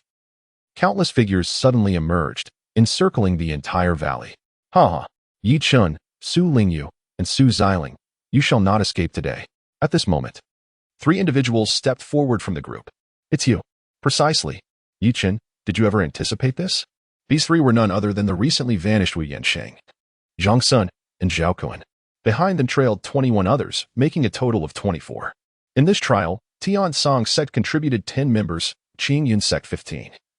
And Taijian Min, Tianing sect, and Piao Miao sect each had 8. This meant that all members from the 3 major sects had gathered here. How could they assemble in such a short time and set a trap so swiftly to ensnare us? What a ridiculous notion. I would never believe it. Wu Yanqing seemed to perceive Yi Chen's skepticism and replied with a faint smile. Hiki, Yi Chen, you must be wondering how we managed to gather so quickly and set up a trap for you, right? Would you care to enlighten me? I would not. Damn it. What nonsense. Wu Yanqing, filled with arrogance, retorted. Hehe, I merely wish to witness your absurd expression of curiosity, coupled with frustration at not receiving an answer. Damn it. This insufferable pervert. Enough of this idle chatter. Let us get to it. Wu Yanqing raised his right hand and snapped his fingers. Snap. And then, Yi Chun and Su Xining soon discovered that, like Su Lingyu, they were unable to move. They had set up an intricate formation here, one of remarkably high caliber. It was a complete 7-star array. Good heavens. Could this be true? How could the 3 major sects possess such a formidable 7-star formation? Such an advanced mechanism is beyond the reach of even the Tian Song sect. Moreover, these fools were evidently mere operators, lacking any understanding of its proper utilization. They chose to activate this grand array in a valley. Alas, what a waste of resources. Aha, how does it feel? Not so pleasant, is it? Were it not for my grandfather's orders to capture you alive, I would have already torn you to shreds. Wu Yanqing felt an exhilarating sense of satisfaction. Initially, the plan was to capture Su Lingyu and immediately notify the other members of the 3 major sects to gather. Then lure Su Xining into a rescue attempt. This would ensure the successful completion of the mission, capturing the 2 siblings unharmed. However, unexpectedly, on their way to gather, Wu Yanqing and his companions encountered 3 third-star, 9th-tier magical beasts. They were no match for them and could only flee for their lives. Thus, a series of subsequent events unfolded. Encountering Yi Chun and Su Xining, Wu Yanqing had a sudden inspiration and decided to alter the plan. First, he would feign weakness, then use Su Lingyu as bait to attract the intense attention of Yi Chen and Su Xining. All that remained was to lead them into a trap. Your grandfather? Indeed. He is the esteemed elder of the Iron Sword sect, Wu Xianling. It is he. Yi Chen suddenly realized. It was that old rascal's doing again. Is this array also a gift from your grandfather? Guess what? I guess your sister. Ha ha. Seeing Yi Chen in such a frenzy only delighted Wu Yanqing further. He certainly would not reveal to Yi Chen that this array was bestowed upon Wu Xianling by the mysterious figure of the Jiuyang medicine clan, along with an additional array disc. It was through these 2 treasures that the members of the 3 major sects could convene so swiftly and establish this magnificent 7 stars array. Well then, you are not permitted to die just yet. Surrender peacefully. Once the trial concludes, accompany me back to the Iron Sword sect, where my grandfather will treat you well. With that, Wu Yanqing waved his hand once more. Yi Chun, Su Lingyu, and Su Zining were immediately bound together, rendered utterly immobile. "Brother, please wake up. Hurry," Su Zining called out loudly, desperate to rouse Su Lingyu. "Shoo, don't shout, I'm awake." "Brother, you're all right. Of course, do you even know who I am? Such a trivial formation cannot possibly restrain me. Then why don't you escape? Honestly, you don't even know how to show off properly. Well then, brother, just leave us be. No need to worry about us." I wish I could, but I'm unable to move." "Damn, you really can't show off." "Huh, but you just said you were fine." "I said I'm fine, but I never claimed I could break free from this formation." "Humph, brother, you're utterly useless. I'll talk. Let us see if Master has a solution." Su Lingyu was on the verge of tears. "Why is my sister like this? I've pampered her since childhood. Is she really better than Chen, my modest master, whom I've known for less than a month? This is truly infuriating. Sigh, it's odd. I was so preoccupied with that treasure that I failed to notice the grand formation beneath my feet. Now, I find myself in this unfortunate predicament. Damn it. Who would have thought these minor sects in Qingzhou would possess a fully realized 7 stars sea dragon formation? Master, do you have any way to escape?" Su Zining looked at Chen with hopeful eyes. Chen found himself at an impasse. Although he was a master array magician at the pinnacle of the 9 stars, he required certain crucial materials to unravel the star sea dragon array before him. In that moment, he had no means to procure them. Of course, the Earth Vein Snow Lotus. Chapter 50. Breaking the array. The Earth Vein Snow Lotus is the nemesis of formidable restrictive formations. By bringing the Earth Vein Snow Lotus close to these restrictive arrays, one can effortlessly erode their powerful functions, rendering them completely useless. Ding. New alert. Wu Yansheng, Zhang Sun, and Zhao Kuan are deceiving the host. They intend to lure the host and Su Zining into the Star Sea Dragon array in the valley to capture you. Damn it. What the hell? I've already stepped in, and you're only now alerting me? What good is that? I apologize, host. The system was momentarily drowsy and could not provide a warning. How reliable is this wretched system? Regardless, what matters most now is to escape this predicament. Chen prepared to extract the Earth Vein Snow Lotus to unravel the formation. Alas, his entire body was immobilized. How could he retrieve it? This posed quite a formidable dilemma. Of course, the soul-devouring needle. The soul-devouring needle is a concealed weapon, operable by both hand and divine consciousness, with Chen's formidable chaotic divine pulse. Such a task was effortlessly manageable. Buzz, the soul-devouring needle soared forth, ensnaring the Earth Vein Snow Lotus, gradually approaching the core of the Star Sea Dragon formation. Naturally, all of this transpired in secrecy. As a concealed weapon, the needle's stealth was impeccable, rendering it undetectable to Wu Yansheng and his companions outside the Grand Formation. Chen, you need not have waded into these murky waters, yet you sought your own demise. Do not blame us for your folly. The Star Sea Dragon formation required additional time to completely imprison Chen and his companions. Thus, Wu Yansheng seized this opportunity to toy with Chen, seeking to display his superiority. "Oh, are you suggesting that if I refrain from meddling, you shall not trouble me? Guess again. Must you continue to guess? I know without any need for speculation that your old, disheveled grandfather would never let me off the hook. You dare to insult my grandfather. How absurd. That old scoundrel is not my grandfather. Why should I refrain from cursing him? What nonsensical logic. How did this fool become a core disciple? Such a brainless inquiry, indeed. I am utterly astonished. You insolent brat. It seems I have been far too lenient with you in the past. Now, you shall taste my wrath." Wu Yansheng continued to manipulate the Grand Formation to launch an assault on Chen. Whoosh, whoosh, whoosh. The Starseed Dragon Formation conjured countless water swords that struck Chen with precision. "Master!" Su Zicheng cried out in alarm, wishing to shield Chen. Yet, her body was utterly restrained, rendering her incapable of movement, forcing her to witness Chen endure the onslaught of the water swords. Bang, bang, bang. The water swords struck Chen without fail. Yet, to Chen's astonishment, he realized he felt not a hint of pain. He was completely unharmed. The Earth Vein Snow Lotus was beginning to take effect. He immediately surmised that the Earth Vein Snow Lotus was progressively dismantling the power of the Star Sea Dragon Formation.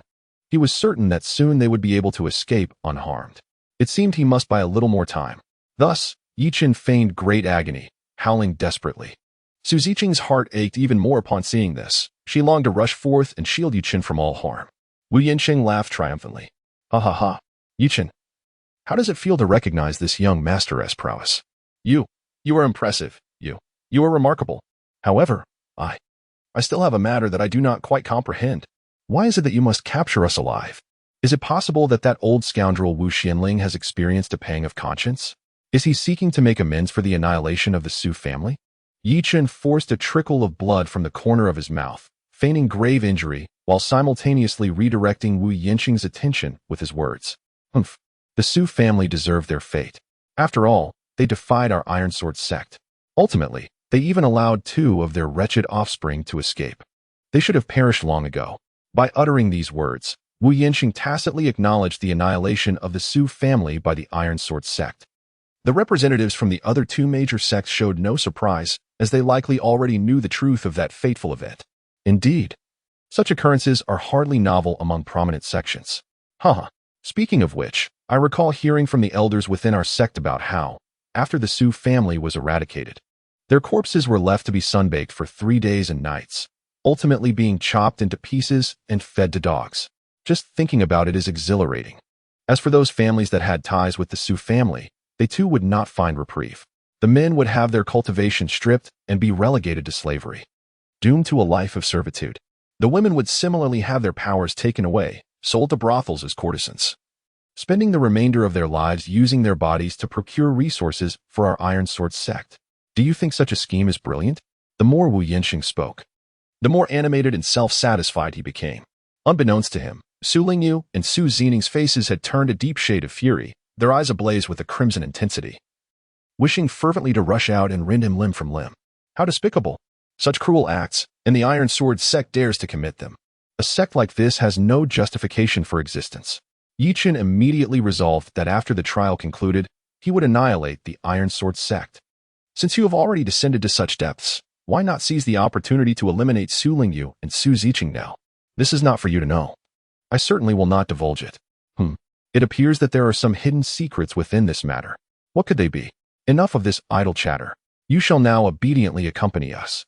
Wu Yanqing estimated that the time was ripe and prepared to retract the Star Sea Dragon formation, intending to completely confine Yi Chen and his companions within it and take them away. I fear you will be sorely disappointed. What do you mean by that? Wu Yanqing furrowed his brow, a sense of foreboding creeping into his heart. Yi Chen wore a faint smile. Then, surprisingly, he stood up and performed a series of stretching exercises, showing no signs of being restrained whatsoever. Master, you need not be astonished. You too can achieve this. Rise and move about. Su Lingyu and Su Zining, upon hearing this, immediately complied. Indeed, they too stood up effortlessly and moved with ease. Meanwhile, outside the formation, Wu Yanqing and the others were utterly dumbfounded. How could this be possible? Do you wish to know the answer? Speak quickly. Yi Chen smiled playfully and continued. Can you guess?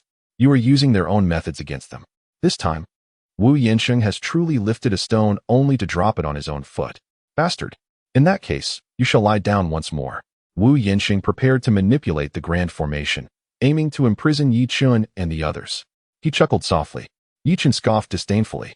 Then, he took out the Earth Vein Snow Lotus, and with a gentle wave, the entire Star Sea Dragon formation instantaneously collapsed, reduced to a mere waste of a formation. The Earth Vein Snow Lotus. Su Lingyu exclaimed in astonishment. As the reincarnation of a divine emperor, he was naturally familiar with this revered 7-star sacred herb. How could your master possess such a holy artifact? Thanks to your sister, Ning. Indeed. Thus, Yi Chen recounted the events surrounding his acquisition of the Earth Vein Snow Lotus to Su Lingyu. Such a turn of events. Your fortune seems exceedingly favorable. Su Lingyu felt a tinge of jealousy. Let us set aside the chit-chat for now and deal with these bothersome flies. Agreed. Yi Chen and Su Lingyu turned their gazes once more towards Wu Yanqing and the others. What on earth is happening here? Chapter 51. The beast-tide Wu Yanqing racked his brain in utter confusion. How could it be that Yi Chen and his companions suddenly regained their mobility? Furthermore, the Starry Sea Dragon formation was shattered. Was it not said to be a complete 7-star formation? Was it not asserted that within the confines of Qingzhou, no one could possibly breach it? What, then, could this situation be construed as? Yi Chen gazed at Wu Yanqing and teased, So, Master Wu, do you have anything to say now? What does it matter that you have broken the formation? We have a full 24 men here. I refuse to believe we cannot defeat you. Wu Yanqing retorted defiantly, attempting one last desperate struggle. Is that so? Chen smiled faintly. Then, with a clang, the asking heaven sword was unsheathed. The god-killing strike descended. A sharp slash swept through the air, catching the three major sects completely off guard. Boom.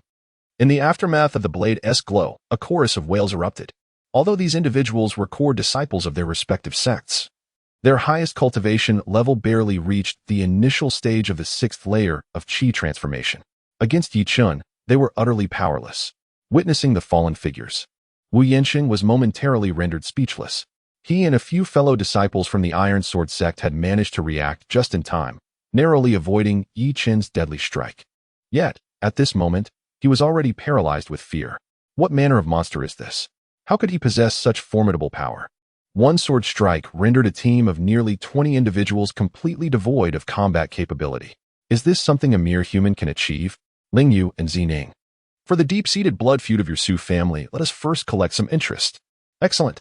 Su Lingyu, unable to contain herself any longer, swiftly approached Wu Yanqing, accompanied by Su Zining. Let us start with you.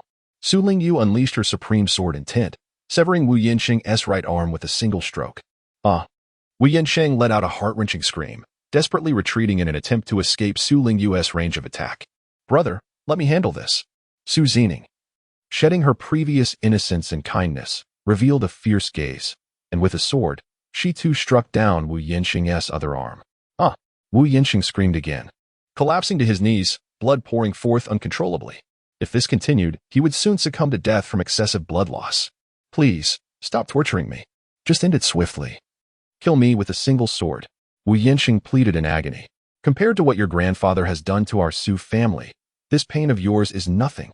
I will not let you die so easily. I intend to make you wish for life, but find no escape.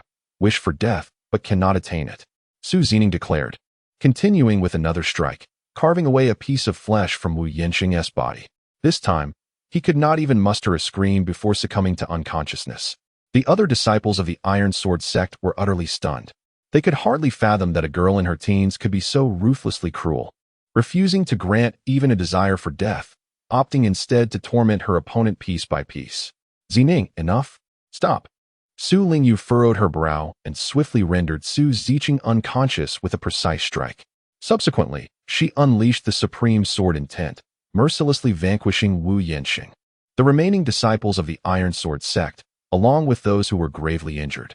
Thereafter, she lifted Su Zining and approached Chen, expressing her remorse.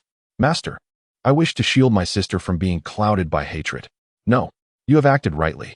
Indeed, she should not be exposed to such matters prematurely. It is a lapse in my judgment.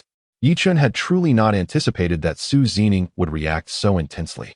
Had it not been for Su Lingyu's timely intervention, it is conceivable that this girl might have unwittingly sown the seeds of demonic influence within herself, ultimately succumbing to the path of darkness. Chen approached the lifeless body of Wu Yanqing and removed his storage ring. Upon opening it, he was taken aback by the wealth contained within. An abundance of cultivation resources, spirit stones, and medicinal pills lay before him. Truly, he was the grandson of Wu Xinling, and his affluence was evident. Suddenly, he noticed something. Chen stumbled upon an eccentric array disc, a perfect 7-star formation, and an intriguing boudoir array. This is a peerless treasure designed for exploration and positioning. What? A boudoir array? Su Lingyu, equally astonished, cast a glance in its direction. Clearly, he was also aware of the remarkable power of this artifact. This device can swiftly detect the presence of martial artists within a particular area, and it is capable of sensing the locations of certain forbidden zones as well. Remarkable. With this, the whereabouts of the other trial disciples from Qingyun sect may soon be uncovered. It is even possible that they could quickly locate the specific positions of the two esteemed elders, the twin fiends of Qingyun. Chen promptly searched through the remaining storage rings of all individuals, collecting every last item. Simultaneously, he placed the materials for the Star Sea Dragon formation into his own safe space. Although these items had lost some of their original potency, Chen was confident in his ability to render them highly effective once more. He then turned to Su Lingyu and said, "Let us proceed to find the others." All right. Su Lingyu had initially intended to search for items left behind from his previous life, but time had altered many aspects, and he found himself unable to locate the specific item he sought. Thus, he decided to accompany Yi Chen in regrouping with the others. However, just as they were about to set off, a thunderous sound erupted nearby, rumbling footsteps that were undeniably heavy and clearly not of human origin. It resembled beasts. Indeed, in the next moment, countless magical beasts were charging towards them. Good heavens! How can there be so many? Are we about to encounter a beast tide? A beast tide occurs when the number of magical beasts reaches a critical mass, leading to an organized surge. Such a phenomenon typically involves several high-ranking beasts taking the lead. We must flee quickly. A tide of this magnitude would terrify even a martial king, let alone Yi Chen and Su Lingyu. Consequently, they swiftly cradled Su Zining and began to sprint at full speed. After half a day, they still had not shaken off the pursuit of the beast tide. This is untenable. Without the assistance of the cloud-piercing ship, my legs and Lingyu's alone cannot outpace these beasts. Moreover, Yi Chen could distinctly sense that among the beasts, several possessed terrifying strength. Nearing the 5-star level, equivalent to that of a human martial sovereign. This was beyond what he and Su Lingyu could contend with. What should we do? Ding. Congratulations to the host for successfully avoiding danger. Rewards are now being distributed. Avoidance points, 50. 6-star teleportation talismans, 3. Damn it. This insufferable system must be dozing off again. Chapter 52. Song Jiao Jiao reappears. Good grief. This unreliable system is becoming increasingly untrustworthy. Not only was the new pitfall alert delayed, but now, the rewards only appear in times of crisis. Yi Chen was truly filled with doubt. He wondered if the next time would be when he had completely met his demise that this peculiar system would reappear. Ding. Host, if you truly meet your end, this system will disintegrate and vanish into the void, seeking the next destined individual to become its host. You are remarkable. A good man does not contend with the system. The 6-star teleportation talisman, when crushed, can transport one a distance of 10,000 kilometers in the blink of an eye. Impressive. Yi Chen exhibited no hesitation whatsoever. He promptly produced a 6-star teleportation talisman and grasped the hand of Su Lingyu beside him. With a crack, the teleportation talisman shattered. A low hum resonated in the air. Yi Chen, Su Lingyu, and Su Zining were instantly enveloped by a mysterious gas. Then, with a swift whoosh, they vanished without a trace. The horde of beasts lost their target yet did not cease their pursuit. Instead, they surged forward with even greater fervor. Behind them loomed a swirling mass of blood-red mist, rapidly advancing in their direction. Wherever this crimson fog passed, all life withered, devouring the vitality of every plant and creature in its wake. Suddenly, a striking figure emerged from within the mist. Had Yi Chen been present, he would have recognized her immediately. This figure belonged to Song Jiao Jiao, who had vanished completely after escaping from the Qingyan sect. Ha ha ha. What do you think, little girl? I did not deceive you, did I? Once the opportunities left by my demon clan within this fallen canyon are activated, your strength will undergo a monumental transformation. Song Jiao Jiao remarked with reluctance as she gazed at the spot where Yi Chen had disappeared. Yet, they had still managed to escape. Not to worry, as long as they remain within this fallen canyon. Even if he were the reincarnation of the sword god, he shall not elude my grasp. The bloodthirsty demon lord was brimming with confidence. After his previous defeat and retreat, he had come to realize that Su Lingyu had not fully regained her peak strength at that time. She had merely executed a empty city stratagem using her supreme sword intent. Otherwise, she would have pursued him from the Qingyan sect until he was utterly annihilated. Reflecting on the past, the bloodthirsty demon lord felt a twinge of regret. It was entirely his fault for being too panicked and eager to flee, neglecting these crucial details. Had he fought with all his might, he might have captured Su Lingyu's blood corpse. Let us proceed. They cannot have gone far. Continue to manipulate the blood mist to search for them, and eliminate these beasts first. Understood. The speed of the blood mist abruptly intensified, engulfing the fleeing horde of beasts. Many did not even have the chance to scream before they were instantly reduced to pools of blood. Yi Chen, accompanied by Su Lingyu and Su Zining, utilized a teleportation talisman to make their escape. They eventually came to a halt. At that moment, Su Zining had just awakened. Master? Brother? Where are we? What happened to that villain? The villain has perished. We are now in a secure location. Yi Chen gently set Su Zining down and began to survey his surroundings. Before him lay an expansive lake, while on the opposite shore stood a dense forest. However, that forest exuded an eerie and foreboding aura, presenting a palpable sense of danger. At this moment, Su Lingyu suddenly spoke up, indicating that they had arrived at the boundary between the periphery and the interior of the fallen canyon. This vast lake, she asserted, is indeed a boundary river. Is this truly the place? Chen initially harbored some doubts. However, upon reflecting on Su Lingyu's identity, he soon found solace.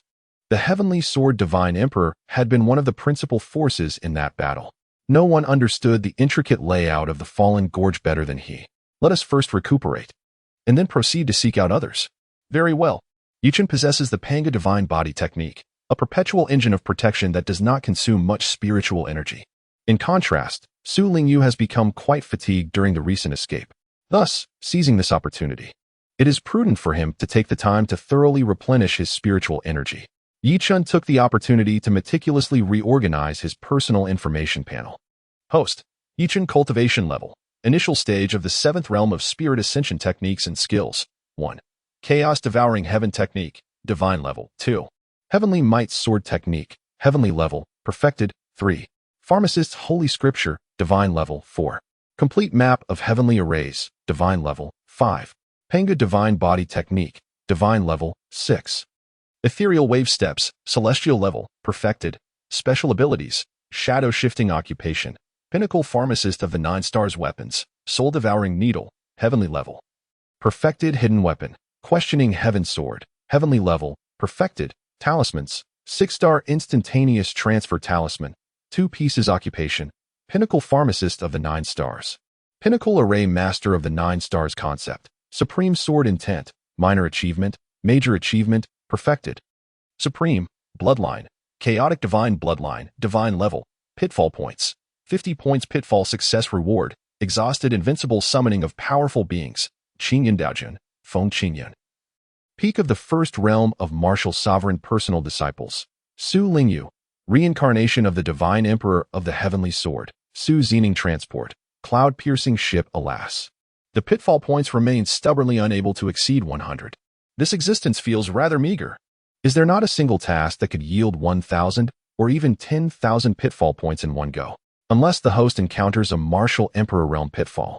Perhaps then there might be hope. How absurd. A Martial Emperor? Do they truly dare to utter such words? A being of that caliber could extinguish my life with but a mere finger. What need is there for pitfalls? Before long, Su Lingyu had fully recovered, and the trio prepared to continue their journey. Let us first test this Bagua Array Plate. The Bagua Array Plate can lock onto the life essence and forbidden locations within a designated area. This is far superior to their aimless searching. Chen infused his spiritual energy into the formation disk. In a brief moment, a beam of light suddenly shot forth, directly illuminating the lake ahead. As if responding to an unseen call, a swirling vortex opened up in the center of the lake. Should we venture in for a closer look? Let us go. We have come this far. What does it matter if it is a den of dragons or a lair of tigers? We must seize the opportunity. Moreover, I still possess 2 6-star teleportation talismans. Even if danger arises, I can swiftly escape using these talismans. Upon the trio of Chen entering the cavern's entrance, it sealed itself automatically. Within lay a narrow, elongated corridor of stone. Chen walked ahead, while Su Lingyu followed closely behind, ensuring that Su Zening was safely nestled between them. Chen? This scene feels oddly familiar. Su Lingyu furrowed her brow as she surveyed the well-known surroundings. The corridor seemed a tad lengthy. The trio remained vigilant, pressing onward. Suddenly, Su Zening halted, her eyes drawn to a protruding dragon-shaped sculpture on the adjacent stone wall. Curiously, she inquired, "Oh, Master, what is this?" and stepped forward to twist the dragon sculpture. Su Lingyu gasped in alarm and shouted, "Stop it, Zening." Yet, it was too late. Crack, crack, crack. As the dragon heart sculpture was turned, countless small holes appeared instantaneously along the stone walls. Whoosh, whoosh, whoosh. From these apertures, a myriad of golden arrows shot forth, plunging Chen and his companions into peril. These arrows, all of heavenly grade perfection, were formidable in power and alarmingly abundant. We must eliminate them all, or we shall find ourselves in grave trouble. No worries. Allow me to handle this. You two step back. Chen immediately activated the chaotic devouring technique, drawing all the golden arrows into his body, transforming them into a source of nourishment for the enhancement of his strength. Su Lingyu was left astonished. Can it truly be done this way? Chapter 53, The Ironclad Mechanized Puppet. Absorption complete. Yi Chen's realm has once again ascended from the initial stage of the 7th layer of spirit ascension to its pinnacle. Alas, the progress is becoming increasingly sluggish. It is truly uncertain how much longer it will take to transcend to the martial sovereign realm, or even the martial emperor realm. Yi Chen spoke helplessly. However, this provoked Su Lingyu beside him considerably. To ascend abruptly from the initial stage of the 7th layer of spirit ascension to its pinnacle, yet still find it insufficient? How absurd. Does this so-called esteemed master even comprehend the extent of his own extraordinary abilities? Treating a heavenly-grade perfected weapon as mere sustenance. After devouring it, he even casually advanced in his cultivation. If one is to break through, then let it be so. Yet, to leap through the stages with such ease and still express dissatisfaction. Had I possessed even a fraction of your talent back in my day, I would have utterly vanquished the blood demon sovereign, leaving not a single bone intact. Ziqing, are you all right? I'm fine. I apologize, esteemed master. I almost caused you harm. You did not act with intent, so there is no need for self-reproach. Just avoid such occurrences in the future. Indeed. Yi Chen gazed at Su Lingyu. Lingyu, do you perchance know where we are? That fellow just loudly interrupted Su Zining, which surely indicates he has already uncovered this mechanism. If my conjecture is correct, this place ought to be a site of sealing. As for what exactly is sealed, we shall need to delve further to uncover the truth. At this moment, he felt an unwavering certainty in his heart. This very location was indeed where he had once sealed that precious artifact. However, for the sake of caution, he preferred to withhold this information from Yi Chen and Su Zining for the time being. Very well, let us proceed onward. Yi Chen discerned Su Lingyu's subtle intentions. However, instead of confronting them, he chose to continue assisting him in their exploration. After the trio had traveled a while longer, Su Lingyu paused once more, gazing ahead. Yi Chen and Su Ziqing followed his gaze and raised their eyes in unison. Before them stood a colossal armored giant, poised with an imposing presence akin to a warrior brandishing a sword on horseback. This formidable sentinel, crafted from ancient meteorite iron, embodied the combat prowess equivalent to the pinnacle of the 8th realm of martial sovereigns. It possessed the terrifying capability to annihilate any creature that ventured within a 10-meter radius. The pinnacle of the 8th realm of martial sovereigns? Yi Chen and Su Zining inhaled sharply, overwhelmed by the gravity of the situation. How could they possibly contend with such a formidable being? A mere breath from this entity could likely spell their demise. However, there was no cause for alarm. After tens of millennia, the mechanical functions and spiritual energy reserves within the ironclad automaton had nearly been depleted. Its current strength should not exceed the pinnacle of the 8th layer of the ascendant spirit realm. What? After so many years, it remains this powerful? Is it true that the ironclad automaton possesses such extraordinary capabilities?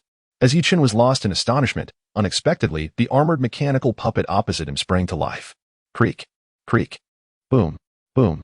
The puppet shifted its form slightly, and then swiftly charged towards Yi Chen and his companions. Goodness, how swift it is. Yi Chen pushed Su Zining and Su Lingyu aside. He then employed the graceful technique of the Lingbo Weibu, swiftly distancing himself from the armored mechanical puppet. Is there any way to bring this contraption to a halt? Su Lingyu, with her profound understanding of this puppet, should possess a solution. Alas, such a puppet was designed without a stopping mechanism from the outset. Unless it is obliterated, it will continue to fight relentlessly until the very last drop of energy is consumed. Damn it! Who on earth crafted such a clumsy metal monstrosity? Yi Chen suddenly turned his gaze towards Su Lingyu, whose cheeks were slightly flushed. It dawned on him then, what a foolish blunder. Just at that moment, the chest compartment of the armored mechanical puppet opened, revealing a colossal cannon. Instantly, a sphere of spiritual energy coalesced at the muzzle. This is bad. It's the Gaia energy cannon.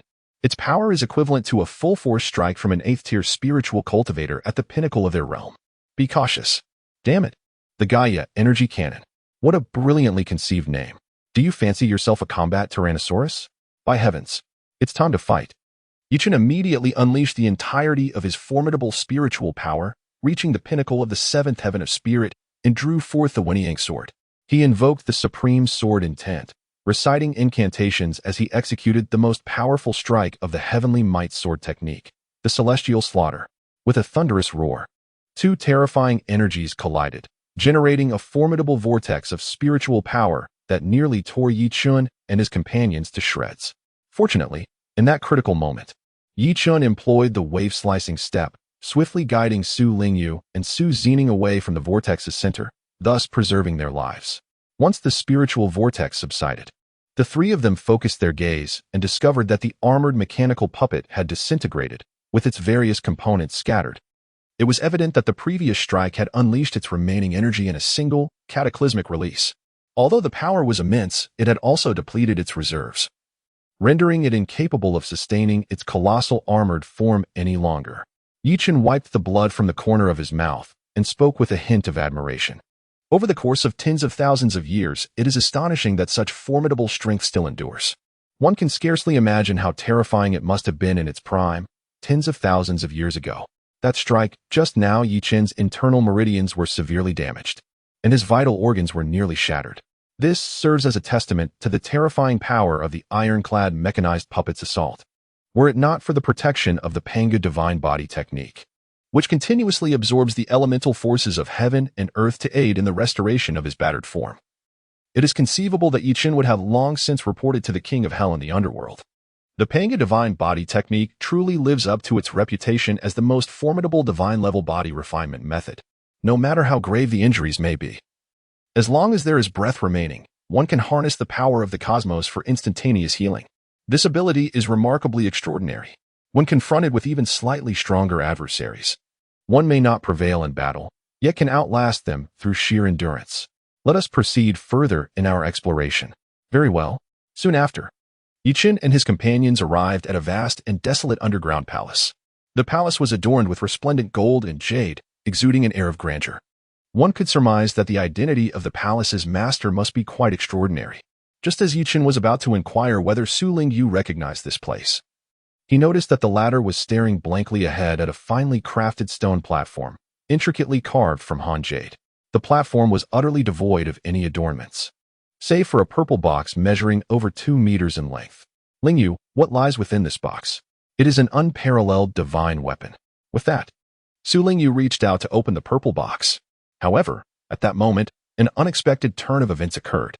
Haha, if you wish to claim the divine weapon, you must first pass through me. Chapter 54.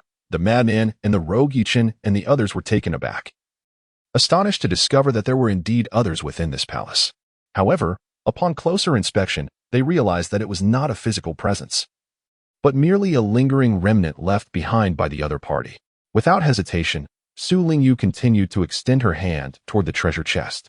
Suddenly, a ghostly beam of light descended from above the palace, aimed directly at Su Lingyu's crown. Yi Chun's reflexes were swift and precise. He thrust his sword towards the beam of light. Bang! The beam dissipated. Yi Chun retreated several meters, blood trickling from the corners of his mouth. Master, are you all right?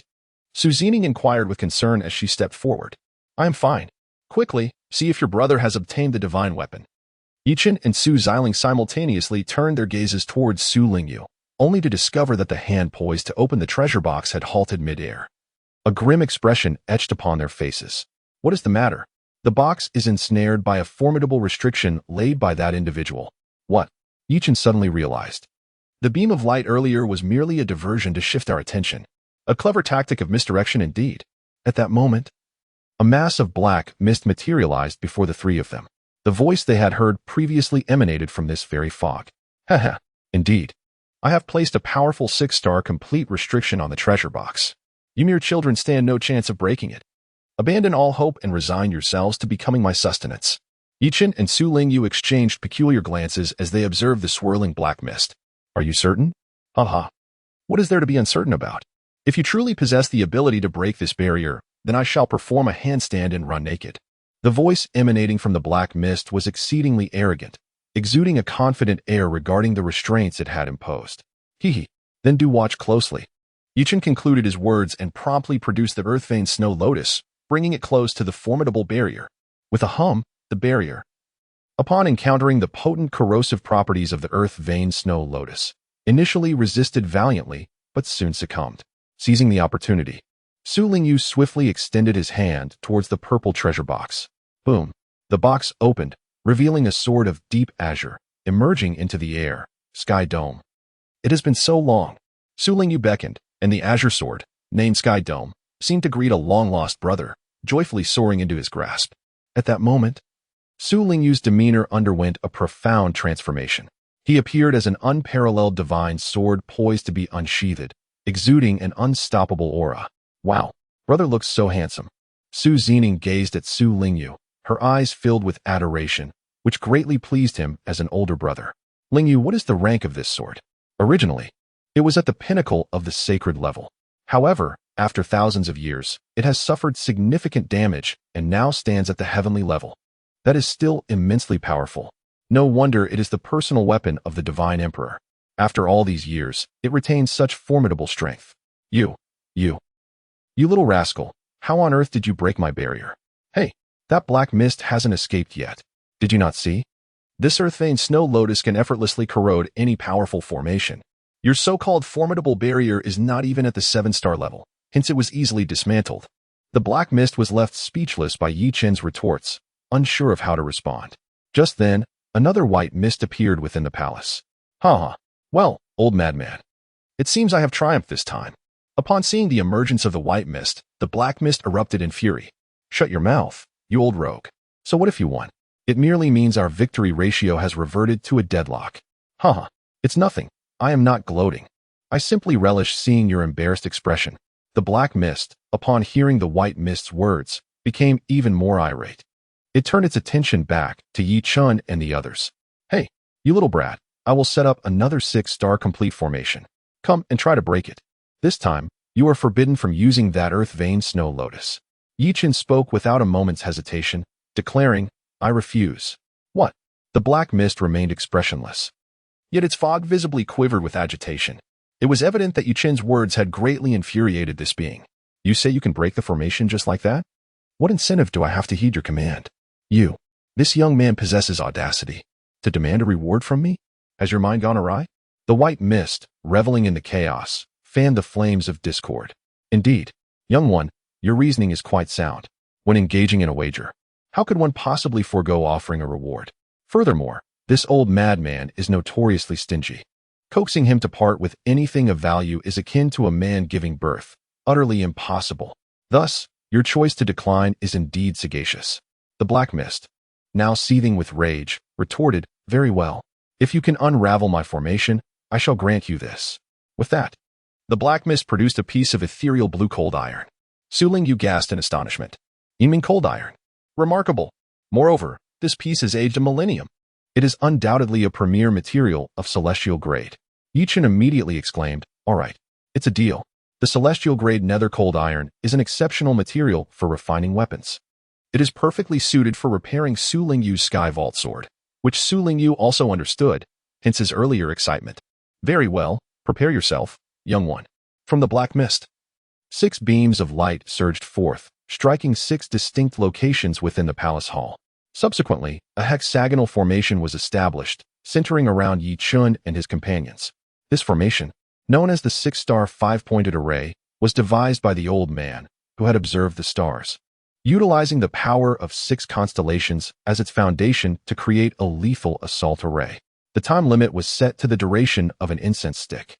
Should they fail to decipher the array within this time frame, the 3 of them would meet their demise at the hands of the formation. So, hurry and break the array. Young man, the black mist was exceedingly proud. This array was his magnum opus, and he held little faith that a mere child could unravel it. Even the white mist fell silent, unable to restrain himself from transmitting a thought. Hey, old madman, you might be overstepping this time.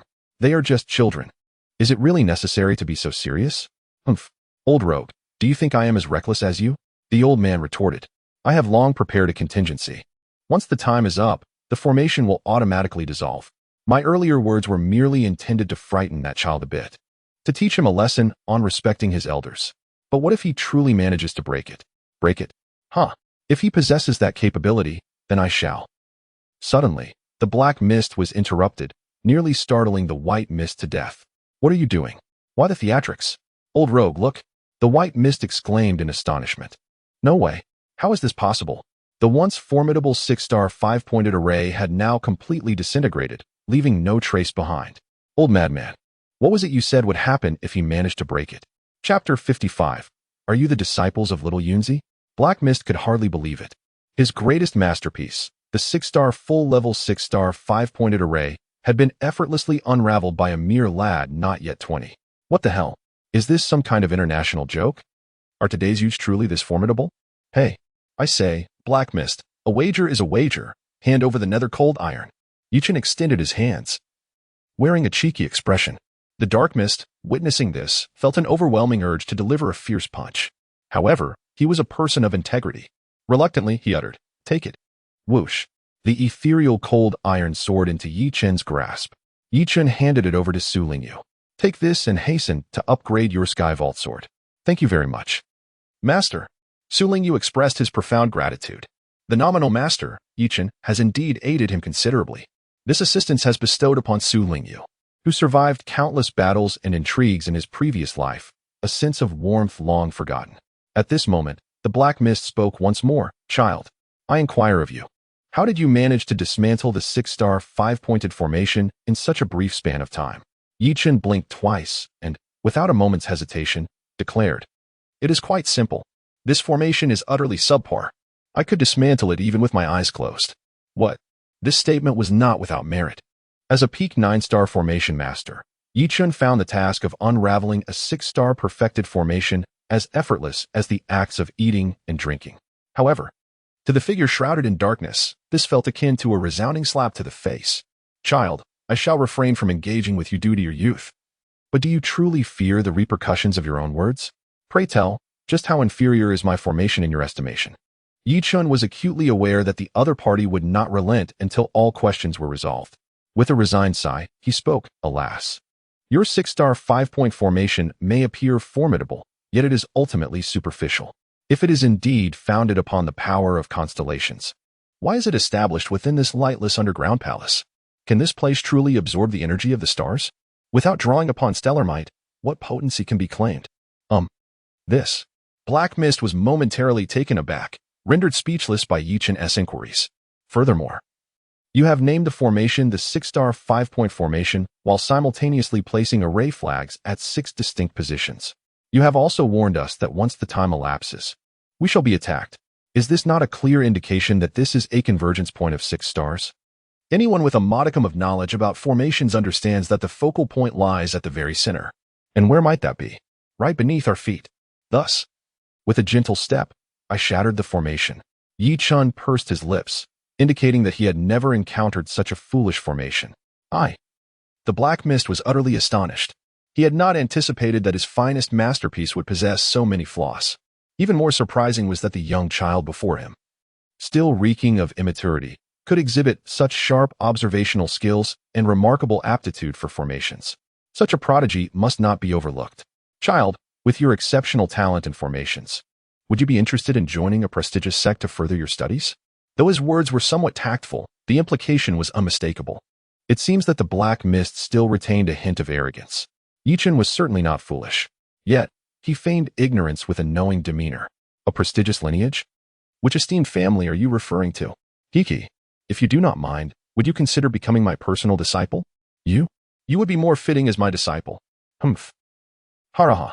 Before the Black Mist could fully react, the White Mist erupted in laughter. "Ha ha, old madman. At last, someone dares to accept you, though the individual is merely a child. However, based on his earlier display of aptitude in formations, he is indeed qualified to be your master. I suggest you yield to him. Old rogue, silence yourself." The Black Mist trembled with rage. "Boy, if you find me unworthy, at least provide a reason. Am I truly so inadequate that I lack the qualifications to be your master?" Yi Chen observed the relentless determination of the other party, realizing that unless he provided a satisfactory explanation today, the Dark Mist would not relent. "I appreciate your kind intentions, esteemed senior," he expressed. "Yet I must respectfully decline your offer, as I have already pledged my allegiance to another master. I hope you can understand." The Dark Mist paused, taken aback. "You have a master already? Then do reveal your master's name. Once I am free, I shall ensure that they expel you from their tutelage. Subsequently, you may join my ranks without issue." How outrageous. What a madman. Yi Chen thought, incredulous that such a scheme could arise in his mind. "Esteemed senior, this is indeed unseemly. Is this not akin to coveting another's beloved?" The White Mist earnestly interjected, attempting to counsel the Dark Mist. Yi Chen nodded thoughtfully. "Indeed, this esteemed elder in the White Mist seems to be the most reliable. So, what do you propose we do, old rogue? I observe that this young child is quite tender in years, and it is likely that his master is not much older. Why not consider this? You could take his master under your wing, thus achieving a harmonious resolution. After all, there is little distinction between a disciple and a grand disciple. You could still impart to him the art of formations, wouldn't you agree? Upon hearing these words, Chen stumbled, nearly losing his footing. How infuriating. Indeed. He is a seasoned rogue, even more unreliable than that old lunatic. Ah, this method might just work. Aha, you clever old rogue. How rare it is for you to display such wit. The dark mist, visibly pleased, addressed Chen once more. Child, do tell, who is your master? Once I emerge, I shall promptly take him as my disciple. Alas, Feng Qingyun, forgive me. I must inform you, esteemed elder, that my revered master is none other than the esteemed Qingyun Daojin of the Qishou Qingyun sect, Elder Feng Qingyun. What? Both the dark mist and the white mist exclaimed in astonishment, displaying their incredulity. Chen felt perplexed. Esteemed seniors, what troubles you? Do you happen to know my master? To his astonishment, the two wisps of mist simultaneously materialized before him, sending shivers down his spine. What on earth is wrong with these two old fellows? Are you disciples of the esteemed Zhao Yunzi? Ah, Zhao Yunzi? Are you referring to Feng Qingyun? What intriguing backgrounds these two elders possess. Esteemed seniors, do you truly know my revered master? Zhao Yunzi is indeed your master. How audacious. This little rascal dares to deceive us. I recall he assured us in our presence that he would no longer take in direct disciples. And now he has accepted such an extraordinary apprentice. Humph. Once I emerge, I shall make him regret it. The tones of the black mist and white mist grew exceedingly grave. Child, hurry and pay your respects to us, your two esteemed uncles. Chen and his companions, despite their usual dullness, finally grasped the situation. You are the esteemed Qingyun Shuangsha, the two venerable elders? What nonsense. If it weren't us, who else could it be? By heavens, it truly is a case of searching far and wide only to find it effortlessly at hand. I humbly greet you, Master Uncle. I respectfully pay my respects, Ancestor. Chapter 56. A pair of utterly unreliable rascals. The name Qingyun Shuangsha sends shivers down the spine of the entire Qingzhou. Qingsha, Feng Tiankuai, Yinsha, LV Mu Feng. They are an invincible duo and a source of considerable vexation for all of Qingzhou. First in shamelessness, first in recklessness, first in lewdness, and so forth. Almost every unflattering remark seems to be tied to these two rascals. All sects and factions would eagerly wish to flay them alive, subjecting them to the most excruciating of tortures, casting them into the 18 layers of hell. Yet, alas, the martial prowess of the Qingyun Shuangsha is simply too formidable. Even when considered individually, they are invincible, let alone when they join forces. Feng Qingyun, 30 years ago, was heralded as the foremost master of Qingzhou, with no one able to withstand even 10 moves against him.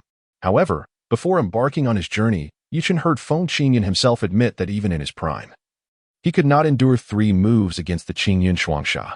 Moreover, this was not in a 2-on-1 scenario, but rather 1-on-1. This implies that either member of the Qingyun Shuangsha possesses the absolute capability to defeat Feng Qingyun in an instant. Now, these legendary figures stand vividly before Chen and his companions. Chen and the other two immediately knelt in reverence. Rise, pray. Enlighten us about Xiao Yun and the Qingyun sect. How are they faring now? Yes, esteemed uncles.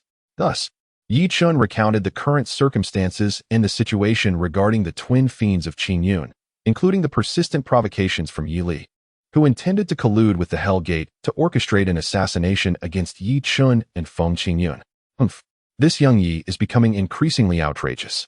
Had I known, I should have stripped him of his cultivation, condemning him to a lifetime of reflection upon the cliff of regret. Feng Tiankuai, known for his fiery temperament, could hardly contain his anger, itching to confront Yi Li at once. Old madman, we shall address the matter of young Yi later. Our immediate concern is how we shall escape. Lu Mufeng directed his gaze towards Chen and the others, stating, I believe you have surmised that these two wisps of spiritual mist are merely remnants of our divided consciousness. Our true forms reside elsewhere at this moment. Chen immediately inquired, where's that place? How can we rescue you? The location of our true forms is interconnected with this realm. However, an exceedingly potent spatial array, coupled with a myriad of mixed prohibitions, obstructs our passage. For years, the old madman has devoted himself to unraveling these intricate formations in the hope of dismantling these barriers. Yet, despite his tireless efforts over the years, he has only managed to permit the passage of these two lingering remnants. It seems that in this lifetime, we are doomed to remain trapped. After decades of study, only two remnants can traverse? Alas! The eyes of Chen and his companions were filled with sympathy. These two elderly gentlemen are indeed rather pitiable, having been confined to the same place for decades. Not only must they tend to their basic needs, but they are also compelled to devise means for their own salvation, all without any form of entertainment. Were it to be them in such a predicament, they would have surely lost their sanity by now. How outrageous! You old rogue, to utter such fabrications in front of these young ones. It was you who initially claimed that although the infernal sovereign deceived us into this predicament, we could seize this opportunity to enjoy some peace and tranquility, engaging in our own pursuits. Yet, here we stand, having clashed a total of 3,088 times, with victories evenly split. You even suggested a desire to remain here indefinitely. What is this? A change of heart? Feng Tian Kuei showed no leniency toward Lu Mu Feng, swiftly exposing his deceit. By heavens! You madman, are you not the same? Constantly babbling in my ear about how serene and peaceful this place is, unlike the sect, where it's a constant struggle, akin to lunacy. You even spoke of settling down here and raising a brood of little ones. What now? Are you denying it? Oh. You old rogue. You wish to fight, do you? Chen, Su Lingyu, and Su Zining gazed at the two figures before them, embroiled in a cacophony of foul language and mindless bickering. For a moment, they found themselves at a loss for words. Could these truly be the esteemed elders of the Qingyan sect? The very same Qingyan twin fiends that instilled fear throughout the entire Qizhou? It felt as if they were witnessing nothing more than a pair of ruffians, acting petulantly, shamelessly, masters of underhanded tactics, utterly disregarding their own dignity. They were nothing short of a duo of utterly unreliable ruffians. Chen could no longer contain himself. Masters, please cease your altercation. Both Feng Tian Kuai and Lu Mu Feng paused in surprise. What is it? What are you saying? They had been so engrossed in their own dispute that they had forgotten the matter at hand. It was truly astonishing. Did you not just say that we must unravel the array's restrictions between the two locations in order to escape? Allow me to take a crack at it. You? Indeed. This young man effortlessly dismantled Feng Tian Kuai's 6-star 5-point array moments ago. Perhaps he truly possesses the means to resolve this array's constraints. Very well. Follow us. Thus, they proceeded. Chen and his companions followed Feng Tian Kuai and Lu Mu Feng to a wall behind the palace. Upon seeing the wall, Su Lingyu furrowed his brow. Is this the wall of size? Indeed. Little one, I never expected you to know the name of this wall. Feng Tian Kuai remarked with a hint of astonishment. Those who have not ventured into the Fallen Canyon could not possibly be aware of this wall. How did this child come to possess such knowledge? Su Lingyu did not respond directly to the question. Instead, he gravely stated, the formation and restrictions behind this wall must pertain to the land of the gods. You are aware of this as well? This time, not only Feng Tian Kuai, but even Lu Mu Feng was taken aback. Are the young ones of today truly so remarkable? Chen was aware of Su Lingyu's background, so he felt no surprise. Only a hint of confusion. What is the land of the gods? It is a formidable overlay formation, composed of the amalgamation of two pinnacle 8-star formations. Deciphering it is exceedingly troublesome and intricate. Without the prowess of a 9-star formation master, it is utterly unattainable. Oh, so that is the case. Then it should be manageable. What? Feng Tian Wei, Elmufeng, and Su Lingyu were simultaneously taken aback. Manageable? What does that mean? Do you possess the strength of a 9-star formation master? Chen paid no heed to the thoughts of the three individuals. He approached the wall of size and reached out to touch it. It was indeed somewhat challenging. However, the complete map of the heavenly formation contained the method to decipher it. Moreover, he happened to possess the earth vein snow lotus. Henceforth, let these three individuals witness what he was capable of. He contemplated within himself. Chen promptly retrieved the earth vein snow lotus and slowly approached the wall of size. Futile. This earth vein snow lotus is merely at the initial stage of the 7 stars, and against the pinnacle level formations of the 8 stars, it serves little purpose. I am aware. And yet you still proceed with such an action? Have you lost your senses? Chen offered little explanation. Suddenly, he thrust both hands forward, touching 4 distinct points on the sighing wall. Then, drawing the one-y sword, he inscribed an enigmatic Bagua pattern upon the wall. With a resounding voice, he intoned, Lin, Bing, Do. Je. Urgently, as commanded.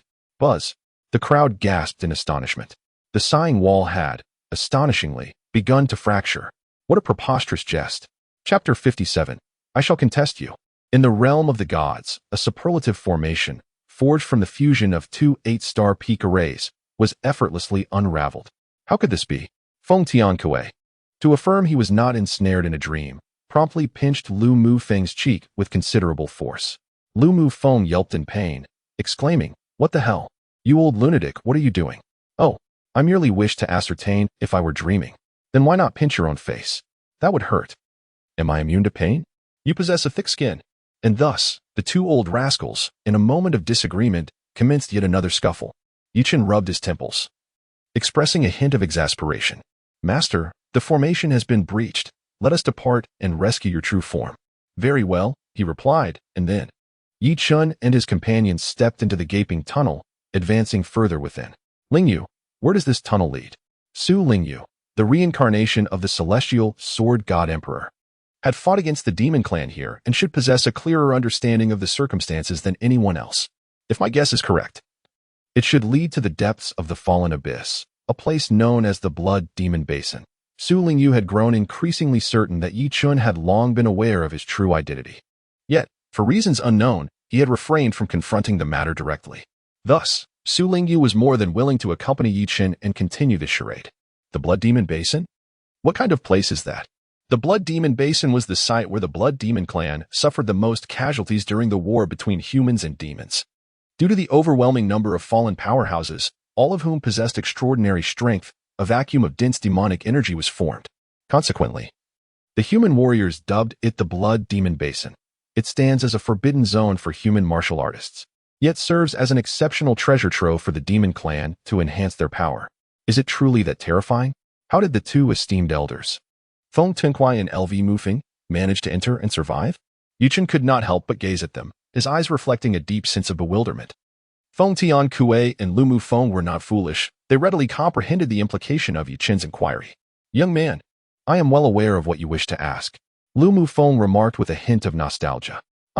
I remember the time when the Hell Lord of the Hell Gate deceived us, claiming that within the inner regions of the Fallen Canyon, there existed unparalleled opportunities to transcend to the martial king realm. I, along with the old madman, fell prey to his fabrications and recklessly ventured inside. Little did we anticipate that shortly after delving deeper, we would encounter a horde of 6-star, high-level magical beasts. We were utterly outmatched and had no choice but to retreat. However, those beasts relentlessly pursued us, leaving us no option but to flee for our lives. In our panic, we inadvertently stumbled into the Blood Demon Basin. Initially, we presumed our demise was certain, yet fortuitously, we discovered a spatial rift. We immediately leapt inside, narrowly escaping with our lives. And thus, we have survived until your arrival. A collective sigh of empathy resonated among the listeners. Such an experience, one could argue, was aptly described as a brush with death. Who could have anticipated it? At this juncture, Feng Tiankue interjected with indignation. "Damn it, you old rogue. How dare you speak so? Even a fool could see that the Hell Lord was merely trying to deceive us into the Fallen Canyon, leading us to our own demise. Yet you, fully aware of the trap, insisted on dragging me along. And as for those magical beasts, you were the one who provoked them, asserting that we should compete to see who could slay a 6-star high-level beast first. In the end, when you realized you were no match for them, you fled faster than a rabbit. If it weren't for my decent speed, I might have met my end there. And then there was the Blood Demon Basin.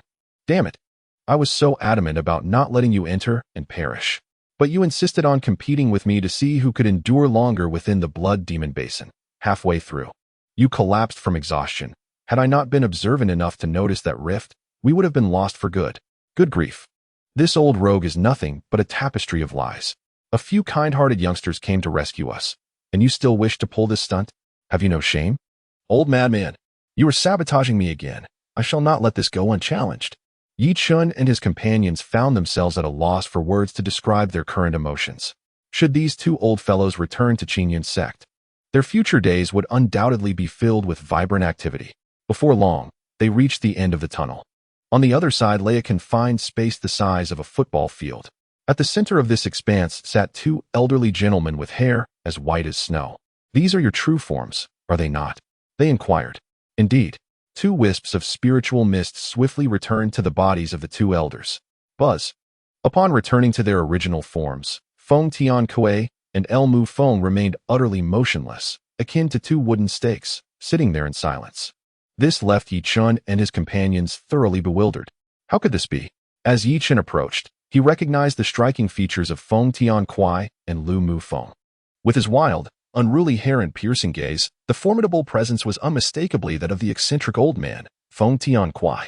Meanwhile, the handsome and serene Lu Mu Feng, with his enchanting peach blossom eyes, exuded an extraordinary charm. However, it was perplexing that these two seasoned individuals remained utterly motionless. Had they, after all these years, become like wooden puppets? Master, look, there's something dirty on Ancestor's nose, Su Xiling exclaimed, reaching out to remove the so-called filth. Yet, to her surprise, it wouldn't budge. Humph. I refuse to believe this. With a determined effort, she finally dislodged the dirty thing. But in the next moment, a sharp sound echoed. Ah, my nose hair. It turned out that what she had removed was not dirt at all, but Feng Tiankui's nasal hair. The sudden tug caused him to bleed from his nose, and he stood up in pain. Beside him, Lu Mu Feng could no longer contain himself and burst into laughter. Ha ha, old madman, you've lost. The tide of victory has turned in my favor. Feng Tiankui was nearly driven to internal injury from indignation. He sought to vent his frustrations on Su Xiling, but upon realizing she was merely a young girl, he resigned himself to his fate. Ah, dear uncles, what are you two up to? Yi Chen was utterly perplexed. What on earth were these two old fellows up to? Lu Mufeng explained with a smile. Ah, it's quite simple. Before your arrival, we devised a new method of competition. It involves sitting still. Whoever can remain motionless the longest shall be declared the victor. Oh, so that's how it is. Su Xining, in her inadvertent way, had inadvertently disrupted the plans of these two old geezers. Chapter 58. Throwing a tantrum. The two esteemed elders, Feng Tiankui and Lu Mufeng, had been located. The true purpose of the Fallen Canyon trial had, at last, been fulfilled. Yi Chen and his companions resolved to cease their lingering and promptly retrace their steps. Masters, let us depart. However, unbeknownst to them, Feng Tiankui, who had recently been defeated by Lu Mufeng, remained irate and stubbornly threw a tantrum.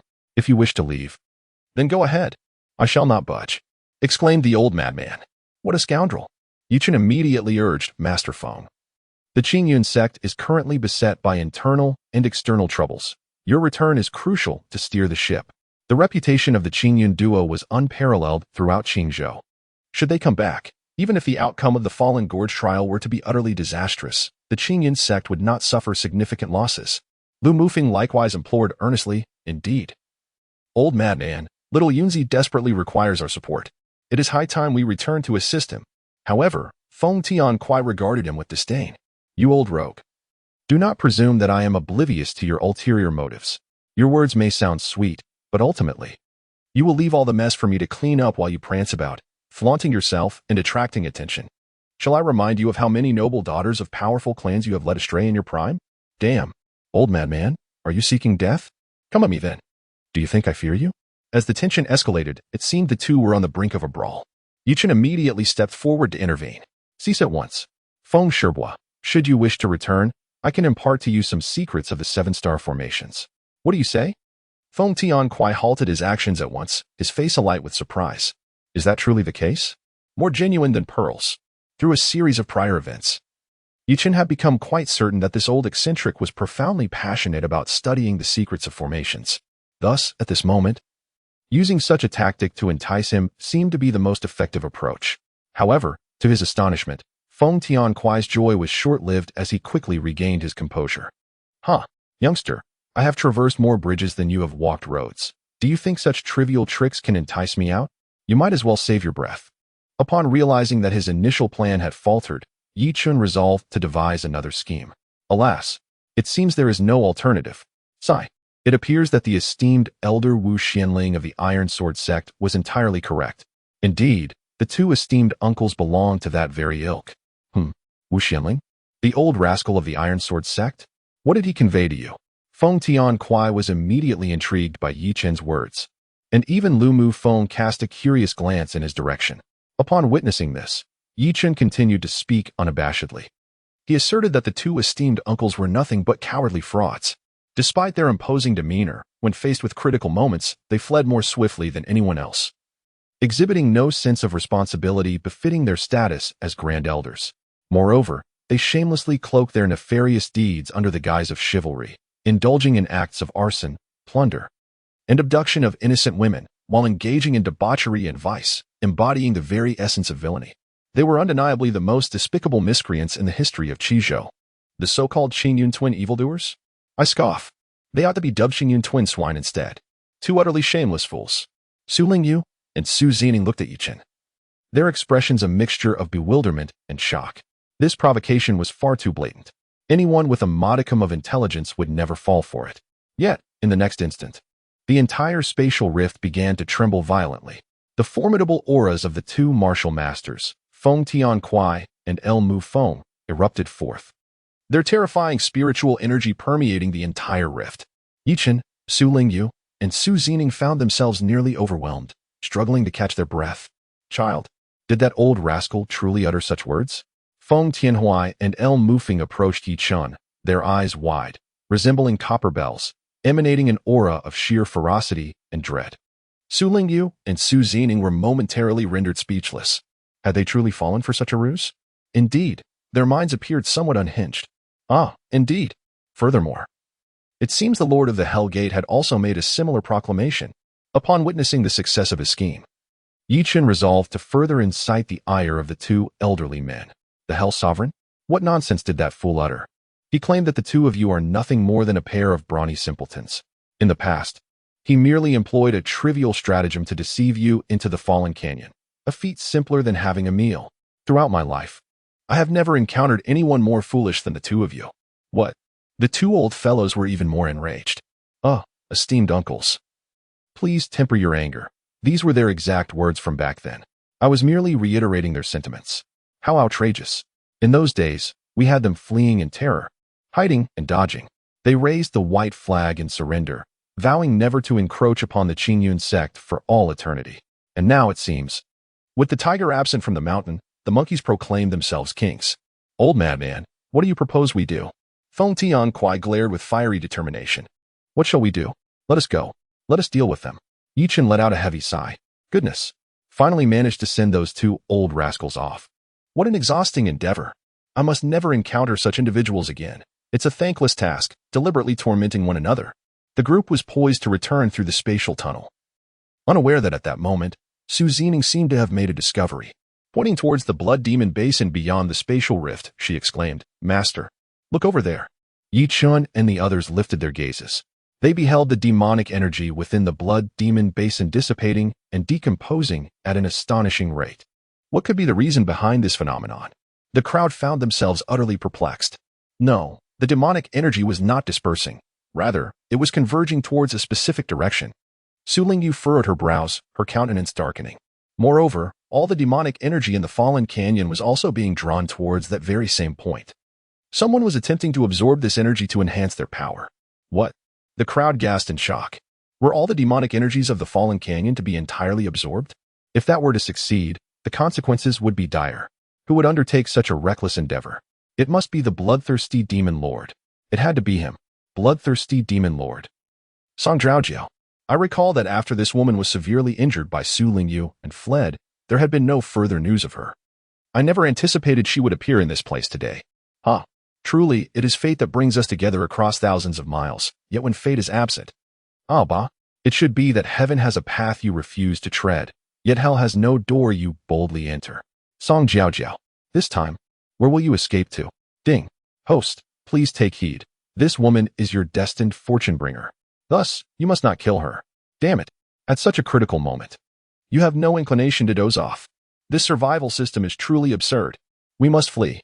We cannot allow this individual to successfully absorb all the demonic energy. All right. Chapter 59. Surround but do not annihilate. Chen and his companions swiftly retraced their steps. Upon exiting the lake, they once again produced the Bagua array disc to ascertain their location. With a whoosh, the search beam re-emerged, directing their attention to a position behind them. Let us proceed. Chen was about to execute the ethereal steps of Lingbo and swiftly lead Su Lingyu and Su Zining onward. However, unexpectedly, they were intercepted by Feng Tianquai and El Mufeng. Let us handle this. Your youthful speed is far too sluggish. Upon finishing his words, without awaiting any reaction from Yi Chun and the others, he waved his large sleeves. Yi Chun and his companions were suddenly enveloped in a haze, followed by a wave of dizziness. When they finally regained their senses, they found themselves tens of thousands of kilometers away. Instantaneous movement. This is a skill that can only be mastered by those at the 7th level of the martial sovereign realm and above. Yi Chen and Su Lingyu were taken aback. Indeed, you two little ones possess quite an eye for detail. Yi Chen inquired cautiously, Master, what is your current realm? Oh, we have all reached the initial stage of the 8th level of martial sovereign. What? Yi Chen and his companions were utterly astonished. Feng Qingyan had once mentioned that during the year when Feng Tianquai and LV Mu Feng went missing, they were merely at the initial stage of the martial sect's 1st level. In a mere 30 years, they had astonishingly advanced to the initial stage of the 8th level of the martial sect. This was simply unfathomable. It is important to understand that after reaching the martial sect realm, each advancement typically requires a warrior at least a decade of dedicated effort. Transitioning from the 1st level to the 8th level would ordinarily demand no less than 80 years. Yet, these two old rascals managed to accomplish this feat in a scant 30 years. Their innate talent did not seem exceptional, and they lacked any kind of cheat system. How could they achieve such a remarkable feat? Feng Tianquai and LV Mu Feng discerned the shock and confusion in Yi Chen and his companions, and their lips curled upwards in a slight smile as they spoke. Haha, young one, do not be overly astonished, nor should you idolize us too much. Our current accomplishments are largely attributed to that spatial rift. That spatial rift? Indeed, the flow of time there differs from that outside. 3 days within equate to just 1 day outside. This means that although 30 years have passed, for us, it has actually been the passage of 90 years. Oh, so that is the case. This makes it less perplexing. Anyone who enters such a place, even a mere pig, would likely evolve into a heavenly general. Moreover, within that realm, we also acquired the legacy of an unparalleled powerhouse. This is one of the key reasons for our sudden surge in cultivation. The madness of the old man's formation skills was also inherited from that formidable figure. What? Such fortunate events exist? Why is it that as the protagonist, I never encounter such fortuitous circumstances? Ding. Warning. The host's words have severely injured the pride of this system. I advise the host to speak respectfully, otherwise, this system may become quite displeased, and the consequences could be dire. Damn. This cheat system is becoming increasingly temperamental. It has even learned to turn the tables. Shoo. Master. Please remain silent. Look quickly. The young girl Su Zining once again issued a reminder. Yi Chun and the others immediately focused their gaze ahead. Before them lay an expansive grassland where two factions were engaged in a tense standoff. One faction comprised the participants from Qingyan sect who had come to partake in the trial of Fallen Canyon. Among them was Chiu Rua. The other faction was composed of the Tian Song sect, along with the Hell Gate. How had they managed to enter? The Fallen Canyon possesses but a single entrance, and it should have sealed shut the moment they arrived. How could it be that? At that moment, Feng Tianquai suddenly remarked, the Fallen Canyon has another entrance. Years ago, the old rogue and I entered through that very passage. However, it is exceedingly concealed, and without the prowess of a formation master of 5 stars or higher, one would be utterly unable to detect it. In my earlier years, I had ventured outside Qingzhou with the old rogue for a time. By sheer fortune and serendipity, I managed to break through to the initial stage of a 5-star formation master. This allowed me to discover the existence of another entrance to the Fallen Canyon, through which we infiltrated. Is that so? Does the Hell Gate also possess a 5-star formation master? No, that is impossible. The resources of Qingzhou can at most support a martial artist's advancement to the peak of a 4-star formation master. To ascend further, one must venture to higher realms. Given the current circumstances, there was but one explanation. Tian Song sect and Hell Gate had allied. It appears that their intentions for participating in the trial of Fallen Canyon were indeed sinister. There must be a greater conspiracy lurking behind this. Ding. New alert. The individuals from Tian Song sect and Hell Gate are uniformly at the peak of the 9th realm of Ascended Spirit. Their strategy of encircling but not annihilating Qingyun sect is a ploy to entice the host into a rescue, only to then slaughter them all, achieving their ultimate goal of completely exterminating the trial participants. Damn it. So it is true. These ruffians have no desire to live, do they? Yi Chun prepared to descend and eliminate this detestable group of scoundrels. However, before doing so, he wished to first organize his information panel. Host. Chen cultivation level. Initial stage of the 7th layer of spirit ascension techniques and martial arts. 1. Chaos devouring technique. Divine level. 2. Heavenly might sword technique. Heavenly level. Perfected. 3. Pharmacist S cannon. Divine level. 4. Heavenly array compendium. Divine level. 5. Panga divine body technique. Divine level. 6. Ethereal wave step. Celestial level. Perfected. Unique abilities. Shadow shift weapons. Soul devouring needle. Heavenly level. Perfected concealed weapon. Inquiry sword. Heavenly level. Perfected. Talismans. 6-star teleportation talismans. 2 pieces profession. Pinnacle 9-star alchemist. Pinnacle 9-star array master realm of understanding. Supreme sword intent. Minor completion. Major completion. Perfected. Supreme. Bloodline. Chaos divine bloodline. Divine level. Pitfall avoidance points. 50 points pitfall success reward. Exhausted invincible summonable experts. Azure Cloud Dao Monarch. Wen Qingtian. Martial sect peak of the 1st layer disciples. Su Lingyu. Reincarnation of the Divine Sword Emperor.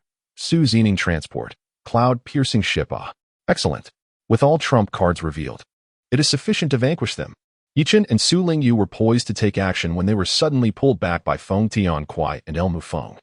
Wait a moment. Young ones, allow us to join. It has been quite some time since our old bones had a proper workout. This presents a splendid opportunity for exercise. Chen and Su Lingyu were somewhat taken aback. Master, they are but juniors. Your actions seem rather unbecoming of our traditions, do they not? It is well known that there exists an unwritten rule among the great powers. The elders must not interfere in the contests of the younger generation. This is to prevent young prodigies from becoming sheltered flowers, unable to withstand the tempest of life. While many influential factions engage in covert machinations, they still outwardly adhere to this principle. However, the antics of these 2 old rascals were rather shocking. Who cares for such rules? Anyone daring to covet our Qingyun sect shall face severe consequences. Is this permissible? Very well. I am utterly convinced. Chapter 60. Shameless scoundrels. As Feng Tianhui and El Mufeng were preparing to take action, on the other side, the members of Tiansong sect and Hell Gate were equally losing their patience, ready to abandon their waiting strategy and initiate a plan of annihilation against the trial members of Qingyun sect. Leading the Tiansong sect was the young master Zhao Mifeng, the very individual who had previously attempted to eliminate Yi Chun but had been thwarted time and again. Young master, should we not wait any longer? I suspect Yi Chun has concealed himself out of fear of your dragon's might. One of Zhao's subordinates flattered. Zhao Minfeng found this praise quite to his liking. Very well. No more waiting. Let us eradicate these ants to prevent them from polluting the environment. The operation proceeded relatively smoothly. For reasons unknown, the 3 major sects led by the Iron Sword sect had all fallen at the hands of a horde of magical beasts. A total of 24 corpses lay trampled into a mass of flesh. Had it not been for the sect insignias scattered on the ground, Zhao Minfeng and his companions might have failed to recognize them. Now, aside from Yi Chun and his 2 companions, the members of Qingyun sect had been completely surrounded. With but a command from Zhao Minfeng, the trial participants from Qingyun sect would face utter destruction. Hellgate, do you not intend to take action? Zhao Minfeng inquired, casting a discontented glance at the seemingly indifferent assassins from Hellgate. Humph. Ever since you all entered here, you have done nothing but remain idle, ignoring my commands. This is utterly unacceptable. Youth Master Zhao, our relationship with your Tiansong sect is merely one of cooperation. Therefore, we are under no obligation to heed your orders. I hope you will remember this well. Zhao Mifeng was irate, yearning to eliminate these individuals, yet he was acutely aware of the futility of such an endeavor. The strength of both parties was equal, and the adversaries were proficient in the art of assassination. Should a confrontation ensue, the forces of the Tiansong sect would not necessarily gain an advantage. Thus, he had no choice but to bide his time, intending to settle the score once they were outside. At that moment, Qiu Ruk spoke up. Zhao Shaozongzu, what is the true intention behind your actions at the Tiansong sect? Are you truly contemplating betrayal? He had been overly complacent, initially believing that consolidating everyone would facilitate their operations. Little did he realize that this approach played directly into the hands of the opposition, resulting in an all-encompassing ambush. Fortunately, Chen and his companions had yet to appear. Otherwise, hope would have been utterly extinguished. Betrayal? Zhao Minfeng could not suppress his laughter. Ha! You insignificant ants from Qingzhou are not worthy of such consideration. My mission this time is merely to eradicate some filthy refuse. After all, it is imperative that the environment be pristine when the Tiansong sect takes control of Qizhou. What? Although Qiu Ruk had gleaned some insider information from Feng Qingyun and Shirling Yun, hearing Zhao Mifeng utter those words firsthand evoked an entirely different sensation. Zhao Mifeng, are you truly preparing for war against Qizhou? You fool. Zhao Mifeng scoffed disdainfully. To pose such a question at this juncture is a testament to your insignificance. You will never possess the capacity for rational thought. Losing interest in further discourse, Zhao Minfeng concentrated his formidable spiritual energy and unleashed a powerful strike. Boom. Hiss. Hiss. Hiss. All members of the Qingyun sect, including Qiuruk, were sent flying, spitting blood and sustaining severe injuries. This outcome was hardly surprising. Zhao Minfeng stood at the pinnacle of the 9th level of the Spirit Ascension realm, nearly on the precipice of the Unity realm, while the highest realm among Qiuruk and his companions barely reached the peak of the 7th level of the Aperture realm. A confrontation was utterly unwinnable. Zhao Mifeng regarded Qiuruk and the others with disdain. Pathetic. So easily vanquished. He then commanded his subordinates, "You have 10 seconds to swiftly dispose of this refuse. 3 seconds will suffice." With that, the remaining 9 members of the Tiansong sect lunged at the Qingyun sect like famished tigers pouncing on prey. Wait. Zhao Xiao Zhangzu. We are the same faction. Cease this at once. Zhao Mifeng paused, raising a hand to halt his subordinate's advance. He then focused his gaze on the figure at the rear of the Qingyun sect. Who are you? I beseech you, esteemed young master. I am Guaqishi, a disciple of the venerable elder Yili from the Qingyun sect. Zhao Mifeng nearly succumbed to laughter. What is it that you wish to convey? My master has formed an alliance with your esteemed sect. Thus, might you spare my life? Oh, is that so? Upon hearing this, Zhao Minfeng suddenly donned a devilish grin. Very well. If you bark like a dog 3 times, I shall let you go. Thank you. Woof. Woof. Woof. To everyone's astonishment, Guaqishi actually barked 3 times like a dog in front of the crowd. This left the members of Qingyun sect, Tiansong sect, and Hell Gate utterly flabbergasted. The former nearly choked with fury, while the latter two began to question their very existence. Could there truly be someone so shameless in this world? Qiuruk, seething with rage, pointed an accusatory finger at Guaqishi, berating him vehemently. Guaqishi, you are the very disgrace of our Qingyun sect. Humph. Those who recognize the times are truly wise. It is a foregone conclusion that the young master and the Tiansong sect will dominate Qingzhou. You antiquated fools still wish to go against the tide. You are merely seeking your own demise. Guaqishi felt no shame for his actions. Instead, he believed he was merely aligning himself with the prevailing currents of the times, a sagacious decision indeed. This only served to amuse Zhao Mifeng further. Haha, what a fine example of recognizing the times as wisdom. You command dogs to eat excrement, do you not? Now, I present you with a task. If you execute it splendidly, not only will I spare your life, but I shall also grant you entry into the Tiansong sect for cultivation. What say you? Guaqishi was overwhelmed with joy, never having anticipated that his simple act of fealty would yield such substantial rewards. To enter the Tiansong sect for cultivation, a dream cherished by many throughout their lives. This opportunity must not be missed. Yes, young master, please issue your command. I shall see it through. Excellent. My task for you is to personally execute these worthless scoundrels. How does that sound? Can you manage it? Ah, this. Guaqishi hesitated momentarily, not due to a lack of resolve, but from concern that, should the likes of Feng Qingyun or Zhou Mayu from the Qingyun sect learn of his actions, he would have no escape. How laughable. He failed to recognize that from the moment he prostrated himself before Zhao Mifeng, he had already become a traitor to the Qingyun sect. What hope for survival could there still be? What? Are you unwilling? No, absolutely not. Young master, you can rest assured. I shall take care of it. Guaqishi resolved himself. He promptly drew a 40-meter-long blade and approached Qiuruk and the others. He grinned wickedly. Hiki, brother Qiu. A good bird selects a tree for its roost. Do not hold it against me. Pa, you traitor. Even if you kill us today, our sect master and the others will avenge us in the future. Haha. Sect master? It is estimated that my master and Elder Qi have likely united to slay him. What? You speak nonsense. Humph. Am I speaking nonsense? You shall understand once you arrive in the underworld. Be gone. Guaqishi immediately swung his 40-meter-long blade towards Qiuruk and the others. However, at that moment, little child, could you kindly repeat what you just said for this old man to hear? The Qingyun twin fiends have finally made their move. Chapter 61. Are you certain? The sudden voice startled Guaqishi, who was in the midst of executing his task. He turned around to see an elderly man with grizzled hair and a furious demeanor, glaring at him with fiery red eyes. What? Did you not hear? Are you deaf? I demand that you repeat what you just said. Gochishi instinctively took a step back, but quickly regained his composure. Damn it. To be frightened by an old man. What a disgrace. What is there to fear? With the experts of the Tiansong sect and the Hell Gate present, can an old fool truly harm me? Having come to this realization, Gochishi boldly declared. What audacity!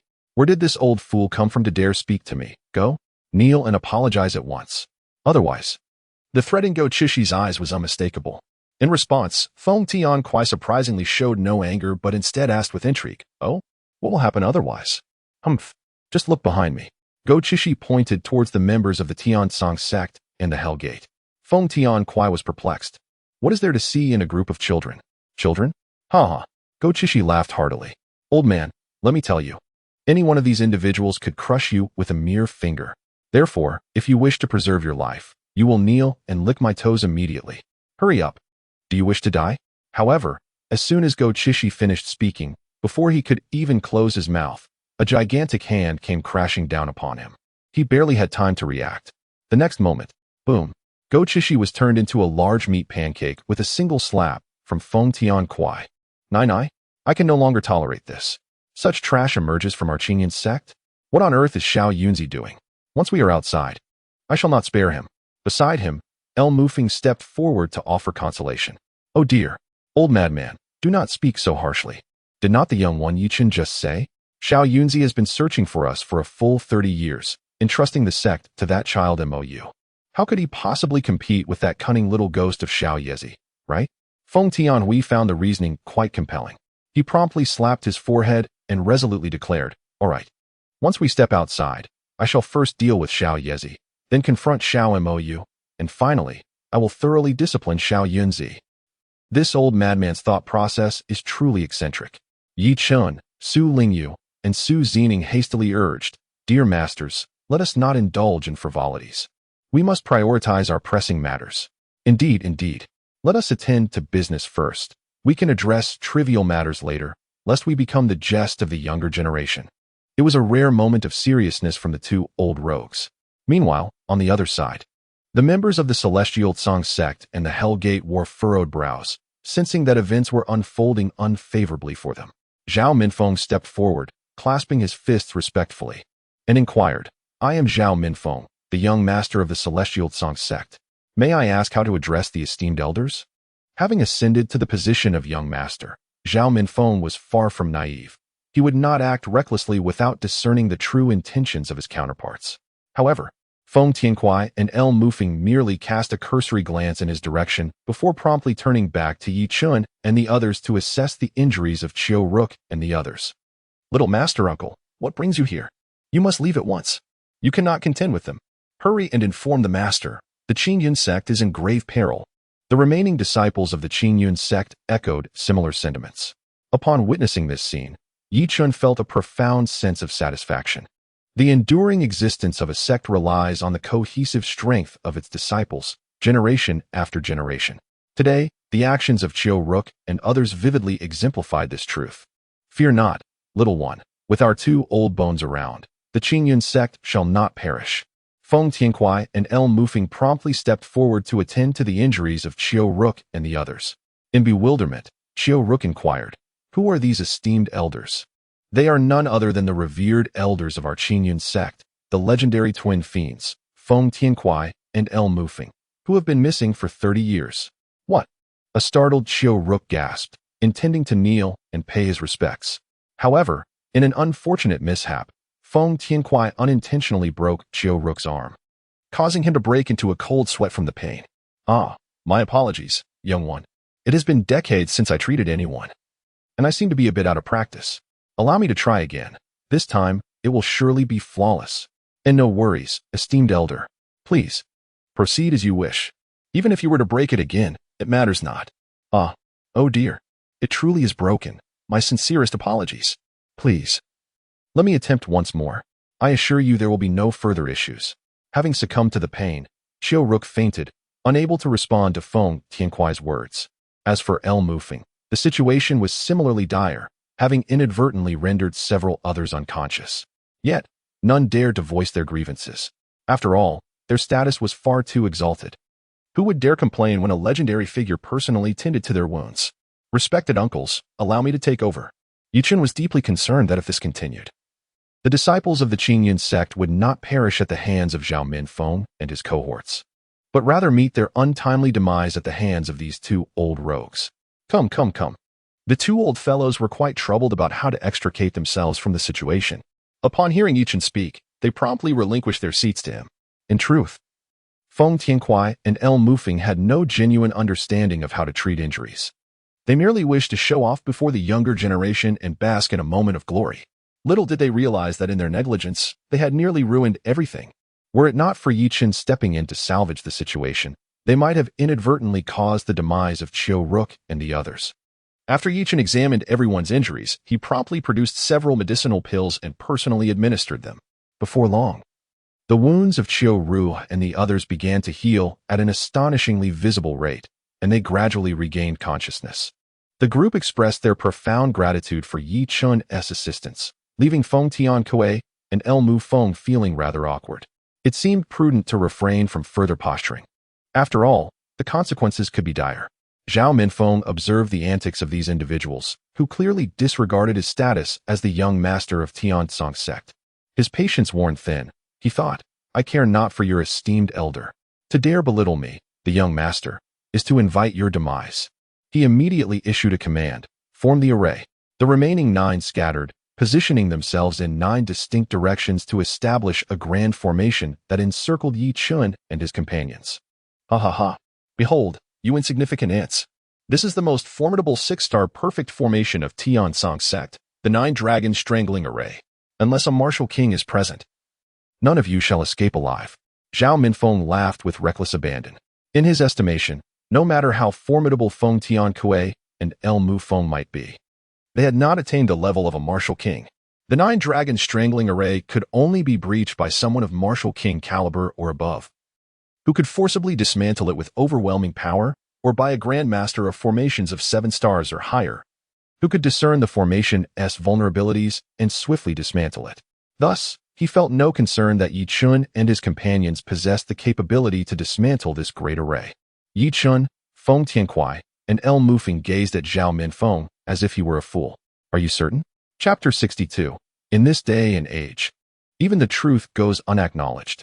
In the face of the peculiar stares from Chen, Feng Tiankuai, and El Mufeng, Zhao Minfeng remained blissfully unaware of the gravity of the situation. Aha! What is this? Are you trying to inform this young sect master that you have attained the realm of martial king? Or perhaps you possess the skills of a master arrayist of 7 stars or above? Chen remarked playfully.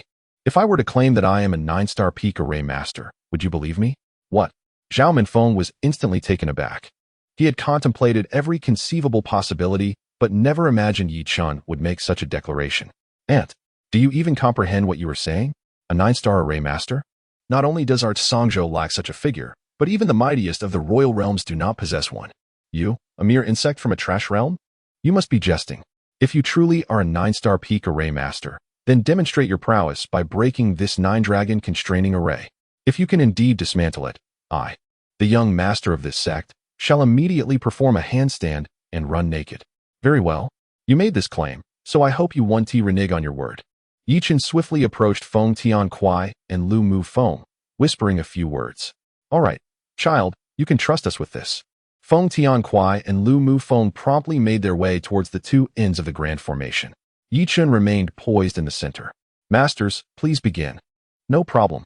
Feng Tiankuai and El Mufeng simultaneously exerted their strength, striking a small mound of earth 10 meters ahead of Chen.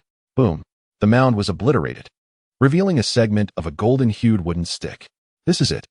Chen acted decisively, swiftly retrieving the earth-veined snow lotus and hurling it towards the wooden stick. With a resounding thud, the golden-hued stick met the earth-veined snow lotus, instantly fracturing into countless minute fissures, as if it were on the brink of shattering. Stop! Zhao Minfeng exclaimed in astonishment, promptly instructing the remaining 9 to manipulate the grand formation and launch an assault on Chen. Chen remained unperturbed. Too late. He once again produced the Bagua formation disc and forcefully pressed it onto the ground. Buzz! The attacks from the 9 disciples of the Tian Song sect seemed to have lost their target, wildly darting about without inflicting the slightest injury upon Yi Chen. How could this be? What on earth is happening? Zhao Minfeng shouted in a frenzied manner, yet received no response. The 9 disciples of the Tian Song sect were equally bewildered. Since their collaboration in setting up this grand formation, they had never encountered such an extraordinary occurrence. It was as if their attacks deliberately evaded Yi Chen, completely defying their control. It was truly an enigma. Yi Chen had no time to concern himself with the musings of these individuals. He promptly instructed Feng Tianquai and El Mu Feng, senior brothers, now, go. The 2 masters joined forces once more, shattering the golden wooden rod into a myriad of fragments, leaving not a trace behind. Simultaneously, the 6-star perfected 9 dragons constriction formation collapsed instantaneously. What on earth? How could one face such a swift rebuttal? Zhao Minfeng was left in despair. Just moments ago, he had proclaimed that if Yi Chen were to dismantle the formation, he would immediately perform a handstand and run naked. Yet, within a mere 10 seconds, Yi Chen had indeed dismantled the 9 dragons constriction formation. How could he possibly salvage his dignity now? How did you discern the core of the 9 dragons constriction formation so swiftly? The golden wooden rod represented the precise location of the formation's core. Regardless of how formidable a formation may be, once its core is destroyed, it becomes utterly ineffective and poses no threat whatsoever. I have already told you, I am a pinnacle 9-star formation master. A mere 6-star perfected formation like this one is so trivial that I could locate its core with my eyes closed. Impossible. Cease your boasting. How could a mere insignificant insect like you ever attain the status of a 9-star pinnacle formation master?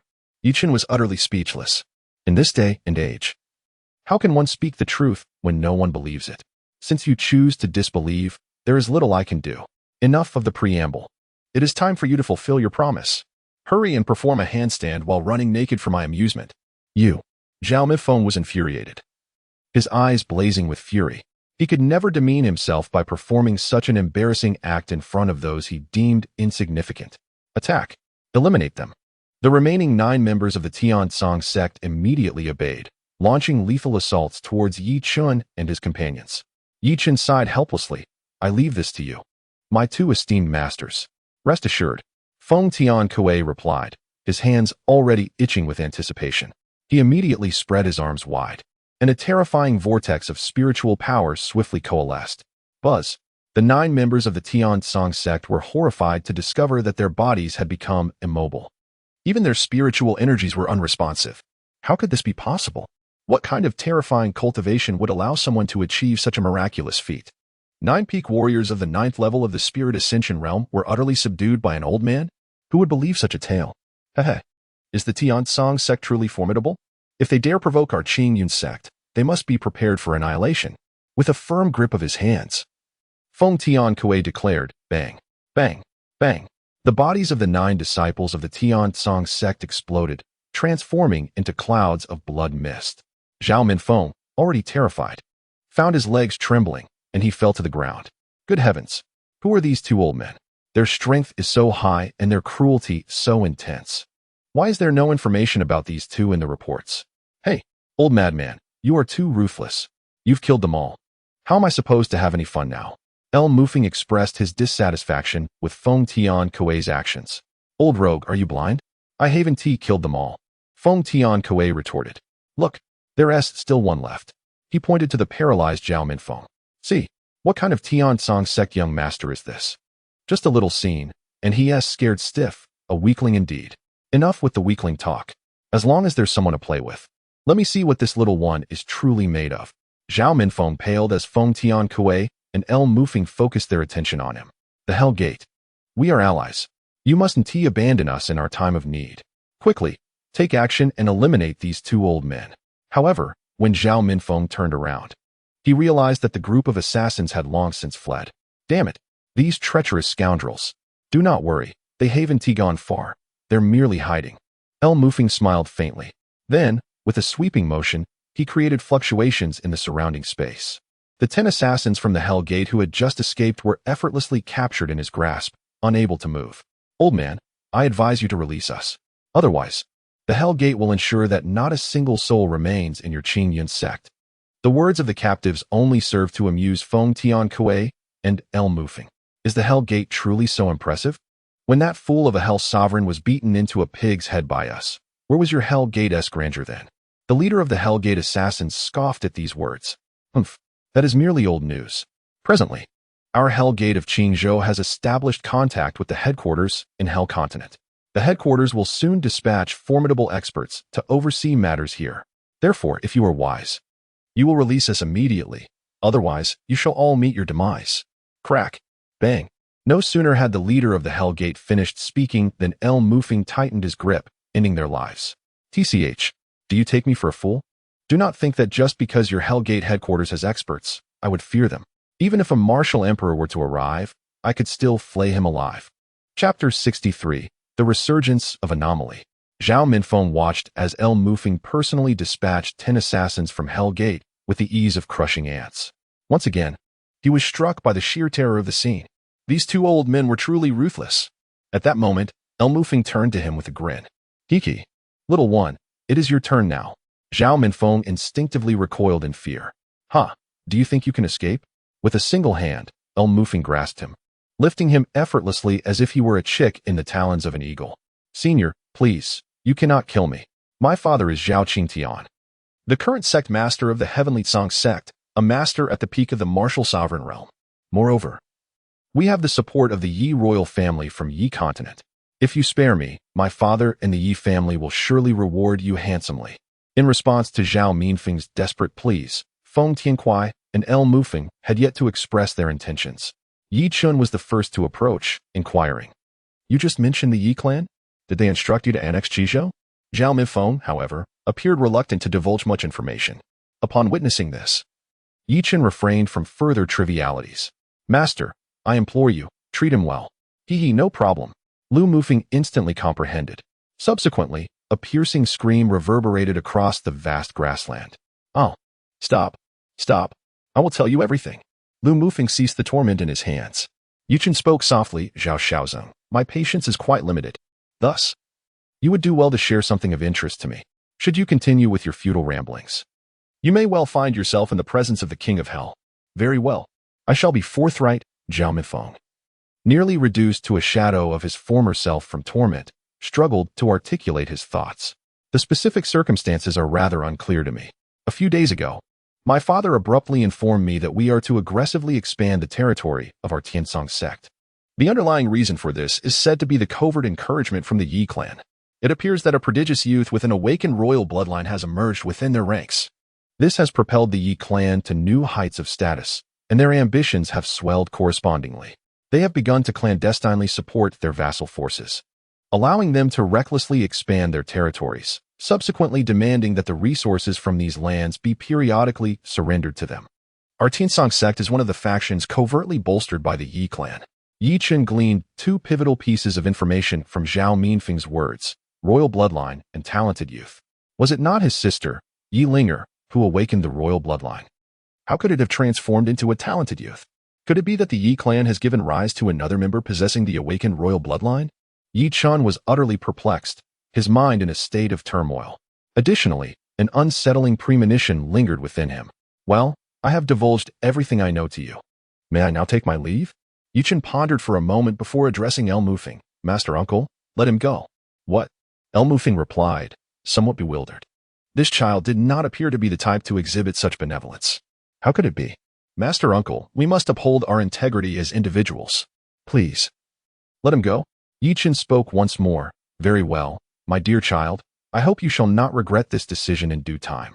Lu Mufeng released his hold over Zhao Minfeng. Young Master Zhao, although I have chosen to set you free this time, I sincerely hope you will refrain from provoking me again. Otherwise, I assure you, I shall not let you off easily. Indeed, indeed. Rest assured, Brother Yi, the young master, am a man of my word. I shall not trouble you again in the future. Our Tiansong sect shall also refrain from meddling in Qingzhou. Zhao Minfeng declared with utmost sincerity. Very well. I hope you remain true to your word. Excellent. Until we meet again. Oh no, rather, until we do not meet again. With that, Zhao Minfeng prepared to depart. However, he was immediately halted once more by Yi Chen's voice. Wait a moment. Brother Yi, is there something else you require? Whoosh. Yi Chen swiftly reached out and removed the storage ring from Zhao Minfeng's hand. Consider this the compensation for provoking our Qinyan sect. Previously, after the assassin from the Hell Gate was slain by Feng Tianhui, the storage rings were taken and handed over to Yi Chun. These trinkets held little value for them anymore. However, for Yi Chun, Su Lingyu, and Su Zining, they were of utmost necessity. As the elders of the sect, it was only natural for them to take care of the younger generation, wasn't it?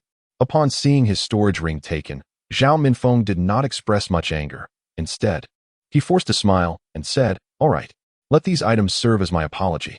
I hope Brother Yi will keep his word. You need not worry about that." With that, he concluded the pleasantries. "Farewell, until we meet again." As soon as the words left his lips, Feng Tianhui and Lu Mufeng swiftly led Yi Chun and the others away, vanishing before Zhao Minfeng's eyes with a whoosh. "Humph, you wretched ants, just wait. Once my father and the forces of the Tiansong sect arrive, all the sects in Qingzhou will be sent to hell, especially your Qingyan sect. I shall not show you any mercy. I will flay your male disciples alive and burn them to ashes. As for the female disciples, they will be given to beggars for their enjoyment, then sold to brothels for the amusement of all men." Ha ha. Zhao Minfeng laughed maniacally, completely oblivious to the return of Yi Chen and the others behind him. "Oh, is that truly how you feel?" Zhao Minfeng turned around, his face draining of color in an instant. "Why weren't you leaving?" "Humph. How else could we have heard your earlier words?" Yi Chen responded. "I warned you. Should you cross my path again, I shall not let you off so easily." In Yi Chen's eyes surged a tempest of murderous intent. Zhao Minfeng understood that he was doomed this time. Thus he prepared to stake everything. "You shall perish." Zhao Minfeng struck first, directing his attack towards Yi Chun. However, he was once again seized by Lu Mufeng, rendered utterly immobile. "Senior, I implore you, grant me one last reprieve. Alas, you, young one, have no appreciation for the opportunities presented to you. Who can be blamed for this? Now, go below and reflect upon your actions." With that said, Lu Mufeng tightened his grip. The young master of Tiansong sect, Zhao Minfeng, was instantly met with death. After completing these actions, Yi Chen spoke gravely. "Masters, the Tiansong sect is resolutely determined to completely subjugate the major sects of Qingzhou. Therefore, what we are witnessing now is merely a small skirmish. I surmise that their true experts have already moved to assault the headquarters of the sections. We must return immediately to alleviate the crisis facing our sect." "Very well, let us hasten." As the group prepared to depart, an unforeseen turn of events occurred. Chapter 64. Holy Spirit Qi. The once tranquil grassland was suddenly besieged by a furious gale. Soon, the crowd beheld a blood-red figure hurtling towards them. Su Lingyu's expression changed dramatically. "This is bad. It is the bloodthirsty demon lord." "The bloodthirsty demon lord? Is that Song Jiaojiao?" The woman has finally made her appearance. Before long, in blood-red armor, Song Jiaojiao stood before them. Feng Tianhui and Lu Mufeng immediately donned expressions of solemnity. This is serious. Despite her youth, this girl has already reached the pinnacle of the half-step martial king realm. We two old bones are no match for her. What? Yi Chun felt an overwhelming shock. When Song Jiaojiao fled from the Qingyan sect, she had employed the 10,000 demons bloodthirsty technique for her blood escape.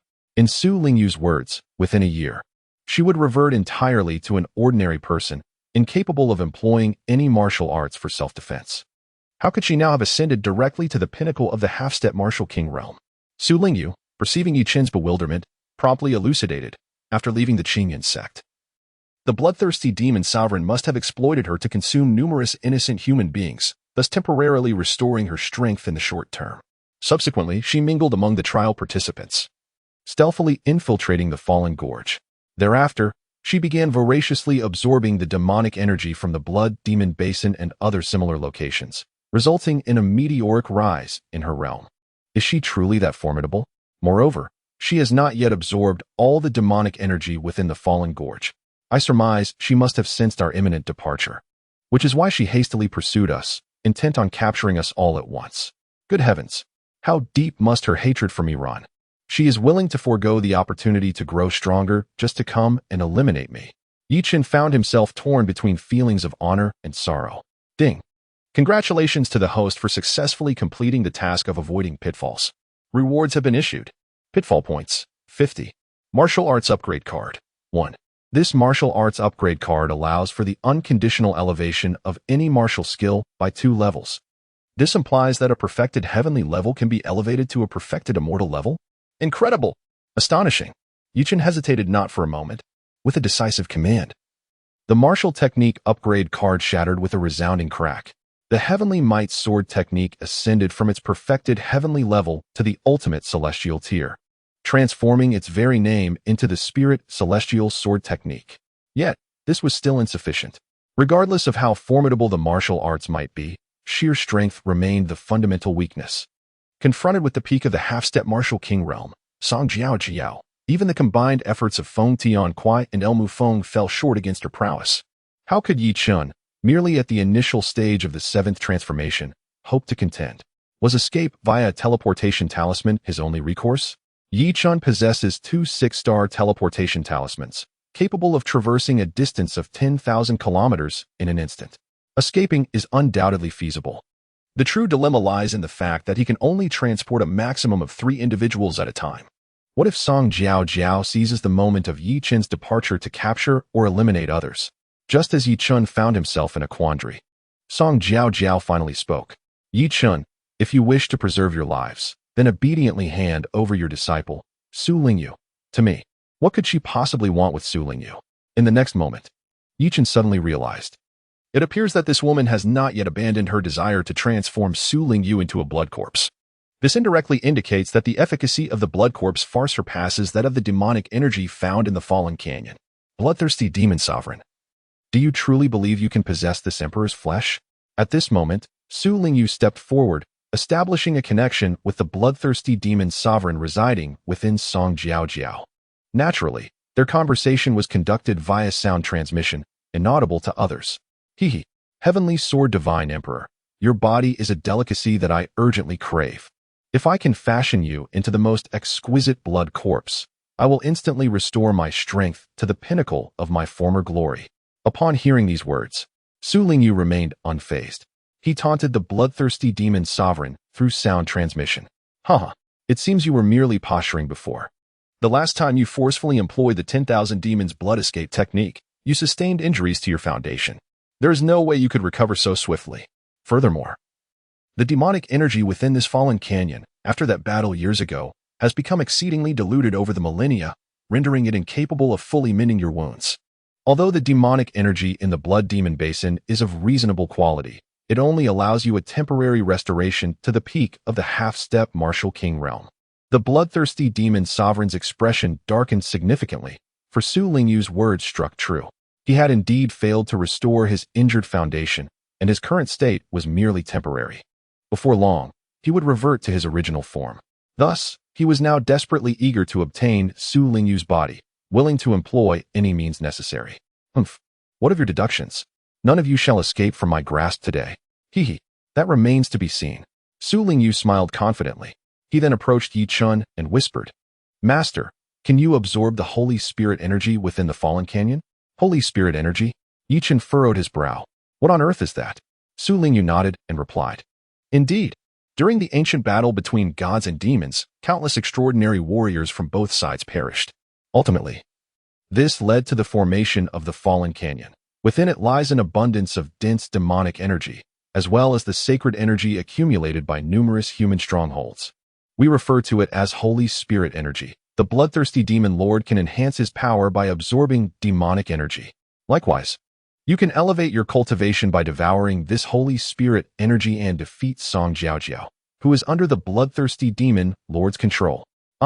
Indeed, this method is entirely feasible, because Chen possesses the chaos devouring technique, which allows him to consume everything.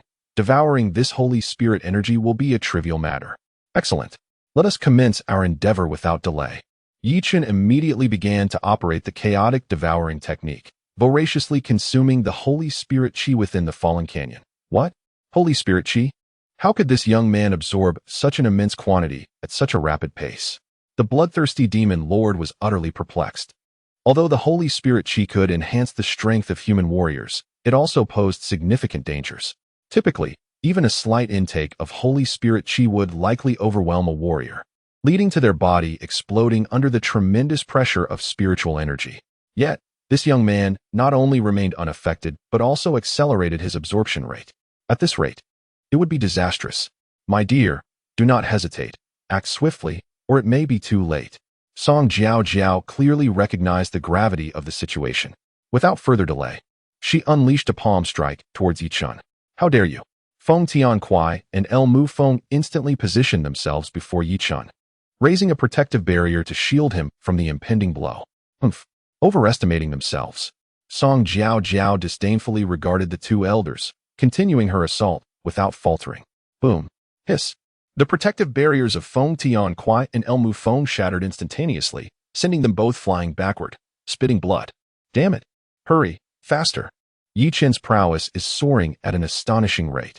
The pinnacle of the 8th layer of the celestial ascension, the zenith of the 3rd layer of unity, the apex of the 6th layer of unity, the summit of the 3rd layer of martial sovereignty, the peak of the 6th layer of martial sovereignty. Chapter 65, A Swift Escape. Shortly thereafter, Yi Chen has attained the pinnacle of the 9th level of the martial sovereign realm. At this very moment, Song Jiao is poised to launch another assault on Feng Tianquai and El Mu Feng. Regardless of the consequences, the priority is to rescue the individuals in peril. Though his strength may not yet fully rival that of Song Jiao, the opportunity to fight back remains substantial.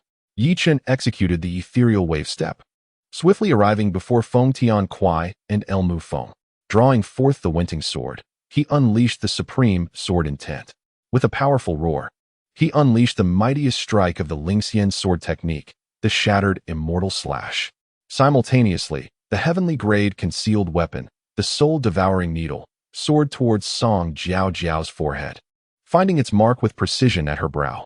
After a brief moment of dizziness, Song Jiao swiftly regained her clarity. What Yi Chen desired was precisely this outcome. He was acutely aware that the soul-devouring needle could inflict no substantial harm upon Song Jiao, who stood at the pinnacle of the half-step martial king realm. It could only induce a fleeting moment of distraction. Yet, that was sufficient. Taking advantage of the brief interval of Song Jiao's bewilderment, Yi Chen shattered immortal slash arrived silently. What? Song Jiao was utterly unprepared for such an outcome. She had no time to react and took the brunt of the strike head-on. Boom. The fierce surge of spiritual energy erupted, scattering violently and enveloping the area in a cloud of dust. Before long, as the mist dissipated, the onlookers beheld a startling sight. Song Jiao was gravely injured, her aura diminished, unable to maintain her peak state at the pinnacle of the martial king realm. Even the blood-red armor, conjured from demonic energy that adorned her, began to crumble to dust. It was evident that Yi Chen's recent attack had dealt her a devastating blow. Hey, bloodthirsty demon sovereign, I never anticipated that your bluster would far exceed my expectations. In just a couple of moves, I have reduced you to your true form. It seems your injuries are far more severe than I had imagined. Thus, today, you shall not escape. You will be left entirely to me. Su Lingyu, seizing the opportunity, unleashed his renowned technique from his past life as the celestial sword god emperor, a sacred-level sword art. In an instant, he targeted Song Jiao, now under the control of the bloodthirsty demon sovereign, to deliver a fatal blow. Damn it, celestial sword god emperor. Remember this. I shall not be toyed with any longer. The bloodthirsty demon sovereign could no longer afford to linger. He immediately took control of Song Jiao once more, activating the 10,000 demons blood escape technique to flee swiftly. Su Lingyu, observing the direction of the bloodthirsty demon sovereign's retreat, wore a disdainful expression. That fool has once again been deceived by me. Yi Chen approached, filled with immense relief. Were it not for your famed display of strength, we might have truly met our demise here. As soon as the words left his lips, the aura emanating from Yi Chen disintegrated instantaneously, as his cultivation level plummeted with astonishing speed.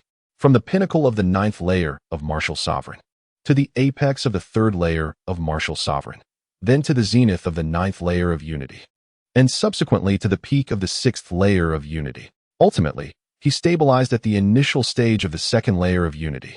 Although the Holy Spirit Qi within the Fallen Canyon is formidable, it is not eternal. Much like the demonic energy found in the Blood Demon Basin, it cannot sustain Yi Chen's formidable prowess indefinitely. However, due to the unique nature of the chaotic devouring heaven technique, an unexpected opportunity arose, allowing Yi Chen to successfully break through to the unity realm, catapulting him directly to the initial stage of the 2nd layer of unity. It must be said, the affairs of the world are indeed wondrous. Since I have already ascended to the initial stage of the second layer of unity, these resources are, for the time being, unnecessary. Why not share them among all of you? No. That simply cannot be. Master, it would be best for you to keep them for future use. Chen paid no heed to these matters. He forcefully distributed the previously collected storage rings in batches to Su Lingyu, Su Zining, Qiu Ruk, and the other disciples of the Qingyun sect. As everyone gazed at the storage rings in their hands, they were profoundly grateful to Chen. Many even vowed to follow him faithfully from that day forth, expressing their willingness to stand by his side for a lifetime. Although Chen was aware that they were merely jesting, he nonetheless responded in a socially acceptable manner. Subsequently, he made his way to a secluded area, preparing to heal and recuperate, while also taking the opportunity to organize his information panel. Host, Chen cultivation level, initial stage of the second realm of unity techniques and martial arts. 1. Chaos devouring heaven technique, divine grade. 2. Spirit immortal sword technique, perfected immortal grade. 3. Apothecary's cannon, divine grade. 4. Complete map of heavenly arrays, divine grade. 5. Penga divine body technique, divine grade. 6. Ethereal wave step, perfected immortal grade. Special abilities, shifting shadows weapons, soul devouring needle, perfected celestial grade stealth weapon. Questioning heaven sword, perfected celestial grade. Talismans, 6-star instantaneous teleportation talismans. 2 pieces profession, pinnacle 9-star alchemist, pinnacle 9-star array master concept, supreme sword intent, minor achievement, major achievement, perfection. Supreme, bloodline, chaos divine bloodline, divine grade, pitfall points, 100 points pitfall success reward, exhausted invincible summon of mighty beings, Lord of the Azure Clouds, Feng Qingyun. Peak of martial sect first realm disciples, Su Lingyu, reincarnation of the celestial sword divine emperor, Su Zining transport, cloud-piercing ship. The pitfall points have finally reached 100. Chen was exceedingly joyful. Nevertheless, he was not yet inclined to indulge in the pitfall maul. After all, he had painstakingly accumulated 100 pitfall points and had no intention of expending them all at once. It was prudent to let them rest for a few more days. To savor their allure, wouldn't you agree? Just as Chen was lost in his thoughts, Feng Tian Kuai and LV Mu Feng unexpectedly approached him, their faces brimming with curiosity as they fixated on him, causing Chen to feel a twinge of unease. What on earth were these two old fellows plotting? Child, what secrets do you harbor? Speak the truth at once. Otherwise, beware that we might invoke the regulations of the Qingyun sect and bring about your demise. Goodness gracious! Chen was rendered speechless. These two sentences sounded quite alarming. However, when uttered by these two old rascals, they seemed rather amusing. Furthermore, dear elder brothers, if you intend to interrogate me, at least put on a semblance of seriousness, would you? How can you speak so fiercely while casually draping your arms around my shoulders? Munching on sunflower seeds? Is this a casual chat among friends? Just as Chen pondered how to deceive these two old scamps, Qiu Ruk suddenly dashed over. Urgency etched on her face. Elders, it's dire. Our team outside the Fallen Canyon has been ambushed. My master and the others are engaged in a fierce battle with the enemy, and they are on the verge of being overwhelmed. We must hasten back to rescue them. What? Chen, Feng Tiankuai, and El Mufing were taken aback. Indeed, the despicable and shameless individuals of the Tiansong sect were still harboring their grand scheme. How infuriating! If that is the case, we shall not hold back. Inform everyone to exit the valley at once, to slay the enemy and rescue our comrades. Chapter 66 Outside the Fallen Valley. Elder Zhou Lingshu of the Tiansong sect looked down with disdain at the struggling Feng Qingyun and Shi Lingyun. Heh, Feng Qingyun, I advise you to abandon your futile resistance and surrender obediently. Upon hearing this, Feng Qingyun showed no sign of fear and retorted sharply, Humph. Zhou Lingshu, how disgraceful it is for a sect elder like you to resort to ambush. Such treacherous behavior is truly a disgrace to our cultivation world.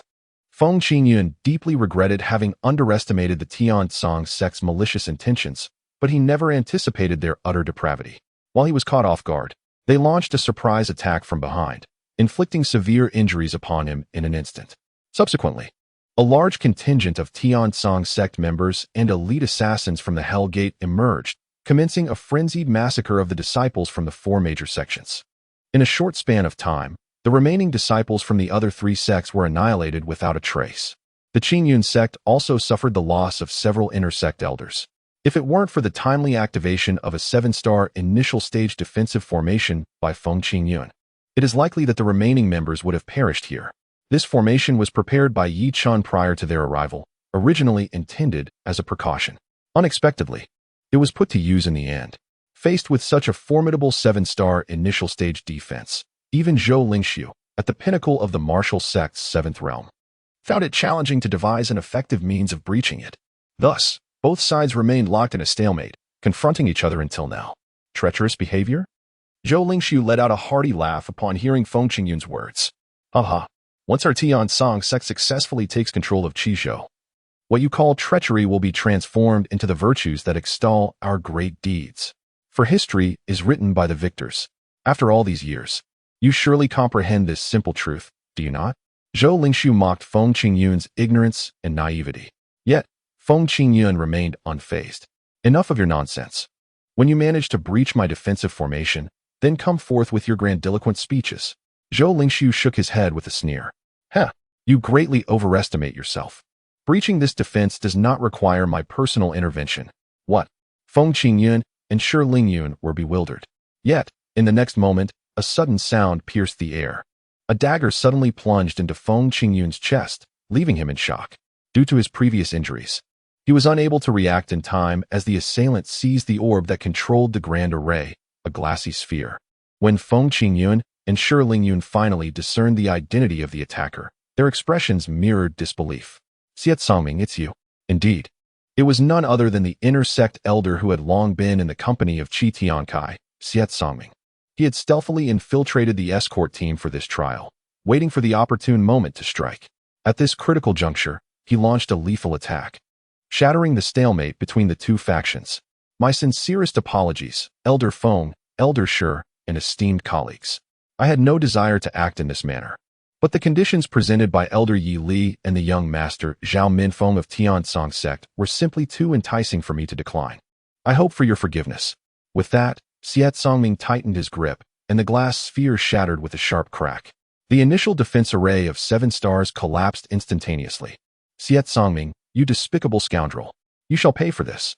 Shi Lingyun seethed, preparing to strike down the shameless traitor.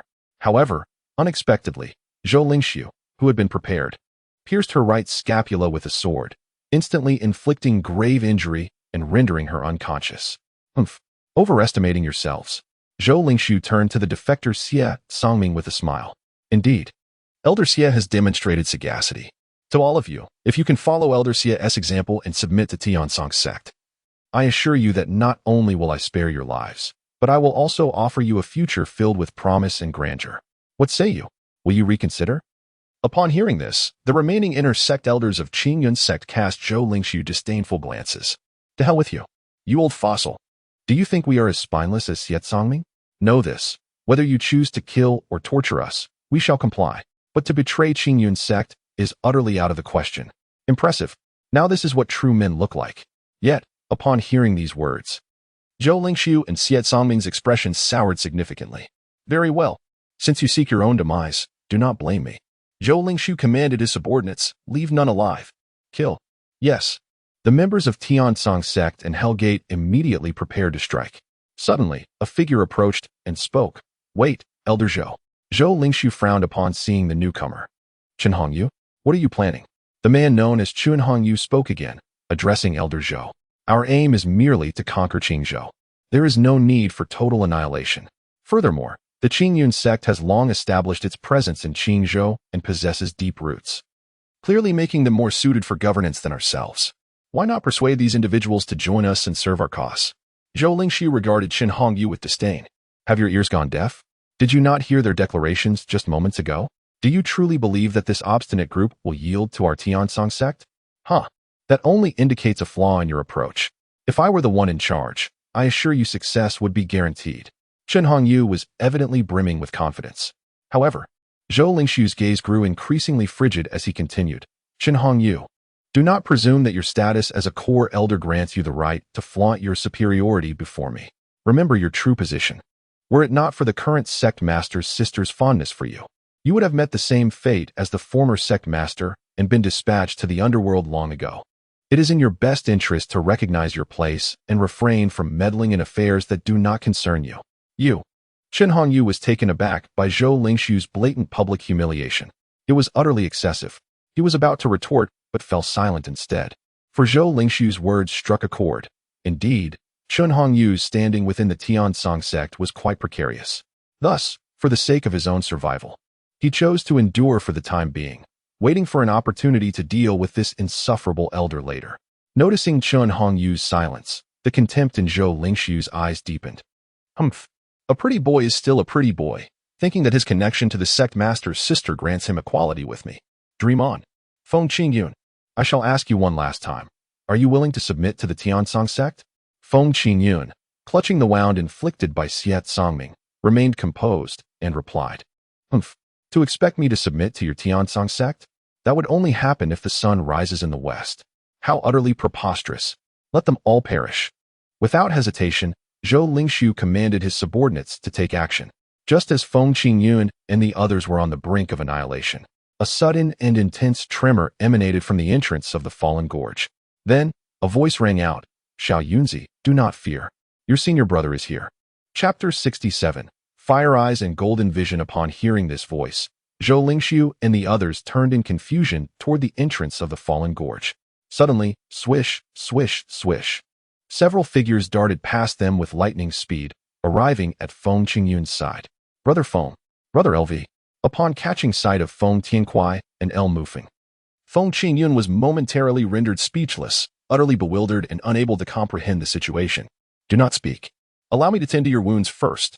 Feng Tiankuai began to take action, but was promptly restrained by Yi Chun. Esteemed uncles, permit me to handle this. You both should focus on dealing with the scoundrels from Tiansong sect and Hell's Gate. The thought of allowing these two old rascals to administer treatment to Feng Qingyun was concerning. It could very well lead to more than just broken limbs.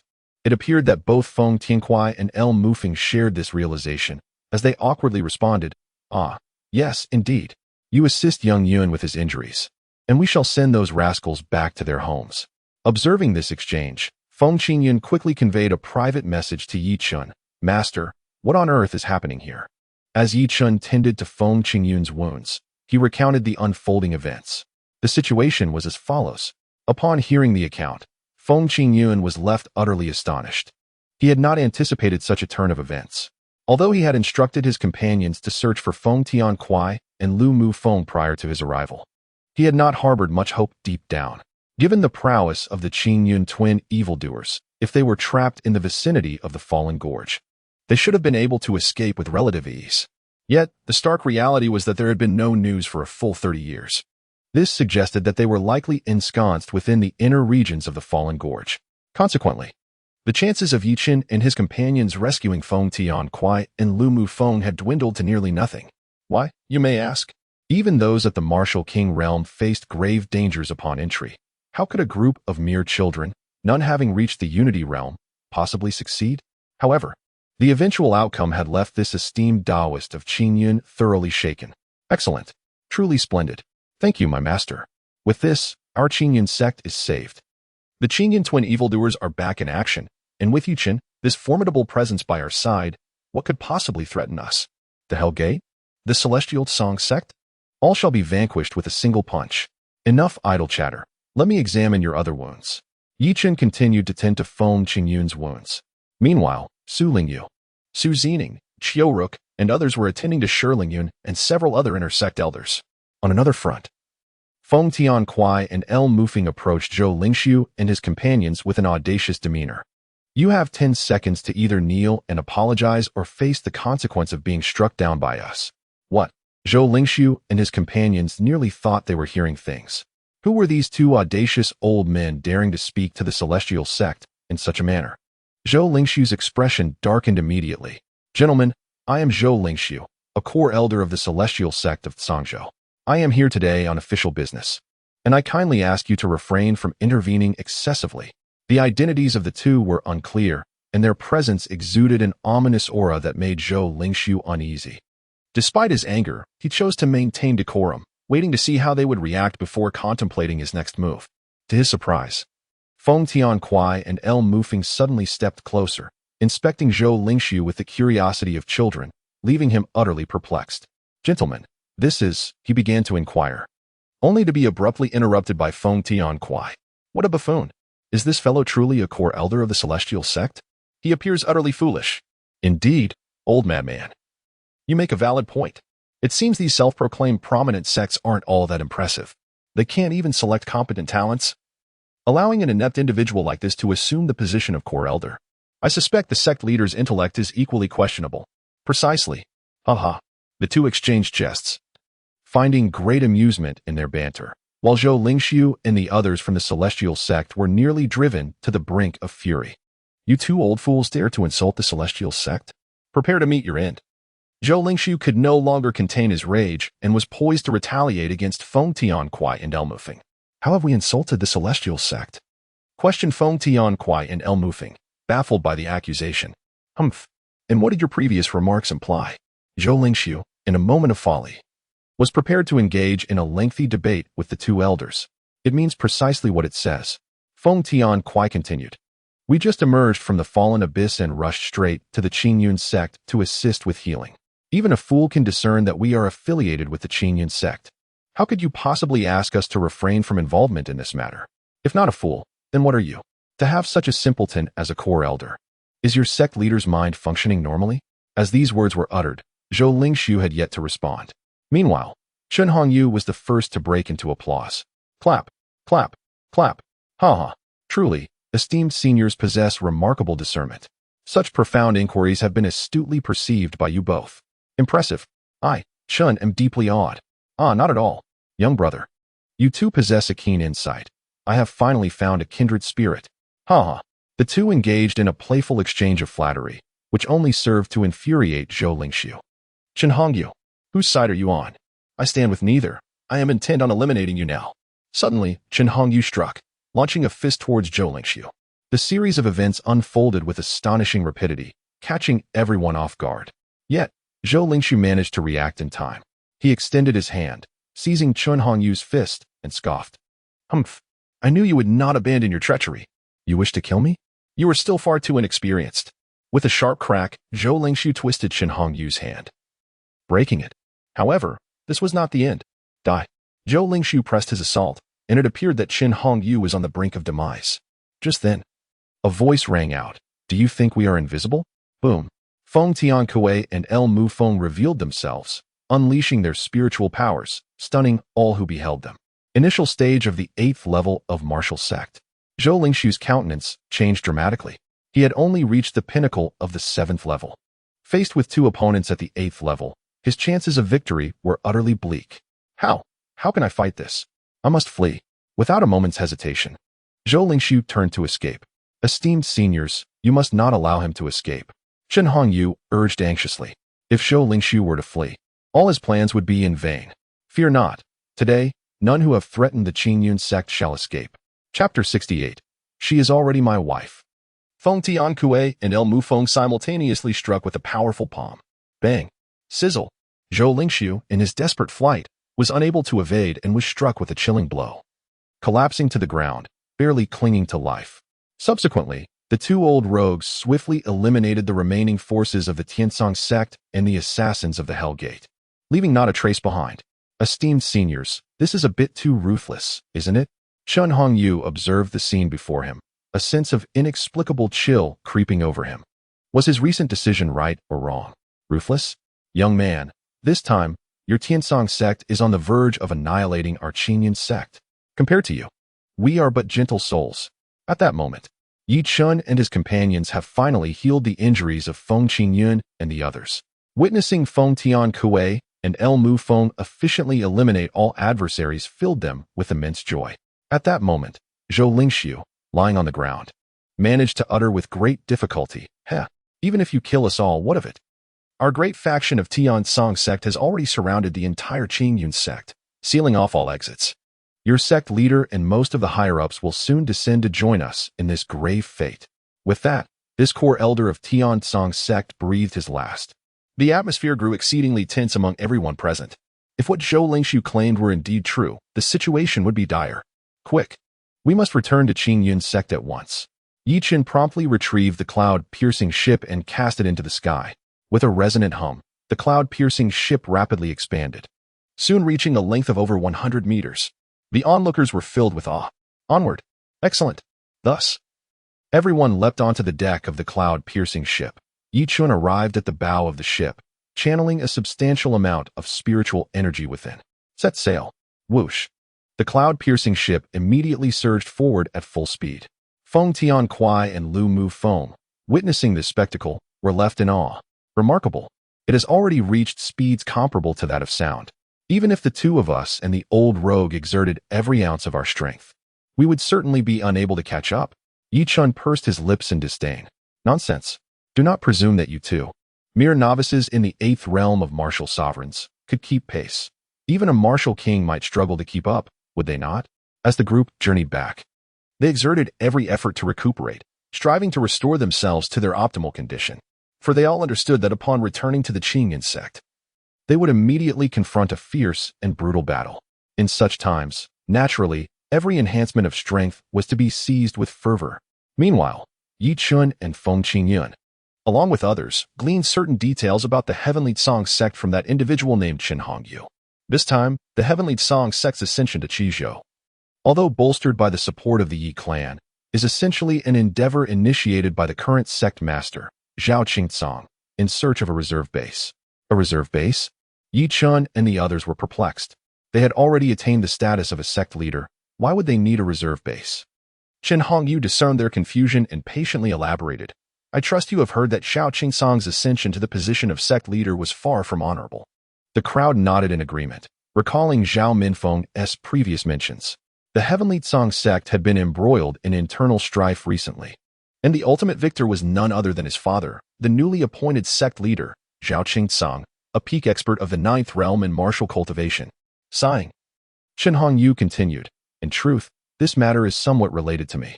The previous sect leader was my master, whose cultivation had already reached the pinnacle of the half-step martial king realm. He was merely a step away from advancing to the martial king level, breaking the shackles to ascend to a higher class of the kingly domain. Yet, that scoundrel Zhao Qingcong, driven by ambition, sent his sister, Zhao Yafeng, to ensnare me with her beauty. Subsequently, he took advantage of my goodwill by poisoning the medicinal concoction I had prepared for my master, leading to a significant decline in his strength and ultimately providing Zhao Qingcong the opportunity to launch a fatal ambush. Oh, I see. The realization dawned on them. Zhao Qingcong is quite cunning, indeed. He even resorts to using his own sister, employing the charms of a seductress to fulfill his ambitions. However, individuals with such a ruthless mindset are often the most formidable, for their clarity of purpose and willingness to employ any means necessary render them more likely to succeed than the average person. But how does this pertain to the reserve base you mentioned? Chen posed a question that resonated with the concerns of everyone present. Although Zhao Qingcong had ascended to the position of sect leader, he had not fully exerted control over the Tiansong sect. Within the sect, there remained a considerable faction that disdained his underhanded tactics and refused to submit to him. This group wielded significant influence and stood united, making it a daunting task for Zhao Qingcong to eradicate them entirely. At this opportune moment, the Yi clan dispatched envoys with the intention of courting the Tiansong sect. Thus, he conceived a strategy to align himself with the Yi clan and gradually cultivate a loyal cadre of assassins in lesser domains. Once he amassed sufficient strength, he could decisively eliminate those factions that opposed him. The onlookers were taken aback, realizing that Zhao Qingcong was orchestrating a grand scheme. The indigenous powers of Qizhou were mere obstacles on his chessboard, and he deemed it imperative to eliminate them to fulfill his ultimate ambitions. How infuriating! These lofty rulers perpetually exhibit such a disposition, showing scant regard for the lives of the common folk beneath them. It is truly an egregious affront. And what of you? Chen turned to Chen Hongyu and tentatively inquired, which side do you align with within the Tiansong sect? Despite the fact that this individual had just attempted to eliminate Zhou Lingxiu, Chen felt an instinctive sense that he harbored undisclosed secrets. Thus, complete trust remained elusive. Upon hearing the question, Chen Hongyu could not help but shake his head with a wry smile. Hiki. Currently, my status within the Tiansong sect is akin to that of an unloved child, caught in an awkward predicament. Zhao Qingcong is perpetually wary of me. While the opposition scorns me, it is indeed more unbearable than death. The others nodded in understanding, acknowledging the profound discomfort of being caught between worlds. However, the attention of the two mischievous old men, Feng Tian Kuai and LV Mu Feng, was directed elsewhere. Hey, young man, how is Zhao Qingsong's sister, Zhao Yafeng, faring these days? Chen Hongyu, hearing this, sheepishly scratched his head and replied, she is now my wife. What? The group was taken aback, their eyes widening in astonishment. Goodness, this twist came far too swiftly. This fellow has successfully won over the sect leader's sister, akin to acquiring a thriving stock. What more could one possibly lament? Yi Chun has finally come to understand why he uttered the phrase, Zhao Qingsong is always on guard against me. Good grief. He had initially intended to use the allure of beauty to confound his opponent. While the scheme proved successful, it inadvertently ensnared his own younger sister as well. This hardly qualifies as a complete victory. Engaging in romantic pursuits to such an extent with Chen Hongyu is indeed a fulfillment of a lifetime. You old madman. What do you think? Didn't I tell you that this lad is undoubtedly a master of seduction? Otherwise, how could he have captivated the sister of his adversary to such an extent? What is there to be proud of? In matters of romance and fleeting passions, I certainly cannot compete with you. However, when it comes to brawling, I could easily outmatch you by a considerable margin. Hey, shall we settle this with a duel right now? Are you afraid? Yi Chen paid no heed to the playful antics of the two old rascals and continued to inquire of Chen Hongyu. I have another question that I wish you to elucidate for me. Speak, Chen Hongyu replied. There is a royal bloodline awakener within the Yi clan. What is the matter? Chapter 69. Is that all? Despite the awkwardness of his situation, Chen Hongyu, as a core member of the Tiansong sect's management, should possess a clearer understanding than Zhao Mifeng. After pondering Yi Chen's inquiry for a moment, he slowly began to explain. The specifics elude me as well. However, I have heard that this prodigious youth from the Yi clan has emerged quite suddenly in recent times. Moreover, it is said that the royal bloodline he has awakened is the one most closely related to that of the clan's founder, Yu Tianwang. Consequently, the stir it has caused is nothing short of remarkable. Presently, the surrounding royal domains of Yizhou are preparing to send envoys to offer their congratulations. It seems even the most formidable royal domain, the Juyang domain, and its Juyang medicine clan, is greatly intrigued by this news. Yi Chun was somewhat bewildered. Is this all there is? Damn. After all that talk, there isn't a shred of useful information. Who on earth is interested in listening to such drivel? What I truly care about is whether there is any news about my sister, Yi Linger. Indeed, this is all I know. If you wish to uncover more secrets, you must inquire with Zhao Qingsong. Precisely. As the current leader of the Tiansong sect, Zhao Qingsong undoubtedly possesses the most knowledge and clarity regarding the matter. It seems that after resolving the issues with Qingyun's sect, a journey to Cangzhou is in order. Before long, the Chuanyun ship arrived above Qingyun's sect. As everyone gazed down, their expressions instantaneously turned ashen. The once picturesque landscape of verdant mountains and flowing waters, imbued with an ethereal aura, was now ravaged, shrouded in smoke and decay. Upon closer inspection, numerous corpses of Qingyun's sect disciples could be seen, a mix of young and old. Their bodies bore the marks of burns and lashes. The more tragic among them had been dismembered, reduced to dozens, hundreds, even thousands of pieces. It was a sight more horrific than hell itself. These wretched beasts, the occupants of the Chuanyun ship, were filled with righteous indignation, ready to leap down and confront the enemy in a life-or-death struggle. However, they were restrained by Yi Chun, Feng Qingyun, Feng Tiankuai, and Lu Mufeng. Wait, let's assess the situation first. Their caution was warranted, for ahead, the protective array of Qingyun's sect had yet to be breached. A powerful defensive barrier enveloped the inner sanctum, where sect master Zhou Moyu and the senior leadership were sheltered. Though they had sustained some injuries, they were not in grave danger. How could this be? The protective array was clearly only at the initial 5-star level. How had it not been breached until now? Shirlingyun and the other inner sect elders were utterly astonished. They recalled vividly that during the last confrontation between Yi Chun and Elder Yi Li, after winning, he had effortlessly upgraded the 4-star golden light suppression array to an initial 5-star formation. While this array was formidable within Qingzhou, it paled in comparison to the might of the Tiansong sect's powerful warriors. With a modicum of seriousness, they could easily dismantle it. How could it be holding now? Yi Chen and Feng Qingyun discerned the perplexity among the crowd and smiled as they elucidated. There is nothing peculiar about this. Before we departed from the Qingyun sect, we had already upgraded the protective formation to the mid-level of the 7 stars rank. What? The crowd gasped in astonishment. A protective formation of mid-level 7 stars? Even formidable cultivators at the 7th level of the martial sovereign realm might struggle to breach it. How could the esteemed Elder Feng Qingyun possess such remarkable prowess in formation techniques? Why were we unaware of this before? Everyone instinctively associated this development with Feng Qingyun, completely overlooking Yi Chun's contribution. In their eyes, a mere youth in his teens, regardless of his capabilities, could never rival the mastery of a grandmaster of the 7 stars formation. There's no need for such astonishment. These measures were merely precautionary. As you can see, they have proven to be prudent, Feng Qingyun remarked with casual mirth, albeit with a heart filled with gratitude. It was fortunate that they had heeded Yi Chen's advice to utilize all the high-grade materials from the sect's treasury to enhance the protective formation. Otherwise, had they arrived even a moment later, the Qingyun sect might have been reduced to ruins, utterly obliterated. It was truly unexpected that the master's proficiency in formations had reached such an astonishing level. How much more of his potential remains unexhibited? Feng Qingyun felt increasingly fortunate to have been chosen by the system as Yi Chen's invincible summoned warrior. Otherwise, the Qingyun sect would likely have already faded into oblivion. Wait. Look, Yi Li, Mei Shangjing, and Qi Guhong are also inside. Qiueruk exclaimed, jolting the crowd back to awareness. Upon closer inspection, they indeed saw that the trio was working alongside the elders to repel the onslaught of the Tiansong sect, maintaining the operation of the protective formation.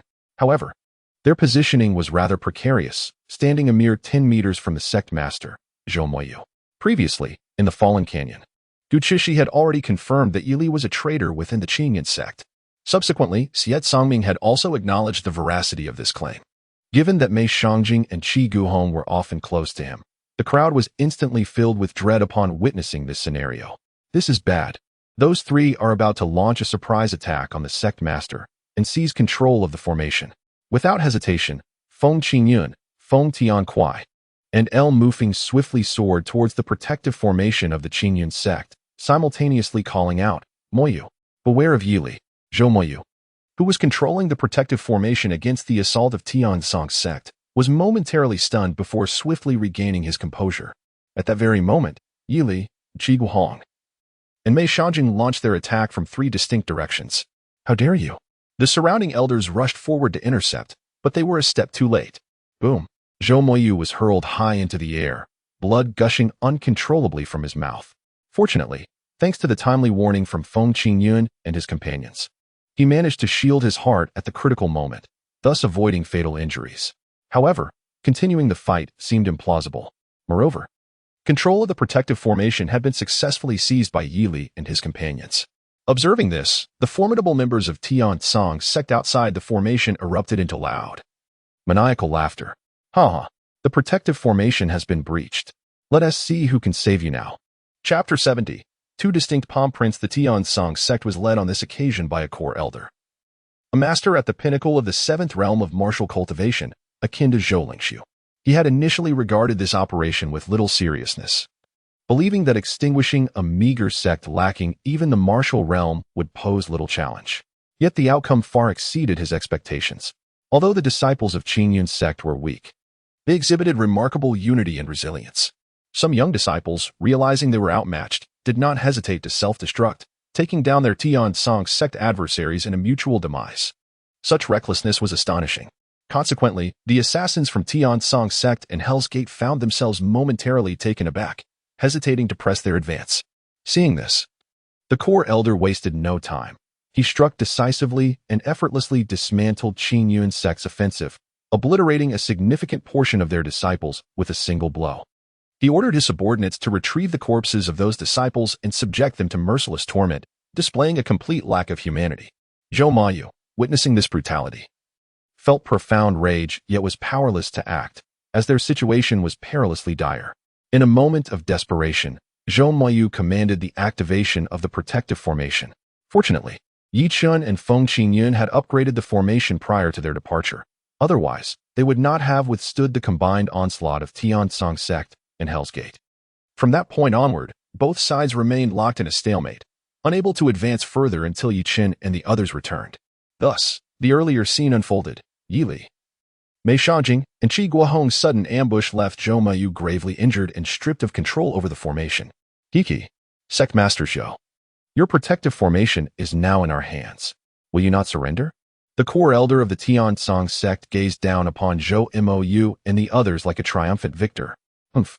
In the struggle between the sovereign and the vanquished, there is nothing left to discuss. Whether to kill or to maim, I leave it to your discretion. However, to compel me, Zhou Mou, to submit to you is utterly impossible. Instantly, the expression on the elder's face darkened. He glanced at the remaining core members of the Qingyun sect, only to discover that they bore the same resolute countenance as Zhou Mou, displaying a readiness to face death. Excellent. If that is the case, it shall save us considerable effort. The core elder turned his gaze towards Yi Li, Mei Shangjing, and Qi Guhong, saying, if you wish to align yourselves with the Tiansong sect, then you must personally execute them. Otherwise, do not blame me for not granting you the opportunity. Damn it, this is the same tactic as Zhao Minfeng. Truly, one cannot help but admire the shamelessness and treachery that emerges from the same sect. Indeed. Thank you, Elder Ouyang. Yi Li and the others were elated. They immediately turned to Zhou Mou and the others, saying, hee. Mou, do not hold it against us. If you must find fault, direct it towards Feng Qingyun and his prized disciple, Chen. Were it not for those two, who have laid waste to the foundation I have painstakingly built over the years, we would not have been forced into this predicament. Zhou Mou looked at Yi Li and the others with disdain, mocking, "Pa, you traitors, spare me your feigned sentiments. Master and the others have already returned to the Qingyun sect. None of you, along with the scoundrels from the Tiansong sect and the Hell Gate, will escape unscathed." Just a moment ago, he had heard clearly. It was indeed Feng Qingyun's voice. Had it not been for his reminder, Zhou Mou might very well have been on his way to the underworld by now. Even if they return, what difference will it make? With Elder Ouyang Lai, who stands at the pinnacle of the martial sect's 7th realm, here, what waves could they possibly stir? Yi Li had also noticed Feng Qingyun in the distance, however. He merely cast a fleeting glance before turning his attention back to Zhou Mou. For in his view, even with Feng Qingyun and Yi Chen, those two could never hope to match Ouyang Lai's prowess. Thus, he completely disregarded the approaching Feng Tian Kuai and Lu Mufeng. Very well. The idle chatter is concluded. Now, I shall send you on your way. Yi Li and his companions immediately launched into action, intent on ending Zhou Mou and the others' lives. Just then, a voice rang out. Little Yi, after 30 years apart, your courage has certainly grown. Have you forgotten how we educated you in those days? No sooner had the words escaped than Yi Li had yet to react when he heard the resounding sound of 2 sharp slaps. Knightley was struck. Her vision clouded with stars, her head spinning, and 2 distinct handprints appeared on her cheeks. The placement and proportions were remarkably uniform, as if predetermined. The blows delivered with perfect precision. Hey, how about that, old madman? My skills are on par with yours, aren't they? TCH, what is there to be proud of? In the past, this little Knightley has endured a total of 589 slaps at our hands, and I dare say 366 of those were delivered more elegantly by me than you. Surrounding them, the onlookers, along with Yi Chen and Feng Qingyun, who had just caught up, were momentarily stunned. What kind of person would slap someone over 500 times merely to assess the aesthetic quality of their handprints? How incredibly dull. At that moment, Zhou Mou finally recognized the true identities of the newcomers. 2 esteemed uncles? You have finally returned. The elders from the older generation also gasped in astonishment. Elder Feng Tianwei, Elder El Mufeng, the legendary Qingyun Shuangsha of our Qingyun sect, has returned. The crowd erupted in joy. Shortly thereafter, a colossal flying ship descended from the sky. Shilingyun, Qiu Ruk, Su Lingyu, Su Zining, and other trial disciples along with inter-sect elders leaped down, joining forces with everyone. In stark contrast, Knightley, Mei Shangjing, and Qi Guhong were left pale with shock. Especially Knightley, as childhood traumas inflicted by Feng Tianwei and El Mufeng resurfaced in her mind. Clutching her swollen cheeks, she trembled and asked, You two are still alive? El Mufeng cast a meaningful glance at Knightley. Heh, you must be disappointed. Little Knightley, if it weren't for your collusion with that fool, the Hell Monarch, to deceive us into the Fallen Canyon, we wouldn't have been trapped for 30 years. Thus, it is time to settle the score. What? Knightley gasped in horror. How did you come to know of this? Even Feng Qingyun and Zhou Mou were hearing this for the first time. Their curiosity piqued as they awaited El Mufeng's response. Oh, I had no prior knowledge. I merely guessed earlier to test your reaction, but now, you have confessed to it yourself. We know what must be done. Knightley trembled. Pointing at El Mufeng, unable to utter a word. In the end, she spat out a mouthful of blood, evidently infuriated. Bastards. Go to hell. Knight Li, driven to madness, immediately took control of the Grand Formation, intending to annihilate Lu Mufeng and his companions. Observing this, Lu Mufeng and Feng Tianquai exchanged helpless glances, their eyes filled with pity. Alas, how is it that after all these years, you still possess such a lack of clarity, dear knight? Lu Mufeng lamented. Have you not considered how we managed to enter here? Knight Li paused momentarily, only to hear Lu Mufeng continue. The child Yi Chen is entrusted to you. No problem. Yi Chen took out the Earth Vein Snow Lotus and silently recited an obscure and intricate incantation. Subsequently, Yi Li was horrified to discover that his control over the protective formation of the sect had entirely vanished. What on earth is happening? Chapter 71. So what? Come and bite us. This protective formation was remodeled and upgraded by Yi Chen, who naturally incorporated several hidden mechanisms within it. This was precisely to guard against traitors like Yi Li who might turn against them at a critical moment. Just moments ago, upon returning to the Qingyun sect, Yi Chen covertly manipulated the mechanisms, allowing Feng Tianquai and Elmu Feng to enter the protective formation of the sect unimpeded. Unleashing a flurry of slaps upon Yi Li. Enough. Little Yi, and you two rascals. Feng Tianquai and Elmu Feng directed their gaze at Mei Shangjing and Qi Guhong, proclaiming, You have reached the end of your road. Let us accompany you on your final journey. With that, both Feng Tianquai and Elmu Feng prepared to eliminate Yi Li and his companions once and for all. Stop. At that moment, Ouyang Lai, standing outside the formation, could no longer contain himself. He swiftly approached the edge of the formation, his expression dark and foreboding as he addressed Feng Tianquai and Elmu Feng. Gentlemen, they have already allied with our Tiansong sect. Is this how you show disrespect to our sect? Though separated by a grand formation, Ouyang Lai sensed that the prowess of Feng Tianquai and Elmu Feng was on par with his own. Thus, he resolved to approach with caution, seeking to ascertain their limits before escalating matters. Feng Tianquai and Elmu Feng exchanged glances, then replied with a sardonic glint in their eyes. We are indeed showing you disrespect. What will you do about it? Come and bite us. You. Ouyang Lai nearly choked on his own words, utterly taken aback by their audacity. It was as though they held him, Ouyang Lai, in complete disregard. Why don't you come and bite us? Or are you incapable of entering? Enraged, he retorted, If that's the case, then do us all a favor and stay where you are. Your incessant prancing before us has become quite tiresome. Unable to endure their insolence any longer, Ouyang Lai commanded the disciples of Tiansong sect, break the formation by force. As the disciples prepared to launch their assault, they were suddenly taken aback to witness the protective formation of Qingyun's sect dissolving on its own. What is happening? Are they surrendering? Ouyang Lai was perplexed. In the next instant, he saw a young man approaching him. Young man, what is the meaning of your withdrawal of the protective formation? The youth was none other than Yi Chen. He did not address Ouyang Lai's inquiry directly, but instead stated, Elder Ouyang, I am Yi Chen, a core elder of Qingyun sect. The two esteemed individuals you were just speaking with are the legendary Qingyun twin evils, both of whom are high-level experts at the initial stage of the martial sect's 8th realm. I trust you are aware that should a confrontation arise, you would stand no chance against them. Hence, I advise you to retreat and return to your Tiansong sect. What? Ouyang Lai, in this passage concerning Yi Chen, focuses solely on one aspect.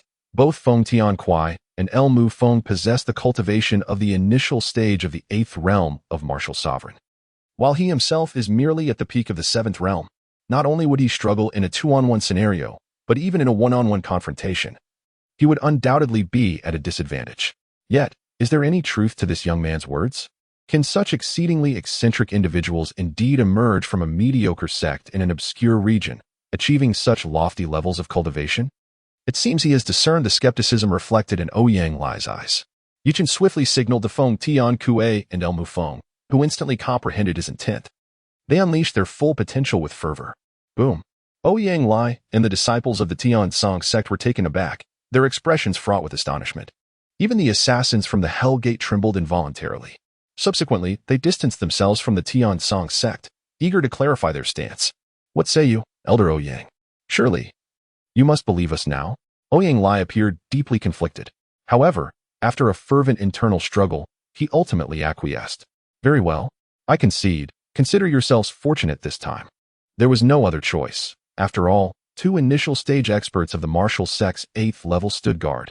With such reasoning, upon returning, Even if the sect master were to express displeasure, it is unlikely the punishment would be excessively severe. Finally, it is settled. Chen let out a long sigh, feeling completely at ease. It was not that he was unwilling to fight, but the current circumstances did not permit it. Ouyang Lai was indeed no match for Feng Tianquai and Elmu Feng, yet should a confrontation ensue, entangling the two would not prove difficult.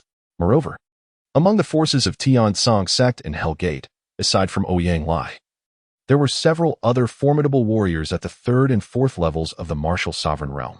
In the face of such opponents, the remaining members of Qing Yun's sect, including Feng Qing Yun, stood no chance whatsoever.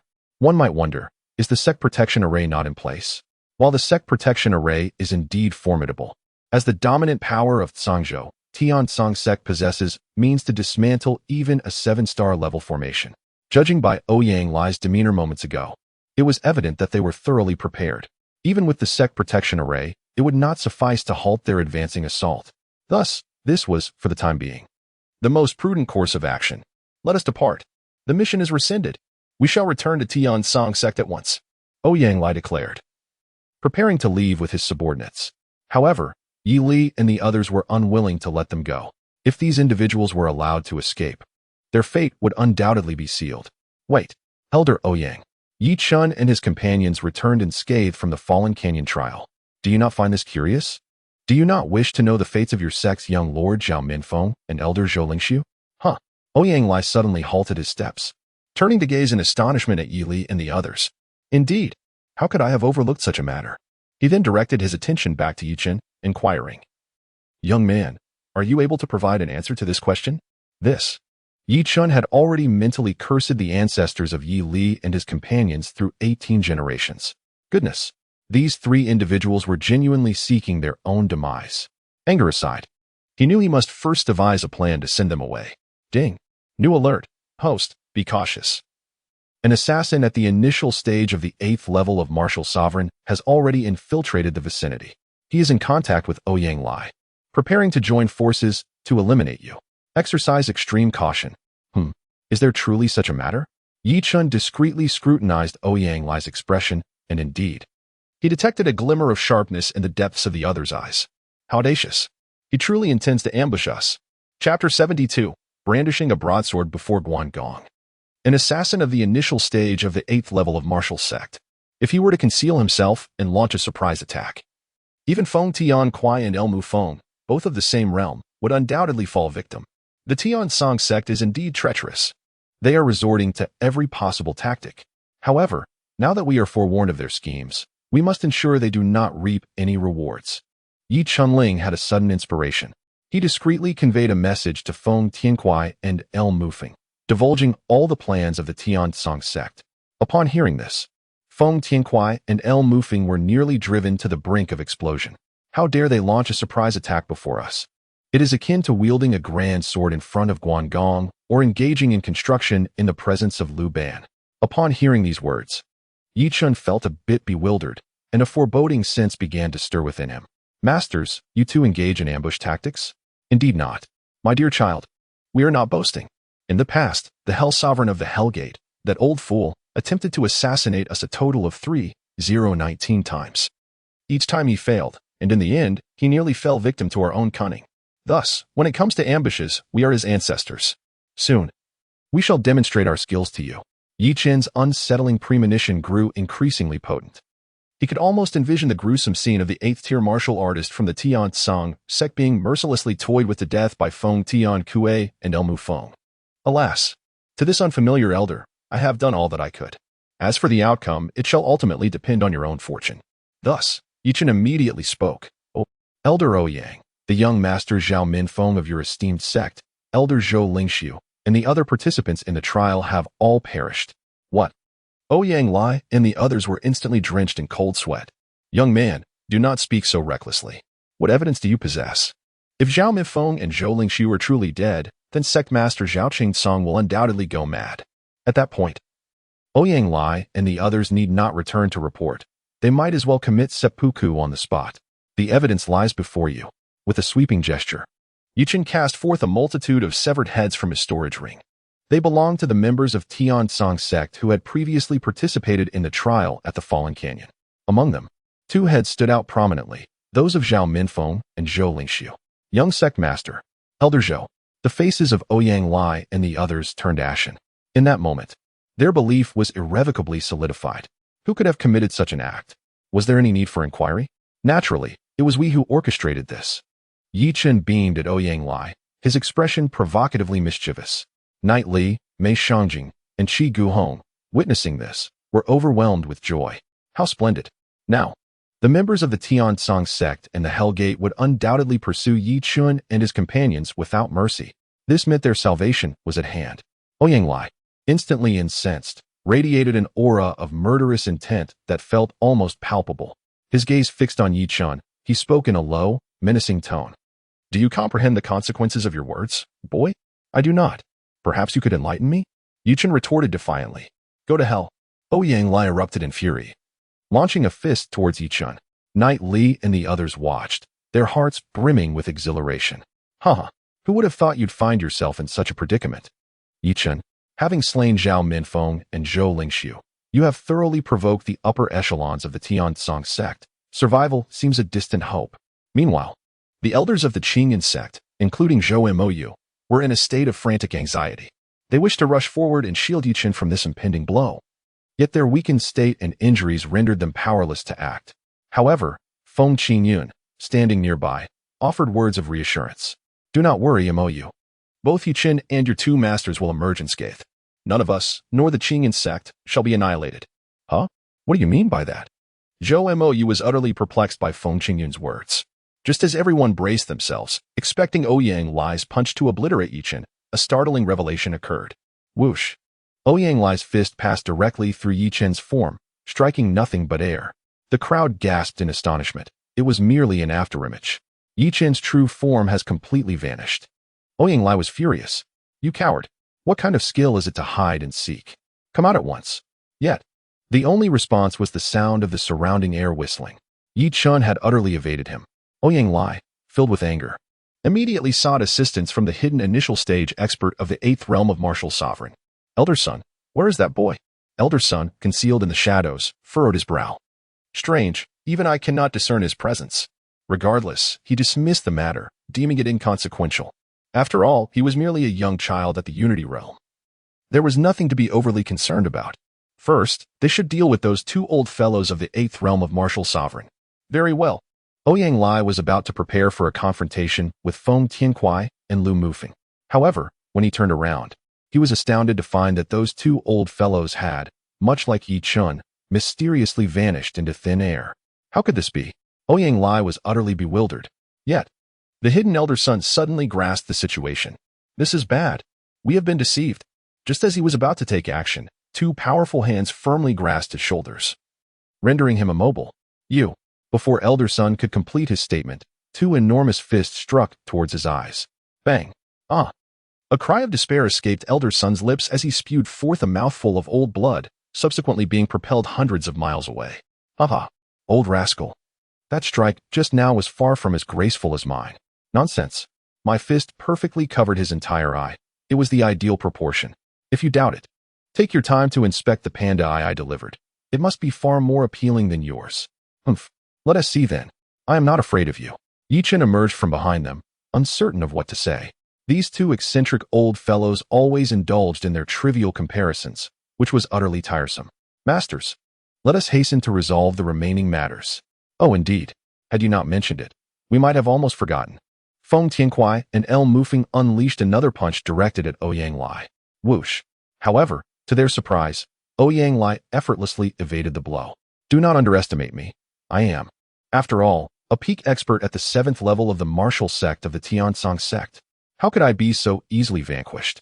Indeed, it was evident that Elder Son had fallen victim earlier due to his unpreparedness, unable to react in time. Now, however, Ouyang Lai had been silently gathering his strength, bracing himself for the encounter, making it exceedingly difficult for Feng Tiankuai and El Mufeng to succeed. Nevertheless, this only darkened the expressions of the two old men, who felt their dignity had been gravely insulted. Very well. We shall show you what it means to act recklessly and face the consequences. Whoosh.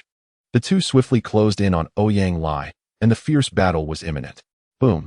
Bang. Crack. Clang. Thud. After an intense and tumultuous clash, Ouyang Lai was left gasping for breath on the brink of collapse. You bastards. What are you waiting for? Hurry, finish off the remaining ones. He referred, of course, to the frail and vulnerable, such as Feng Qingyun and Zhou Moyu. Yes, the disciples of the Tiansong sect immediately took their orders, charging towards Zhou Moyu and the others. Activate the protective formation. Buzz. The formation was reactivated. Humph. Do you truly believe we cannot breach this pathetic array? The members of the Tiansong sect sneered. They swiftly arranged themselves into an offensive formation. This was a mid-tier 7-star attack formation. Let us see how you withstand it. Once the formation was established, the assault from the Tiansong sect surged towards the protective array of the Qingyun sect. Yi Chun, Feng Tian Kuai, and Elmu Feng observed the unfolding events without rushing to intervene. Instead, they wore enigmatic smiles. Was the mid-level 7-star attack formation truly formidable? Chapter 73. The Proud Sword King, Xia Ao, Tan Zhou Mou, and others gazed at the 7-star attack formation of the Tiansong sect, their faces betraying palpable concern. However, Feng Qingyun remained remarkably composed, asserting, "There is no need for alarm. They cannot breach our defenses." Master, what do you mean by that? While both formations were of mid-level 7-star rank, the offensive capabilities were undeniably superior to their defensive counterparts. What led Feng Qingyun to be so certain that the forces of the Tiansong sect would not succeed in their assault? Just watch, and you shall see. As the attack formation drew nearer, it soon collided with the protective array of the Qingyun sect. Boom, bang, hiss, hiss, hiss. However, to everyone's astonishment, the anticipated outcome did not materialize. The protective array of the Qingyun sect remained unscathed, not even a scratch marring its surface. Conversely, the attack formation of the Tiansong sect shattered upon impact, as if an egg had struck a rock. What?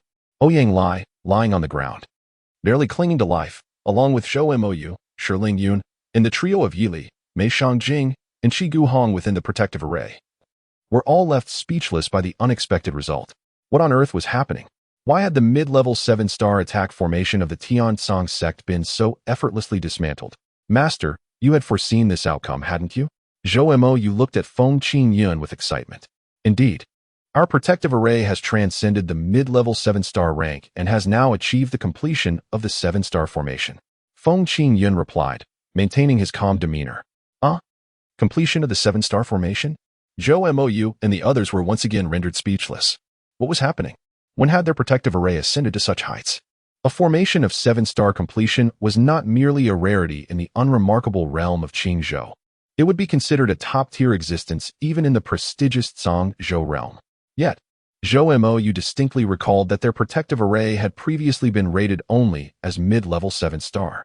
When had it transformed into a completed 7-star formation? Could it be? Zhou Mou glanced once more at Feng Qingyun, who nodded slightly in acknowledgement.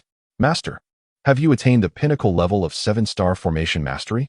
Feng Qingyun appeared composed on the surface, yet internally he was filled with a bitter smile. How could he possess such capability?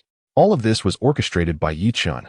Upon returning to the Qingyun sect, Yi Chun had secretly entrusted Feng Qingyun with the residual materials obtained from the Fallen Canyon for the Star Sea Dragon array, imparting the methods to integrate these materials into the protective array of their sect, thereby enhancing and upgrading it.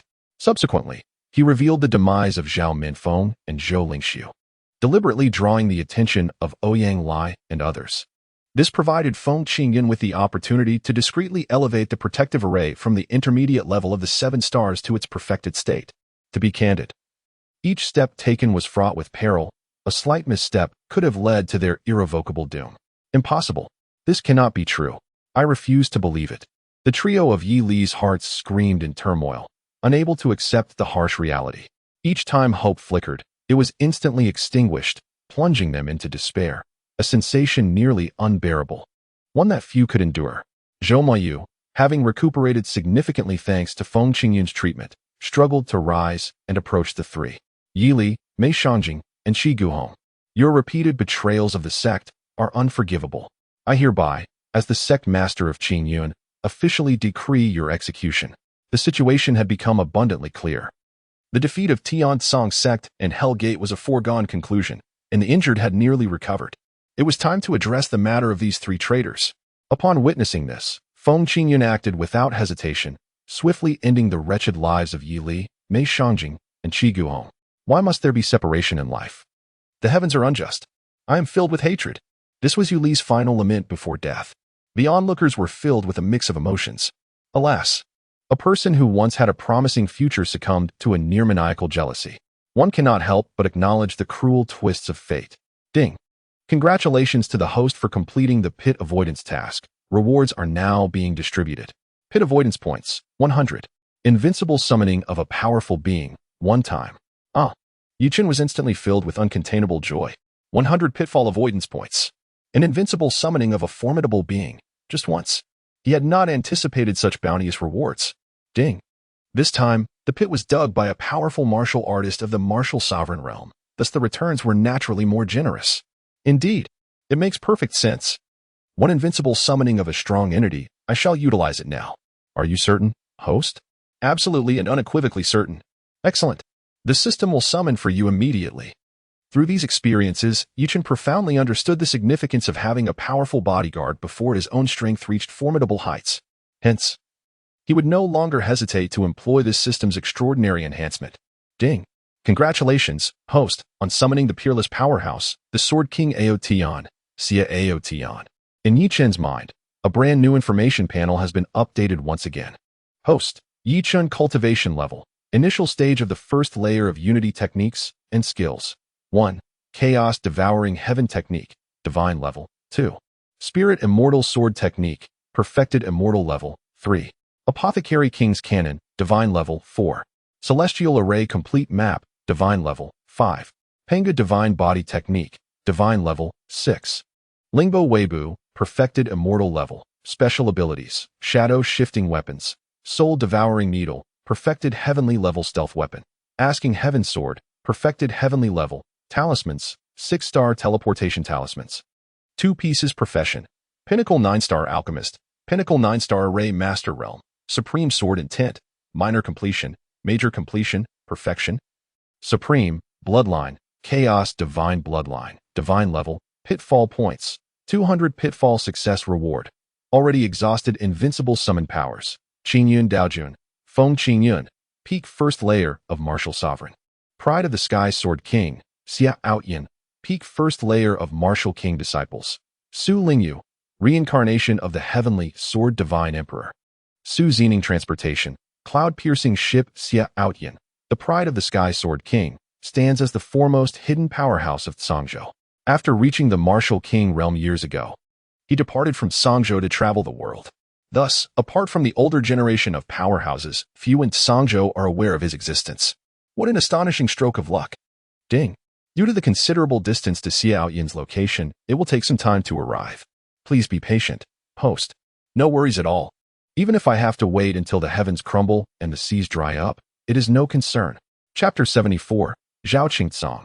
The master of Tiansong's sect watching elder son being defeated and Yi Li's trio being slain, Ouyang Lai's heart sank into despair. He realized that this time, Tiansong's sect had utterly failed. How about that? Little Ouyang, you must be convinced now, right? Feng Tian Kuei and Lu Mu Feng smirked at him. Humph. Even if you kill me, I shall never yield. Oh, quite bold, aren't we? Very well. To fulfill your wish, you shall descend into hell. Feng Tian Kuei brandished a long spear, aiming it at Ouyang Lai's heart, intending to deliver a chilling blow. Hell's Gate. What in the world are you wretches doing? Hurry and save me. The once defiant Ouyang Lai immediately faltered, desperately shouting for help from the assassins of Hell's Gate nearby. Feng Tian Kuei and Lu Mu Feng turned their gaze toward Hell's Gate, revealing a playful smile. What is this? Didn't the Hell Sovereign ever tell you how I toyed with him back in the day? How dare you provoke our Qingyan sect? I see that your Hell's Gate truly has no reason to exist. Feng Tiankuai and LV Mufeng's eyes were imbued with a fierce intensity. For the first time, Chen sensed an unprecedented seriousness and gravity emanating from these 2 old rascals. It seemed that the Hellgate had indeed encountered an impassable barrier this time. Leading the charge for Hellgate was an assassin at the initial stage of the martial master realm, who wore a solemn expression. Esteemed seniors, we of Hellgate have no intention of meddling in this matter. We shall withdraw from Qingyun sect immediately. I hope we can coexist peacefully in the future. There was no choice. The Qingyan twin fiends had made a formidable comeback, having reached the initial stage of the martial master realm at an astonishing height. They could be said to be truly invincible across Qingzhou and even in all nearby lesser domains, coupled with their terrifying legends that instilled dread in the hearts of many. They were the very existence that Hellgate wished to avoid at all costs. Thus, they sought to extricate themselves swiftly, unwilling to foolishly entrap themselves in a snare. Damn it, you treacherous scoundrels! You shall meet a grim fate. Ouyang Lai could not help but curse vehemently. Indeed, it is often said that one need not fear a godlike opponent, but rather a pig-like ally. Today, I have fully witnessed the truth of this saying. These fools from Hellgate are nothing but a band of incompetent allies. Huh, want to leave? Not a chance. Without hesitation, Feng Tiankuai and LV Mufeng acted decisively. With a sweeping motion of their hands, dozens of Hellgate assassins were ensnared in midair, immobilized like chicks in the grasp of a hawk. Cease at once. If you kill us, you will surely regret it. Oh, what could we possibly regret? The leader of the assassins sneered. Let me tell you the truth. Our Hellgate in Qizhou is merely a small branch. The true headquarters of Hellgate lies in the king-level domain of Hell Continent. There, martial kings abound. They are currently preparing to send envoys to take over this place. If you are wise, I advise you to release us immediately. Otherwise, you will undoubtedly see Qingyan sect utterly vanish from Qizhou. The leader's laughter was brash, completely dismissing Feng Tiankuai and LV Mufeng. Fools! Without a moment's hesitation, Feng Tiankuai and LV Mufeng gripped tightly. Boom, boom, boom. In an instant, dozens of Hellgate assassins were transformed into a mist of blood. Ouyang Lai was nearly paralyzed with fear. Good heavens! These two are utterly reckless. They are from a branch of the king-level domain. Any martial king dispatched could annihilate the entirety of Qizhou. How dare they act so unrestrained? Have they truly lost all sense of self-preservation? All right. The trash has been dealt with. Now it is your turn. Feng Tiankuai and LV Mufeng prepared to send Ouyang Lai on his final journey. However, at that moment, a fierce sound of piercing air echoed, rapidly approaching from a distance. Simultaneously, two golden arrows shot forth, accurately aimed at the vital points of Feng Tiankuai and LV Mufeng. Yet, they swiftly deflected the arrows, severing them into halves. This fortunate turn of events granted Ouyang Lai a moment to catch his breath. Elder Son, save me. Indeed, the newcomer was Elder Son, who had been previously struck away. After taking the time to heal his wounds, he had now returned to rescue Ouyang Lai.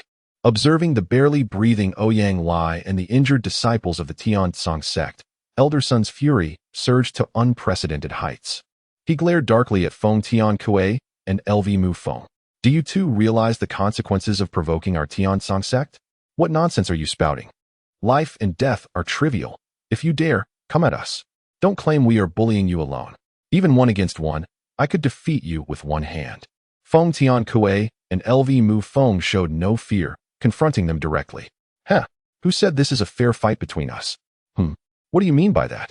Just as they pondered, an unprecedented, terrifying aura descended from the heavens, pressing down heavily upon Feng Tiankuai and LV Mufeng. Their expressions turned grave as they found themselves utterly immobilized. How could this be? Merely an aura could possess such terrifying might. It was unimaginable what a true presence would bring forth. Then, a middle-aged man, his expression fierce and filled with authority, appeared before them. Are you the ones who killed my child? Humph. Just a mere shadow, without revealing your identity. Who the hell knows who your child is? The crowd gasped in shock once more. Just as Shadow managed to immobilize two initial stage masters of the martial sect's 8th realm? What kind of strength could accomplish such a feat? Fools, open your eyes and see clearly. This is our Tiansong sect's current sect master. A peak expert of the martial sect's 9th realm, Zhao Qinsong. What? The sect master has personally intervened. Is this necessary? Zhao Qinsong had no time to consider the feelings of others. He continued to fixate on Feng Tiankuai and LV Mufeng. Speak. Who killed my child? If you do not speak, I will send you straight to meet the King of Hell. Damn it. Whether to kill or torture, do as you please. Do not indulge in trivialities. Very well. Since you seek your own demise, I shall oblige. Zhao Qingsong immediately prepared to eliminate Feng Tiankuai and L Mufeng. Hold on. Zhao Minfeng and Zhou Lingshu are the ones I have slain. At this moment, Yi Chen stepped forward, confronting the oppressive aura emanating from Zhao Qingsong. You? Zhao Qingsong regarded Yi Chen, clearly skeptical of his seemingly meager strength. If you doubt my capabilities, you may gaze yonder. Following the direction indicated by Yi Chen, Zhao Qingsong's eyes were immediately drawn to two conspicuous severed heads, those of Zhao Mifeng and Zhou Lingxiu. These two heads were severed by my own hand. Very well, young man. Prepare to meet your demise. Zhao Qingsong was poised to deliver a fatal strike to Yi Chen when, unexpectedly, another twist of fate unfolded.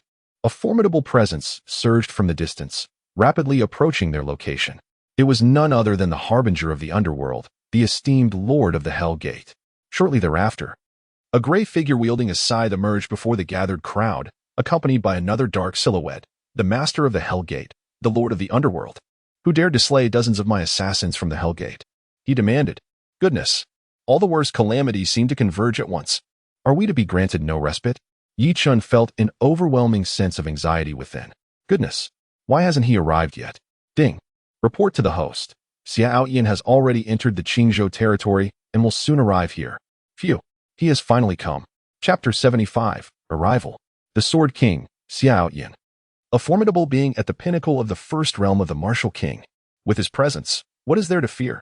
Yu Chen's courage instantly multiplied severfold. He bellowed with a resounding voice. Hey, you with the scythe? Yes, I'm addressing you. All the assassins from the Hell Gate, I single-handedly dispatched them. If there is anything to be dealt with, let it be directed solely at me. Don't behave like a scorned woman, making things difficult for others. What?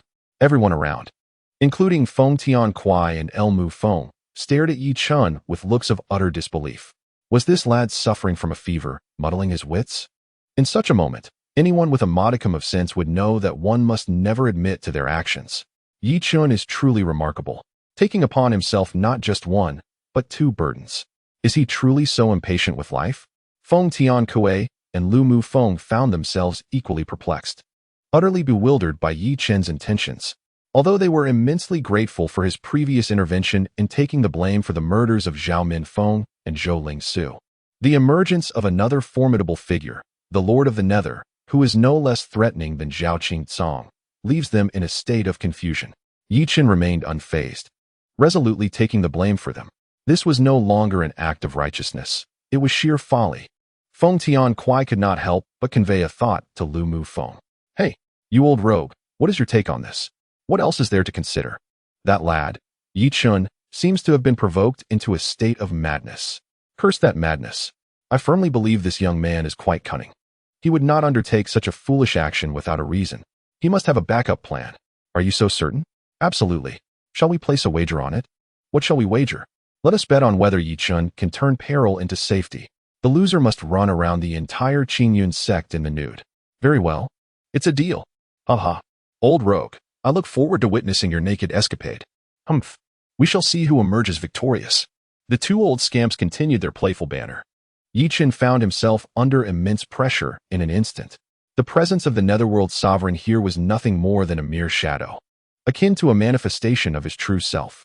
His cultivation matched that of Zhao Qingsong's avatar, standing at the initial stage of the 9th realm of martial sovereign. With both of them present, they were overwhelmingly formidable.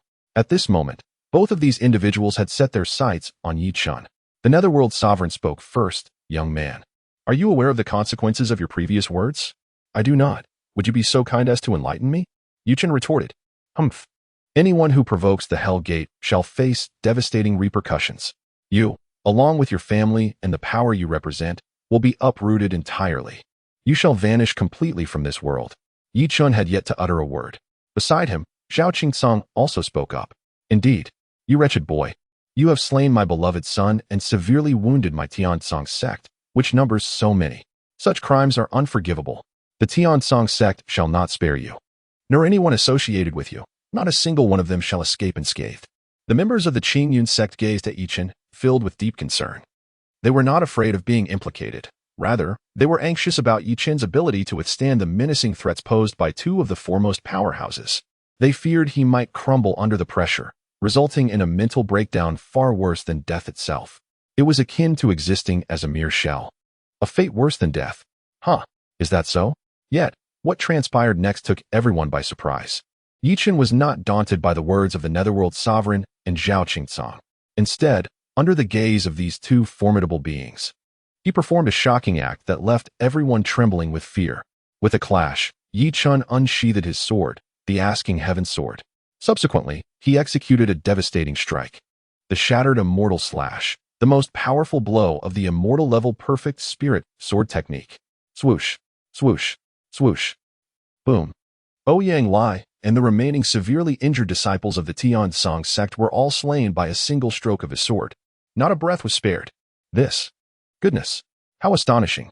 How incredibly audacious. With two supreme powerhouses present, he dared to so brazenly commit murder right beneath their noses, and in the end, he succeeded. Is it necessary to be this outrageous? Young man, you. Zhao Qingsong clenched his fists, his teeth grinding with a crackling sound. Words could scarcely convey the fury he felt at that moment. He truly had not anticipated this turn of events. Yi Chun audaciously committed murder under his control. And what astonished him even more was, Yi Chun's sword strikes were swift beyond his imagination. By the time he grasped the situation, Yi Chun had already dispatched Ouyang Lai and the others entirely. It was an utter humiliation. How dare I slay them? What can you possibly do to me? Yi Chun did not hesitate to stoke the flames further, intent on provoking Zhao Qingsong to the utmost. Excellent.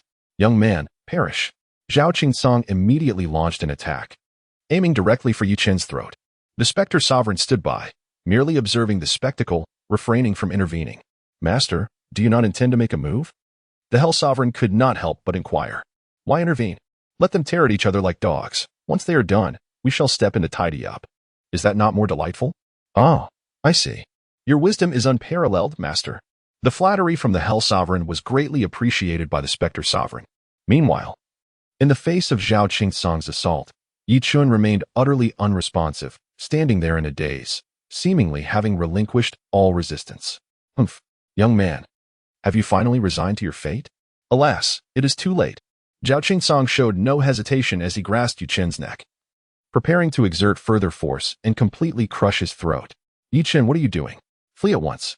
Feng Tiankuai and El Mufeng, standing nearby, were anxious. They yearned to assist, but found themselves stifled by the oppressive aura emanating from Zhao Qingsong, which showed no sign of waning.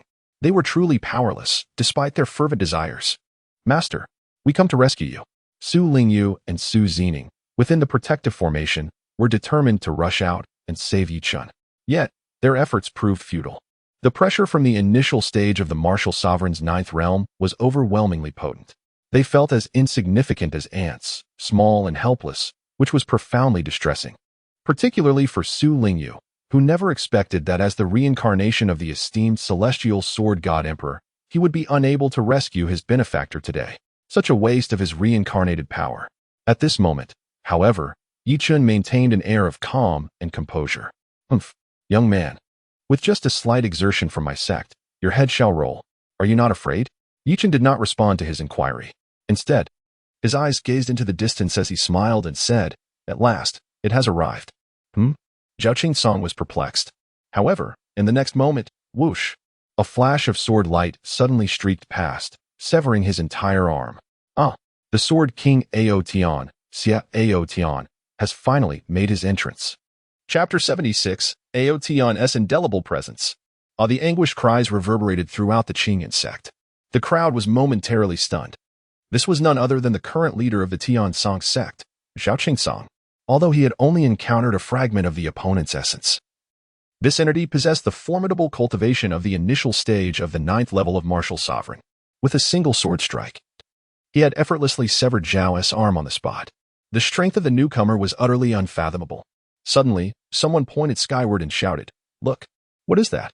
The crowd looked up in unison, only to behold a man radiating an aura of sword energy, appearing beside Yi Chun like a guardian deity.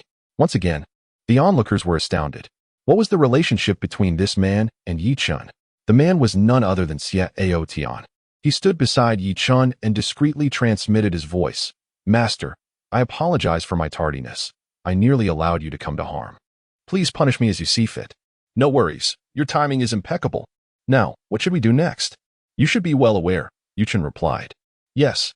I will promptly eliminate these bothersome flies. Drink. Goodness. Truly, he is the Sword King Ao Tian. His might is indeed awe-inspiring. Zhao Qingsong, clutching his injured shoulder, spoke in terror. Who are you? He was genuinely frightened.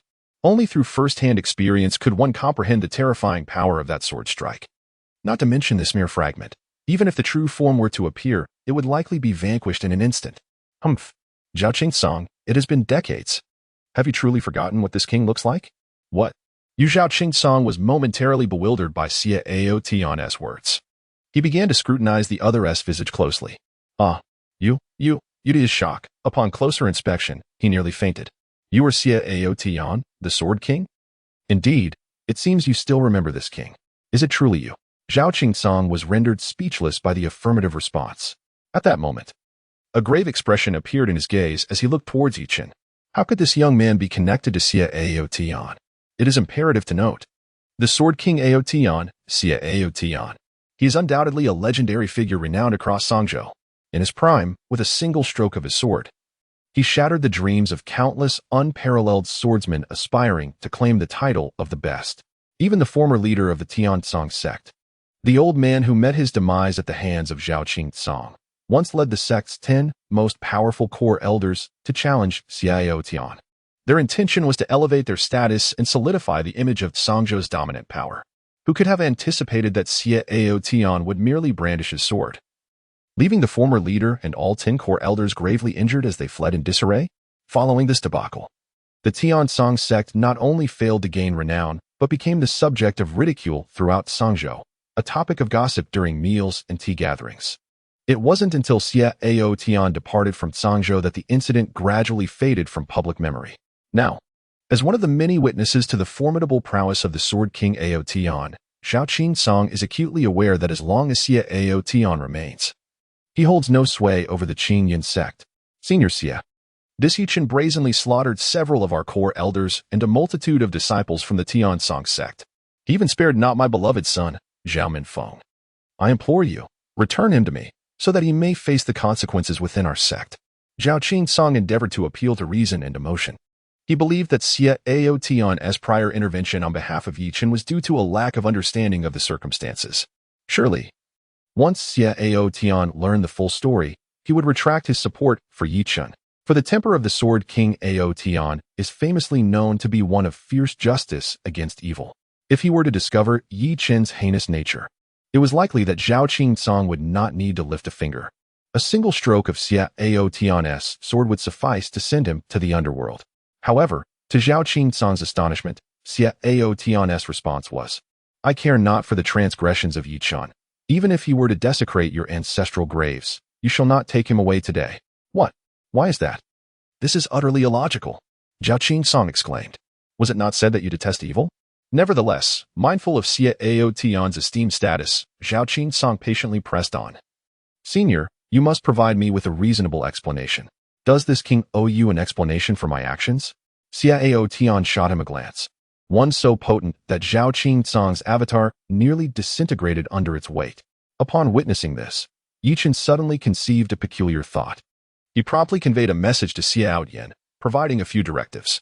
In response, Xie Aotian readily addressed Zhao Qingsong's earlier inquiry. Zhao Qingsong, I can reveal to you that the reason I saved Chen is that he is my descendant. What? Just as Zhao Qingsong had managed to stabilize his nearly disintegrated self, he was nearly petrified by Xie Aotian's revelation. He never anticipated such a response. Senior, Chen's surname is Yi, while yours is Xie. Even if you were inclined to protect him, there is no need to be so overt. I am not shielding Chen. Is it not possible for him to be my descendant simply because our surnames differ? Chen is the son of my uncle's aunt's sister's son's cousin's uncle. Thus, he is naturally a descendant of my royal lineage. Zhao Qingsong, the members of Qingyan sect, the revered of the netherworld and the lord of hell. This is utterly absurd. Can we not maintain a semblance of professionalism? The illustrious Sword King Ao Tian cannot even concoct a believable lie. How embarrassing. Even Chen covered his forehead, his expression one of utter despair. I asked you to come up with a peculiar excuse to vex Zhao Qingsong, and this is how you deliver? Not even a 3-year-old would believe this. Senior, are you absolutely certain that you won't let me take Chen away today? Indeed. Without affording Zhao Qingsong the slightest chance to respond, Xie Ao Tian swiftly shattered his clone with a single strike. Simultaneously, far away at the headquarters of Songzhou's Tiansong sect, Zhao Qingsong's true self coughed up blood, his aura diminished. Despicable! Despicable! Despicable! Chen, Xie Ao Tian, you shall wait for me. My sect will not let this matter rest. Someone, quickly send a distress signal to the Yi clan. Yi Chen and Xia Aotian were oblivious to the events transpiring within the Heavenly Song sect. Their attention shifted to the Wyoming Sovereign and the Hell Sovereign. Do you wish to follow in his footsteps? The Hell Sovereign was drenched in cold sweat, terrified to utter a sound, fearing that he might inadvertently provoke Xia Aotian, the god of death, who could slay him with a mere flick of his sword. Yet, the Wyoming Sovereign remained unperturbed, exuding an air of calm. My esteemed colleague, the headquarters of the Hellgate has dispatched me to oversee this territory, merely to manage the affairs of the underground assassin realm in Chizhou. We seek no conflict with you. I propose we let this matter rest. Each shall return to their own abode, and each to their own kin. What say you? Humph. Who is the Sword King Xiao Tian? Were it not for the experts sent by the Hell Domain headquarters accompanying me, I would not fear you in the slightest. What a joke. Only a third-rate sect like the Heavenly Song sect would grovel before you like a lapdog. But in the eyes of our royal domain's Hellgate, you, Sword King, are nothing. The Hell Sovereign harbored such thoughts, yet he was unaware that Xia Aotian had already approached him. You speak truly. Each shall return to their own abode, and each to their own kin. Thus, it is time for you to return to the underworld. Clang.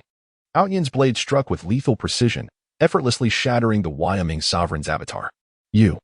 The Wyoming Sovereign had yet to finish his words before he dissipated into nothingness. Astonishingly, the onlookers noted that Xia Aotian's strike did not cease but instead soared forth towards the distance. That cannot be. How could this be? The Hell Sovereign was immediately struck with terror, his speech faltering, for the trajectory of the blade pointed directly towards the headquarters of the Hellgate in Chizhou. Before long, a chilling scream resonated throughout the skies of Chizhou. The crowd was left in stunned silence. Even the simplest of minds could discern the identity of that anguished cry. The Hell Sovereign collapsed in shock, realizing the gravity of the situation. After years of remaining hidden, the headquarters of the Hellgate in Qingzhou had been obliterated by Xia Aotian's sword. The envoy dispatched from the Hell Domain, the Wyoming Sovereign, had also been slain by a single strike from Xia Aotian. The Hell Sovereign understood the severity of the matter. Even if he managed to evade peril today, he would face relentless pursuit in the days to come, until he was utterly eradicated. And the architect of this calamity was none other than himself. Yi Chen, that wretched little rascal. The Lord of Hell was consumed by rage, his fury boiling within him. Xia Aotian, he was someone he could never provoke. Yet, if he were to catch him off guard, he would eliminate Yi Chen. Surely, even the Sword King Aotian would be caught unawares. Thus, seizing the moment when Xia Aotian was momentarily distracted, the Lord of Hell suddenly launched his attack. Like a ghost, he stealthily approached Yi Chen, drawing forth a cerulean dagger, aiming it menacingly at Yi Chen's throat, and thrusting it with ferocity. Yi Chen, meet your demise. Alas, one cannot help but acknowledge the truth in the saying. Villains often perish due to their loquacity. Indeed, observe, because the Lord of Hell indulged in excessive chatter, a fleeting moment of time was granted. And for a master of unparalleled skill, this was sufficient to be fatal. Just as the Lord of Hell believed victory was assured, whoosh, two figures suddenly materialized beside him. Haha, you old fool, it has been 30 years, yet you remain as shameless as ever. It is you. The Lord of Hell was startled, instantly recognizing Feng Tiankuai and El Mufeng. He was about to retaliate when, whoosh, a slender silver needle abruptly pierced into his brain. Ugh. The needle's potency was not particularly formidable, yet it slightly impeded his movements. And that mere fraction of a moment plunged the Lord of Hell into an irreversible predicament. Humph. Lord of Hell, today, I, the old madman, and you, our decades of animosity will find resolution. With that, El Mufeng and Feng Tiankuai struck simultaneously, irrevocably severing the Lord of Hell's chance of survival. No, I refuse to accept this. Even in death, the Lord of Hell could not comprehend where he had gone wrong. Yi Chen observed the relaxed expressions of Feng Tiankuai and El Mufeng, playfully inquiring, esteemed uncles, how do you feel? Utterly delightful. After decades of pent-up frustration, today it has finally come to a conclusive end. I feel remarkably unburdened. Wait, it seems I am beginning to sense signs of a breakthrough in my realm. Feng Tiankuai and El Mufeng were instantly elated. Without hesitation, they promptly settled into a cross-legged position, preparing to launch an assault on the next level of their cultivation. Upon witnessing this, Yi Chen instructed Xia Aotian to stand by and protect him. To his surprise, an unexpected delight emerged. One must admit, the intricacies of the world are indeed marvelous. The retaliation from the Hell Sovereign was entirely anticipated by both Yi Chen and Xia Aotian.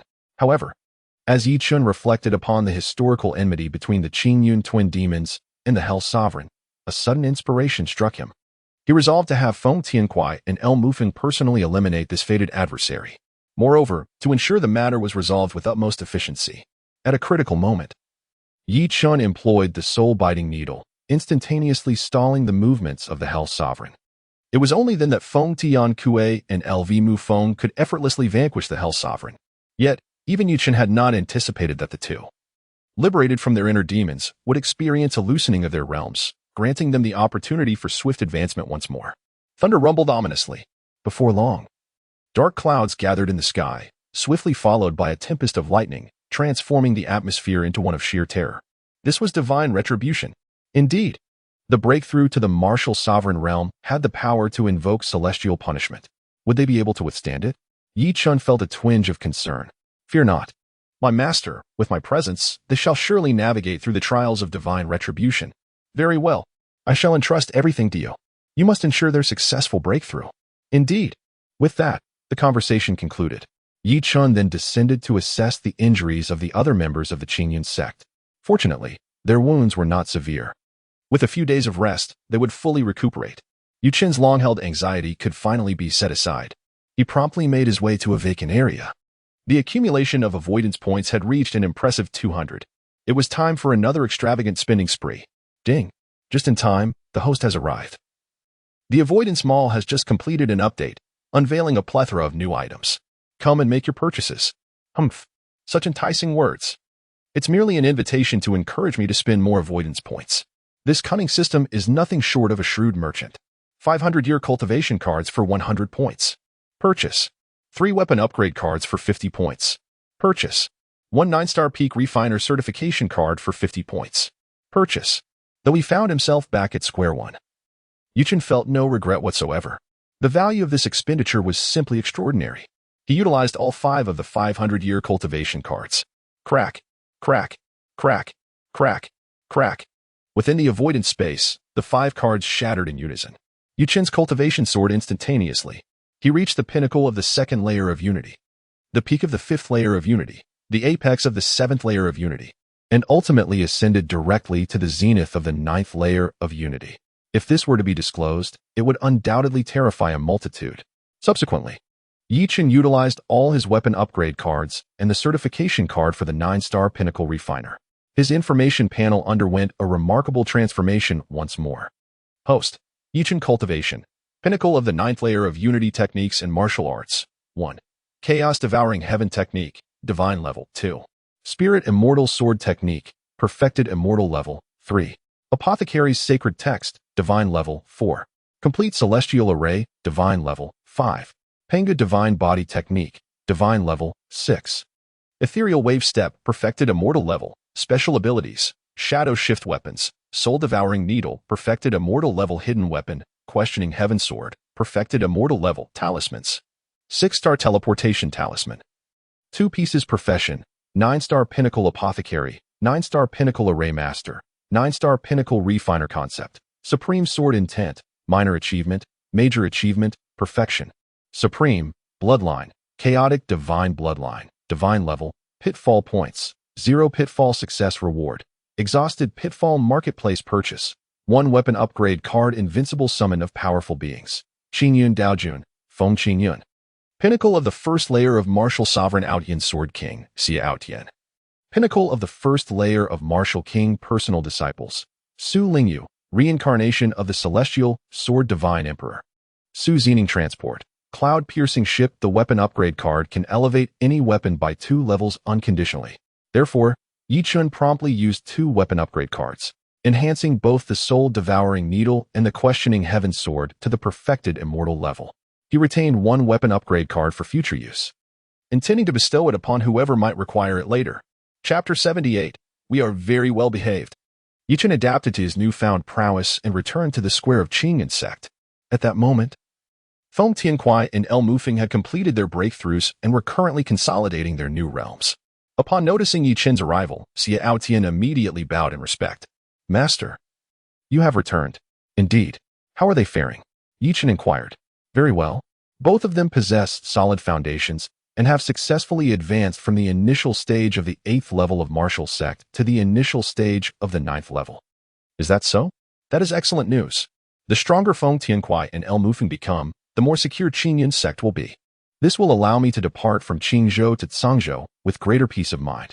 Just then, Feng Tiankuai and El Mufeng finished their consolidation, firmly establishing their cultivation at the initial stage of the 9th level of martial sect. As they opened their eyes, they immediately approached Yi Chen. Haha, young one, we owe you our gratitude. Were it not for your assistance, it might have taken us another decade to reach our current realm. Indeed, that is no exaggeration. As one progresses further into the martial sect, the time required for breakthroughs increases exponentially. It may take years to advance even a single minor realm. Moreover, there are no spatial rifts like those in the Fallen Gorge that can alter the flow of time. Thus, the opportunity for their breakthrough was exceedingly rare. Hiki, esteemed masters, I am delighted for your success. In the future, I will rely on you both to safeguard Qingyun sect. What, young one, are you departing? Indeed, shortly. I shall journey to Cangzhou to attend to certain matters.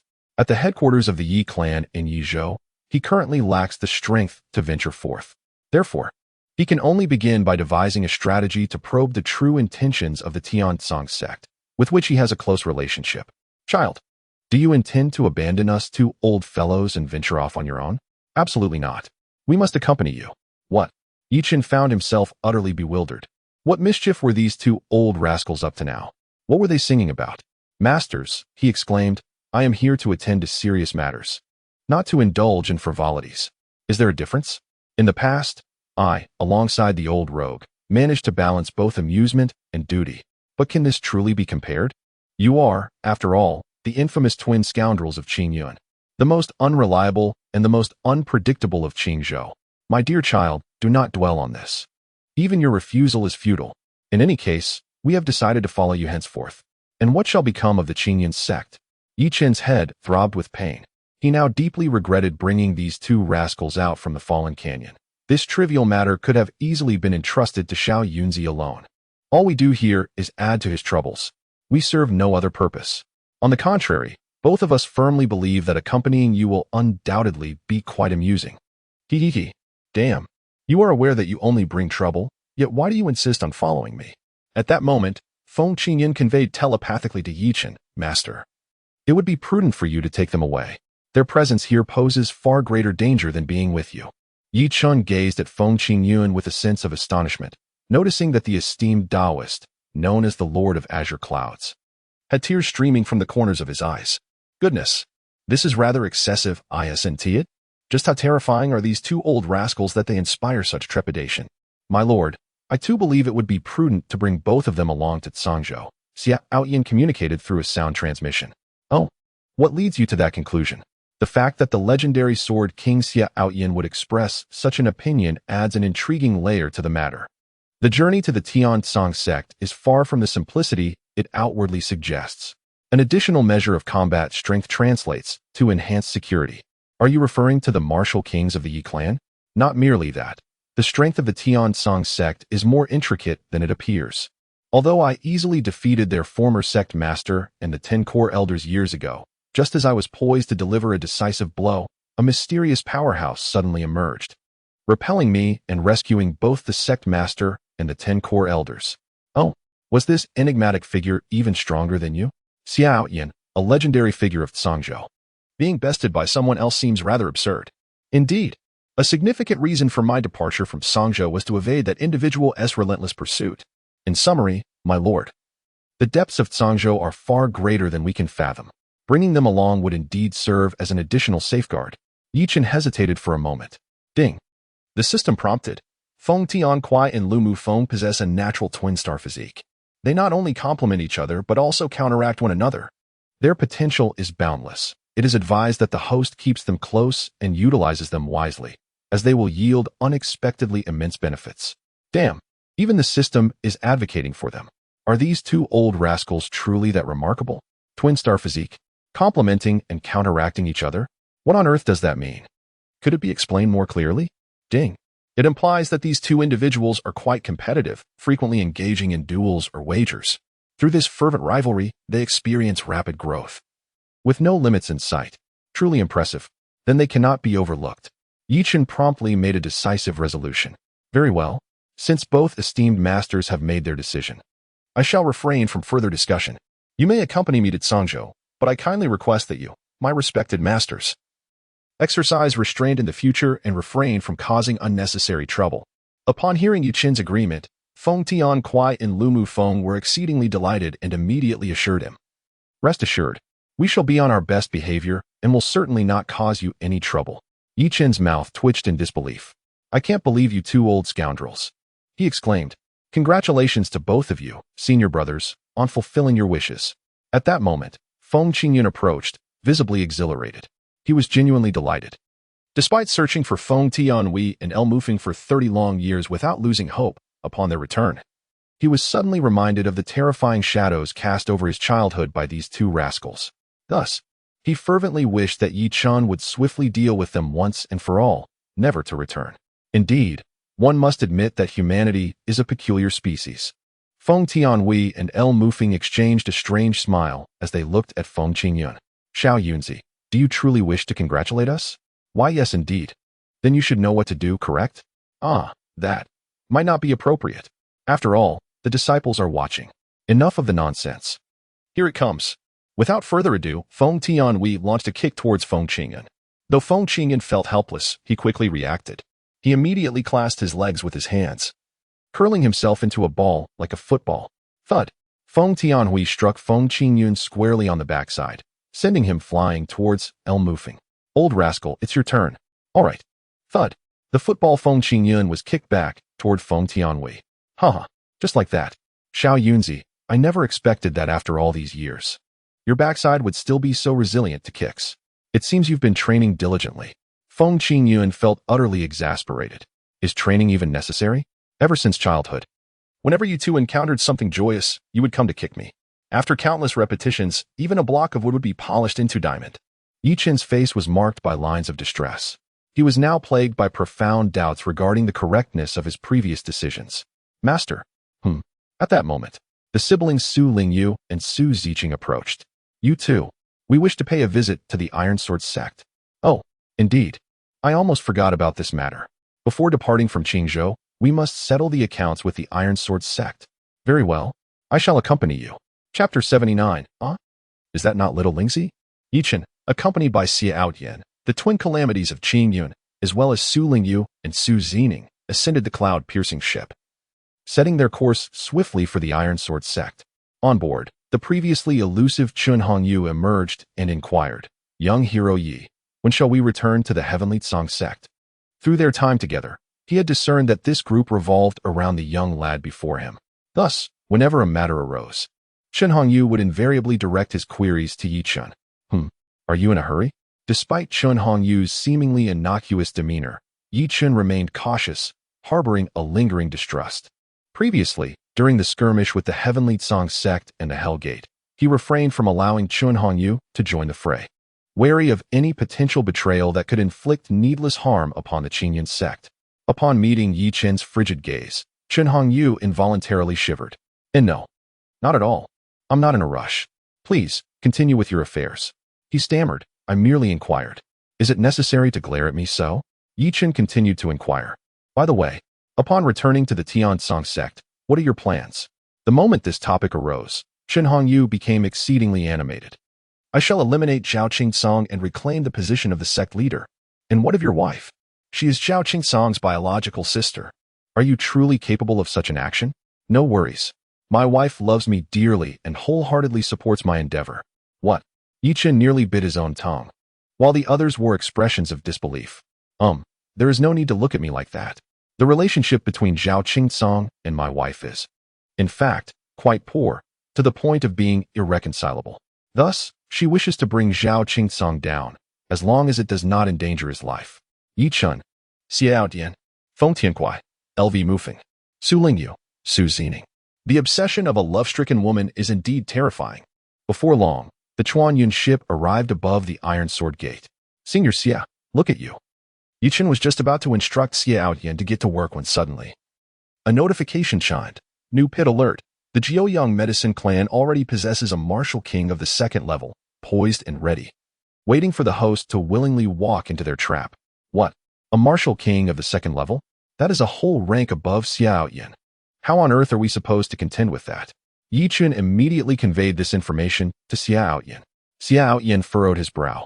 Master, the disparities between each minor realm within the martial king stage are profoundly significant. Even the weakest of the Jiuyang medicine clan's experts, possessing merely the initial stage of the second level of martial king, could potentially surpass my subordinate. This presents quite a dilemma. Even the most formidable Outyin Sword King is no match. The rest need not even be mentioned. Are we truly destined to return in such a disheartened manner? How utterly disgraceful. Indeed, we cannot simply retreat as cowards. Senior Xie, to what extent can this sword augment your strength? Yi Chen took out the upgraded Wenyang sword and presented it to Xiao Dian. A celestial-grade perfected weapon? Master, how did you come into possession of such a treasure? Weapons of heavenly grade and above can hardly be referred to as mere weapons. Those of spiritual grade are termed spiritual artifacts, while celestial grade ones are called celestial artifacts. Beyond these, there exist royal artifacts, imperial artifacts, sacred artifacts, and ultimately the highest tier, the divine artifacts. Do not concern yourself with these matters. My only inquiry is, with this in hand, how confident are you in defeating your opponent? Tenfold. What a jest. With a celestial artifact at your disposal, if you are unable to triumph over your adversary, it would be better to buy a block of tofu and end it all. Very well, to be on the safe side. You should also familiarize yourself with this sword technique. It should prove beneficial. With that, Yi Chen imparted the perfected celestial grade Lingxian sword technique to Xiao Yan. Another perfected celestial grade technique. Xiao Yan was once again taken aback. This was likely the most astonishing day of his life as the sword king of Outyin. His most formidable sword and the highest grade sword technique he possessed were merely of spiritual perfection, which already ranked among the pinnacle of Cangzhou. Yet now, Yi Chen had presented him with two perfected celestial grade treasures. How could he not be astounded? Enough with the trivialities. With your talent in swordsmanship, you should swiftly master the first level. Hurry and cultivate. Strive to complete your training before they discover you, and then deliver them a grand surprise. Yes, before long. Within the Iron Sword sect, a figure sword fourth, arriving before the Chuanyun ship. Esteemed guests, why do you not enter my Iron Sword sect for a moment? Allowing this old man to extend his hospitality? The speaker was none other than Wu Xianling, the esteemed elder of the Iron Sword sect. Yi Chen and Su Lingyu joined forces in the trial of the Fallen Canyon, successfully vanquishing his own grandson, Wu Yanxing, along with all 24 members of the major sects participating in the trial. Wu Xianling should have received intelligence about this event long ago. Yet now, the opposing party not only appears affable but also exudes the demeanor of a venerable elder of the sect. If there were no ulterior motives, it would be impossible for Yi Chen to believe this even under duress. Humph. Were it not for the prior knowledge of the ambush within the Iron Sword sect, he might have truly fallen for this old trickster's deception. Yi Chen began to secretly gather his strength, simultaneously signaling Xie Outyin to prepare for action. Once they moved, it had to be a decisive strike, leaving no opportunity for the opponent to breathe. Unexpectedly, however, Feng Tiankue and LV Mu Feng, who were behind him, seemed to have lost their minds, bypassing Yi Chen and approaching Wu Xianling with camaraderie. Ah, is that little Lingzi?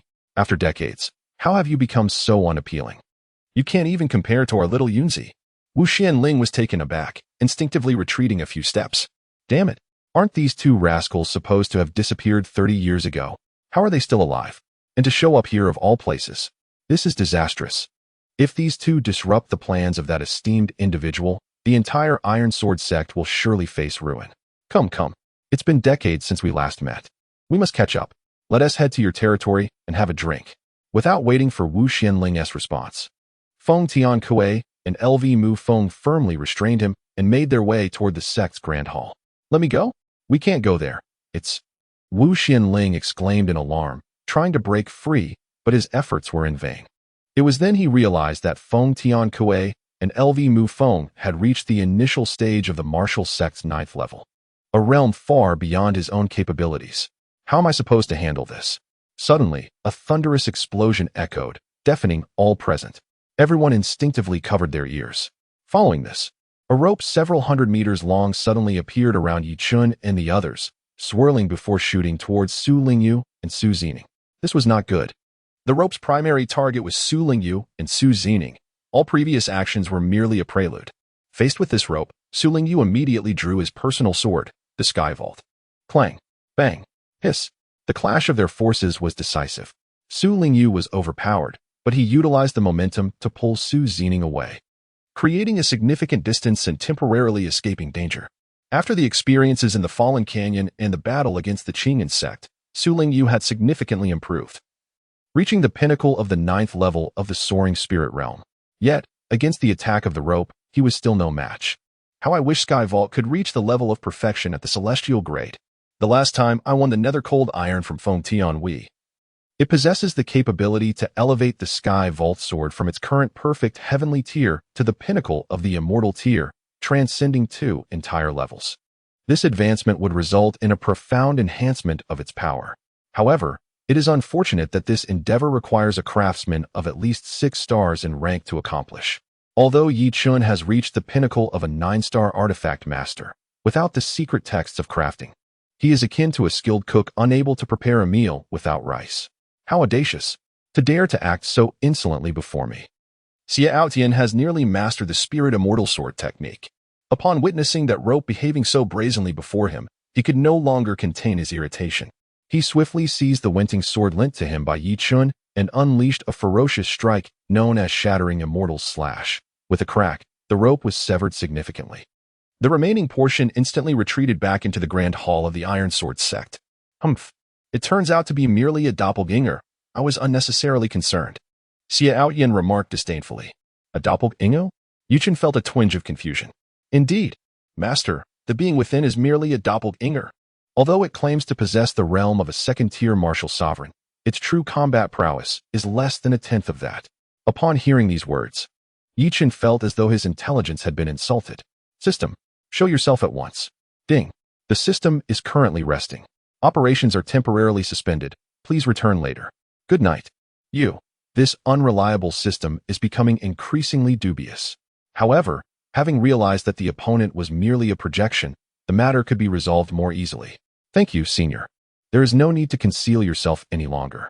Just strike directly. All right. Yi Chun retracted the cloud-piercing ship, accompanied by Su Lingyu, Su Zining, and Chen Hongyu, as they entered the Grand Hall of the Iron Sword sect. At that moment, Wu Xianling found himself firmly ensnared by Feng Tiankuai and LV Mufeng, rendered utterly immobile.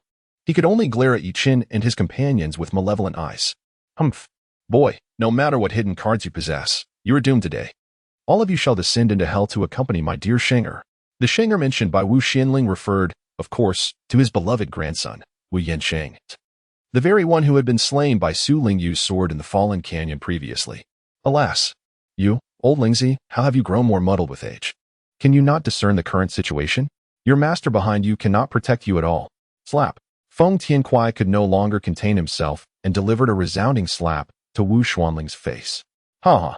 You two old fools are the ones truly oblivious to the circumstances.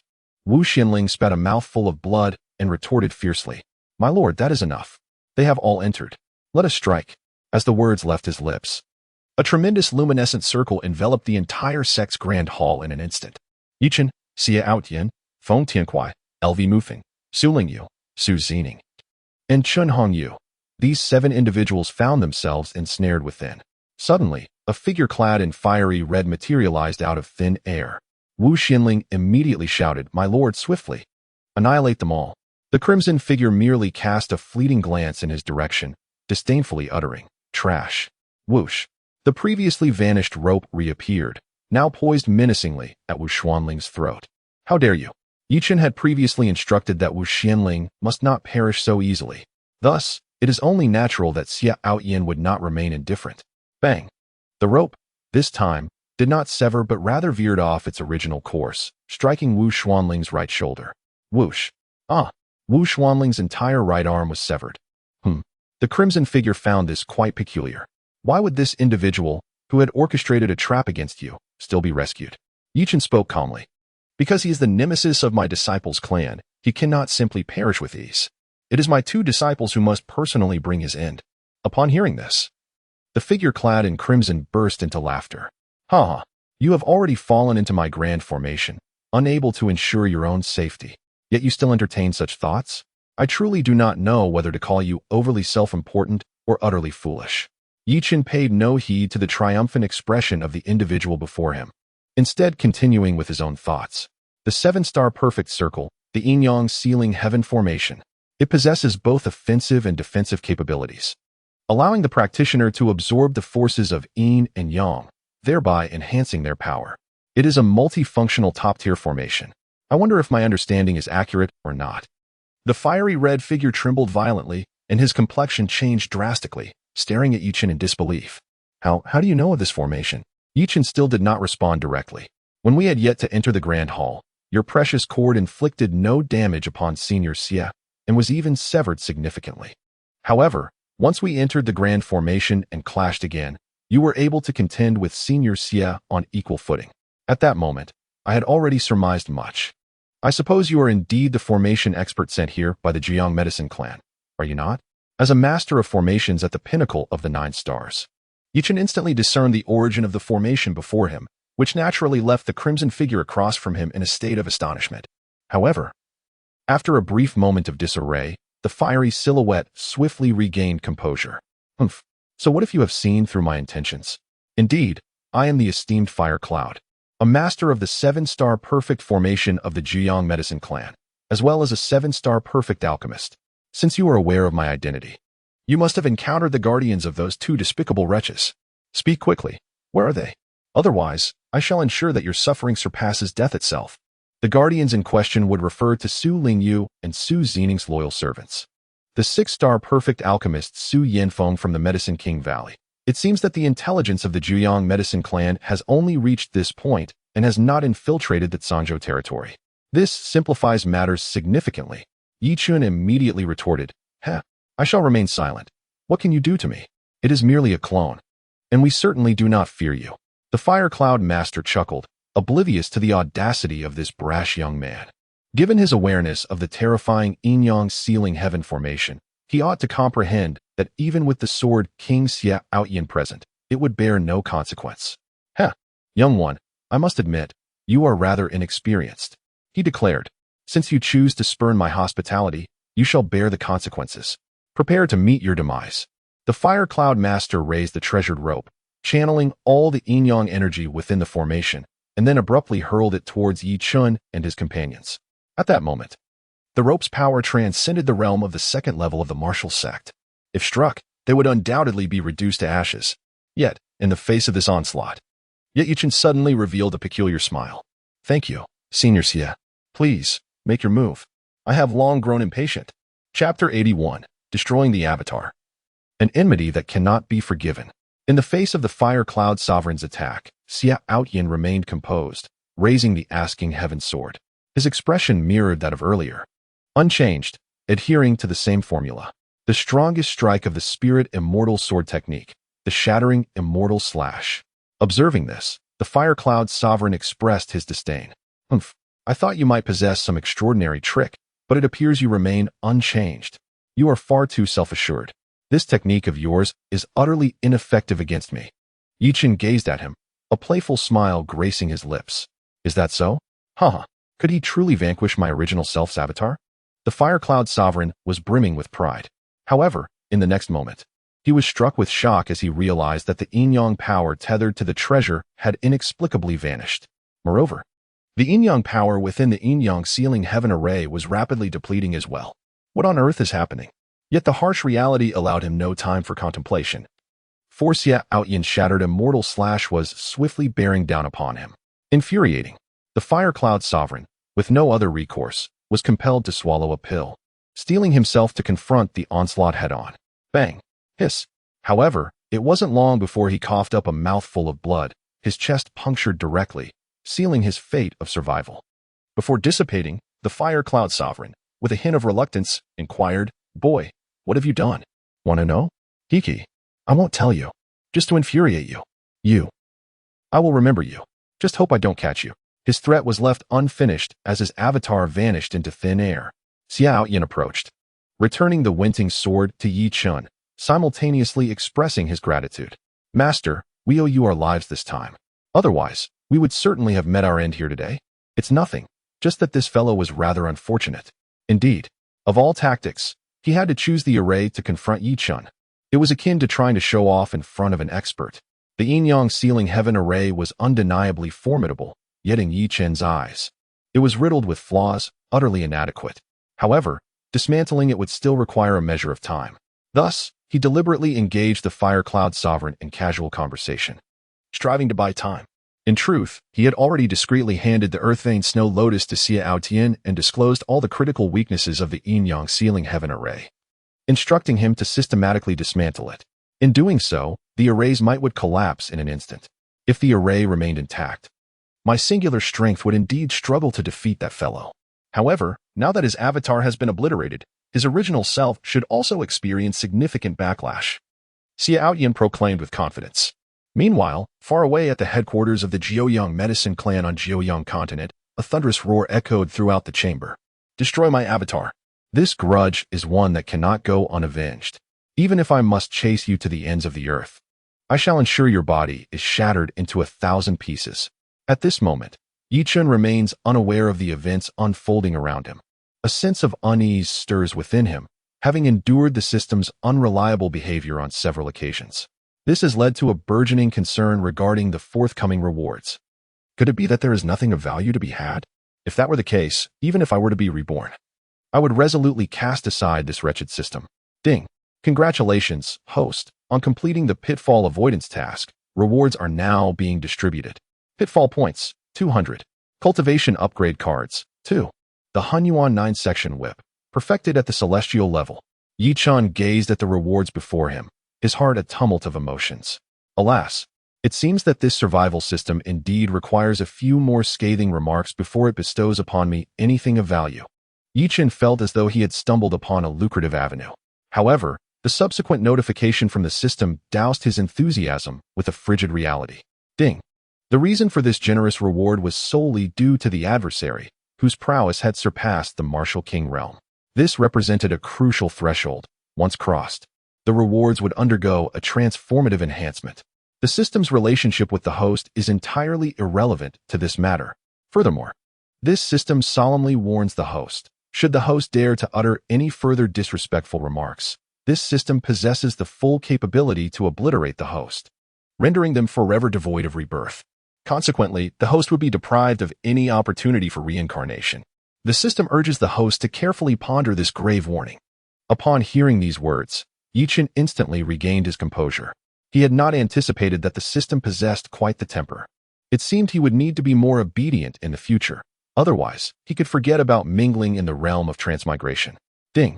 The personal information panel updated once more. Yi Chen immediately opened to inspect. Host, Yi Chen Cultivation. Peak of the 9th level of the Unity Realm Techniques and Martial Arts. 1. Chaos Devouring Heaven Technique, Divine Level. 2.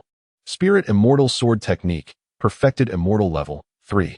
Pharmacist Cannon, Divine Level. 4. Complete Map of Heavenly Arrays, Divine Level. 5. Penga Divine Body Technique, Divine Level. 6. Ethereal Wave Step, Perfected Immortal Level. Special Abilities, Shadow Shifting Weapons. Soul Devouring Needle, Perfected Immortal Level Hidden Weapon. Questioning Heaven Sword, Perfected Immortal Level. Chaos 9 Section Whip, Perfected Immortal Level. Talismans, 2 6-star Teleportation Talismans Profession, Peak 9-star Alchemist. Peak 9-star Array Master, Peak 9-star Artifact Refiner Comprehension, Supreme Sword Intent, Minor Achievement, Major Achievement, Perfection. Supreme, Bloodline, Chaos Divine Bloodline, Divine Level, Pitfall Avoidance Points, 200 points reward for successful pitfall avoidance. 2 technique upgrade cards items available for purchase in the Pitfall store. 1 weapon upgrade card Invincible Summoning of Powerful Beings, Qi Yun Daojin, Feng Qingyan, Peak of the 1st level of the Martial Sect, Aotian Sword King, Xia Aotian, Peak of the 1st level of the Martial King, Disciples, Su Lingyu.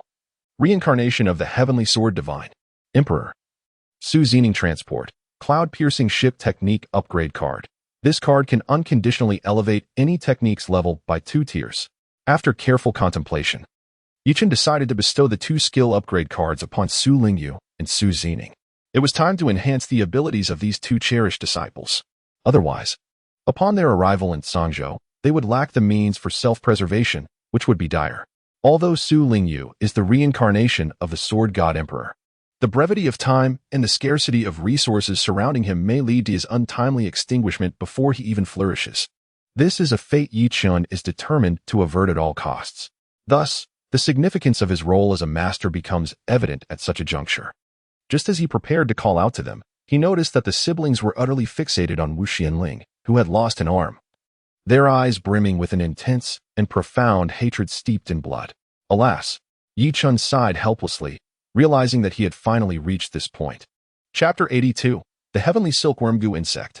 Wu Xianling had his arm severed by the Fire Cloud Elder, leaving him grievously injured. He was now at the end of his strength. Not only could Xia Outyin easily take his life, but even the most ordinary initial stage Tungling Realm warrior could extinguish him with ease. As he gazed at Su Lingyu and Su Zining approaching, there was no sign of remorse on his face. Humph.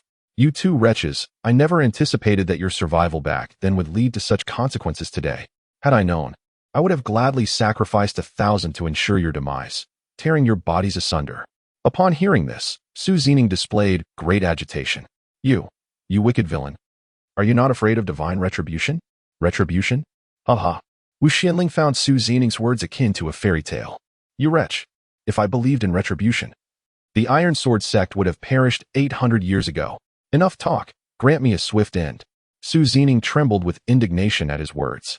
Unable to contain herself, she seized a nearby dagger, intent on plunging it into Wu Xuanling's chest.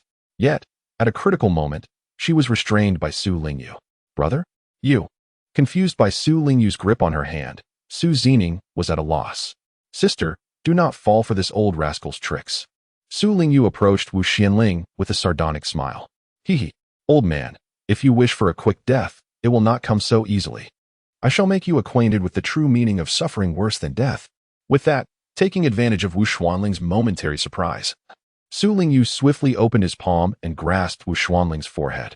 An eerie energy surged into Wu Xuanling's body. What have you placed within me? The Heavenly Silkworm Gu Insect. It will begin to devour your internal organs starting from your brain. First, it will consume your brain matter and cerebral marrow. Then it will invade your bloodstream, feasting upon your flesh and blood until every tissue within you is utterly annihilated.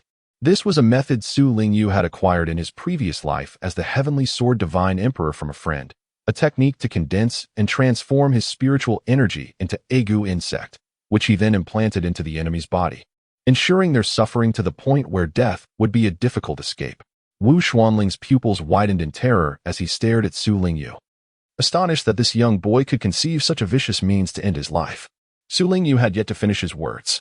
Oh, by the way, I almost forgot to mention, this process will be exceedingly prolonged, likely lasting around 30 days. Moreover, during this time, the sensitivity of all your organs will be infinitely heightened. For instance, the pain from inadvertently bumping one's hands and feet can escalate to a degree akin to having one's limbs brutally severed. A sharp intake of breath echoed among the crowd at such words. Truly, this is exceedingly brutal. 30 days. That translates to a full month. To remain in a state of acute awareness while experiencing an infinitely magnified sensation of pain? Such torment would indeed make death seem preferable. Wu Xianling was utterly petrified, stripped of his former arrogance and dominance. No, you wretched boy, grant me a swift end, will you? Why must you complicate matters so? Do you not know how I slaughtered your parents all those years ago? Not to mention the hundreds from the Su clan and other families closely linked to you. Their descendants remain imprisoned within the Iron Sword sect's dungeons, enduring inhumane suffering day and night. Do you not long for vengeance on their behalf? Despite the venomous words of Wu Xianling, Su Lingyu remained impervious. Humph, do not think to provoke me with such rhetoric. In any case, you shall have ample time to savor your fate. With that, he departed without a backward glance. No, you must. Wu Xianling attempted to utter further words, but at that moment, the celestial silkworm venom finally erupted. He collapsed to the ground, frantically tearing at his own garments and flesh, clearly unable to withstand such a violent onslaught. Upon witnessing the situation, Chen commanded Xia Outyin to thoroughly confine Wu Xianling. He wholeheartedly endorsed Su Lingyu's course of action. Many tyrants exhibit audacity precisely because they have never experienced the plight of others. They often adopt a godlike perspective, viewing the common people as mere ants. Thus, this time, it was imperative for the so-called Grand Elder of the Iron Sword sect, Wu Xianling, to deeply savor the anguish once endured by the Su family. Let us refrain from passing judgment on whether this approach is right or wrong, cruel or compassionate. One who has not suffered should not advise others on virtue. If you have not shared in my suffering, you may not possess my benevolence. Master, what shall we do after confining him? Xiao Yin inquired, having completed the task. Slowly bring him back to the Qingyun sect and keep him detained until the designated period concludes. Understood. At that moment, the siblings Su Lingyu and Su Zining approached. Bowing deeply to Yi Chen, we are profoundly grateful, Master, for allowing us to avenge our great grievance. There is no need for thanks. It is the duty of a teacher to assist their disciples. This sentiment rang true. What concerns the disciples also concerns their mentor. A protective instinct is essential. Master, I have one more request. There is no need for such formality between us. Please speak freely. Indeed, Su Lingyu continued. Those families that have maintained a close relationship with the Su family, their descendants. Yi Chen understood his meaning. He then spoke confidently, rest assured. We shall rescue them. Following this, Yi Chen, Xiao Yin, Feng Tiankuai, and El Mufeng commenced a thorough search of the entire Iron Sword sect. All valuable possessions and useful resources were utterly plundered. Subsequently, at the entrance of a concealed tunnel, they discovered the location of an underground prison. Upon entering, they liberated all the criminals, including the descendants of those families who had once been allied with the Su family. From them, they learned of numerous heinous acts, vile deeds, and inhumane atrocities committed by the Iron Sword sect. The group was incensed, their fury igniting to a boiling point. Such a malicious, cruel, and despicable sect had no justification for its existence. Yi Chen, Xiao Yin, Feng Tiankuai, El Mufeng, and Su Lingyu acted in unison, eliminating every individual within the Iron Sword sect who had committed malevolent deeds, leaving not a single trace behind. As for those disciples and elders who had maintained their integrity and never succumbed to corruption, they were granted a chance to escape, provided with a modest severance before returning to their homes, each to their own families. Having concluded these matters, Xiao Yin unsheathed his sword once more, obliterating the entire mountain gate of the Iron Sword sect to prevent any resurgence. Let us proceed to visit the other two major sects. Yi Chen suddenly proposed. In Qizhou, aside from the Qingyun sect, there existed the Iron Sword sect, the Sky Eagle sect, and the Ethereal sect. These factions had been in opposition and balance for many years, with the stalemate remaining unbroken. With the annihilation of the Iron Sword sect and the complete destruction of the infamous assassin organization, the Hell Gate, by Xiao Tian's sword, only the Sky Eagle sect and the Ethereal sect now remained. Yi Chen yearned for a tranquil journey to Cangzhou. Thus, before his departure, it was imperative to eliminate all obstacles for the Qingyun sect and the Yi family of Donglin County. Chapter 83. Leave no one behind. In Cangzhou, at the Tianning sect, chaos reigned within the sect. All disciples and elders were in disarray, hastily preparing to flee. Only moments earlier, several young individuals alongside a few elders had unexpectedly appeared above the Tianning sect.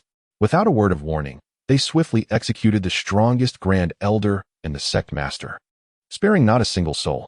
Subsequently, they unleashed their wrath upon the disciples below, as well as certain inner and outer sect elders, culminating in the present state of turmoil. Help! We must escape. These individuals are merciless. If we do not flee at once, our lives are forfeit. Many of the slower disciples, caught off guard, were trampled by the elders behind them, their demise a source of profound indignation. Yet, even in such circumstances, they could not evade the fate of slaughter. Thank you, Senior. Leave none alive. Absolutely. The speakers were none other than Yi Chen and Xiao Yin. Xiao Yin stood firm, brandishing his sword, and bellowed, Out Yin Wuan. Whoosh, whoosh, whoosh, whoosh, whoosh. A multitude of sword flashes cascaded down like petals from a celestial maiden. Many frantic disciples of the Tianning sect, caught unawares, were pierced through, their hearts chilled. In but a short while, the entire Tianning sect was annihilated by Xiao Yin, leaving not a trace, not even a single hair behind. Humph, what a relief. This Tianning sect is even more despicable than the Iron Sword sect. It should have been eradicated long ago. Feng Tiankuai and El Mufeng wore expressions of profound indignation, lamenting their delayed arrival that allowed this sect to persist for so many years. Indeed, before their arrival, Yi Chen and the others had conducted a thorough investigation. The outcome revealed that the affiliated forces within the territory of the Tianning sect unanimously expressed their disdain for this sect, proclaiming it to be a source of outrage for both gods and men, utterly intolerable by the principles of heaven. However, it is essential to consider perspectives from multiple sources. Chen and his companions visited numerous households to gain a deeper understanding of the circumstances. Under the veil of night, they stealthily infiltrated the Tianying sect to ascertain its true nature. After several days of comprehensive investigation, they reached a definitive conclusion. This Tianying sect was truly nefarious. The most effective course of action against such a faction was to eradicate it entirely, leaving no trace behind. Thus, the earlier scene unfolded. Ultimately, Xiaoyan replicated the same strategy, obliterating the entire mountain gate of the Tianying sect. Consequently, the resources and wealth accumulated over generations by the sect were swiftly claimed by Chen and his allies. With their task accomplished, they set their sights on the next target, the Piamiao sect. Shortly thereafter, they arrived at the territory of the Piamiao sect, a faction predominantly comprising female disciples. Initially, one might presume that such a sect wouldn't harbor much malevolence. However, upon investigation, Chen and his companions were utterly astounded. Even the seasoned Xiaoyan, Feng Tiankuai, and El Mufing were rendered speechless. The shocking revelation unveiled that the women of this sect had been relentlessly scavenging for men to serve as vessels for their cultivation. After siphoning off these men's vital essence, they disposed of them cruelly. While the male disciples of the Piamiao sect were spared such a grim fate, they lived in constant trepidation. The female disciples were ferocious, reveling in nightly festivities without a hint of exhaustion, leaving the frail male disciples unable to withstand their voracious appetites. Each day, they were compelled to devise means to replenish their strength, fearing they could not satiate the insatiable demands of their formidable counterparts. One might wonder why they did not flee. But consider this. With their cultivation inferior and their bodies utterly drained, it was nearly impossible for them to escape. Even if by some stroke of luck they managed to evade capture, being recaptured would be a fate far worse than death. Thus, it was rare for any male disciple to entertain such a foolish notion. Chen and his companions arrived above the misty sect.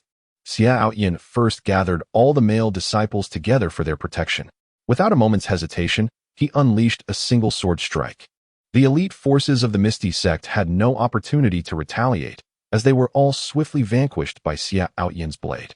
We are immensely grateful for your salvation, benefactor, for liberating us from our suffering.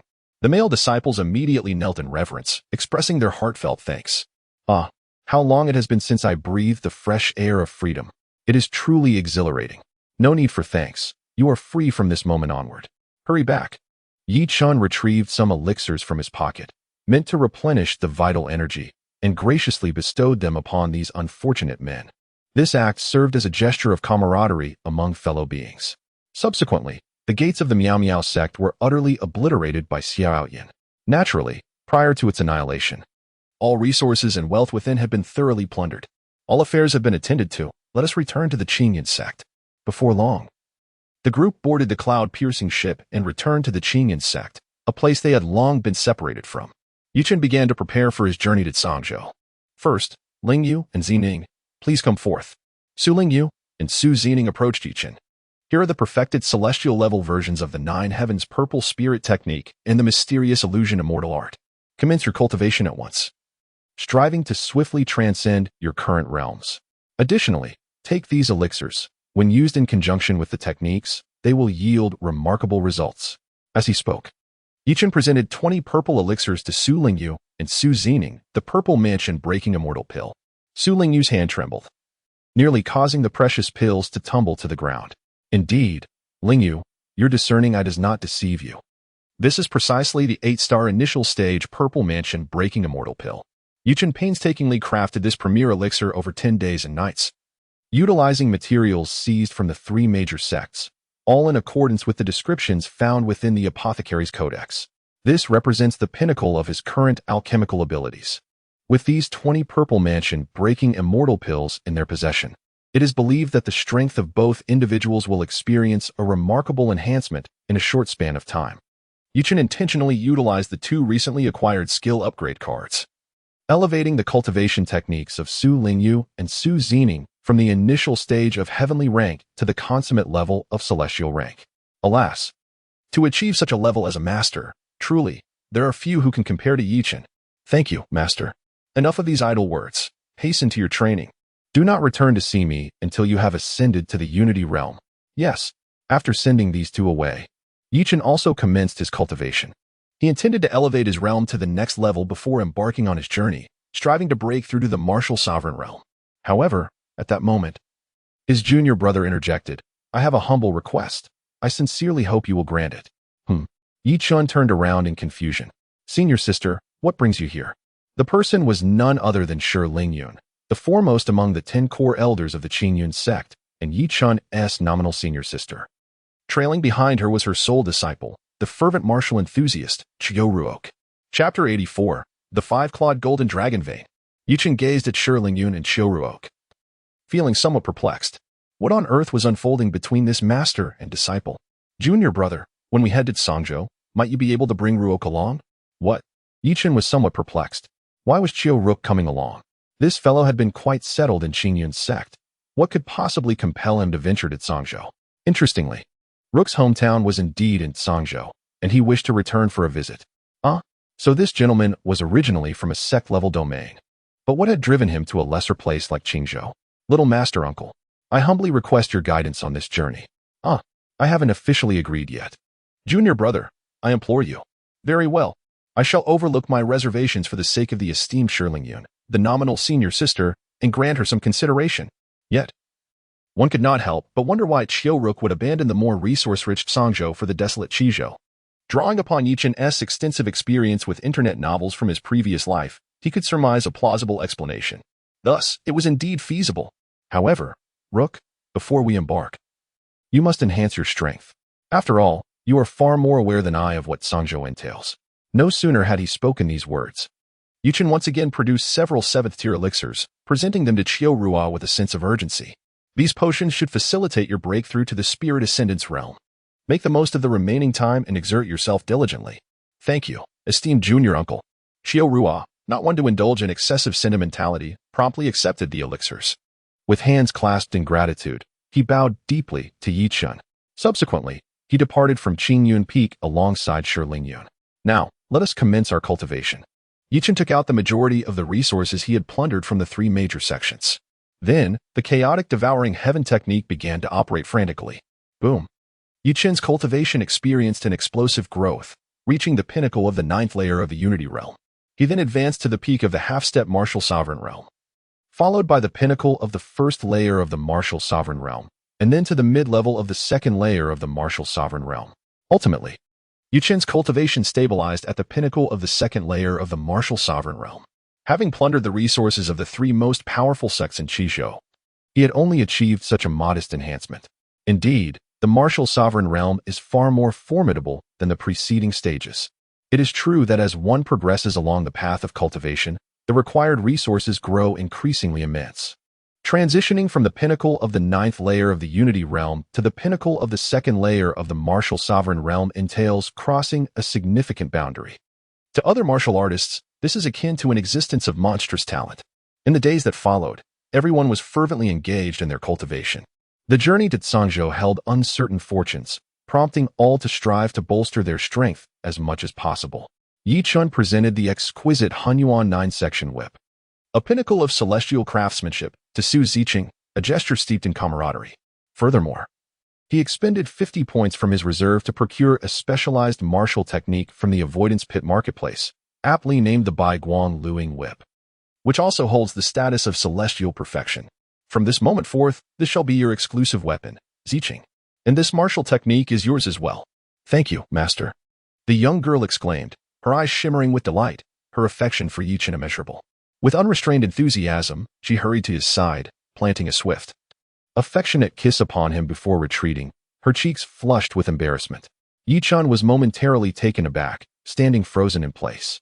He touched his cheek, still warmed by the little girl's lips, and couldn't help but exclaim in awe, how delightful. With one weapon upgrade card remaining, Chen contemplated bestowing it upon Su Lingyu to elevate the rank of the Sky Vault Sword. Although it was possible to achieve a similar effect by infusing the sword with the ethereal cold iron, why seek a distant solution when a more expedient one was at hand? However, to his surprise, Su Lingyu responded, Thank you, master, for your kind intentions. But I do not require it. Why was that? Others yearned for such opportunities, yet he was adamantly pushing it away? I have my own convictions, he asserted. And I do not wish to rely on external forces. Chen, damn. The upgrade technique I provided you also relies on external forces, doesn't it? Are you genuinely obstinate or just pretending? After a lengthy debate, Chen ultimately conceded to Su Lingyu, surrendering without further resistance. He resolved to assist in finding a high-ranking blacksmith as swiftly as possible to elevate the heavens tier.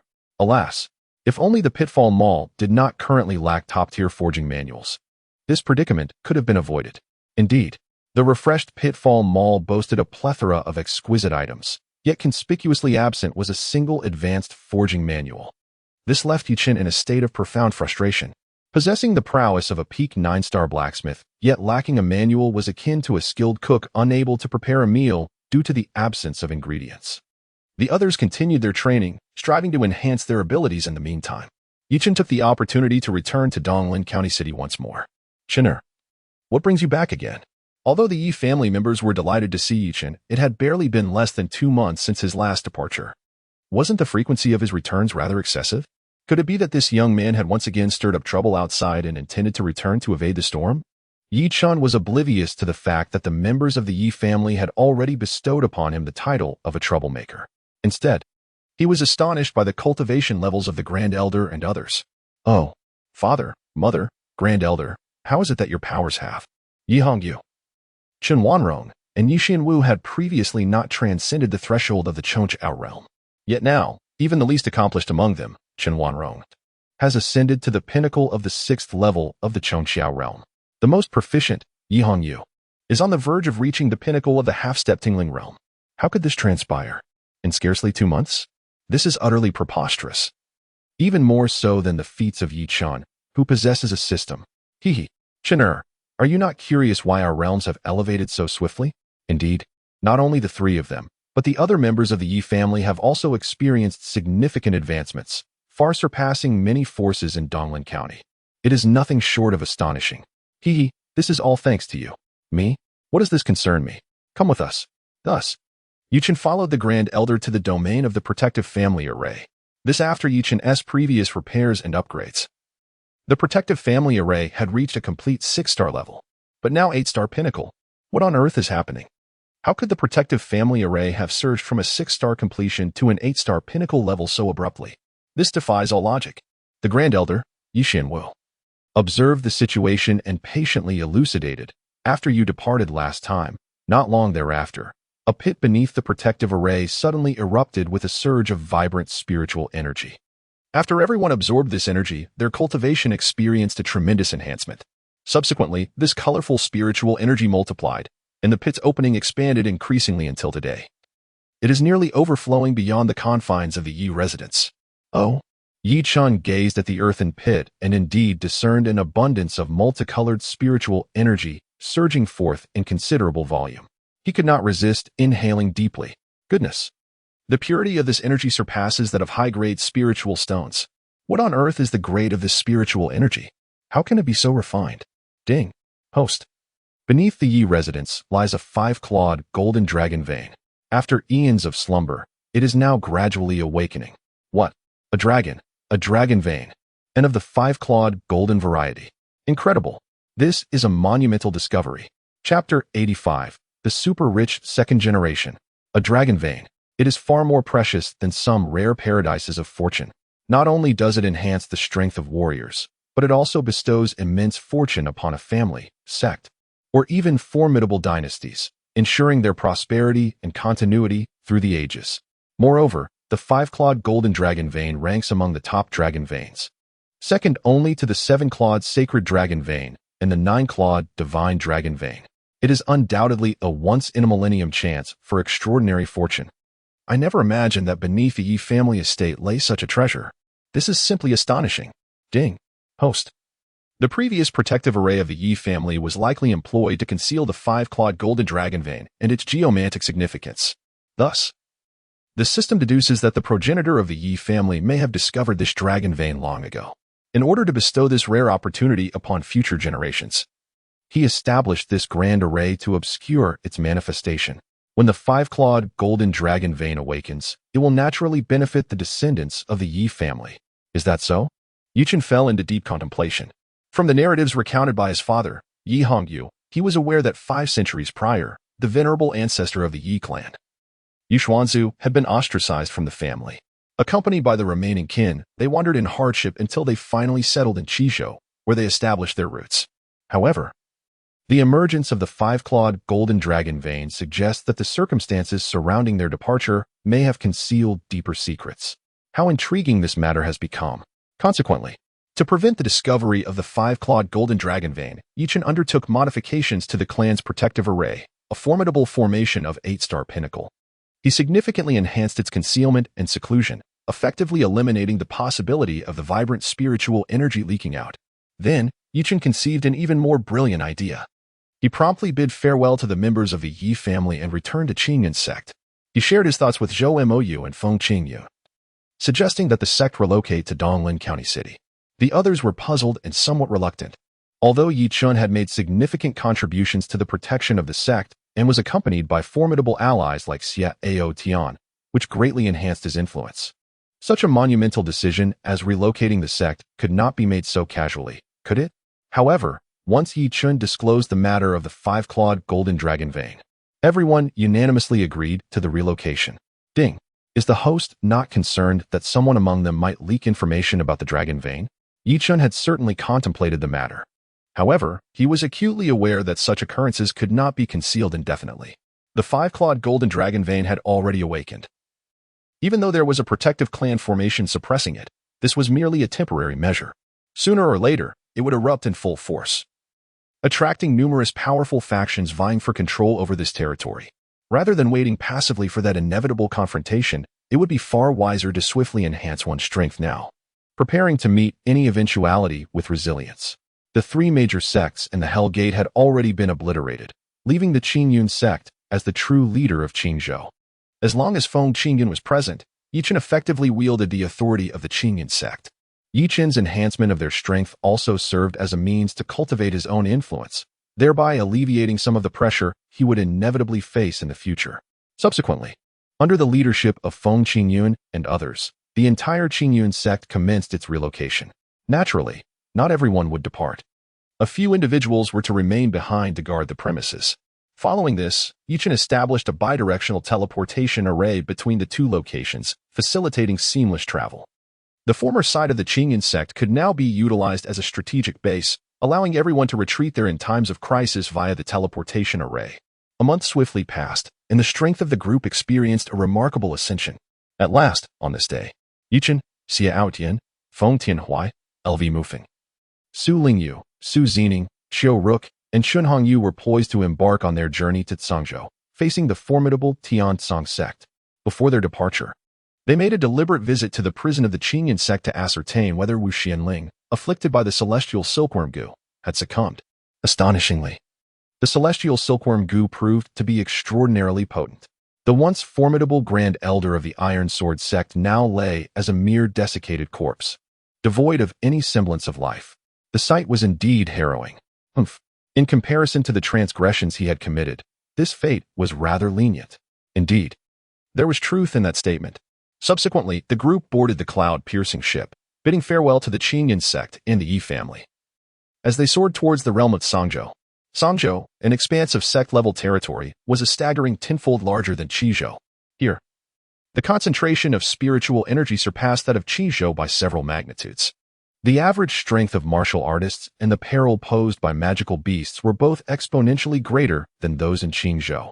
After a journey spanning several days aboard the Cloudpiercer, Yi Chun and his companions finally crossed into the inner borders of Cangzhou.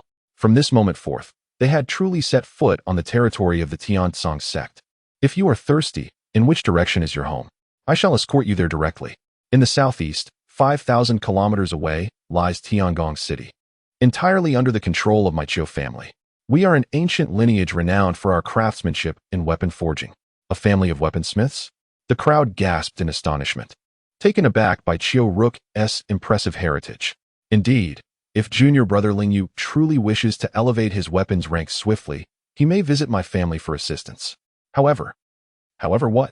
Their temperaments may be somewhat peculiar, and they might inadvertently offend you, so I kindly ask that you do not take offense. The crowd nodded in understanding. Just like other specialized professions such as alchemists and array masters, it is quite normal for some arrogant individuals to exhibit a certain level of hubris and disregard for others.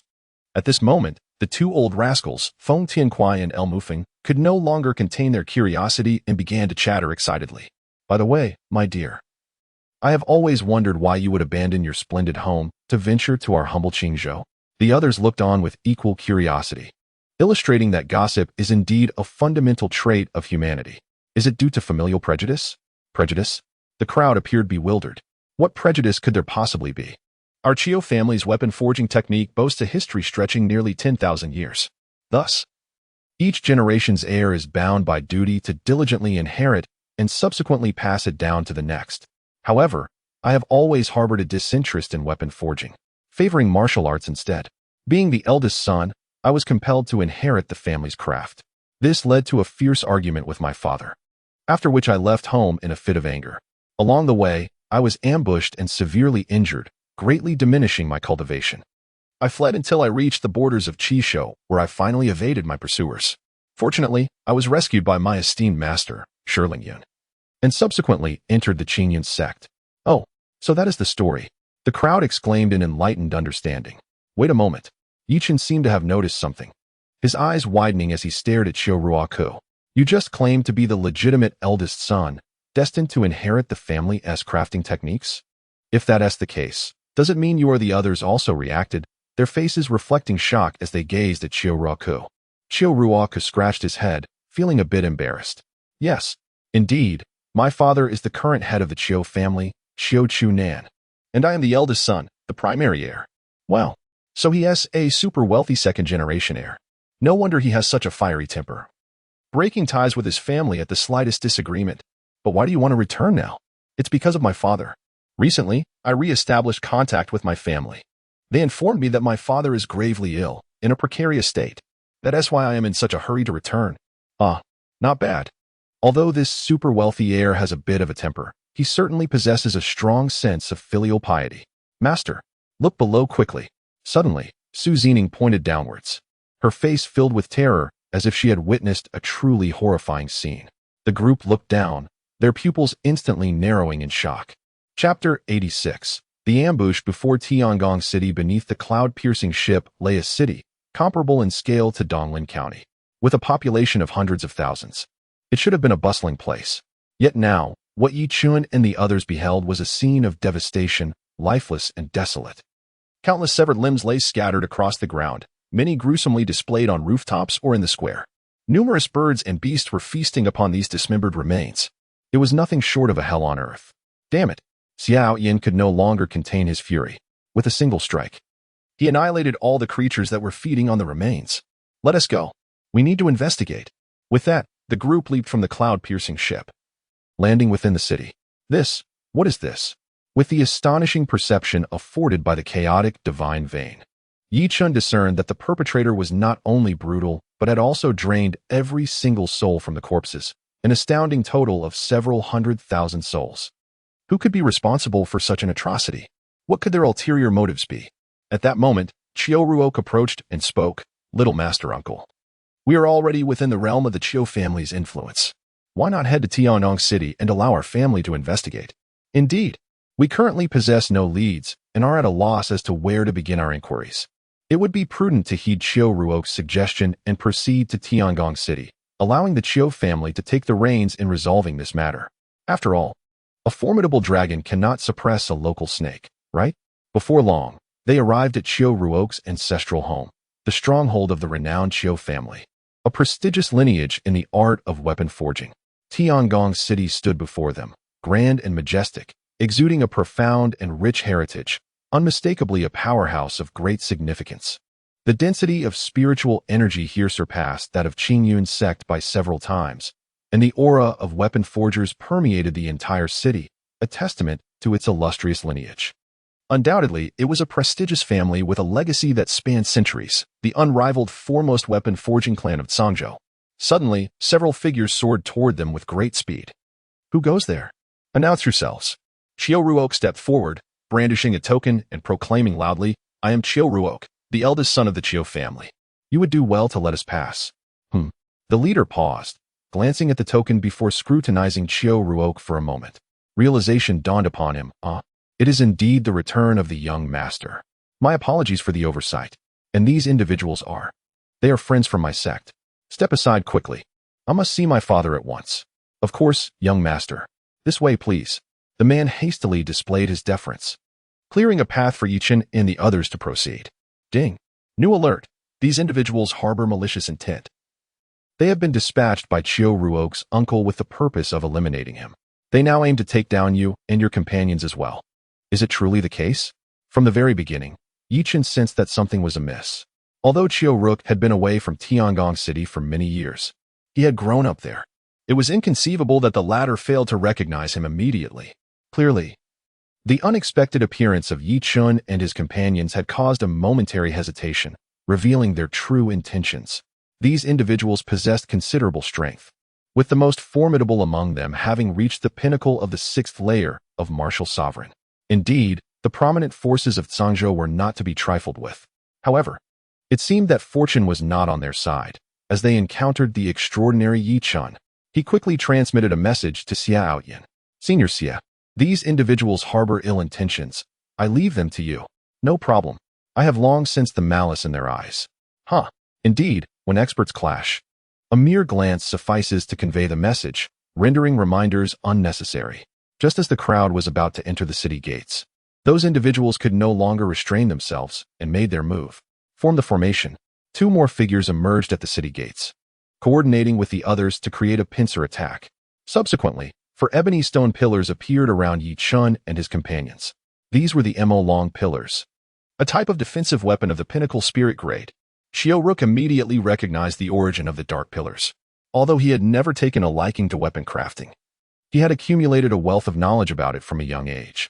Thus, he was acutely aware of the provenance of these 4 pillars. Indeed, as expected of the young master, you discerned it so quickly.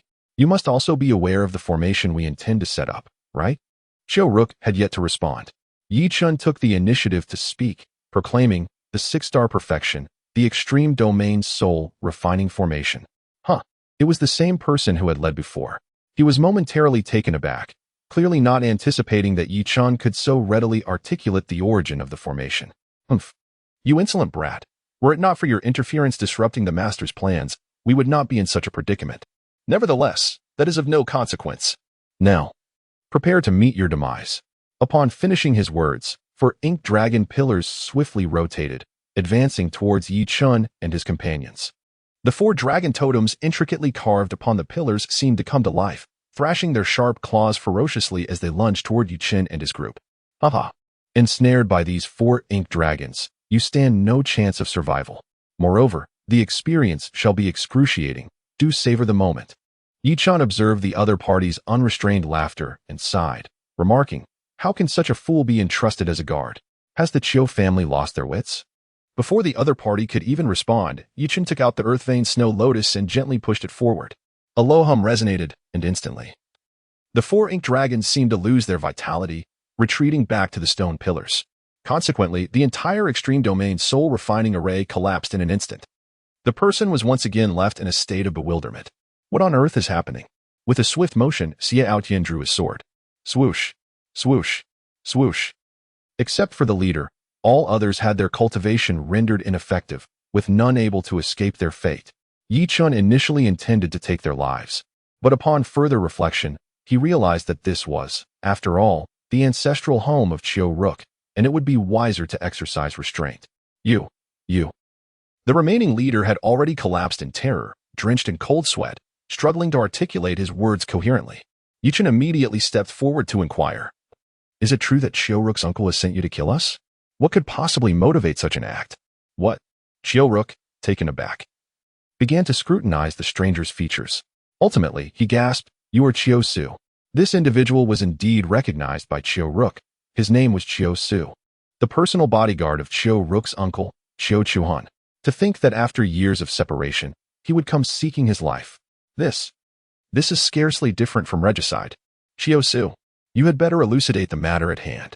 Otherwise, I shall immediately execute you here, in accordance with clan laws. Young master. Chiu Su was about to explain the circumstances when suddenly, whoosh, A sharp arrow whizzed through the air from a distance, piercing directly through Chiu Su's throat. I. I. Chiu Su managed to utter a few syllables before he succumbed to his fate. Thank you, Senior. Why did you not intervene? Chen expressed his dissatisfaction, saying, Master, I apologize. This bow has the capability to shield perception, even from those at the martial king level. Thus, I was caught off guard and failed to intercept it in time. What? It can even obscure the perception of a martial king? Are the weapons from this refining family truly so formidable? Just as Chen was in shock, a magnificent figure suddenly descended from above the city gate. Haha, Ruaka. It's been ages. You've grown quite a bit, haven't you? Your uncle almost didn't recognize you. The person who arrived was none other than Chiu Ruaka's uncle, Chiu Chunan's younger brother, Chiu Chuhan. Chiu Ruaka furrowed his brow and inquired, Second uncle, can you tell me what exactly is happening? He pointed at Chiu Su's corpse. It was evident without guessing that the arrow that had just struck was indeed shot by Chiu Chuhan. As indicated by the bow he bore on his back, this man had no intention of denying it. Chiu Chuhan spoke with a tone of feigned regret, alas. Ruaka, it is my fault for being blind and inviting trouble into our home. I nearly endangered you, your father, and the entire Chiu family. The crowd was bewildered. How could a mere bodyguard implicate the entire Chiu family? Chiu Ruaka pressed further. What do you mean? This Chiu Su has long coveted the Chiu family's legacy, and he has been scheming for quite some time. First, he secretly poisoned and harmed your father, my own brother. Then he attempted to use slow-acting poison in my daily meals to cripple my cultivation. Fortunately, I discovered it in time and ceased taking that poison, thus escaping a calamity. However, I wanted to ascertain what this man was truly plotting, which is why I did not expose him immediately. Goodness! If Chen were not certain that the system would not deceive him, he might very well have been swayed by the words of the second-in-command of the Chiu family. Then what was that incident just now? It was Chiu Su who shamelessly borrowed my name to venture beyond the city on some business. I grew suspicious and hastened to come here. Little did I expect such a turn of events. Chiu Su is utterly lawless. He even contemplated eliminating you. Fortunately, with the assistance of your remarkable friends, he was momentarily thwarted, granting my second uncle the opportunity to eliminate this despicable scoundrel. With that said, Chiu Chuhan struck once more, mercilessly slaying all those members of the Chiu family whose powers had been rendered null by Xiaoyan. They were merely Chiu Su's henchmen, their demise of no consequence. We cannot allow any potential threats to remain.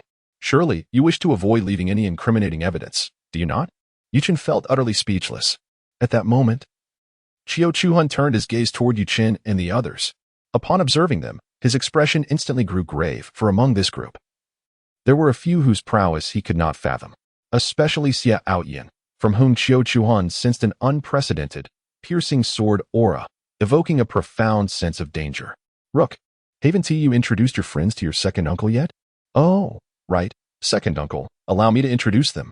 With that, Chiu Rook proceeded to unveil the identities of Chen and the others to Chiu Chuhan. However, he was not naive enough to divulge everything.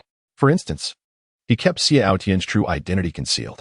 Although Chiu Rook was a martial arts enthusiast, he was not foolish enough to be easily swayed by a few words from Chiu Chuhan. Thus, for the sake of caution, he chose to withhold Xiaotian's identity as the Sword King, ensuring a path of retreat for everyone. Chen silently commended him for this. Indeed, composed and unhurried, his future was bound to be limitless. Second uncle, enough of this. How is my father? Take me to see him. Very well. Follow me. The group followed Chiu Chuhan through numerous checkpoints until they finally arrived at a secret chamber. In the center of the chamber lay a cold ice bed, upon which rested an elderly man, his white hair and frail form betraying his advanced age. Chiu Rook recognized the old man at once, his father, the head of the Chiu family, Chiu Chunans. Father, how could this happen?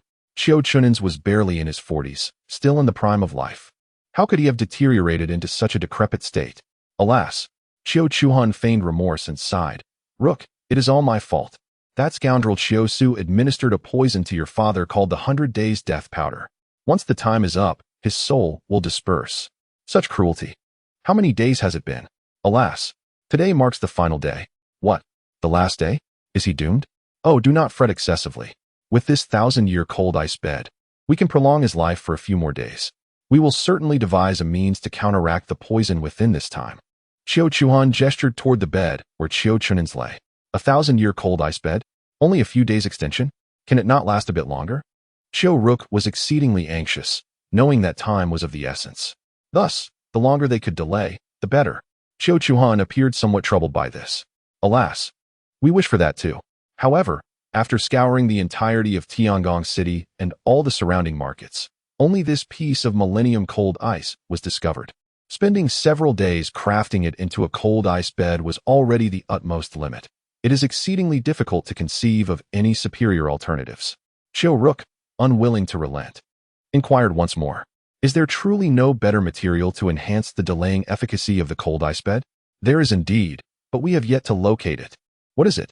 The Millennium Nether Cold Iron. If we could integrate it into the cold ice bed, we could at least secure an additional 10 days. In an instant, Chiu Rook shifted his gaze toward Yi Chun and Su Lingyu, for he knew that Su Lingyu possessed precisely such a piece of Millennium Nether Cold Iron. Yi Chun was acutely aware of his own meaning. He promptly spoke, if you are thirsty, there is no need for such complications. I can instantly neutralize the poison afflicting your father. What? The first to respond was Chiu Chuan, who gazed at Yi Chun, utterly perplexed. This young man appeared unremarkable. What gave him the audacity to utter such brazen claims? Is it true?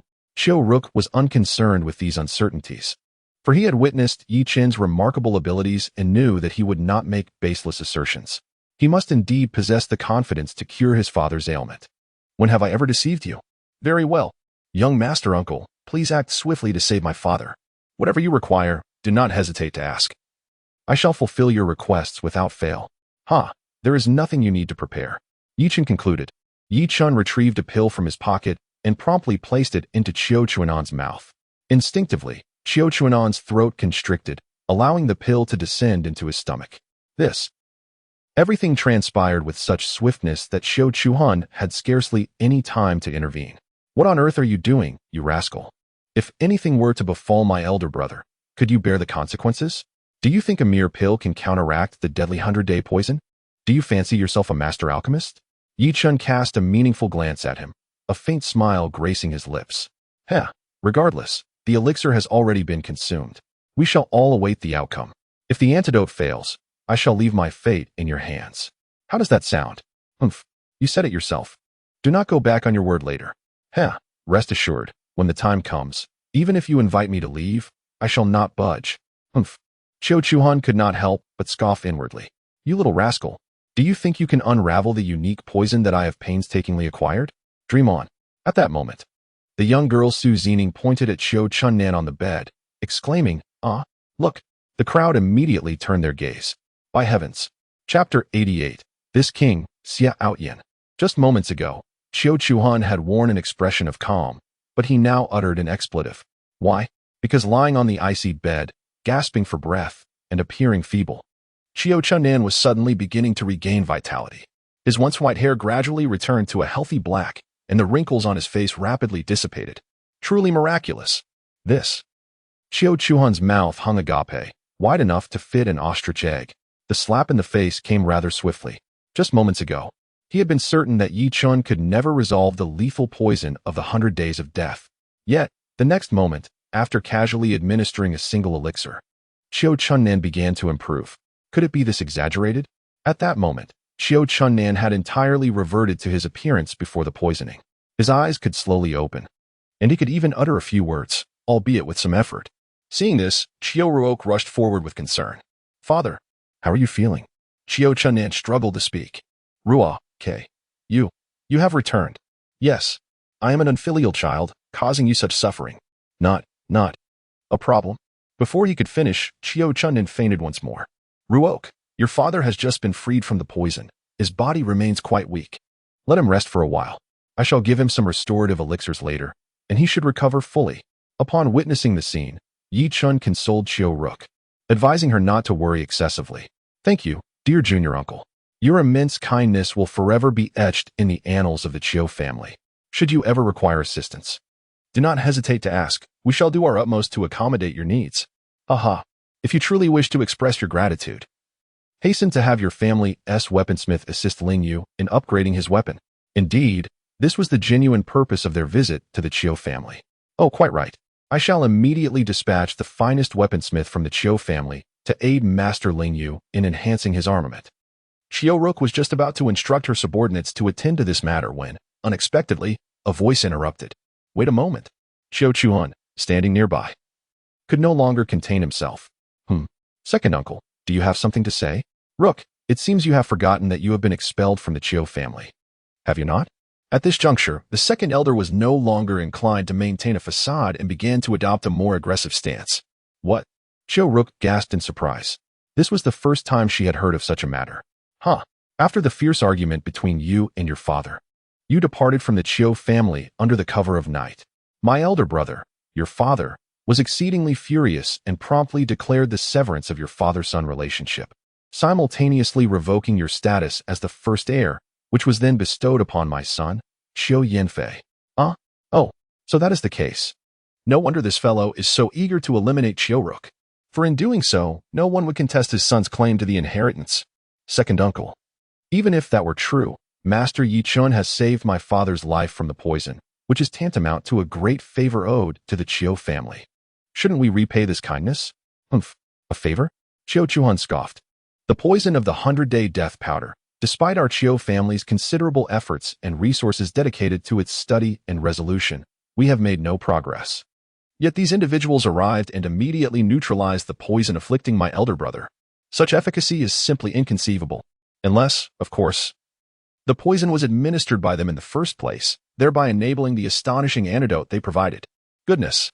Should he firmly affix such a label, the consequences would be dire. Yi Chen was not fearful of the siege by the Chiu family. Rather, he was apprehensive that Xia Ao Tian might unleash a massacre, obliterating the entire Tiangong city. Do not dismiss Yi Chen's concerns as mere hyperbole. The prowess of a martial king surpasses one's imagination, especially when that martial king is a master swordsman. The implications are even more profound. Indeed, as a loyal subordinate brought forth by Yi Chen's invincible summon system, Xia Ao Tian could no longer contain himself upon witnessing someone audaciously slandering his master. A mere Chiu family dares to so brazenly distort the truth and blur the lines of right and wrong, believing this king does not exist. Boom. The aura of the Sword King erupted in full force, sending Chiu Chuhan staggering back until he was cornered against the wall. You are. I am Xia Ao Tian. What? The legendary Sword King of Tsangzhou, Xia Ao Tian, was a name known far and wide. Naturally, Chiu Chuhan was no exception to this knowledge. Yet, he could not fathom why the long-missing Xia Ao Tian appeared here, mingling with Yi Chun and his companions. Xia. Senior, there must be a misunderstanding, Chiu Chuhan said cautiously. What misunderstanding? Yi Chun is the descendant of this king. Do you suspect him to be the instigator of the poison? What? Chiu Chuhan was once again taken aback. He looked at Yi Chen, overwhelmed with despair. Brother, you are the descendant of Xia Ao Tian. Why didn't you mention it sooner? If you had, I would never have acted in such a manner. No. How could your descendant possibly be the culprit behind the poisoning? Since he is not, then as per our previous agreement, send your best blacksmith to assist us in upgrading our weapons. All right, I shall dispatch someone immediately. However, at that moment, an elder suddenly burst into the chamber. Upon entering, he rushed straight to Xia Ao Tian. Sword King Xia, I beseech you to seek justice on behalf of the old servant. What is the matter? Before the family head Chiu Chunan fell into a poisoned coma, he had established the eldest son, Chiu Ruoku, as the primary heir. However, the second family head, Chiu Chuhan, concealed this matter, failing to announce it until now. He must be afraid that his son will be deprived of his inheritance, which is why he resorted to such deceit. I implore you, Senior Xia, to uphold justice for the eldest son. Upon hearing this, everyone was suddenly enlightened. It became clear what the true intent of this individual was. Once Chiu Chunan fully recovers, the first thing he will undoubtedly do upon awakening is reclaim his status as the heir of Chiu Rook. At that point, Chiu Chuhan and his son will find themselves utterly destitute, permanently estranged from the dominion of the Chiu family. Thus, he resorted to framing Yi Chun, seizing the opportunity to ensnare everyone, ultimately ensuring that Chiu Chunan would remain forever silent. Unbeknownst to anyone, this malevolent scheme was orchestrated by none other than Chiu Chuhan. However, the arrival of Xia Ao Tian disrupted this entire plot. The old servant, lurking in the shadows, realized this was his last chance and had no choice but to emerge and take a desperate stand. Upon seeing the old servant kneeling before him, Chiu Rook exclaimed with delight, Chiu Bo, what brings you here? This venerable servant was Chiu Chun's most trusted steward, typically residing within the inner courtyard and seldom seen by others. Consequently, very few within the Chiu family truly recognized him, and Chiu Ruk was among that select few. Young master, ever since you departed, the master has profoundly missed you but lacked the courage to seek you out. It was only a few months ago that he finally resolved to restore your identity, but unexpectedly, he was poisoned thereafter. At that time, he explicitly instructed the second head of the family to publicly announce the restoration of your status. To my dismay, the second head has been dragging his feet on this matter, and I even suspect that he may have been behind the poisoning. Clearly, one might think, as it is not difficult to connect this incident with Chiu Chuan. Yet, none have dared to voice such accusations publicly, except for this bold Chiu Bo. Why? Because there is no evidence, of course. As expected, upon hearing these words, Chiu Chuan immediately erupted in fury. You speak nonsense, without tangible proof. Your claims are nothing but fabrications. My reluctance to speak was solely for the sake of the Chiu family. Chiu Ruk possesses no interest in refining tools, nor does he have the exceptional talent for it. To appoint him as the heir is hardly beneficial for the family. Thus, I have done nothing wrong. The fault lies with you. Chen smiled playfully. What if Chiu Ruoka possesses unparalleled forging skills? Chapter 89. A long-awaited transformation. What? Chiu Chuhan was taken aback. He then burst into uproarious laughter. Ha!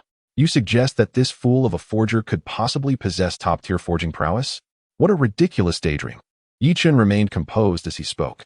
Regardless of whether this is a mere daydream, I must inquire, if Chiu Ru truly possesses extraordinary talent in artifact forging, would you be willing to relinquish the qualifications of heir?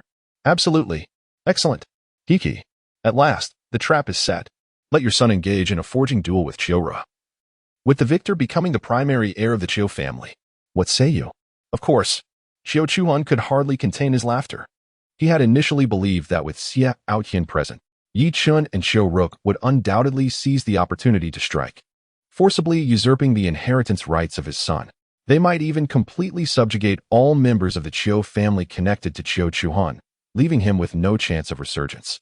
Yet, unexpectedly, Yi Chun proposed a contest of weapon forging between Chiu Ruk and his son. Was this not a deliberate act of provocation? Such a splendid opportunity could not be squandered. Before long, the assembly gathered at an expansive plaza, a designated arena for the Chiu family's forging contests. To ensure fairness and to completely eradicate any possible retreat for Chiu Ruk, Chiu Chuan had specifically summoned the most venerable and currently most powerful elder of the Chiu family, the complete 7-star forging master, Chiu Yun. With utmost respect, Chiu Chuan addressed him. Elder Chiu, I entrust this matter to you. Elder Chiu stroked his white beard, his demeanor serious. Regardless of your grievances, since a contest of forging is to be held, I shall render my judgment impartially. No one shall disrupt my decision, not even you. Xiao Yin. Ah, indeed, those of such specialized professions often possess a fiery temperament. How audacious to publicly disregard the reputation of the Sword King, Outyin. It seems they truly do not comprehend the meaning of death, do they? No matter. I have complete faith in the integrity of Elder Chiu. To my surprise, Xiao Tian exhibited no anger. Instead, he appeared quite compliant, akin to a respectful junior in the presence of a senior. Upon witnessing this, Yi Chan was momentarily taken aback and swiftly conveyed his thoughts. Thank you, senior. Do you know each other? Indeed. This esteemed Elder Chiu Yun is a renowned master of weapon forging in Sangzhou, long before your time. I had once sought his assistance in crafting a sword during my youth. Oh, so that is the case. I had no idea this venerable elder possessed such profound experience. It is no wonder he often wears a stern expression, seemingly indifferent to those around him. A considerable crowd had gathered around the square, primarily composed of direct descendants of the Chiu family. They had heard of the forging competition, featuring the long-absent eldest son, Chiu Ruk, and the son of the second family head, Chiu Chuhan, Chiu Yanfei, in a contest of skill. With a sense of anticipation, they flocked to witness the event, eager to discover who would ultimately claim the title of the primary heir. All right, everything is nearly prepared. Let us begin. At that moment, Chiu Yun rose to announce the official commencement of the forging competition. The participants were ready to ascend the square and engage in their duel of craftsmanship. However, at that moment, Chiu Ruk found himself in a predicament. Little uncle, you cannot be serious. While I have been exposed to some knowledge of forging since childhood, I stand no chance of winning this competition in practice. This fellow displayed remarkable self-awareness. He could handle a fight without issue, but when it came to a contest of forging, he might as well be put to the sword. Fear not. I shall take care of everything. Chen wore a peculiar smile that sent chills down Qiu Ruo's spine. In the next moment, Chen placed his hand upon Qiu Ruo's shoulder, silently uttering in his heart, transform and shift. Buzz. The souls of Chen and Qiu Ruo instantaneously exchanged places. This. Qiu Ruo, who now inhabited Chen's body, was immediately engulfed in darkness and fainted. My apologies, Ruo. Do rest well for a while. Chen, occupying Qiu Ruo's form, gazed apologetically at Ruo's soul, feeling somewhat remorseful. Ding. Host, it would be prudent to refrain from such reckless risks in the future. Otherwise, if your identity is discovered, it could lead to significant complications. The system interjected at this moment to caution Chen. Had it not been for the system's timely intervention, which sealed Qiu Ruo's sensory perceptions, causing him to lose consciousness, Chen's identity would likely have been exposed immediately. After all, they were friends. And there was no other way to swiftly transform him into a master of weapon forging. I had no choice but to proceed thus. Ding. Do as you please. Regardless. Even if the host is eventually exposed, it will not affect this system in the least. Oh dear. How utterly heartless. Chen could hardly muster the energy to criticize. In a bid to assist Qiu Ruo in reclaiming her inheritance rights, Chen devised a plan to utilize the extraordinary ability of translocation, enabling the exchange of souls between two individuals. This would allow Chen, a master of the 9th star pinnacle in the art of weapon refinement, to inhabit the corporeal form of Qiu Ruk and face off against Qiu Yinfeng in a duel. Victory was assured. Yet, some may find this perplexing. Despite Chen possessing the prowess of a peak 9-star artifact master, without the corresponding artifact forging manuals, his abilities would be rendered futile. Those times are now but a distant memory. For just moments ago, the system's prompt finally arrived. Ding. Congratulations, host, for completing the pitfall avoidance task. Rewards have been issued. Pitfall points, 150. Divine level artifact forging manual, the divine record of artifacts. Concurrently, the information panel reappeared. Host, Chen cultivation, peak of the 2nd level of martial sovereign techniques and skills. 1. Chaotic devouring technique, divine level. 2. Spirit immortal sword technique, perfect immortal level. 3. Pharmacist cannon, divine level. 4. Comprehensive diagram of heavenly arrays, divine level. 5. Panga divine body technique, divine level. 6. Ethereal wave steps, perfect immortal level. 7. Divine record of artifacts, divine level. Special abilities, shadow shift weapons, soul devouring needle, perfect immortal level concealed weapon, questioning heaven sword, perfect immortal level, talismans, 6-star teleportation talismans.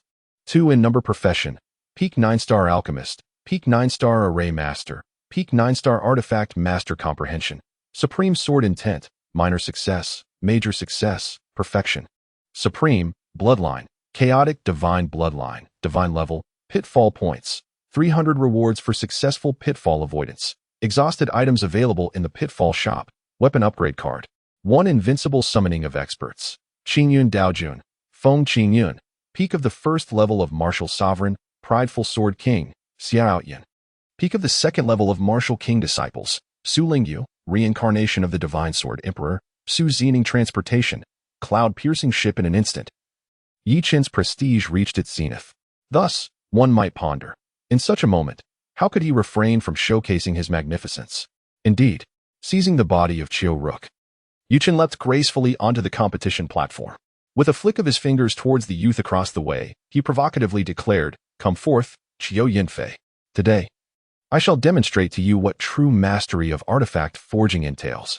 Chapter 90, Super Versailles. The youth before him was none other than Qiu Yinfei, the son of Qiu Chuan, currently the foremost artifact genius of the Qiu family. At the tender age of 18, he had already attained the pinnacle of 5-star artifact mastery, easily outshining Qiu Ruk by several leagues. It is no wonder he was chosen as the primary heir to succeed Qiu Ruk. He indeed possessed considerable talent. In response to Chen's taunts, which now emanated from Qiu Ruk's body, Qiu Yinfei smirked derisively. Ruk, have you ever bested me in artifact forging from childhood to the present? In terms of combat, I concede your superiority. However, Considering your past injuries that hindered your foundational cultivation, I doubt you currently surpass me in realm. With both your artifact forging and martial prowess lacking, what grounds do you have to contest for the position of heir? The surrounding onlookers expressed their agreement. Chiu Rook's reputation within the Chiu family has never been particularly favorable. In a lineage renowned for weapon forging, martial prowess is not the decisive factor for success. No matter how formidable one may be, if their forging skills do not improve, what use is it? Growing up in such an environment, it is easy to imagine the immense pressure that Chiu Rook bears. Thus, his decision to leave home was indeed a sagacious one. Otherwise, he would inevitably succumb to depression.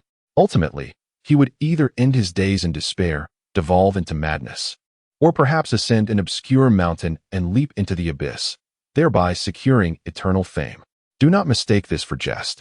Based on Yi Chen's past experiences, such an outcome is unequivocally probable. The qualification to become an heir is demonstrated through action, not mere words. Do you wish to compete? If not, simply concede. Cease your incessant prattle. It is utterly exasperating. Chiu Yinfei stared in astonishment at the figure of Chiu Rook, Yi Chen, before him, nearly at a loss for words. When did this reticent individual become so loquacious? Previously, aside from cultivation, he was notoriously succinct. If a matter could be resolved with a single sentence, he would never utter another word. Yet now, enough. The competitors are in place, and the forging duel officially commences. At that moment, the host, Chiu Yun, continued.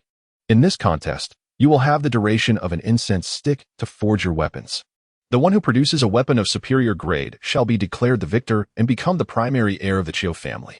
Should the weapons be of equal grade, the outcome shall be determined by the duration of the forging and the quality of the final product. With the rules of the contest proclaimed, the atmosphere grew charged with anticipation.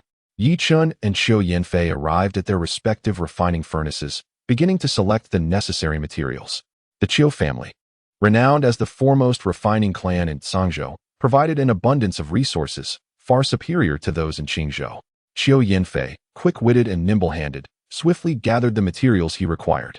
He then approached the refining furnace, officially commencing the crafting of weapons. Wow, truly impressive. Young Master Chiu Yinfei is starting to refine weapons so quickly, someone exclaimed. Indeed, young Master Chiu Yinfei is celebrated as a rare talent in weapon refinement, a prodigy not seen in a century within our clan. Even Elder Chiu Yun has praised him. How can Chiu Rook compare? Another added. Absolutely. Although the eldest young master is commendable and possesses formidable martial prowess, our Chiu family is established on the foundation of weapon refinement. What good is fighting skill alone? Hey, enough chatter. Look, young Master Chiu Yinfei has already begun his refinement. Why is there no sign of movement from young Master Chiu Rook? The onlookers quickly shifted their attention to Chiu Rook, Yi Chun. What? It's startling to look. There sat Yi Chun, occupying Chiu Rook's body, on a small stool, eyes closed in deep thought, showing no inclination to refine anything. What on earth is going on here? Chiu Chuhan remarked with a cold smirk from the sidelines. Rook is quite self-aware. He knows he cannot compete with Feier, so he simply gives up and waits for the competition to conclude. Upon hearing this, Xia Outyan's temper flared uncontrollably. With a swift surge of energy, Chiu Chuhan was sent tumbling to the ground in disarray. Enough, you two. Focus on watching the competition. Why all the noise? Chiu Yun rubbed his temples, feeling quite exasperated. Xia Outyan had never been one to remain composed in his youth. It was astonishing that even at his current age, he still had such a fiery temperament, igniting at the slightest provocation, making it impossible to find peace. Meanwhile, Chiu Yun glanced at Chiu Rook, Yi Chun, with a look of confusion. Others may not perceive it, but as a consummate master of the 7 stars and weapon refinement, he could faintly sense the aura of a higher-level refiner emanating from this young man. Chiu Rook, Yi Chun, must have been concealing his true abilities. His actual refining prowess might even surpass that of Chiu Yinfei. But why was this young man sitting there, motionless? What was his intention? Everyone was left in a state of bewilderment. Meanwhile, the individual in question, Chiu Rook, Yi Chun, was grappling with another dilemma. Should he forge a weapon of celestial perfection or one of imperial perfection? Perhaps he should aim for an emperor-level or saint-level artifact instead. He just wondered if the materials available would suffice. What a conundrum. If others were to hear this, they would undoubtedly be enraged at Chiu Rook, Yi Chun. Goodness. I've encountered those who are pretentious, yet none compare to this fellow's level of grandeur. Young man, are you truly so reckless with your life? Ah, look, Qiu Yanfei has already entered the final stage of refinement. Why hasn't Qiu Rook begun yet? At this moment, the crowd realized that a significant portion of the incense had already burned away. Qiu Yanfei was on the verge of completing his task, while Qiu Rook, Yi Chen, remained motionless, as if he were a mere log, causing those who cared for him to feel immense anxiety. What on earth is the master doing? Why has T taken action yet? The incense is nearly burnt out. Brother, could something be amiss with our master? Fear not. Our master has always been confident and never engages in battles without assurance. Just wait, a turnaround should occur shortly. As soon as Su Lingyu finished speaking, Qiu Rook, Yi Chen, stood up. He finally began to take action. Alas, what use is it to commence the refining process now? The incense is nearly extinguished. He likely won't even be able to ignite a furnace. Exactly. Let him sit there in his pretentious silence. Even if a 9-star refiner were to arrive now, he would be of no assistance. Enough. Quick, look at what young Master Rook is doing. The onlookers focused their gaze. They saw Qiu Rook, Yi Chen, clutching a large assortment of refining materials, leaving the refining furnace to stand in the center of the square. He gazed up at the sun, as if confirming something. Then, he began to unleash his spiritual energy with all his might. What is this fellow doing? Is this refining? The crowd was utterly perplexed. Even Qiu Yun furrowed his brow, watching Qiu Rook, Yi Chen, with a puzzled expression, eager to discern the boy's intentions. Now, suddenly, Qiu Rook, Yi Chen, tossed his hands, and all the refining materials were flung into the sky. Then he shouted, "Heaven and earth, boundless and rootless. True fire of the sun, swiftly return." What? Chapter 91. Is this the heavenly fire tempering method? Tossing all the refining materials into the air? And then shouting, "True fire of the sun, swiftly return?" Good heavens! Are you refining or performing a ritual? We hail from a family of refiners, not charlatans. Should this information fall into the hands of those with ill intentions, the Qiu family may as well resign themselves to despair in the realm of Sangzhou, contemplating collective self-destruction. Why, you may ask? It is simply too humiliating. Who has ever witnessed the young master of a renowned artifact forging family engage in such unorthodox practices? Yet, in the next moment, it was Su Ziqing who first broke the silence. Ah, look above. The crowd immediately lifted their gazes, only to be met with a sight that left them utterly astounded. What on earth? They exclaimed. Their astonishment stemmed from witnessing a miracle. The materials for forging artifacts, previously cast into the air by Qiu Rook, Yi Chen, were now enveloped by a magnificent sun, intertwining and merging in a manner that defied separation. What is happening? The crowd was left bewildered. Just moments ago, they had derided him as a charlatan, and yet now they were confronted with this extraordinary spectacle. Words failed them. Was this the heavenly fire-tempering technique? Qiu Yan, seated in a chair, sprang to his feet. Disbelief etched across his face as he gazed at Qiu Rook, Yi Chen, who was fervently at work in the square. How could this be? How could Qiu Rook, Yi Chen, master such a long-lost supreme technique of artifact forging? If he truly succeeded in this endeavor, there would be no need for the duel to continue. Qiu Yanfei would undoubtedly face defeat. At that moment, the task was complete. Qiu Yanfei approached Qiu Yun, beaming with pride. Elder Qiu, this is my finest masterpiece. I kindly request your appraisal. Qiu Yun replied absently, taking the item and observing it closely. Not bad. A heavenly level perfected Tianyan sword. Very good. Keep up the effort. Thank you for your esteemed praise, Elder Qiu. Qiu Yanfei assumed that Qiu Yun would promptly declare him the victor, thereby confirming his position as the rightful heir of the Qiu family.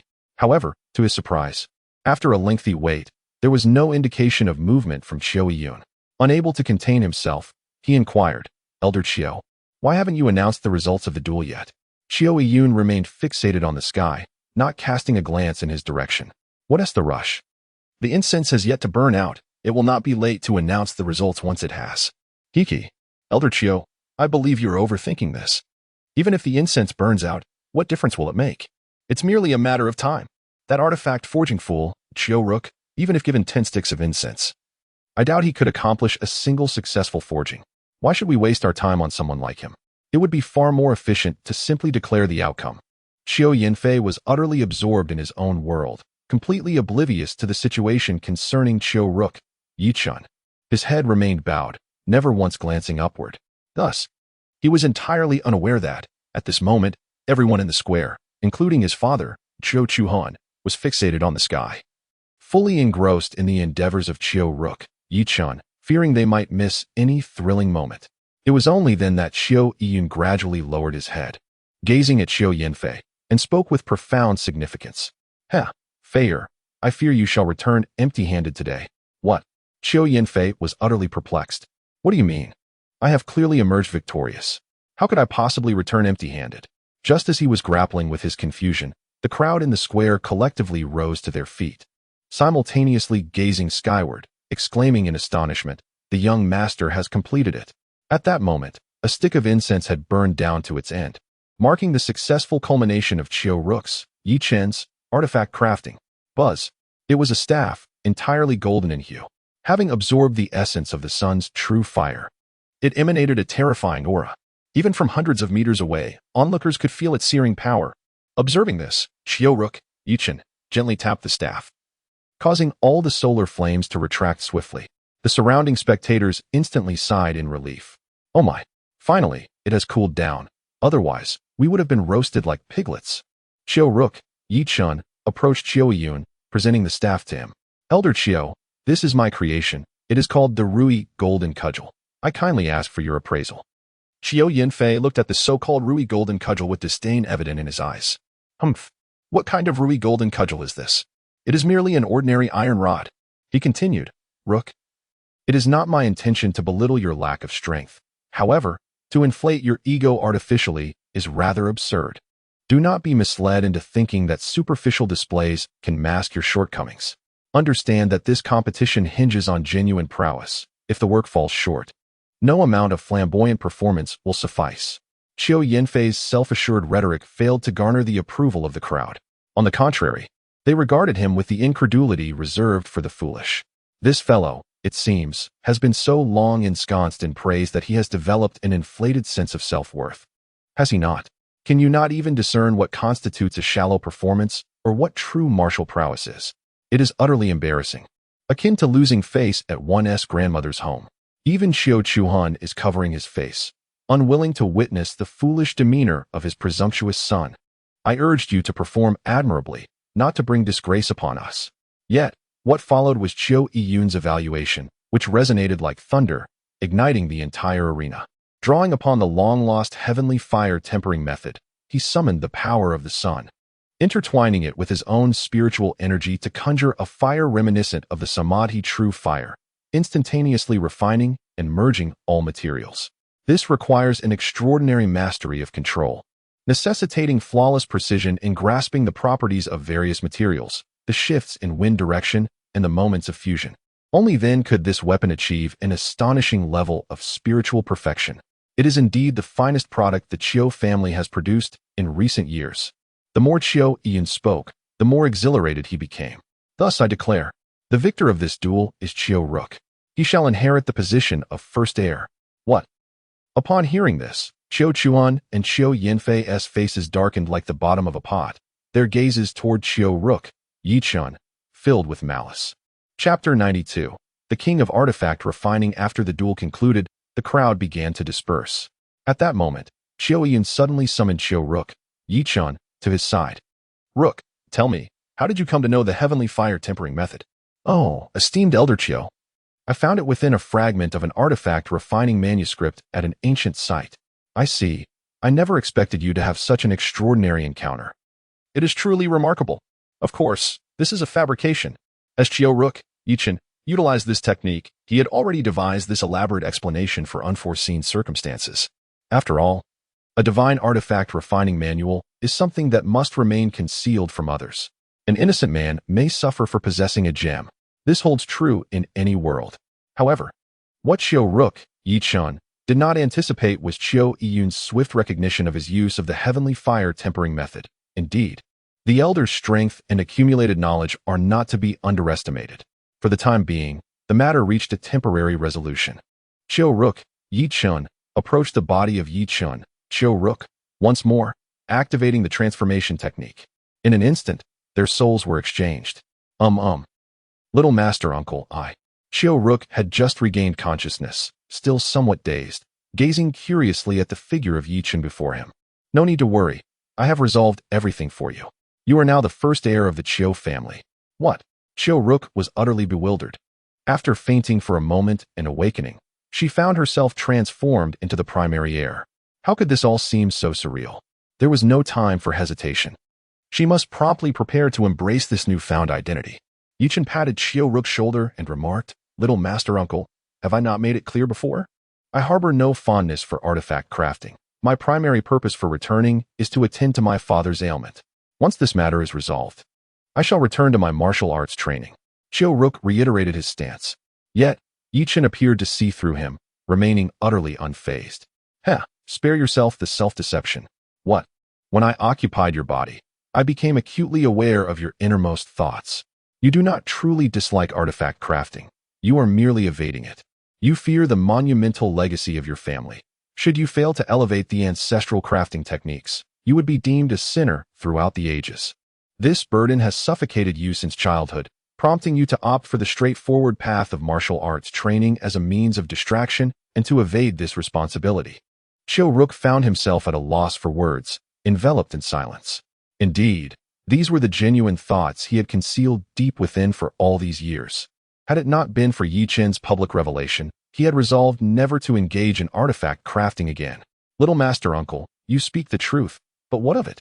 I possess not an ounce of talent for crafting.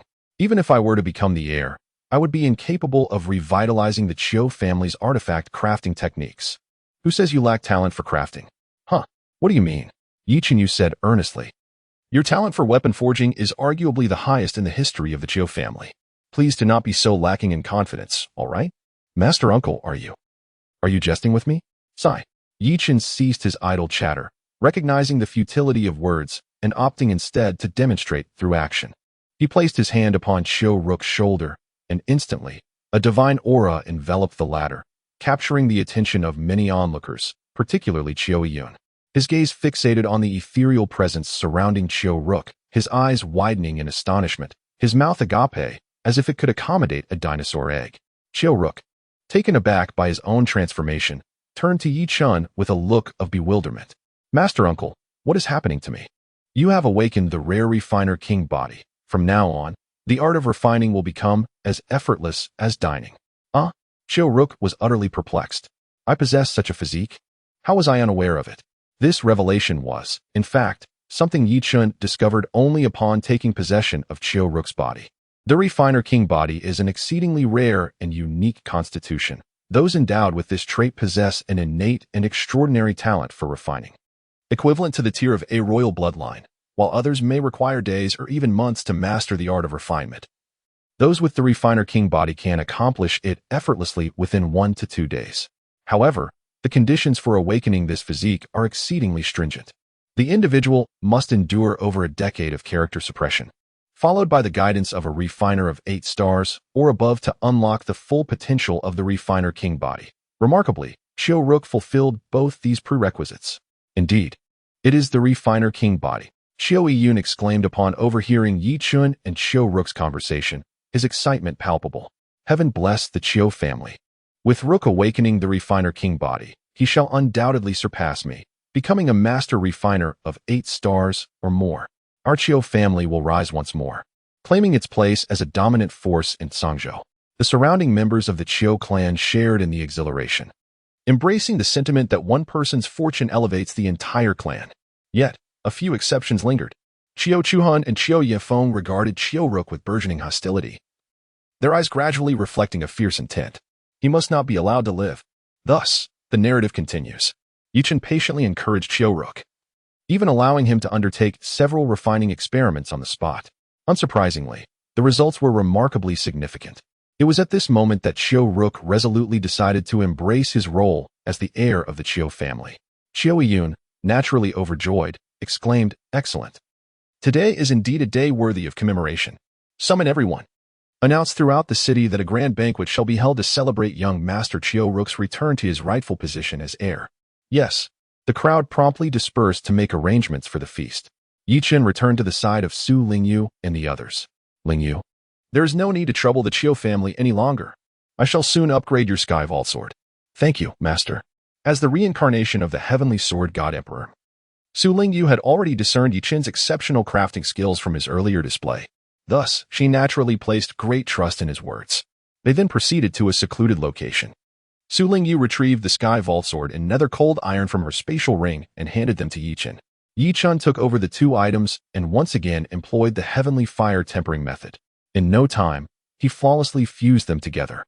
The process unfolded with remarkable ease and minimal noise, evading the attention of the Chiu family.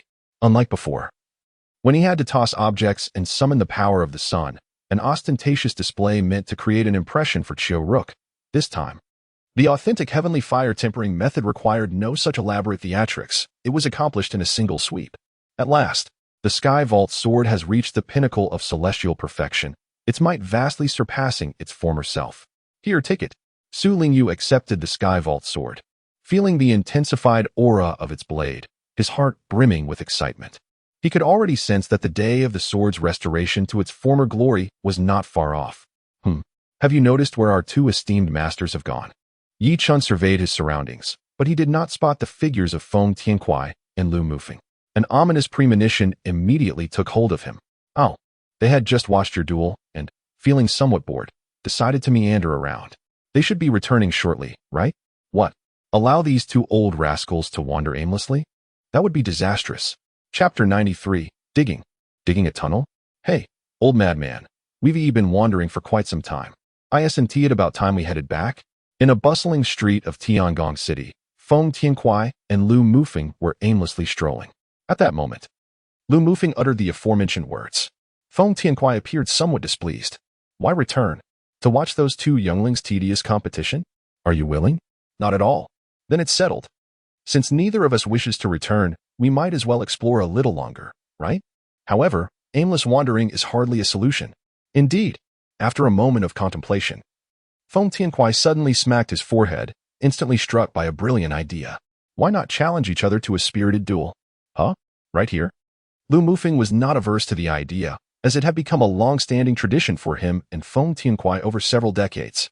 They had engaged in countless duels, ranging from displays of martial prowess to the most trivial matters, yet they seldom competed in such a conspicuous location. Thus, Lu Mufeng felt somewhat uneasy. Indeed, let us compete in tunnel digging, shall we? Digging? Digging a tunnel? Lu Mufeng was taken aback. This is certainly uncharted territory. However, this is the Chiu family's domain. If we were to unearth something untoward, it would be quite difficult to explain. Feng Tiankuai perceived